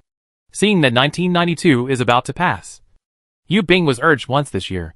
If he doesn't wait until 1993, he will be urged again. Female citizens, including female soldiers, will start taking pregnancy leave as soon as they are married and pregnant for 4 months, and will no longer participate in any military operations or construction work, together with the maternity leave when giving birth to a child, and the subsequent breastfeeding leave. The total there is a year and a half of leave. The salary is paid as usual, and there are various subsidies such as nutrition allowance and stress relief allowance. This is also the method that Rebelling came up with to increase the population. So on the Dream Chaser and Green Star, female citizens are very comfortable. It is now the end of December 1992. So many female soldiers have just reached the right time to take pregnancy leave, and they have asked for leave one after another. This has also caused many platoons to be short of soldiers, including the Yu Bin platoon. Due to the lack of many female soldiers, the number of Yu Bin platoon has dropped sharply to 20 people. But this does not affect their suppression operations. On the last day of 1992, today's cleanup operation ended. Yu Bin returned to the station. Before he could report, he was informed by the headquarters that the commander-in-chief wanted to summon him, and a spaceship would pick him up later. Yu Bin was very puzzled as to why he was attracted by the commander-in-chief again and wanted to meet him in person. He didn't know why. So he asked whether he should tell him or not. Not long after, a small spacecraft arrived at the camp to pick him up and take him to the orbiting Dream Chaser. In the command cabin of the Dream Chaser headquarters, Yubin picked up the Commander-in-Chief Rebalin. Rebalin said with a smile, "You are good, young man. You are finally here. I have a very important thing to ask you." After saying that, he picked up an object on his desk and showed it to him. Yubin recognized it. It was the nameless black object that he had handed in more than a month ago and was found under an insect nest. Looking at Rebalin in confusion, Yubin asked, "What's wrong? Your Majesty the Commander-in-Chief." "Is there a problem with this?" Rebalin sneered. "Is there a problem? It's not that there is a problem, but it's very problematic. Our technical department conducted a study on it and found that it has two major doubts. First, it is not a creation of us humans, but from the appearance and manufacturing point of view, it is indeed a man-made object. So we suspect that it may be something made by another human civilization. So what is this for?" Yubin asked. Rebalin did not answer him, but motioned for him to continue listening to him. "The second doubt is that the technical department has found that this thing has existed for at least 300 years, which means it was created 300 years ago." 300 years? Rebalin nodded and said, "Yes, 300 years. What do you think?" Yubin looked at this thing again in his hand. He had lost it for more than a month, and now that he saw it again, he felt a little strange. After just thinking for a while, Yubin said, "Your Majesty, Commander-in-Chief, this is what I think. Is it possible that this green star originally had its own native inhabitants? Who created this thing? People, or some kind of advanced intelligent creatures, very similar to us humans?" Rebalin said, "Human race. Advanced intelligent alien creatures similar to us humans. We might as well call them human race." Yubin glanced at him and then said, "Yes, the human race. This human race used to be the original inhabitants of Green Star, and has developed to a very high level of civilization. Judging from the manufacturing level of this object, it should be like this." Rebalin listened to him carefully and nodded from time to time, as if agreeing with his views.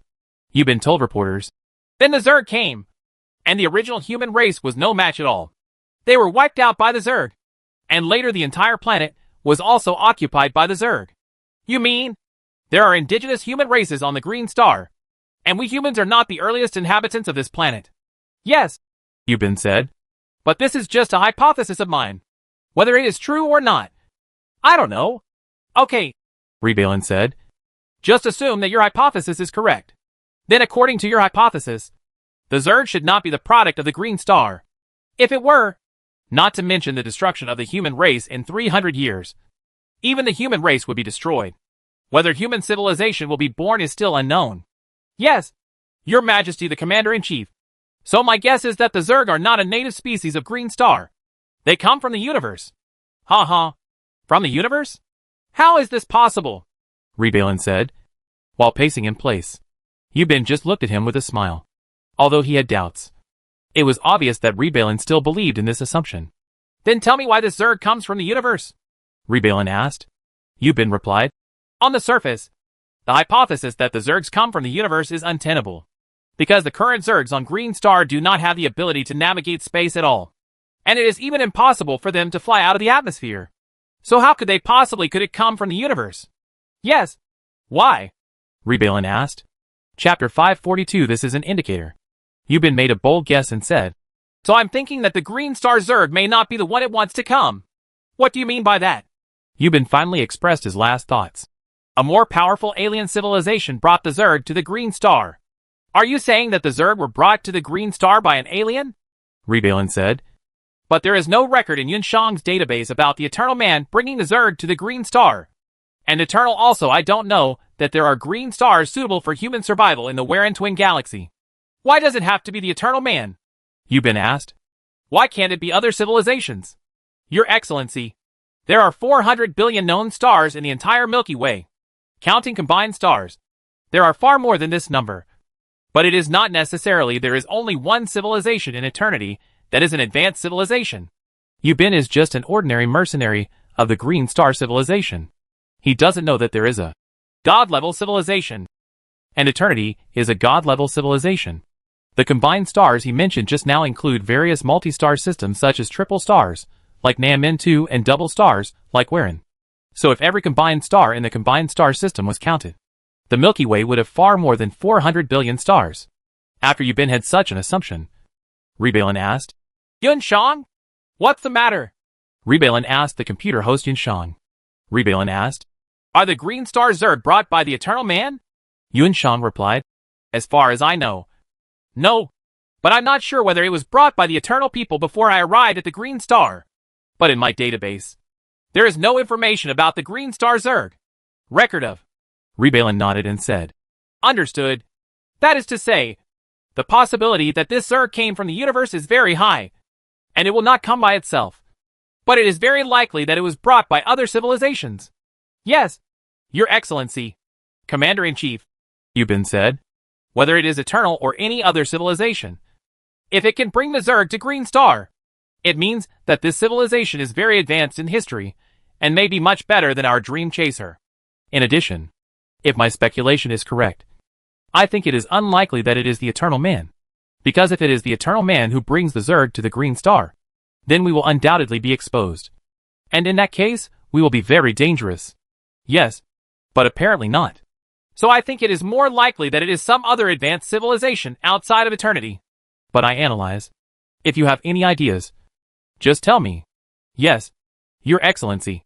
Based on the characteristics of the Zerg, I think they still have room for upgrade. Can the Zerg be upgraded? They are the Zerg. How can they upgrade without technological support? Rebalin expressed doubts. Yubin said, Just because they are Zerg, they are different from us humans and do not need technological support. Doesn't need technological support? Rebalin couldn't help but laugh.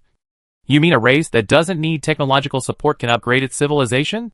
How is this possible?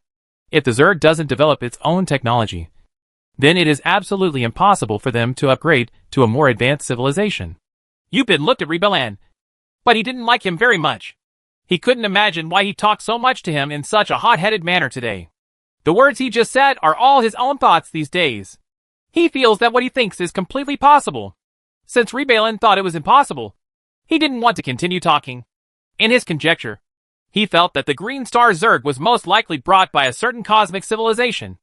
This cosmic civilization might be an advanced intelligent creature similar to humans, or it might be some other form of civilization. As for what kind of civilization exists in what form, and is different from human beings, he can't say clearly, because so far, all humans, including him, have not come into contact with other unexpected forms of civilization, such as Zerg civilization, such as machine civilization. Even the current Green Star Zerg tribe has been reluctantly given the title of Zerg civilization. In the eyes of many people, this so-called Zerg tribe cannot be considered a civilization at all. Regarding the origin of the Green Star Zerg clan, the two did not continue talking. Rebalin once again returned to the topic of the black object that you've been picked up. Said, Actually, this is an indicator. Indicator? Yubin asked doubtfully. Yes, indicator, Rebalin said, taking the object and shining a purple light on it. As a result, he saw that there was a small green light on the thing that became cold. Rebring held the indicator in a horizontal position and turned it. When it pointed in one direction, another small red light came on. Rebring said, This direction. It indicates that there is something in this direction.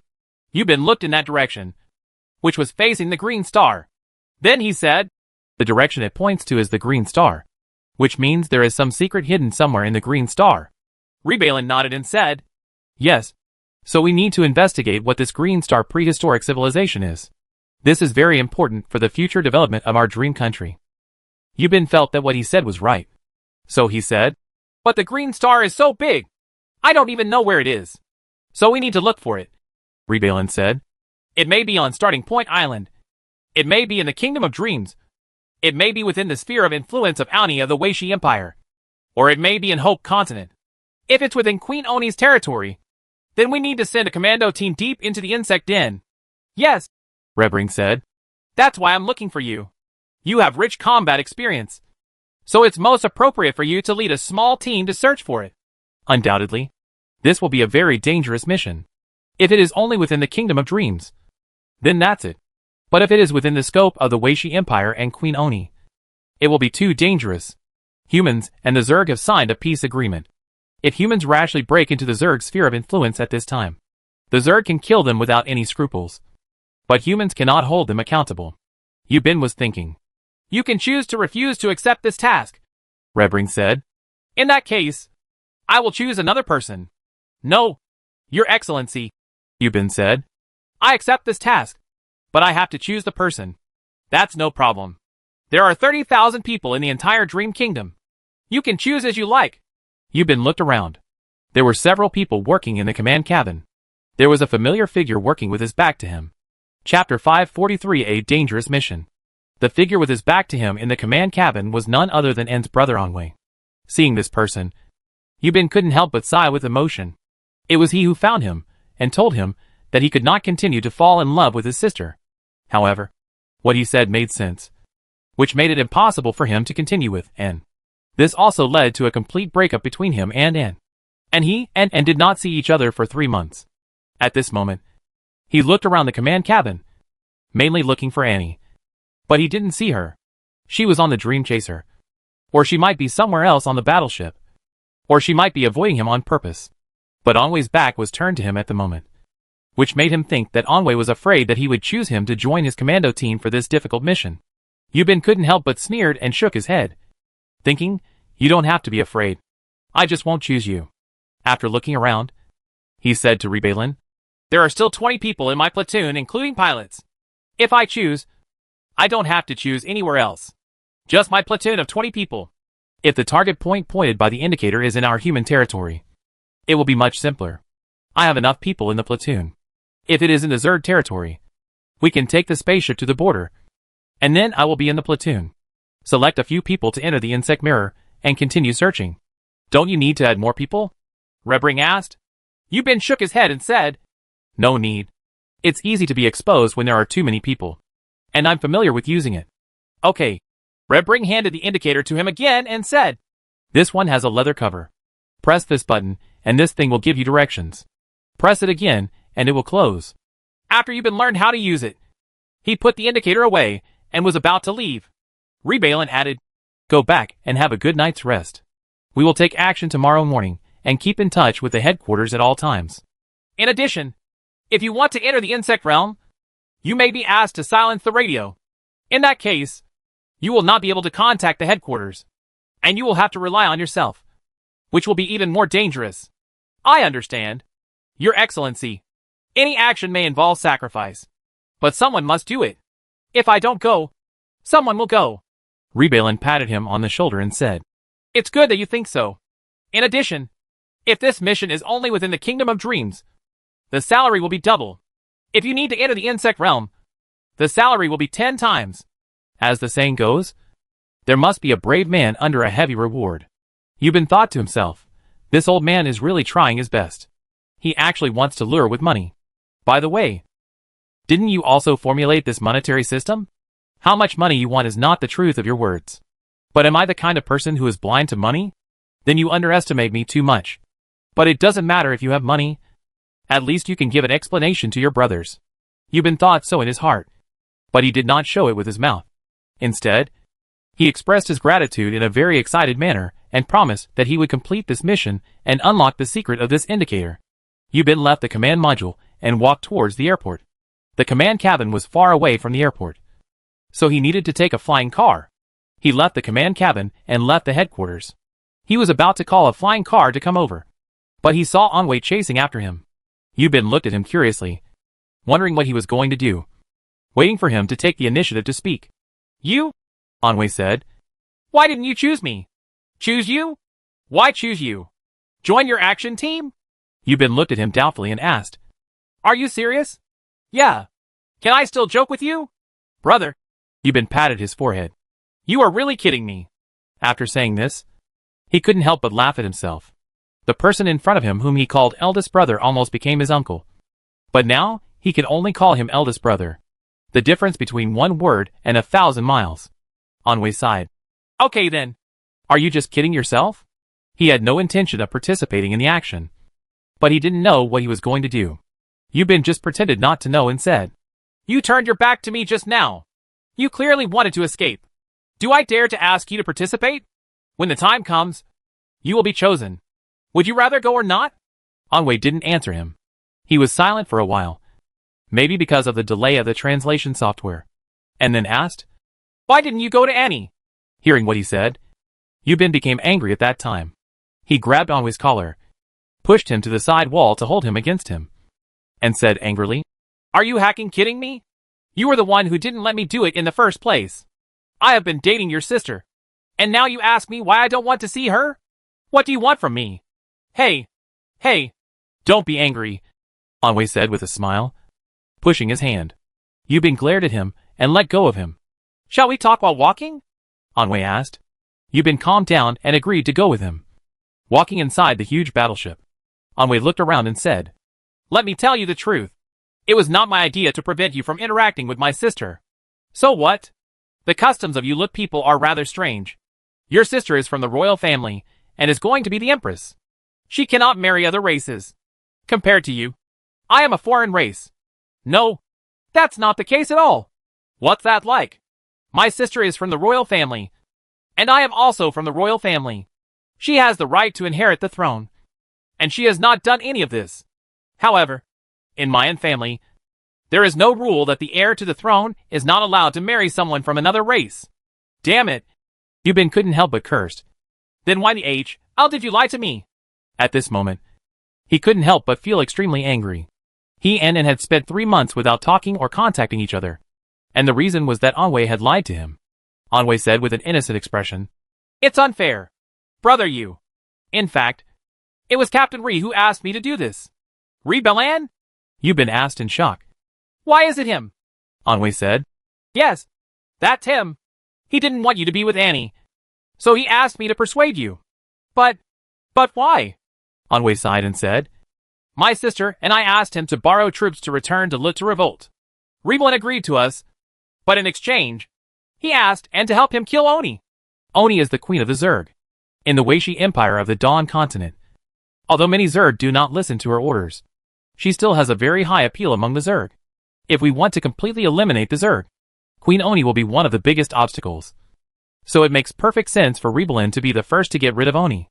Anwei added, You also know that with our current strength as humans, it is simply impossible to get rid of Oni. And my sister is the only one who can communicate with the Zerg through brain waves. So he asked us this request was made. Chapter 544 Where to Go. You've been questioned. But even if you can communicate with the Zerg, with your sister's ability, she can't destroy Oni. Anwei said.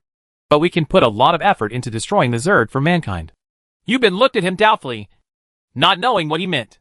Anwei said. The Commander-in-Chief asked Annie to deceive Oni and let Oni relax her vigilance towards humans. My sister was a little hesitant. The two walked on the empty streets inside the Dream Chaser battleship. Yubin sighed and said, But you must also understand that the Zerg is the Zerg. If we humans want to survive and develop on the Green Star, we must eliminate it. It's just a matter of time. So whether it's deception or forced conquest, there's no problem. Yes, you are right, Anwei said. But sister An is kind-hearted. She believes that all lives are equal. I didn't expect that she still has some Buddhist thoughts. Yubin couldn't help laughing. He understood that Annie was a kind girl. But at this moment, she no longer belonged to him. Anwei added, The Commander-in-Chief means that as long as Oni is eliminated, he will lend us troops. But, having said this, Anwei shook his head and said, This will be an elusive day. That's right, Yubin said. With our current capabilities, we simply cannot destroy the Zerg. However, Anwei said, as long as we vigorously develop weapons and equipment, it is not impossible to quickly eliminate the Zerg. I have made a preliminary estimate of this time schedule, and it only takes about 5 years. However, the Commander-in-Chief, he plans to develop the military so quickly. He wants to expand the population, and he wants to rule more people. As Yubin listened, Anwei told him a lot about the future development direction of Green Star. In short, Ri Belan had no intention of helping Annie. Yubin thought about it carefully. Although Anwei was suspected of stirring up trouble, what he said was quite reasonable. In his opinion, Ri Belan was not a reliable person either. And according to what Ri Belan said, whether Wang Pusan rebelled or not is also a mystery of his location. In addition, Anwei is a louder star. One of the distinguishing characteristics of a louder star is that he cannot lie. Once he lies, the color of his hair and Skin will give him away. And Wei is the same as N. But he is just a little mercenary. So what? After chatting for a while, Anwei made it clear that it was not his intention to prevent him from communicating with N. If he broke through the resistance and wanted to be with N, Anwei, would not object. So the final resistance came from Red Baron from the Supreme Command. After bidding farewell to Anwei, Yu Bin took a flying car to Tiangang. Thinking about this question along the way, why did Ri Bai Lin object to him and Annie being together? At the same time, he was thinking about another question. Since Anwei did not object to his association with N, and the royal family to which N belonged did not object to intermarriage, should he pursue N again? He couldn't figure out the first question, and he didn't want to think about it anymore. If it was for his own happiness, even the King of Heaven wouldn't be able to stop him. The second question is, go back and rest first, and then talk about it after completing the mission tomorrow. After arriving at the nearest skyport, he took a landing module and returned to Green Star. Bing returned to his military camp in Imei City. During the night break, he first called all 3 squad leaders together to talk about tomorrow's tasks. Hawthorne took the receiver from his hand and said, unexpectedly, this piece of shit made a big circle from the earth to the sky, and then from the sky to the earth, and then returned to our hands. Then the place it indicates is which direction. After saying that, he took the indicator and turned it around. After a while, he locked the direction and said, as expected, it is in the direction of the Weishi Empire. Yu Bin took back the indicator and put it away, and said, in our dream country, there are 2 directions facing the Weishi Empire, and 2 directions facing the sea. So this indicator points to the Weishi Empire. What's so strange about it?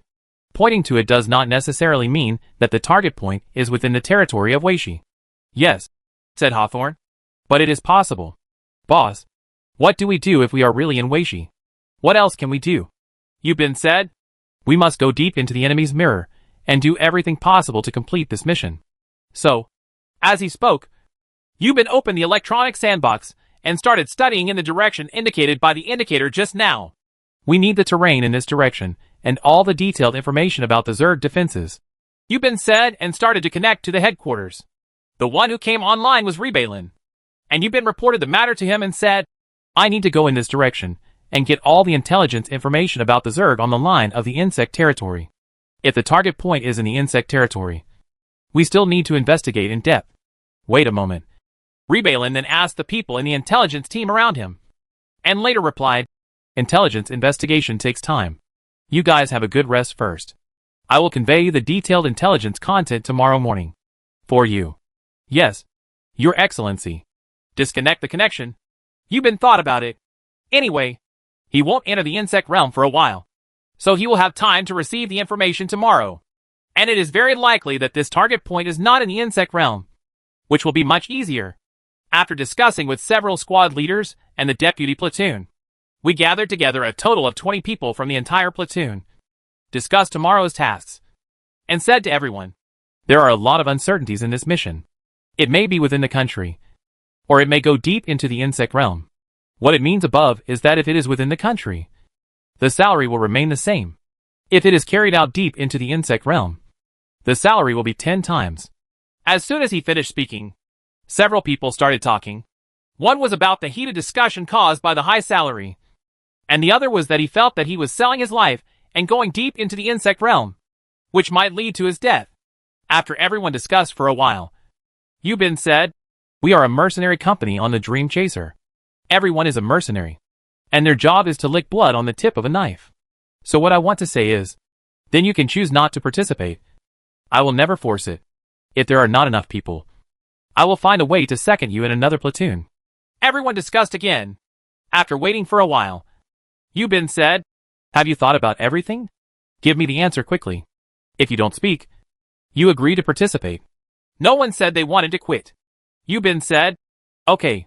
That means everyone is going to participate. Everyone go back. Have a good night's rest. Spend time with your wife. And gather and set off early tomorrow morning.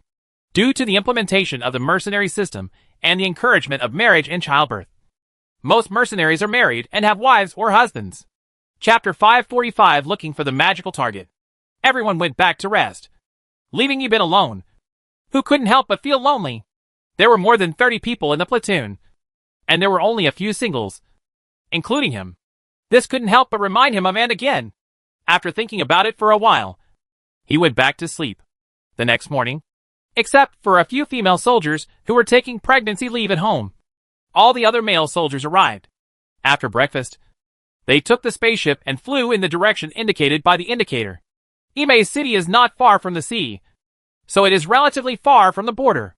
The direction indicated by the indicator is towards the northwest, a straight line distance of 3,000 kilometers from the border. After leaving the camp, Pilot Luke asked, "Boss, at what speed should we move forward? What's the fastest speed?" "The maximum speed of sound can be reached in the atmosphere, and it is much faster outside the atmosphere," Luke answered. "Then fly at a speed of 1,200. Yubin said. This 1,200 refers to a speed of 1,200 kilometers per hour, which is close to the speed of sound. Compared to interstellar navigation, this speed can almost be described as a turtle speed, because interstellar space travel is only a few thousand kilometers per second. For example, the maximum interstellar speed of the Dream Chaser is 2x, which is 0.02 times the speed of light, or 6,000 kilometers per second. The speed of sound is only 340 meters/second. Note, the speed in the Earth's air. So the 2x interstellar speed of 6,000 kilometers/second is 17,600 times the speed of sound. Of course, this is the speed in space. It is impossible for a flower placed in the atmosphere to reach such a high speed. "Yes, boss," Luke said. "But it's such a fast speed. You can't go very low altitude. It's easy to crash. How high will it fly? If you want to go fast, fly out of the atmosphere. That won't work. I want to find the target point. If the thing is within the territory, how can you locate it when you fly so high? Then you have to fly at least 20,000 meters high," Luke said.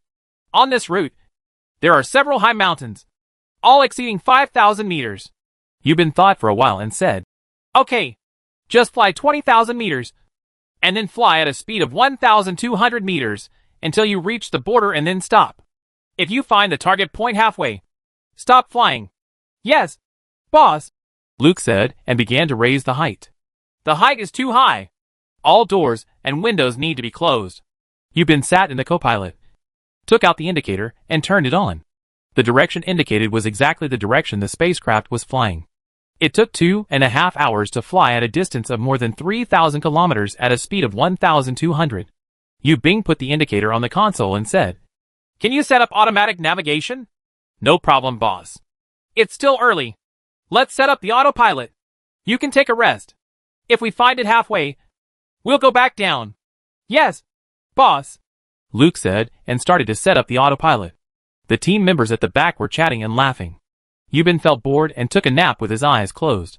When he heard Anwei say last night that it was not him who objected to Annie's love for him, and that Annie still remembered him, he began to feel uneasy. Because of this, after thinking about it, he didn't give much rest last night. He has decided that after this mission is over, he must go to Anne, no matter what reason she gives. He cannot stop him from continuing to love her. I fell asleep while leaning back in my seat and thinking about it.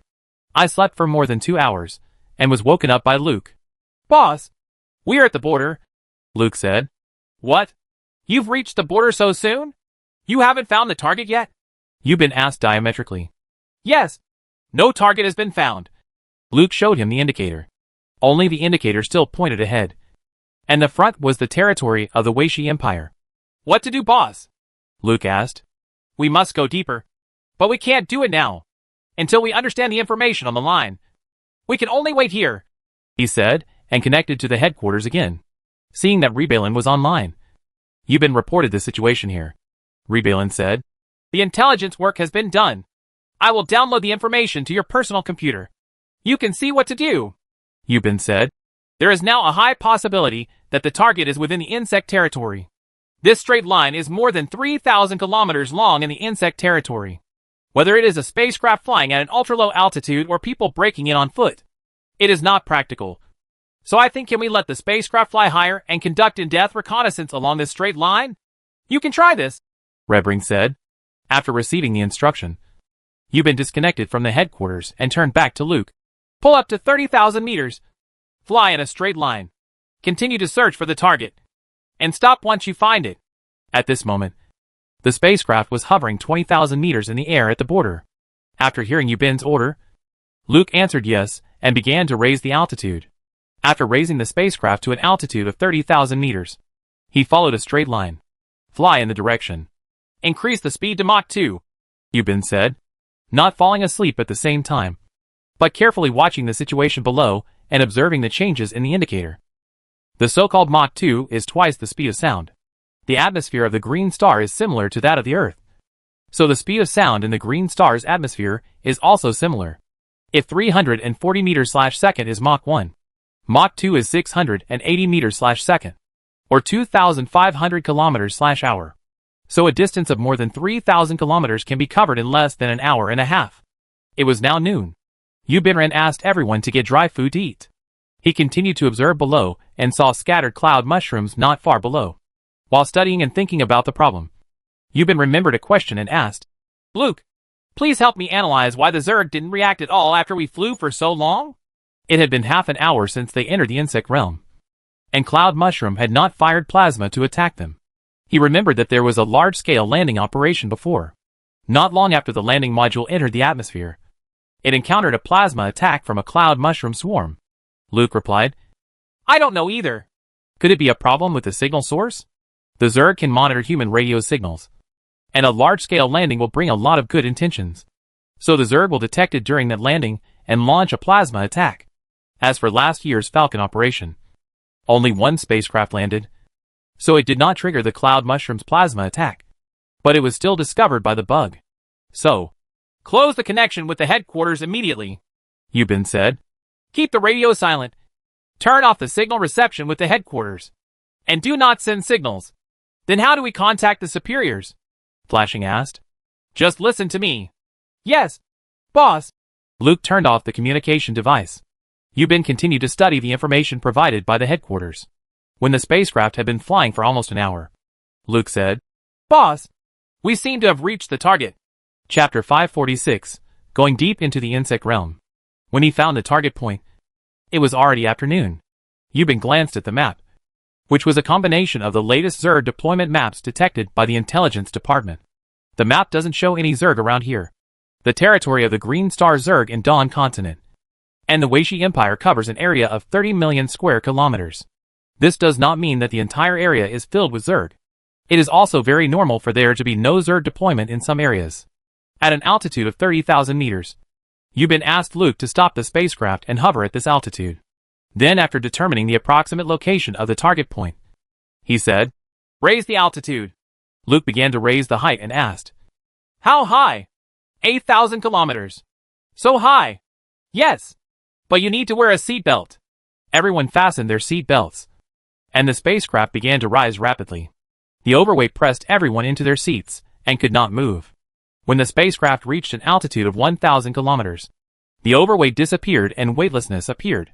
Fortunately, I was fastened with a safety belt beforehand so that I wouldn't float. There were 20 people. Yubin convened a meeting in the cabin, facing the electronic sand table. He said, What do you think? Several people looked at the electronic sand table carefully, and Hawthorne asked, It seems that there are indeed no Zerg in this area. But you also know, boss, that many of our reconnaissance equipment are ineffective against Zerg. So this information may not be accurate. So there is a certain risk, Yubin said. We will go down later. Most of us here are dragging our families and taking care of the family. So everyone needs to think clearly, Hawthorne said. Don't think about it. You've come here. Why can't you quit midway? That's too cowardly. Right. Yubin looked at everyone, and no one had any intention of shrinking back. In that case, okay, we're ready to go down. Boss, Pilot Luke asked, How are we going to get down? Yubin pointed at the electronic sand table and said, Did you see it? This area is a relatively large lake. There are no cloud mushrooms in the sky, and there are not many cloud mushrooms in the nearby area. The cloud mushroom is the biggest obstacle for us to land. So we will parachute from the lake in a while. Hawthorne asked, Is it skydiving? Yubin glanced at him and said, Skydiving? Why are you parachuting? Just land the spacecraft. Luke, adjust the position of the spacecraft. We will fly straight down to the lake and then land on the lake. Luke answered yes and began to make preparations for landing. Hawthorne asked again, Do you want to report to the superiors? We need to keep the radio silent now. And we have to fly back if we want to report. So there's no need for it. Are you all ready? Let's get down. Luke started the engine, rushed into the atmosphere, and flew towards the lake. After landing at super high speed, the outside of the spacecraft quickly turned red. Although it was protected by a shield, it still generated high temperatures due to friction with the air. When approaching the lake, turn on the reaction engine and brake. It stopped its descent 100 meters above the lake, then controlled the engine to descend slowly, and finally landed on the lake. Yubin took out the indicator again, determined the direction, then studied the map again, called several squad leaders to come over to study, and at the same time said to Luke, turn on the detection equipment to prevent the Zerg from attacking. Kuratsuchi asked, should we leave now? Yubin asked, what do you think? Everyone had no idea and just waited for him to make a decision. Yubin looked at the map and thought for a while, and then said, divide into 3 groups. 1 group will be on guard and 2 groups will rest. Hawthorne asked, aren't you going to take action? Yubin replied, we flew over and came down from the orbit, which will definitely attract the attention of the surrounding Zerg. If we set off now, the Zerg will definitely pay more attention to us. So, let's not be anxious for now, and be fine. Get some rest before we talk. Then we will take action tomorrow morning? Hawthorne asked again. Yubin patted his shoulder and said with a smile, brother, why are you so anxious? The food on the spacecraft is enough for us to eat for a week. Hawthorne asked again in shock. Why? Boss, do we have to stay on the spaceship for a week before setting off? It won't take that long. Let's rest for 3 days first. Yubin said, but it will be hard for everyone. You can't contact the outside world. So I will worry about you being bored and anxious. Kuratsuchi on the side said, what's there to be anxious about? There are 20 of us here. Can't we play cards, chess and games? If you can't contact the outside world, you can't access the internet naturally. So the games Kuratsuchi mentioned can only be played in standalone games. After being busy for a while, Yubin said, it's past noon, and we haven't had lunch yet. Here are a few brothers who are doing nothing on the spaceship. Let's wait for lunch. The reason why Yubin chose to wait 3 days before taking action was because of his own considerations. As he said just now, suddenly arriving in the insect realm would definitely attract the attention of the insect race. So after 2 or 3 days of silence, he would wait until the insect race stopped. Pay attention before taking action. This was the main reason. And there was also a secondary reason, which was that Yubin planned to go to Anne for reconciliation after the operation was over. But he was afraid that Anne would reject him. Although Anwei came to him and asked him to cut off contact with Anne, he took the initiative to break up with Anne, and didn't know the truth about why he broke up with her. If he acted now, the mission would be over soon, and he would have to go find Annie. If the mission was completed 3 days later, it would be delayed for 3 days. It can be delayed for a while. The reconnaissance equipment did not see any Zerg approaching. After a while after dinner, Yubin went out from the airlock on the top of the spacecraft and came to the top of the cabin. Looking around, he saw that the spacecraft was parked not far from the shore. This lake is so big that you can't even see the inside of the lake. It was afternoon time, and the weather was still so hot. Yubin took off his shirt, sat on the outer SHL of the spacecraft, wore sunglasses, and took out a cigarette. After a while, Hawthorne also climbed up and stood beside him. Yubin glanced at him, took out his cigarette case, and wanted to give him a cigarette. Hawthorne waved his hand, took out his cigarette and lit it, sat down next to him and said, your cigarette is too bland. I don't like it. Yubin saw that his cigarettes were mixed and said, the mixed cigarettes are too smelly, and I don't like them. I prefer flue-cured cigarettes. Hawthorne said, you can do it as long as you like. As long as you like it? Yubin looked at him and asked, and couldn't help but feel something in his heart. Yes, as long as he likes it. It doesn't matter what other people say, or what race it is. Yes, when the mission is over. Find Annie and propose to her. Chapter 547 Silent Insect Forest. Going deep into the insect realm. You cannot contact the outside world. In addition to not being able to play online games. Although there are only 30,000 humans in Green Star, there are several online games for people to play when they are free and bored. The most important thing is that we can't get in touch with the headquarters. This was all due to concerns that radio communications would attract the attention of the Zerg. Yubin asked Luke to drive the spacecraft a little forward. Let one end of the spacecraft rest on the land, and set an anchor to fix it to prevent it from being taken away by the lake water. After resting on the spacecraft for a day, some robot bees were released on the second day. Since they could not clear the level, some automated settings were made for the robot bees. Let these robot bees fly in the direction of the target point for reconnaissance. When they encounter Zerg, they will fly back immediately. One of them will fly to the spacecraft and be recovered. The spacecraft then obtains intelligence information from the recovered robot bees.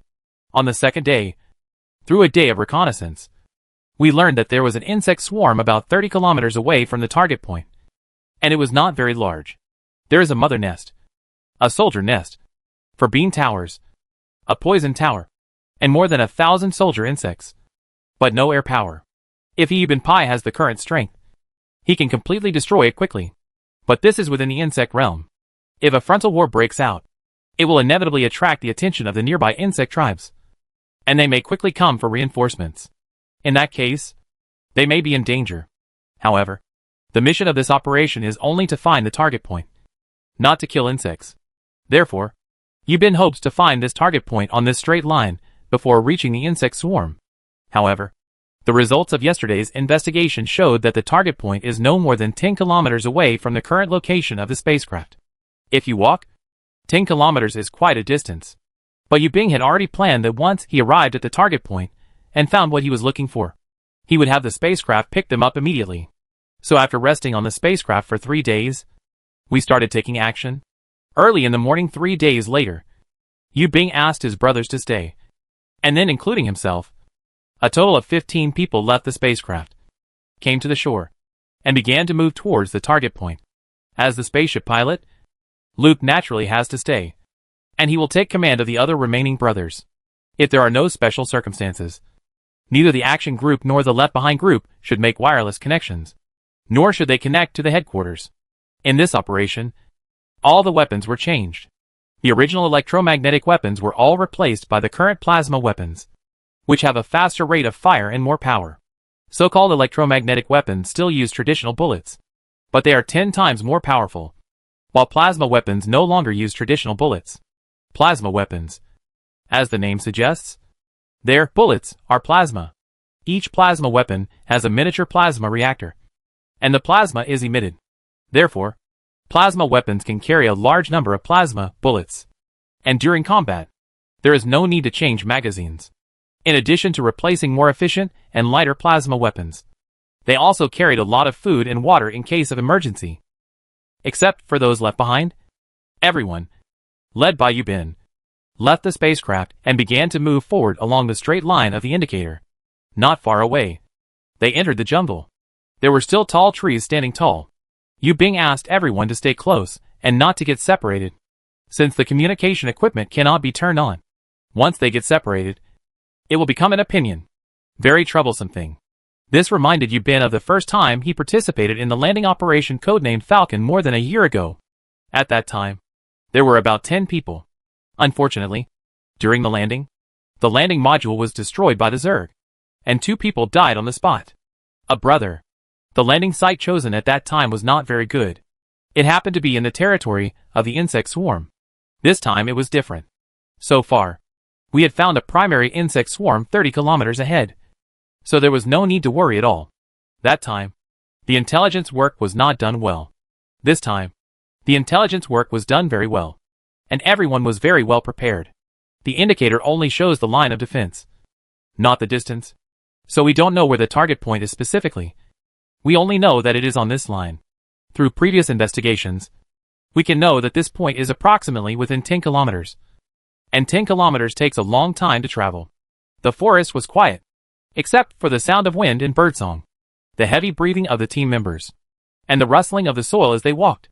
The people walking in front all had knives in their hands, slashing at the thorns blocking the road. Yubin was very cautious and looked around from time to time, fearing that a Zerg would suddenly come over.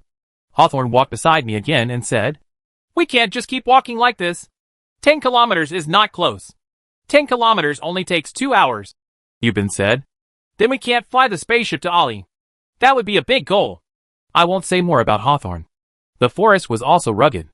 After walking for more than an hour, I saw a large mountain pass in front of me, with lush trees on both sides.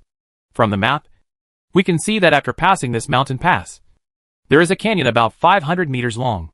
After passing the canyon, there is a very open place, but it is still within the canyon. If you want to continue going forward, you must enter the canyon through this pass. Arriving at the mountain pass, Yubin called everyone to stop. Hawthorne asked, "What's wrong? Boss? Why don't you move forward?" Yubin looked at Yamaguchi and said, "I always have an ominous omen. Unknown?" Hawthorne looked around. "I think it's a good idea. The map also shows that there are no insect swarms nearby. But don't you think it's too strange?" Yubin asked. "We entered the insect realm the day before yesterday. And until today, we haven't seen even a shadow of an insect, let alone the insect swarm. We are deep in the insect realm, and the insects cannot ignore us at all. But what about these 3 days? It was calm. Nothing happened. So boss, what do you think? I feel like this is a trap." Yubin shook his head and said, "But I can't figure it out. Originally, the IQ of this Zerg race is very low. Even their Queen Oni's IQ is not very high. How could they do this? Thinking of setting a trap? Besides, there are only about 20 of us in total. Why does it set a trap? Just for the 20 of us? For the bug? This is not worth it." "But boss," Hawthorne said, "we have intelligence detected by the robot bees, which shows that there is no insect swarm on the road. And the nearest insect swarm on this line was also detected by our machine. So we are relatively safe before reaching the insect swarm." Chapter 548 Arriving at the destination. Yubin is only suspicious at the moment, but everything he has observed shows that they are safe now.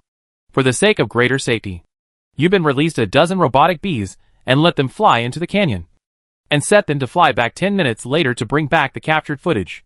Then he said to his teammates, "Let's rest here first and wait for the robot bees to come back with information before making a decision." Everyone rested where they were, waiting for the robot bees to come back with news. After waiting for about 10 minutes, a dozen robot bees flew back one after another, and none of them was lost. Yubin downloaded the messages brought back by the robot bees into the individual soldier's computer and summarized them.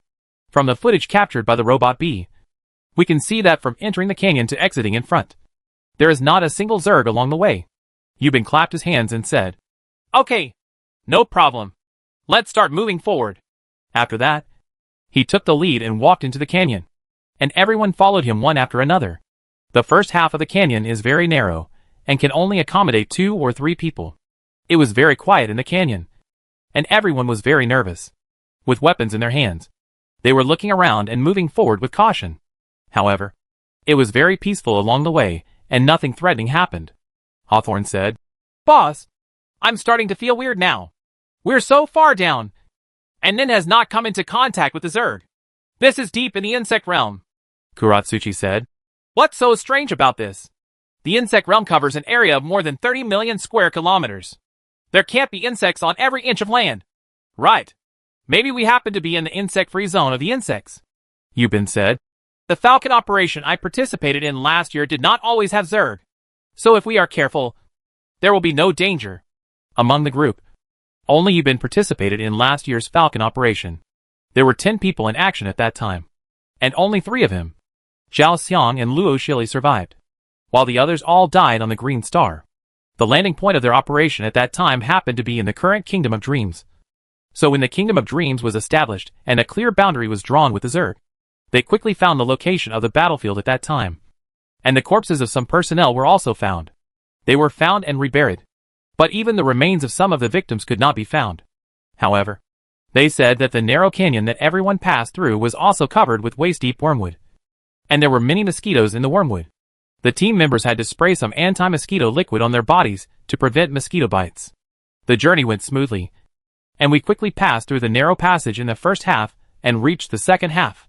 In the second half of the canyon, there is a very open area, which is also covered with wormwood and some low shrubs. When everyone came here, the indicator in Yubin's hand began to show that the target was here. Yubin put away the indicator and looked around, wondering why this was the target point and what mysterious things were in this target point. Looking around, I saw that the cliffs were surrounded by a circle, and the cliffs were covered with moss and were very smooth. If you continue walking forward, there will be a through hole 3 meters high and 2 meters wide. If you pass through this pupil, you will be out of the canyon. Hawthorne asked, "Could things be underground here?" Yubin shook his head. I don't know. 9 times out of 10. There may be a treasure here, but I don't know what this treasure is yet. Hawthorne, Black Soil, you two will lead a careful search here. Almighty, you bring 2 brothers and come with me. Yubin led several brothers towards the entrance of the cave. When I came to the entrance of the cave and looked out, I saw a large piece of flat land. There were no trees within a distance of at least 100 meters. And there were hillsides very far away on both sides, covered with trees. He looked back and studied it carefully, feeling more and more that the canyon they were in was very strange. Frowning and smacking his lips, Danung asked, Boss, did you find anything? Yubinai answered him, but opened a personal computer, looked at the video brought back by the robot bee, one of which was shot from above, and asked, What does this look like to you? Danung looked carefully and couldn't figure out why. From this overhead video, you can see that the canyon is not very big, with a maximum length of only 500 meters. In terms of width, the wide section in the second half is about 200 meters, while the narrow section at the front is only 450 meters wide. Both sides of the canyon are connected to hillsides, and the hillsides are also covered with various trees, shrubs and wormwood. I can't tell what it looks like. Danung looked confused. Yubin paused this overhead video, showing an overhead picture. Yubin drew on this picture, smearing out both sides of the canyon, and then only a single canyon was left. Let the mighty see.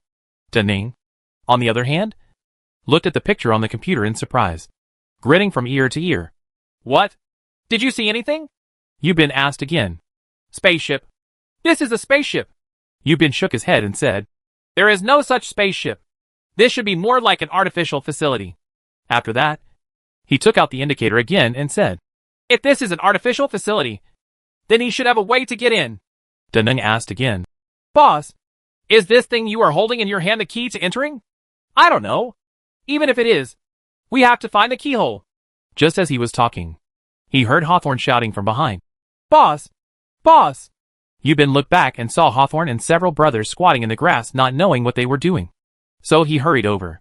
When I arrived, I saw that a large pair of soil had been dug up from the ground, and the place where it was dug out was a very flat piece.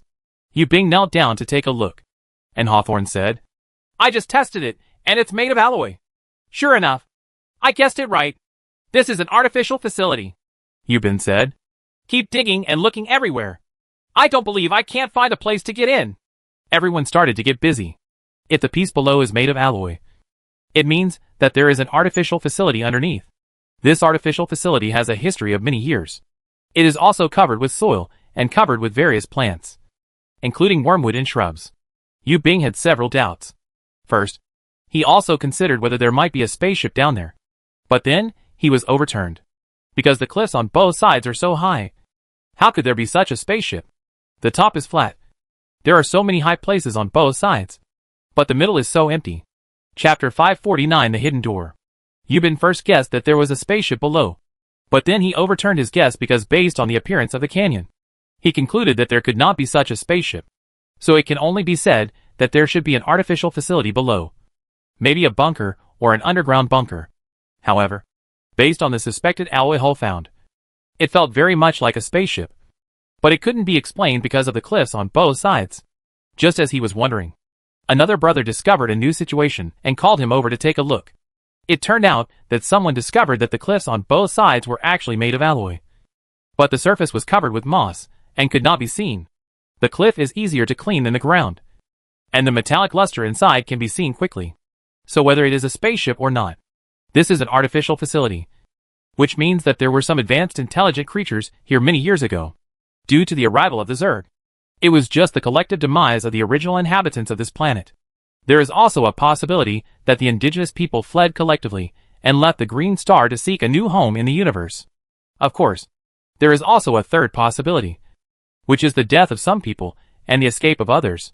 In short, no matter what the possibility is, the indigenous people of this planet have not stayed. Then, Yubin said, let's stay here and start the treasure hunting mode. After that, let everyone take off their backpacks to lighten their burdens, and start searching around the canyon with only their weapons. Yubin took out a robot bee and said to him, We have found and arrived at the target point, and are looking for more valuable clues. Don't worry about us. If we encounter danger, we will send a signal. After that, The machine flew back to report the news. Since the radio must be kept silent, he cannot talk to Luke on the spacecraft. So he can only use recording to let the robot take the words back. In addition to telling Luke the situation here, he also said back the coordinates here. This is how the search here began. Mainly to dig through the soil here to see if we could find an entrance. At the same time, I also cleaned up the cliff twice to see if I could figure out any mechanism or the like. We have been searching for most of the day, and it is almost evening. It will get dark soon. If we can't find any clues before dark, we will have no choice but to camp here for the night. And when it was about to get dark, I finally made a new discovery. It turned out that someone found something similar to a door on one of the cliffs. This was only discovered after the moss was shoveled away, and it was not obvious at first. This is a circular door about 3 meters high. Standing in front of this door, I can't find a way to open the door. Yubin came over, shined a flashlight, walked around the circular door, and after some searching, he finally found a square that was not very obvious on the wall on the right side of the invisible door. The square was slightly larger than the palm of his hand. The soldier who first discovered it tried to push it with his hands, thinking he could push it in, but the square did not move at all. Several people tried it, but there was no response to this square. Finally, it was Yubin's turn to try. He put his palm on the square and tried to make the square react, but there was no reaction. Do I need to take out the indicator? Yubin thought of this and went to get it. At this moment, he placed his right hand on the square, lowered his head, and looked for the indicator with his left hand. Before he could find it, he heard a slight sound, which startled him. He thought the sound came from the wall, and saw that the square he was pressing began to emit a faint light. Yubin was frightened and quickly withdrew his palm. But the square was still changing, except for a faint green light. The area covered by the square began to sink in with a swishing sound. After a while, a protrusion appeared from the inside, with a small slot in the middle of the protrusion. This slot is flat and in a straight shape. Several people were shocked. Not just what was going on. Yubin also looked at his hand curiously, and couldn't believe why other people's hands didn't work on it. But it worked for him. Hawthorne looked at this thing with a slot and said, "Boss, is this going to be empty? If you insert that indicator, it will open some kind of mechanism?" Yubin took a closer look and found that the slot really fit the silver metal head on the front of the indicator. Yubin took out the indicator again, hesitating whether to insert it. But Hawthorne snatched it away and said, "Boss, I'll do it. You all stay back to prevent danger. What are you thinking?" "Huh?" Yubin took back the indicator and said, "When you ask me to hide in danger, you want me to lose the support of the people, and then you can usurp the throne. Right?" Hawthorne chuckled and said, "No, it's just that you are our boss, so nothing can happen to you. Stop talking nonsense. Let me give it a try. You all stand back and stay 10 meters away." After Yubin took a deep breath, he inserted the front metal piece of the indicator into the card slot. He only heard a slight click, as if some connection mechanism was triggered. But then, there was no sound. Yubin waited, but there was no response. He turned around blankly and looked at the people behind him. "What's wrong, boss?"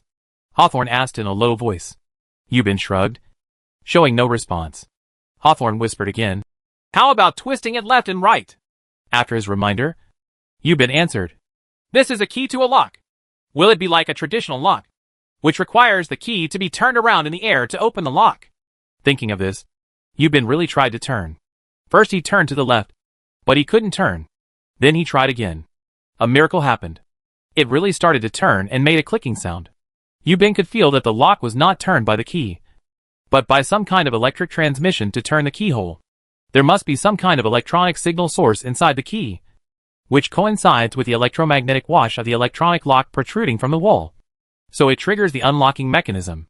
But it was said that Yubin pinched the key, which was previously called an indicator, and turned it to the right. After turning it 180 degrees, it could no longer turn. Then I heard a rushing sound, and it turned out that the circular invisible door on the side was slowly opening. This door is double opened, but it neither opens inward nor outward, but inhales in both directions. Everyone looked at the suddenly opened door in front of them in surprise. It was originally dark inside, but after the door was opened, they saw your lights and began to open them one by one. Chapter 550: The interior of a suspected battleship. A door was actually opened on the cliff at the bottom of the canyon. As the moss fell off, It was finally possible to see what kind of cliff this was. It was clearly a metal wall. After the door is opened, you can see that the lights inside are turned on, illuminating the inside. What you can see is that the inside of the ship is completely visible, but there seems to be no airlock. Looking beyond this door, about 3 or 4 meters inward, there is a vertical corridor looking to the left and right. Hawthorne asked, "What should I do, boss?" Yubin also began to feel embarrassed. Now the radio with the headquarters is silent, unable to connect, and unable to ask for instructions. Judging from the current situation, it is either a ship or some kind of facility. So what if we go in? Still not going in. The detection equipment showed that there was no radiation in the canyon or the door opened in front of us. So it was safe in terms of radiation. Everyone else looked at him, waiting for his decision. Yubin thought for a while and felt that since he had come here, he must still go in. Otherwise all his efforts would be wasted. If you don't go in to find out what's going on and just go back like this, then the headquarters will definitely send another group of people. In that case, his Yubin would be too shameless.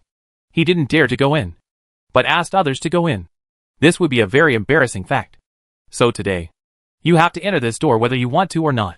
Yubin called the 3 squad leaders over to discuss the matter, and said, "We must go in today to find out. No matter whether there is danger inside or whether there will be casualties." I said this. Do you understand? But if we go in, we definitely can't all go in. If there is an accident, it won't be easy to respond. So we have 3 classes, leaving brothers from 2 classes to respond outside, and the other class will go in with me. Hawthorne said. "Boss, let me go in with you." Black Earth and Denung are also heading in. Yubin looked at the 3 of them, thought for a while and said, "Hawthorne, you and I should go in."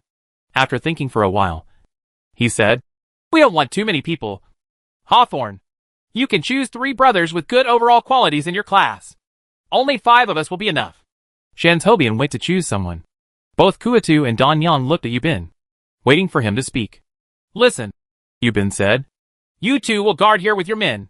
If something uncontrollable happens in a while, you will retreat immediately and contact Luke and ask him to fly a spaceship to pick you up. What about you?" Haida asked. And Denung also asked. "Yes, boss. What should you do?" Yubin said. "It would be best if we could retreat.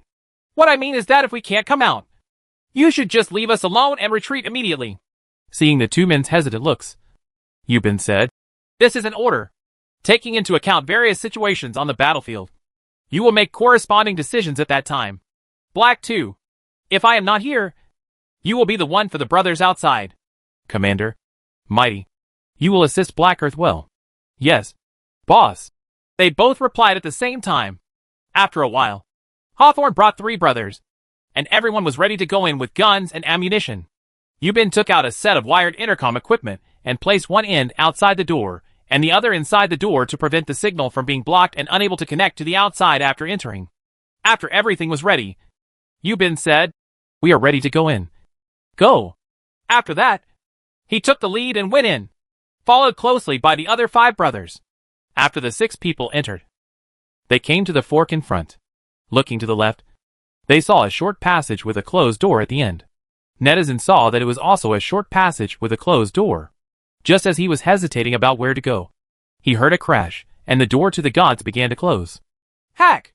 Hawthorne yelled, going to stop the door from closing. But before he could get there, the door was completely closed. Hawthorne knocked on the door, but couldn't open it. He couldn't help but cursed. But Yubin said, "Okay, brother, you'll be in peace now that you've come."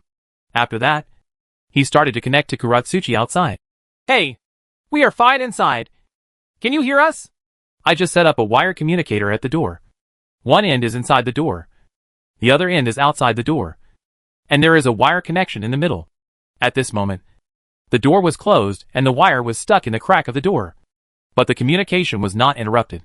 The communication method is, the communication equipment of the soldier computer is first wirelessly connected to the internal port, and then transmitted to the external port through wires. And then the external port is wirelessly connected to the individual soldier computer of the outside team member. Although there is a wireless connection, the power is very small and cannot be transmitted very far. In addition, a robot bee has previously detected that there are no Zerg nearby, so it will not attract the attention of the Zerg. Kuratsuchi quickly replied, "I can hear it, boss, But how do you open this door? The small strip that can be used as an indicator, and a key is now in Yubin's hand. So it is impossible to use the key to open the door at this time. For safety reasons, Yubin thought it was better to open the door first. Thinking of this, he came to the door and tried to open it, but failed after many attempts. He couldn't help but said with great annoyance, "I should have left it outside." But Kuratsuchi said, "Boss, I tried, but the lock sucked it in and couldn't get out." The implication is that even if there is a key outside, it cannot be opened. Seeing that several brothers were also upset, Yubin said, "Okay, let's make peace with it now that we have come. It's not the worst yet. At least we are still alive now. Let's go in and take a look first. After that, lead everyone back and come to the fork in the road again. Should we go left or right first? If you choose the left side, then this direction is not far from the exit of the canyon outside. If you go to the right, this direction is still inside the canyon." So, Yubin pointed to the right side and said, "Look here first." After that, he walked to the right and came to the door. When he was thinking about how to get in, the door opened with a bang. I saw that inside this door, there was actually a very large hall. This door was right in the middle of the wall of the hall. There were some nameless devices on the left and right sides. And on the right, I could see a large screen-like thing, which was dark. Of this dark screen-like thing, if calculated according to the direction, that side of the screen is just outside. That is, inside the canyon, and the other brothers are outside this screen. So Yubin curiously walked towards the screen, stretched out his hand to touch the screen. And when his fingers were about to touch the screen, he suddenly heard a ding. And then, Chapter 551 Nahanais. There was a ding sound, and the lights on the device came on from time to time. And the dark screen-like thing in front of me turned out to be a mirror. That's right. It's a very large transparent mirror. At this moment, after all the internal equipment is lit, the mirror immediately becomes transparent. And you can see the outside, and you can see very clearly. He could see his brothers patrolling outside, and they acted calmly. Yubin waved to the people outside, but he didn't see any reaction from them. He turned on the communication device again and asked, "Kuratsuchi, can't you see us?" Kuratsuchi said with a puzzled look, "Boss, if you go in, how can we see you?" "But we can see you," Yubin said. "There is a big mirror here that can see outside. Look at the place where we came in." Seeing that Kuratsuchi and others were facing them outside, the people outside still couldn't see inside. "I understand," Yubin said. "This is a one-way mirror. The inside can see the outside, but the outside cannot see the inside. Black Earth, Almighty, you and your brothers outside must be more vigilant." "Yes, boss." Yubin called on others to start checking the equipment inside. It looked like the command cabin inside a battleship, or a computer room for some kind of large equipment. There are some strange words on these devices, none of which are recognized. It is obvious that they are neither the words on the Earth nor the words on the battleship, but a kind of writing that is very unfamiliar to everyone. Everyone was just looking around in this large room, but everything was unfamiliar. They didn't dare to touch the equipment inside because they didn't know what it was for. They were afraid that if they accidentally triggered some kind of mechanism, everyone would be shocked. "None can escape," Hawthorne said. "Boss, it feels more and more like a battleship inside." Yubin was also uncertain and said, "I didn't expect that Green Star also has humanoids." Advanced alien intelligent creatures that are similar to humans are called humans, or humanoids. "But they are no longer here," said Hawthorne.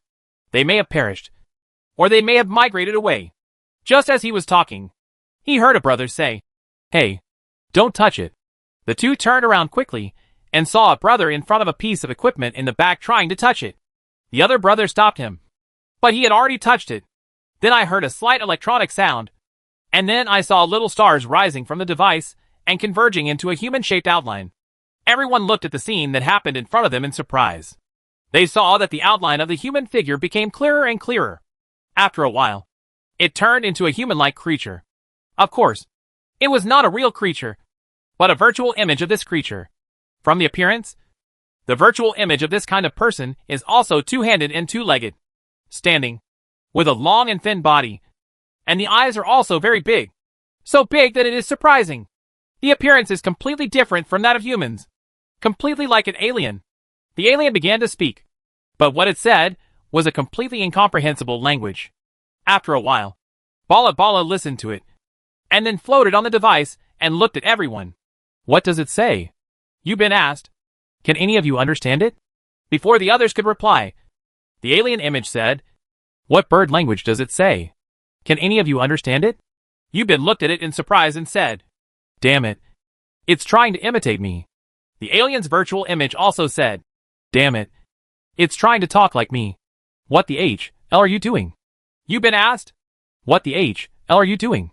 The alien image repeated his words and asked. However, the alien's voice was very melodious and sounded like a woman's voice. Several people laughed, and Hawthorne said, Hey, who are you? The virtual image also asked, Hey, who are you? Several other brothers also started talking to the alien image, and the image repeated what they said without exception. Yubin said, Damn it. This thing is just a tape recorder. The current time is December 1992. Earth time. At that time, repeaters had not yet appeared, so everyone did not know that there would be repeaters in the future. They only knew that there would be tape recorders. The alien virtual image also repeated it. Damn it. This thing is just a tape recorder. While everyone was laughing, the alien virtual image suddenly made a sound, and then stopped talking. Everyone looked at it curiously, and heard the virtual image say, Language recognition completed. Number Galaxy CB 20CF5 64D 4-star Earth Chinese. Hello gentlemen. My name is Nahanais, and I am the artificial intelligence of the Doomsday Shipport. While the alien virtual image named Nahanais was speaking, its appearance was also changing, and it soon turned into the appearance of an Earth woman. And she looks like a very beautiful Oriental woman, with a beautiful face, a graceful figure, and waterfall-like hair. The most important thing is that she is wearing Hanfu. And it's still Tang-made Hanfu, which is the kind of women's tube top clothing from the Tang dynasty. It is now 1992, and Hanfu culture has not yet emerged. So they don't know whether it is Hanfu made in the Tang dynasty or Hanfu made in the Ming dynasty. They only know that the virtual woman is wearing ancient clothes. Since it can have a language library of Earth Chinese, it means that the magical cosmic civilization behind it has already observed and studied the Earth.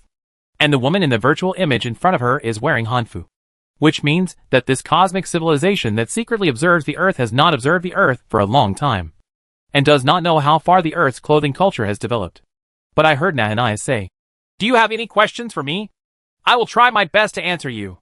Where are you from? Hawthorne asked. Nahanais didn't answer. Hey, I'm asking you a question, Hawthorne called. Why don't you answer? Nahanais replied. I'm sorry, sir. I only answer the navigator's questions. Pilot? Hawthorne asked. Who is the pilot? Yubin had already taken out the key and asked. Is this what you're talking about? Nahanais replied. Yes, sir. You are the navigator. What is your name? Damn it, Yubin said. I am the navigator. Am I not here to ask you questions? Why don't you ask me questions instead? Nahanais did not answer him, but continued to ask stubbornly. So, sir, what is your name? Yubin patted his forehead and said, Okay, I was defeated by you. Okay, my name is Yubin, the U of mountains, the guest of guests. Okay, Mr. Yubin, then you can ask questions. Chapter 552 Another God-level civilization. Yubin asked, Can I really ask questions? Well, tell me about you. What kind of equipment are we in? And what happened to Green Star before? Yes, Mr. Yubin, Nahanais said. Green Star? Do you call this planet Green Star? Very good. Then let's call it Green Star. 1,000 years ago. 8,000 years ago. On our planet Pulita. Oh, the Green Star you call it. There lived a hard-working, brave and intelligent human being, the Pulita man. One day 1,000 years ago, a mysterious alien civilization suddenly arrived on the Green Star and released a Zerg creature called Nest. Understood, Yubin said. They are the Green Star Zerg now. Yes, the Nestor Zerg. You people on Earth call it the Green Star Zerg. Nahanais continued. They have very powerful attack power and reproductive capabilities. And we Pulita people simply cannot compete with them. In less than a month, the entire planet Pulita fell, and all 2.5 billion Pulita people died. A very small number of Pulita people went underground and continued their difficult existence. 1,000 years have passed. I don't know whether they have survived. And here, the place you are deep in, is a scientific research base. The last batch of scientists lived here for more than 30 years. And they all died one after another. So now there is no survivor in this scientific research base. Or, get down from this place, Nahina said here. A three-dimensional map of the scientific research base appeared in the virtual image. According to the direction indicated by Nahines, there is a door in the wall next to it. If you open it, there will be a step down to the ground. But Nahines continued to say, if you walk along this road, there will be a room at the end, which is the last place where they lived and also their tomb. In the past 30 years, scientists have achieved certain research results. Before describing these results, I want to tell you about the Nestor Zurg. Although the Nestor Zurg comes from the universe and is a cosmic creature, it is not a naturally evolved species, but a creature developed by the Holy Light People.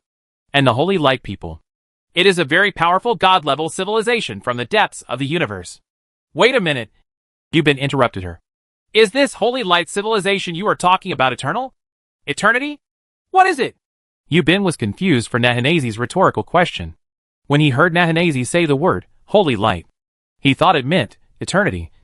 But seeing her answering the question like this, it is already obvious that these are not the same civilization, but are both God-level civilizations.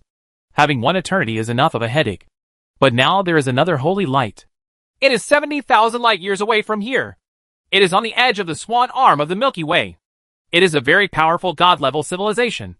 Yubin replied. That's not one, Nahinai said. The Holy Light civilization is in the Perseus arm, about 35,000 light years away from the Prida star. When the Holy Light Man dropped the Nestor Zurg, he also dropped a holy stone. The information I know is also recorded on this holy stone. This holy stone obviously has a lot of mysteries in it. But our scientists have only deciphered some of the information it recorded about the Holy Light and the Nestor Zurg, as well as about the 120 trillion languages in the Milky Way. The mystery behind it cannot be penetrated. Hearing what she said, Yubin was shocked. There are 120 trillion languages, all coming from other planets in the galaxy. And this number may be far more than all the humanids in the galaxy who can speak languages. Although there are 400 billion stars in the Milky Way, the combined stars are also calculated as one star. The same below. As long as each star has a planet or satellite with humanoids on it. It does not mean that there will be humanoids on this planet. There is only one language. Take the civilization of the Earth as an example.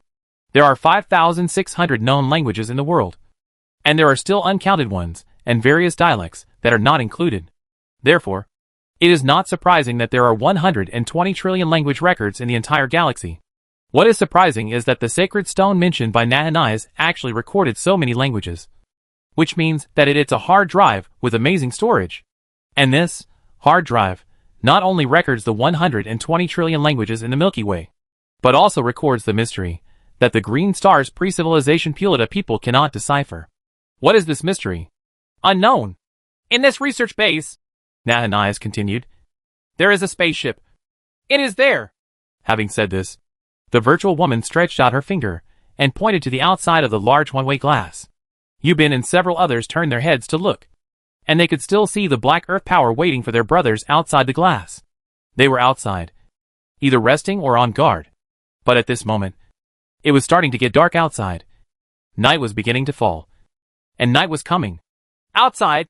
Nahinais finally said these two words. Outside? Yubin asked curiously. You mean your spaceship is outside? But the outside is full of wormwood and shrubs. Where did the spaceship come from? It's been 1,000 years. Mr. Yubin, Nahinais said. Earth and rocks are constantly falling from the rocks on both sides, falling on the spaceship, and they are also covered with a lot of vegetation. What's so strange about this? Woolen cloth? You mean outside? Yubin said. There is a spaceship in this small canyon, and we were just walking on top of this spaceship? Yes, sir. Brothers outside. Are they standing on this spaceship now? Yes, sir. Then you won't let them in? Yubin said. Do you want the spacecraft to fly up and throw them all down? It's been 1,000 years. Nahinais said. This spaceship that has never flown has been unable to fly for a long time. Then let them in. Open the door quickly and let them all in. Yes, sir. I will open the door and let them in. Nahinais said and started to open the program, preparing to open the outside door and let Kuratsuchi Denung and the others in. Yubin also connected to Haitu and said, the door will be open soon to let you in. But Kuratsuchi said, "There's something wrong, boss." "What's wrong?" Yubin asked, feeling inexplicably panicked, thinking that he must not let anything happen at this time. "There were strange noises," Kuratsuchi said. Inside, a virtual device can be seen, showing that the door outside is slowly opening. Yubin couldn't help but become anxious. "Hey, can you open this door faster and let them in?" Nahaniah said.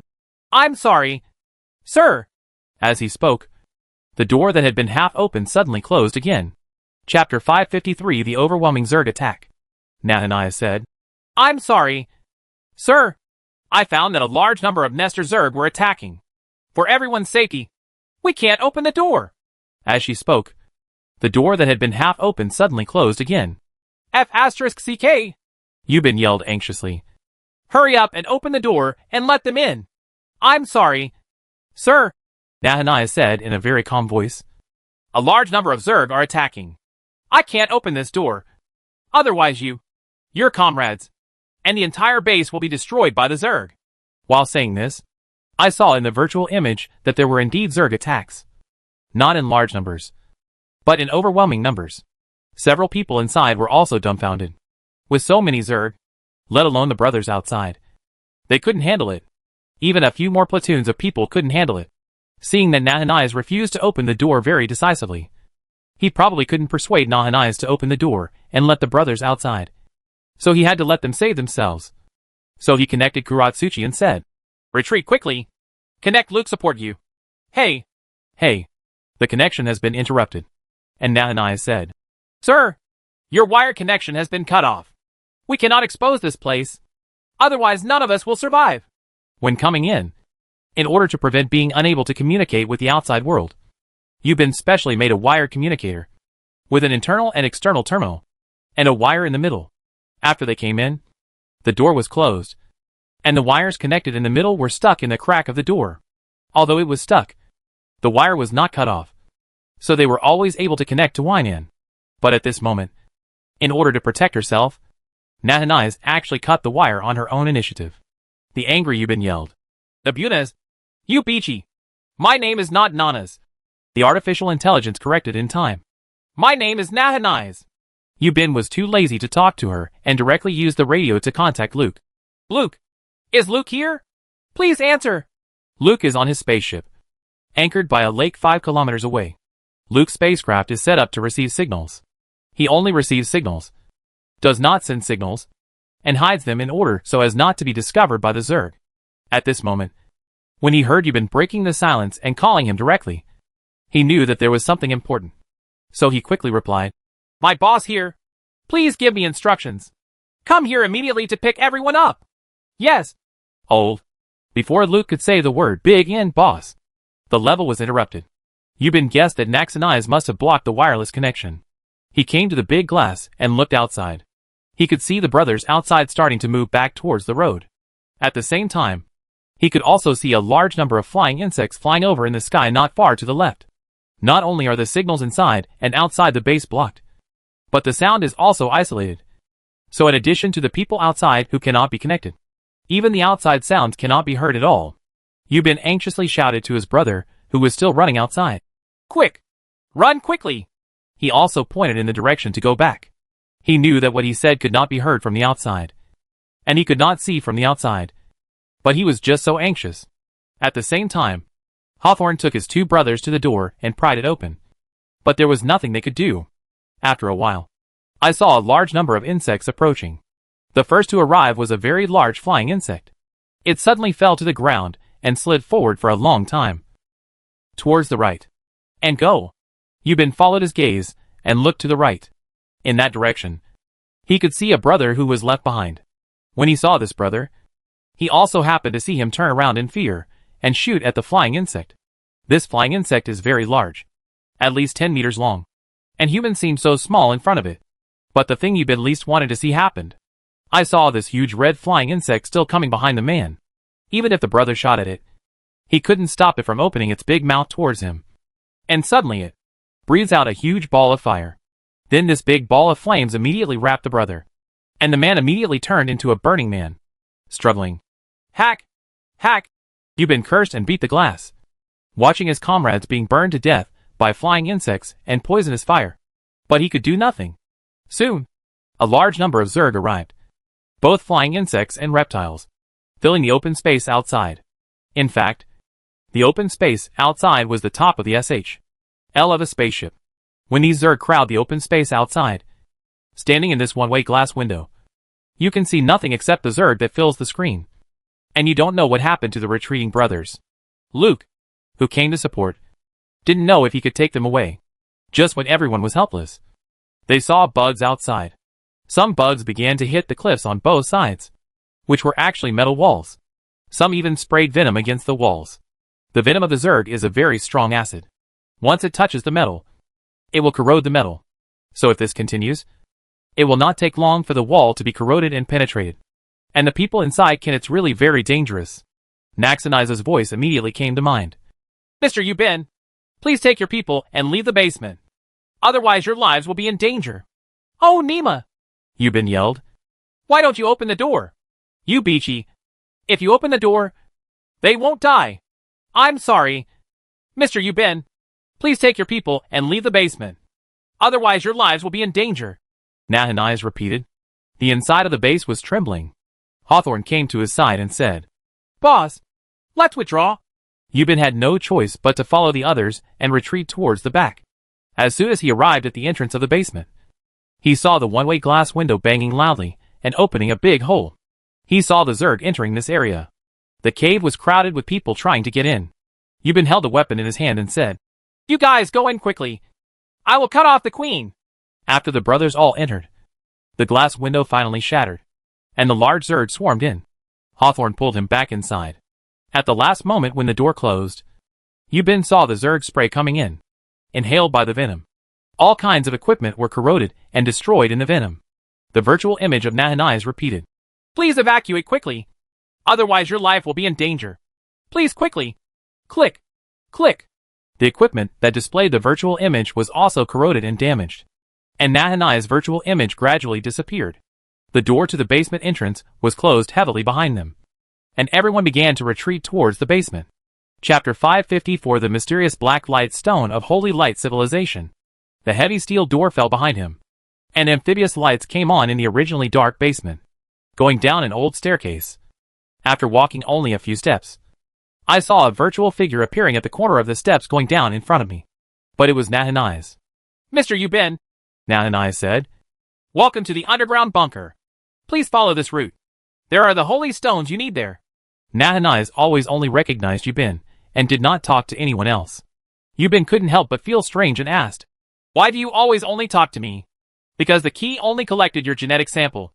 The holy stone only recognizes you as its owner. And only you can unlock the secret of the holy stone. Unexpectedly, Nahanias once again mentioned the holy stone, the treasure left behind by the holy light of the mysterious god-level civilization. If you think about it this way, then this so-called holy stone must be a very important treasure. The Pulita people perished, but they kept the holy stone given by the holy light. In order to continue the secret of the holy stone, it must be handed over to a suitable person, and Yubin was chosen in such a confused way. However, this is not a good thing. First of all, there are still many unsolved mysteries in this holy stone. Even the Pulita man who got it has many things that he has not cracked. Now that it is handed over to him, he is also unable to crack it. Moreover, as a member of the Dream Chaser, or in other words, as a member of the Kingdom of Dreams, the sacred stone he obtained must be handed over to the Supreme Command. This was non-negotiable. However, he is not optimistic about Rebalin, and he does not even have a good impression of him. So far, it is difficult to say whether the disappearance of the previous Wang Pusan has anything to do with him. So he felt that once this holy stone was handed over to him by Nahanias, it might be a troublesome matter. But it was said that everyone moved underground, and at the same time, they could still hear the roaring and shocking sounds from above. The above-ground part of the base had been occupied by the Zerg, and it was not known whether the underground could hold on. The underground part is quite spacious, but it can be seen that the walls are very old. When passing the door of a room, Nahanias said, This is the tomb of the scientists at the research base. You can go there condolence, or choose to give up. Yubin glared at the virtual image of Nahanias, who was accompanying him, then glanced at the closed scientist's tomb, and said, There will be time in the future, but not now. We need to find a way to leave here first. Even if we can't leave, we also need to find a way to get in touch with the organization. As long as Nangon contacts the organization, they will come to rescue us, Hawthorne said to Nahanize in the virtual image. I'm talking about fried radish shreds. Can you unblock the signal? We have to contact our headquarters. Otherwise we will all be trapped and die in here. I'm sorry. My name is not fried radish shreds. Nahanize once again corrected in time. My name is Nahanize. And since the Zerg invaded the base just now, I have not blocked the signal. Several people tried to contact the outside world again, but all failed. Yubin said, Don't bother. It may be blocked by the Zerg. Then who? Fry shredded radish? Sorry. I don't call it fried shredded radish. What the HL? I said you call it stir-fried shredded radish. So you call it stir-fried shredded radish. That's great. From now on, you call it stir-fried shredded radish. Oh no. You just call it shredded radish. Do you understand? Yes. Mr. Yubin. My name will be Luo C from now on. You're so smart. Tell me where the Holy Stone is? Please continue to move forward and follow the route instructions.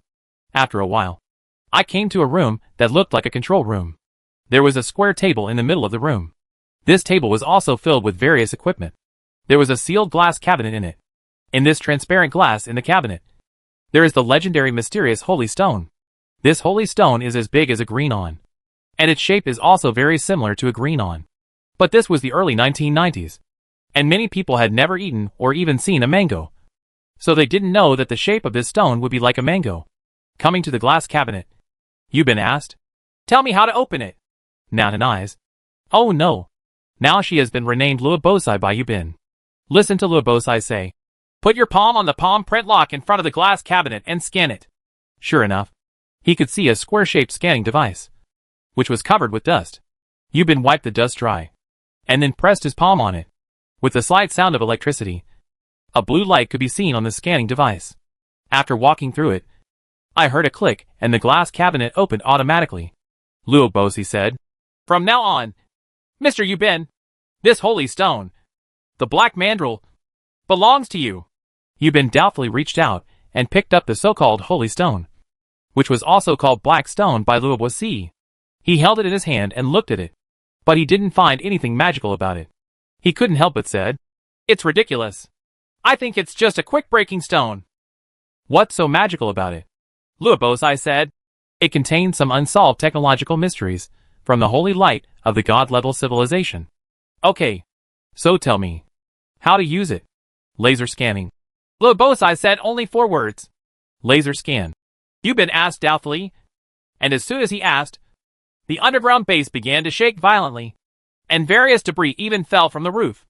Yubin quickly put the black mango stone into his arms and asked, Luobosi, what is going on? Luosi said, There are a large number of Zerg on the ground who refuse to leave and are digging underground. Digging? Yubin shouted. Digging? What the HL is digging? Will they dig down in a while? Luobosai replied, It is possible. Although our construction materials are all made of high-quality gold and steel, they cannot withstand the corrosion caused by the venom of the Zerg. Yubin asked, What the HL? What should I do? What should I do? The other brothers also held weapons in their hands and looked around nervously. They were no longer interested in everything inside. The most important thing now was to be able to escape. Luobosi said, There is one last hope of escape, and that is to leave here in a spaceship. After hearing what she said, Yubin finally heard that there was another spaceship in the underground base. He had just led the brothers into this small canyon and was walking on this small spaceship. If you can leave on this spaceship, you can escape from death. Chapter 555 Between Life and Death. Only then did Yubin remember that there was a spaceship underground. So his last hope was to leave on this spaceship. Hearing Luobosi mention the spaceship at this time, she said, Why don't you start the spaceship quickly? Yes, sir, said Luobosai. But this spaceship has not been used for 1,000 years. So I don't know if it can be used. Can you stop talking nonsense? Start it first and then talk about it.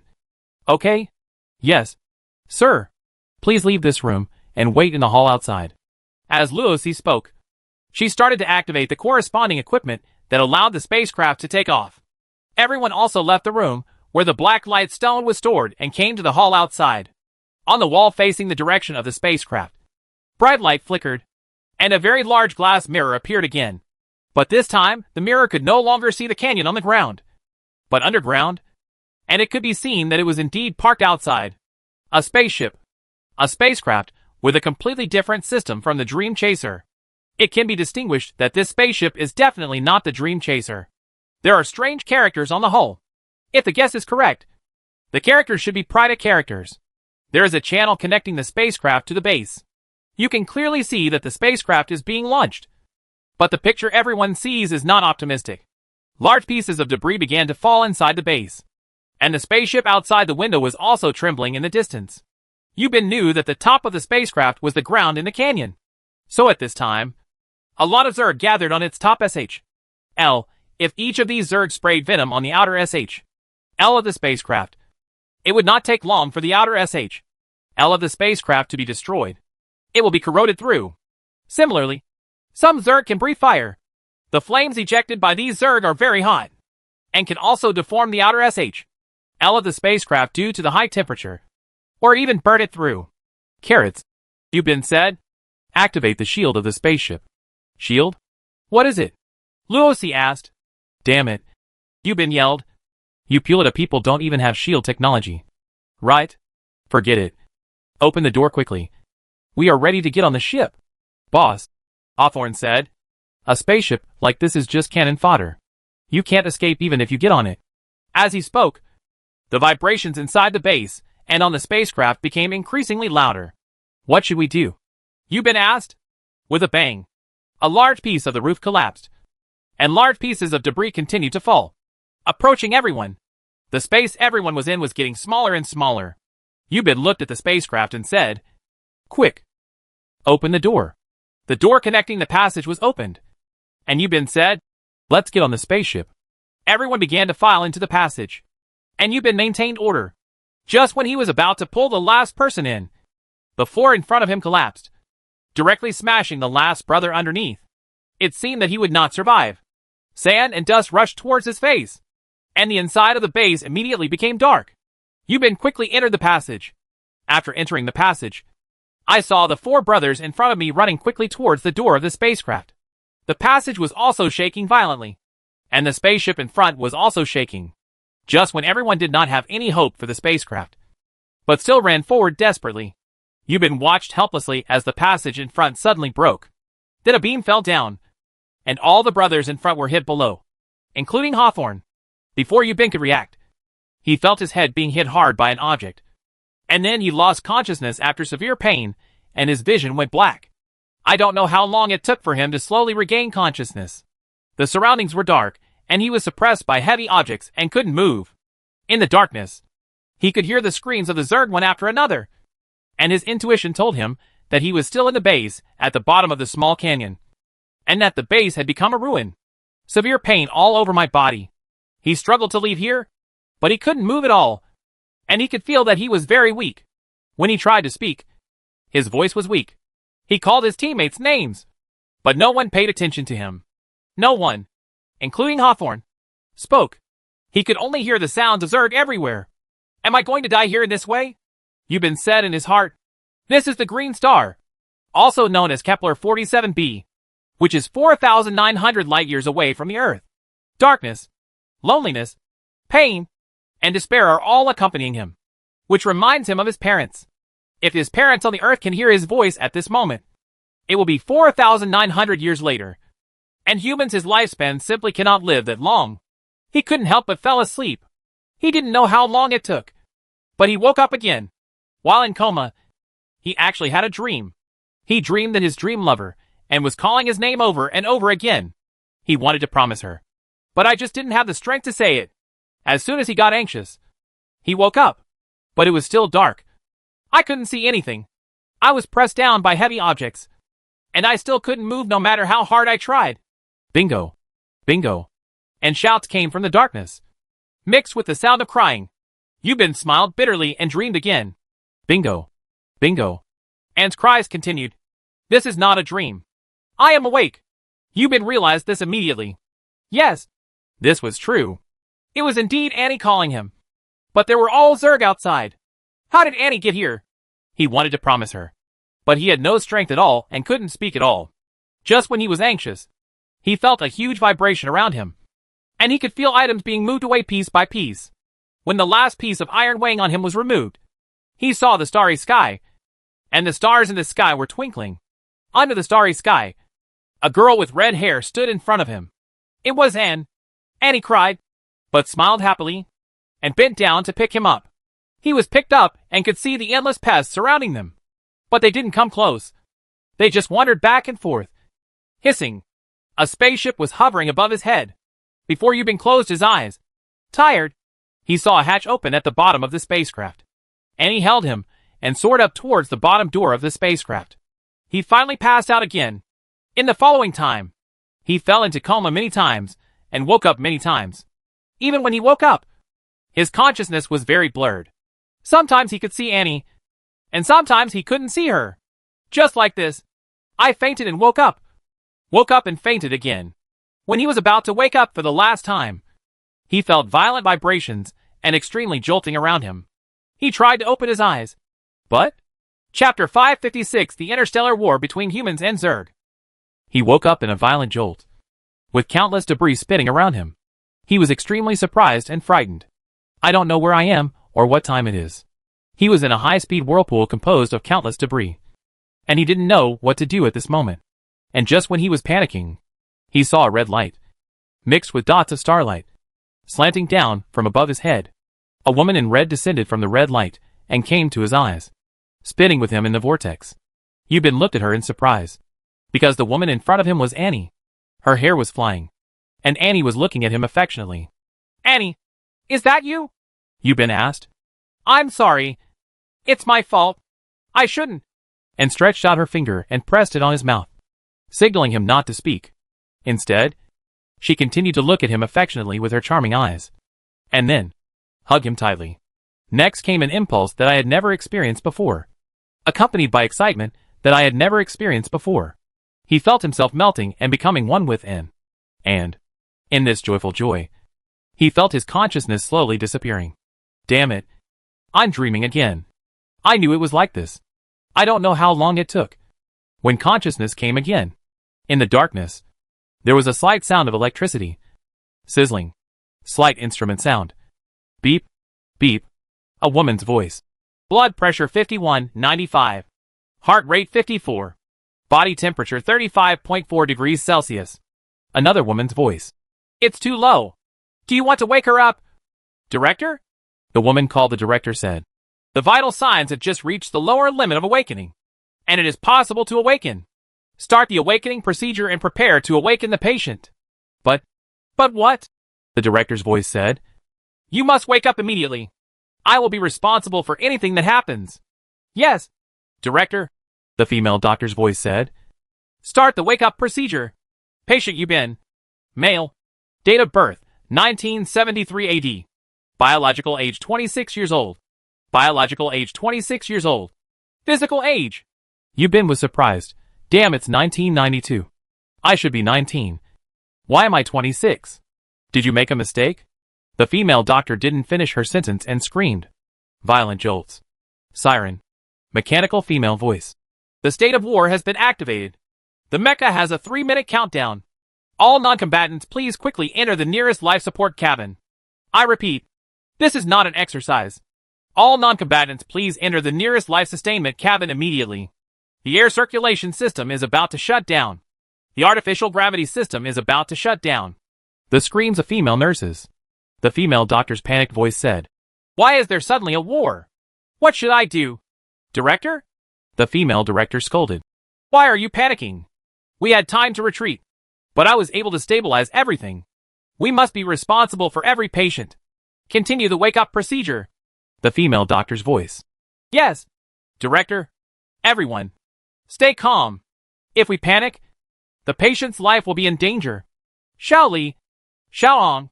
Go and open all the 10 life-sustaining chambers outside. And then don't come back. Okay. The rest of us will leave as soon as the operation is over. The female nurse's voice. Yes. Continuous bumps, crashes, and screams from the female nurse. Piercing siren.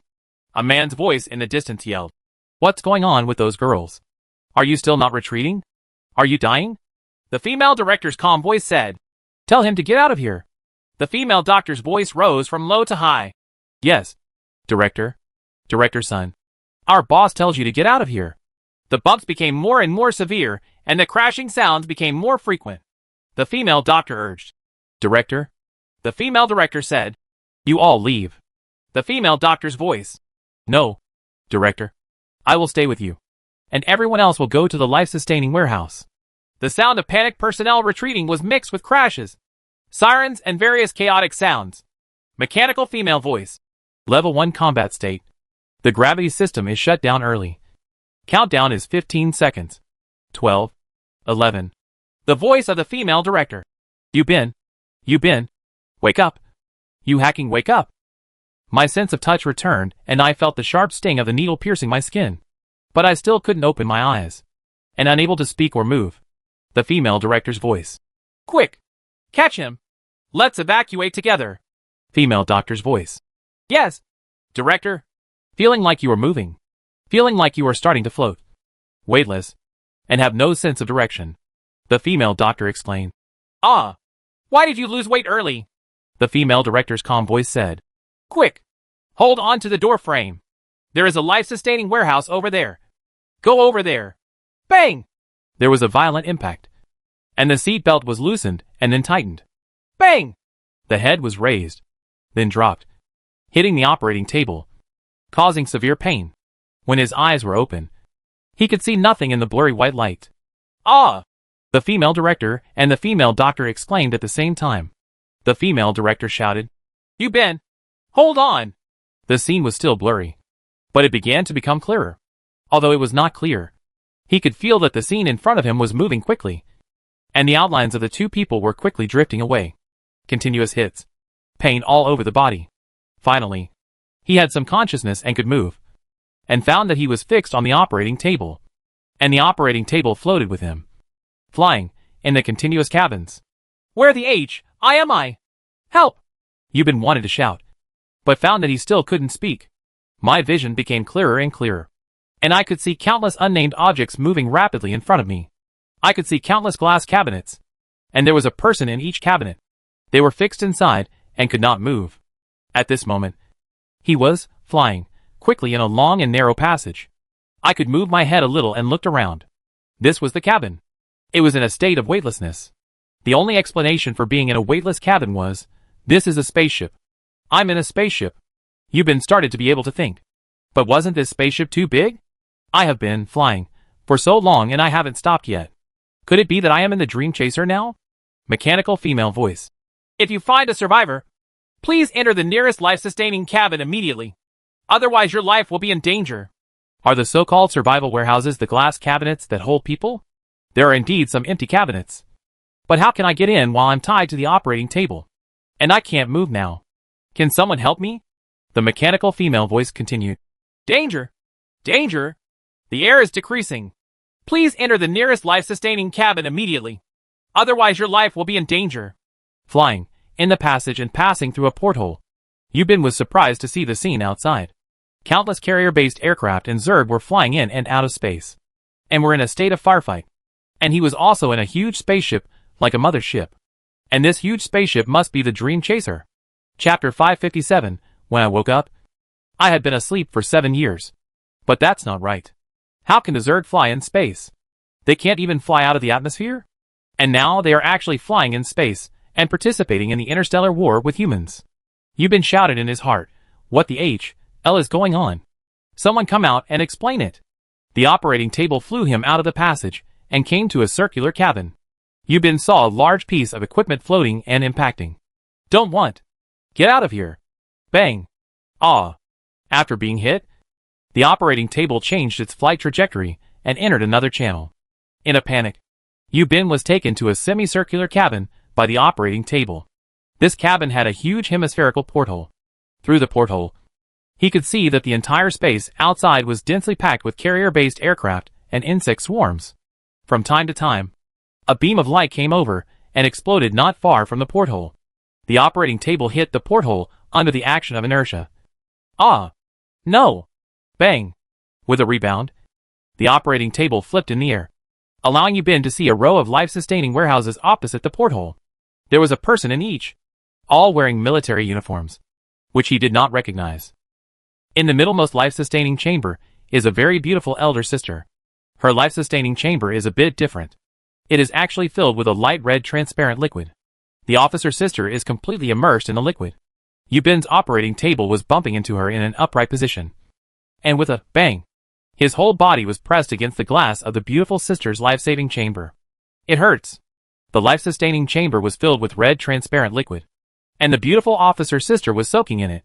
Her eyes wide open with double eyelids, and she occasionally blinked twice. It's indeed an alien. People on Earth cannot breathe and survive in liquids. And this eldest sister's hair is purple. Damn it. I'm being abducted by aliens now. And they are aliens who are engaged in an interstellar war. But this alien sister is so beautiful. Yubin endured the pain all over his body, and the violent bumps of the spacecraft to admire the beautiful sister in front of him at such a close distance. His sister was also looking at him. She looked like she was under 30 years old. She was so beautiful. But she couldn't keep up with, and, in his mind, and was the most beautiful woman in the world. The alien officer sister has also been looking at him. And the entire spacecraft has been bumping continuously. And the illumination of various light weapons in space is reflected in this very large cabin from time to time. With the bumps, the operating table where Yubin was sitting also bumped with him. And the life-sustaining chamber that he was clinging to also bumped with the beautiful sister inside. Yubin didn't know how the alien interstellar war was going on. He just kept bumping and bumping. From time to time, his whole face rubbed against the glass of the life-sustaining cabin, making a sizzling sound and causing pain. And the damn operating table was banging back and forth with him in the cabin. Not only that, but there was also a warning from a female robotic voice. Unidentified people were found in the command module and have not entered the life-sustaining cabin. Please find the nearest life-sustaining cabin immediately. Otherwise your life will be in danger. In this way, the operating table took him, bumping and bumping in the cabin. I don't know how long it took. And finally heard the mechanical female voice saying, "The enemy has retreated. The battle is over. The mecha mode is over. All emergencies measures have returned to normal. And the artificial gravity system is slowly recovering. Yubin finally passed out. Hey, wake up." Someone patted his face. Yubin finally opened his eyes and found himself lying on the hospital bed. A middle-aged female doctor came with several female nurses to check the ward. She was holding a card in her hand. She was looking at the card at the moment. Asked, "Yubin, are you feeling better? Are you feeling uncomfortable?" Yubin tried it and was able to speak. So he asked, "Where am I?" The female doctor said, "This is the Flying Bear starship." "Flying Bear?" Yubin asked. "Still very weak." "Starship? Are you aliens? What about the Dream Chaser? Where is the Dream Chaser?" The above experience was found by Lun Yen, the queen of the Blood Blade of the Blood Dance civilization, in the central computer of the Wanderer fleet. She later told Luo Xiaoxue, the vassal queen who joined the civilization later. Luo Xiaoxue conveyed this part of the record to Demon Sword Angel Lu Yi. Of course, when it came to Lu Yi, it wasn't that careful, but at least Lu Yi knew about the Flying Bear. So when Luo Xiaoxue mentioned the Flying Bear, Lu Yi asked, "Does the Flying Bear you are talking about have anything to do with Xiong Hui?" "Xiong Hui?" Luo Xiaoxue also asked very puzzledly, and shook her head and said, "I don't know that you are talking about Xiong Hui. I don't know who he is, and I have never heard of him." Lu Yi stopped asking any more questions and motioned for him to continue. He just felt that Xiong Hui and Bao Ran who deliberately appeared in the fatal bus must be some important people. But he couldn't find out. The perspective returns to Yu Bing again. Several female nurses giggled, and the female doctor said, "We are all Earthlings, not aliens. If you are in good health, you can rest for a few days, and then you can get out of bed and move around." After saying this, the female doctor explained a few words to several female nurses around her and then went out. There were 2 beds in the ward, but he was the only patient. There was only one female nurse left, adjusting the medical equipment around her. There is an electronic clock on the opposite wall, showing the time, July 9th, 1999. 23 hours 35 minutes and 42 seconds. Year 1999? July 9th? Are you kidding me? What the HL? I've been in a coma for 7 years? Yubin still remembers that it was December 1992 when he went to Green Star to find the target point. When he took his brothers to find the target point, they discovered the scientific research base of Green Star's prehistoric civilization and even entered it. At that time, the base was attacked by Zerg. The brothers suffered heavy casualties, and he was seriously injured and fell into a coma. Unexpectedly, this coma lasted 7 years. No, 6 years and 7 months to be precise. No, this is impossible. The date display on this electronic clock must be broken. It's impossible for 7 years to pass like this. The nurse sister was about to go out when she was stopped by Yubin. Hey, sister. The clock on the wall is broken, and the time displayed is wrong. The nurse looked at the time on the wall and said, That's right. It's midnight now. Yubin smiled and said, I said the date. How could it be right? The nurse looked at the time again and said, Yes, it's 1999. What's wrong? After that, he went out. The nurse's words confused him. Has 7 years really passed? Chapter 558 Queen Amphrey. He was half lying on the hospital bed, looking around the ward. It was bright and clean. There was an instrument on the bedside table on the right, which displayed his physiological indicators, including heart rate and blood pressure. The infusion tube is tied in his right hand. On the wall behind him is a row of equipment, including oxygen delivery, and a button to call a nurse. Yubin recalled carefully. He could remember that during his coma, he occasionally woke up in a daze, but he was not sure whether he was really awake. Or maybe I'm dreaming. Especially that wonderful experience with and in the swirling whirlpool. Are those all dreams? And where is Annie? There were sounds of walking and talking outside, and a woman's voice was mixed in with the talking. After a while, 5 people walked into the ward. These 5 people were all dressed in military uniforms. Among them was a woman, in her early 30s, with a heroic appearance and a large medal hanging on her chest. From the size of the medal list, we can roughly guess the military rank of the opponent. With such a big piece, he must be a general. But this person is only in his 30s, and she is a woman. So she is actually a general? The female general wears a blue uniform with 3 golden stripes on the cuffs, and a gold star wrapped in gold tassels. If I guess correctly, this is at least the rank of admiral, and it is also a navy uniform. The female general also noticed that Yubin was looking at the rank on her sleeves, and said with a smile, Are you feeling better, little brother? Let me introduce you. I am the admiral and captain of the Flying Bear, Anferue. Anferue? Yubin repeated the name, feeling it was so familiar. Oh, Anferue said, I am also Her Majesty the Queen of the 6 Continents Empire, and the Commander-in-Chief of the 6 Continents Star of the Allied Forces of the Outer Homeworld. What? She is the usurping queen of Lute Star and Anne's mortal enemy. Why did she come to Green Star? Yubin's heart was full of doubts. Or should I say, he was now on Lut Star?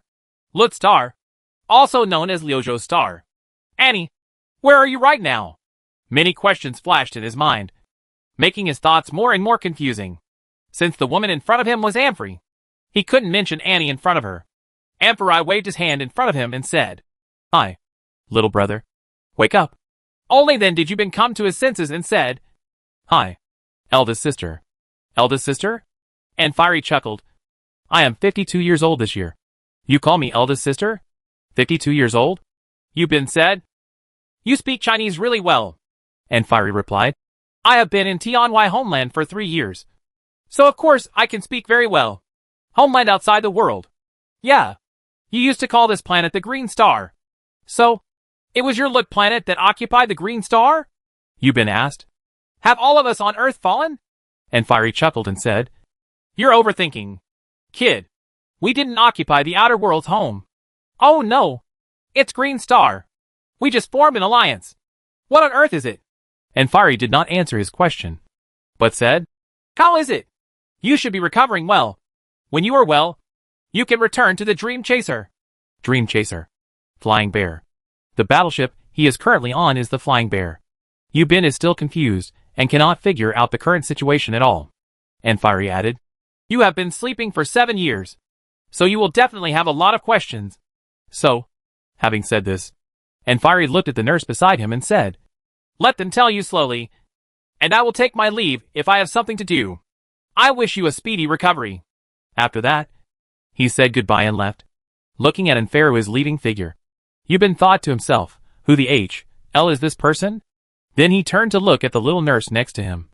And the little nurse said with a smile, She is Her Majesty the Queen. It would be great if she came to see you specially. Why? You still want her to be your docent. Only then did Yubin pay careful attention to the little nurse in front of him. She was about 20 years old and looked pretty good. She was always looking at her against the light. At this time, the little nurse was walking in front of the bed. Due to the change in the light source, Yubin discovered that her hair is actually purple. Are you from Lu? Yubin asked. Yes, the little nurse said, still smiling. I am from the 6 continents. And the people on the Flying Bear are all from the 6 continents. What exactly is going on? Can you tell me? Okay, but you have just woken up now, the little nurse said. You are very weak and need good care. I will tell you slowly and talk to you. Although Yubin was anxious and wanted to know Annie's whereabouts, he couldn't show it. He could only hold back his temper and gradually recovered under the careful care of the nurse. The day after he woke up, he was finally able to walk. The nurse named Xiaoli accompanied him to Tiangang. She looked at the busy aircraft outside Tiangang and began to talk to him about his experiences over the years. Xiaoli said, Rebel Annie. Yubin was stunned. Why did Annie turn into a traitor when she came to her place? He glared at him. But Xiaoli did not notice his displeasure and continued. Anti-thief and rebelled against Queen Amphrey. After being suppressed by the Queen and failing, she took a spaceship and fled to Sophia Star. Oh, that's the green star you mentioned. Yubin knew that Green Star was called Sophia Star in the language of the Lut people. And Tianwai Home was the current name of Green Star. This was what he learned in the past 2 days. In order to completely eliminate Anne, 5 years after it escaped, Queen Amphrey personally led the fleet to Green Star to pursue and suppress her. Xiaoli continued. After hearing what she said, Yubin also made mental calculations. The distance between Star Lauder and Green Star, which is now the outer planet, is 0.255 light years. If you come here by spaceship, you need to hibernate for 35 years. So when it flew from Lauder Star, she said, okay, hibernation processing. So she and her subordinates arrived at the Green Star after a long interstellar journey of 35 years. When she came to Green Star, it was exactly 1991. She stayed at Green Star for about a month. And Yubin, a recruit in Operation Falcon, got to know her. Since Amphrey set sail in pursuit 5 years after you left Lute. Then the time she came to Green Star should be 1996. Because Amphrey also needs to hibernate when she comes to Green Star. So Amphrey is now 52 years old. If she had not hibernated, she would be 90 years old now. Of course, there may be another situation. That is, Amphrey was only 14 years old when she left Lute. She did not hibernate. So after a long interstellar journey of 35 years, she came to the Green Star, lived in Green Star for another 3 years. So he is now exactly 52 years old. So this is impossible. So she must hibernate. Chapter 559 Bloody Blade Queen Anne. So Anne was 18 years old when she left Lauder Star. And Amphrey was 44 years old. 5 years later, 49-year-old Amphrey led the fleet on the journey. Both of them adopted hibernation for their 35-year interstellar journey. Since age stops during hibernation. When Annie arrived at Green Star in 1991, she was still 18 years old when she woke up from hibernation. 5 years later, in 1996, Anne was 23 years old. And Amphrey also happened to arrive at Green Star. Hibernation ended, and Ranran was 49 years old. At this time, Yubin was in a coma, and he had no idea what happened. Then another 3 years passed, which is now in 1999, and was 26 years old. And Amphrey was 52 years old. Of course, Yubin was also 26 years old. He was just in a coma and became a vegetative state, not hibernating. 3 years ago, Xiaoli said, Queen Amphrey came to Green Star, formed an alliance with the Commander-in-Chief of the Kingdom of Dreams, Rebelin, and told him all the crimes against the traitor Annie. Rebelin is a wise human leader. After he heard about the various crimes committed by the traitor Anne, he felt very angry and handed the traitor and over to Queen Amphrey without hesitation. Listening to the little nurse in front of him telling Annie every word, Yubin felt very angry and wanted to throw away his words and give her 2 big mouths. But he still stopped. The traitor Anne committed was a capital crime, Xiaoli said. But Amphrey was magnanimous and did not want to execute her. As long as she promised to lure the Zerg out, she would be forgiven for all her crimes. But the rebel Annie was stubborn and actually spoke for the Zerg, saying that we humans should not be enemies of the Zerg. We should not eliminate the Zerg, and we should live together with the Zerg. But she forgot how many of us the Zerg killed, including you green stars and us Liuzhou stars. And you Bin, you were also hurt by the Zerg, right? Of course. Without the anti-thief Annie, we can also eliminate the Zerg. So we, the people in the building, formed an alliance with you Green Star people and started to encircle and suppress the Zerg together. However, just when we were winning, a very terrible thing happened. The anti-thief Annie defected to the Zerg. Yu Bin couldn't listen anymore and asked, "What did you say? Isn't Annie also a human? How could she join the Zerg?" "You're right," Xiao Li said. "Rebel Annie." Yu Bin couldn't hold it in anymore and yelled, "Can you hacking stop being a rebel? Is it okay to have a rebel?" Xiao Li looked at him in great surprise. Yu Bin also felt that he was a master. So he said, "Can't you just say her name directly? You have to bring her title. Aren't you tired?" Xiao Li then reacted and said, "Ah, brother, you are not used to hearing this. Well, it's Annie. She was kidnapped by the Zerg Queen, and then merged with the Zerg's largest queen, thus becoming the Bloodblade Queen, who is a human-insect fusion. Queen of Bloodblades?" Yu Bin was very surprised. "Yes, Queen of the Bloodblade," Xiao Li said. "That means the current queen of the Zerg is Anne. How is this possible?" Yu Bin shouted. "Annie is a human. How can she become the queen of the Zerg? Can you?" "Of course I can't," Xiao Li said. "All of us can't. But Annie can. Of all races, she is the only one who can." "Okay," Yu Bin said. "Even if this is the case, wouldn't it be just right? And has become the queen of the Zerg. Then we don't have to fight. And we humans don't have to worry about being invaded by the Zerg." Xiao Li shook her head and said, "No, it's not like that at all. After Anne became the queen of the Zerg, she did not reach a peace agreement with us, but became our more powerful enemy. She led the Zerg and constantly attacked us humans. Fleet? Even. What even?" Yu Bin asked. "Even she destroyed the City of Dreams." "What?" Yu Bin said in shock. The so-called Dream City in Xiao Li's mouth is Imei City. And Yu Bin still knows this. Back then, humans and Oni of the Zerg tribe reached a ceasefire agreement and carried out territorial division. Humanity built a city in the human territory, which is Imei City. The City of Dreams in Xiao Li's mouth. He was still the builder of Imei City back then. But Xiao Li said that Annie led the Zerg to destroy Imei City. In that case, many people on Earth would definitely be killed. So this made Yu Bin very shocked. He couldn't imagine why Annie would do such a thing. Xiao Li added, "Do you know who the enemy we fought with the day before yesterday was?" "Yes, it was Annie Zerg. She is no longer a human being. She is a Zerg. She has completely become the enemy of us humans." Unexpectedly, he had been in coma for 6.5 years, and so many earth-shaking changes had taken place. The woman he loved most had turned into the queen of the Zerg. This is simply incredible. Xiao Li kept talking, and he didn't hear much of the rest of the content. However, after listening to Xiao Li's narration, he learned that the battleship he was currently on was called Flying Bear, and it was a spiritual battleship. He didn't know what the spiritual battleship meant, and asked Xiao Li, but Xiao Li couldn't explain it clearly. The Flying Bear is also a star carrier. Although it is large, it is still not as big as the Dream Chaser. The current situation is that there is no human base left on Green Star, and they have all been destroyed by Annie. In the A galaxy where Green Star is located, there are 2 fleets. One is the Earthlings fleet, since Green Star was the first to be discovered and developed by people on Earth. These people on Earth are also called Green Star people. There is another fleet that is the fleet of the Lut Stars. Lut Star, also known as Liuzhou Star. In order to hunt down Anne, Amphrey left Louder and personally led a fleet, with a total of 100,000 people. The flagship of the Lut fleet is the so-called spiritual battleship Flying Bear. In addition to the Flying Bear, its fleet also has a dozen smaller warships, and more than 10,000 carrier-based aircraft. Such a scale can be considered very small among interstellar civilizations. But for today's humans and Lute people, it is very powerful. The same human fleet also uses the Dream Chaser as its flagship. But the human fleet also has a spiritual battleship, named Flying Bull. Yu Bin said that he had no idea what the HLA spiritual warship was. At first, he thought that this thing was only available to people with special characteristics. What he didn't expect was that people on Earth also had it. And the names of these 2 spiritual battleships are also very interesting. Flying bear and flying ox. You can explain anything that can fly.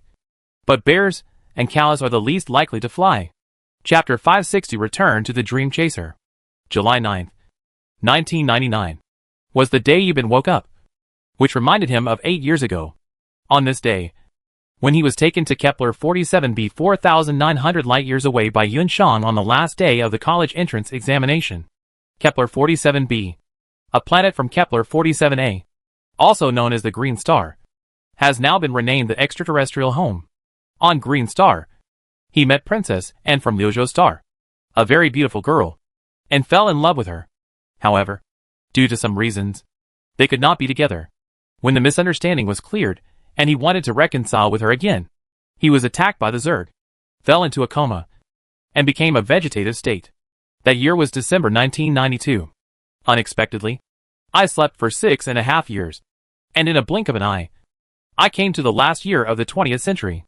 And the things that happened during the 6.5 years he was asleep made it impossible for him to laugh quickly.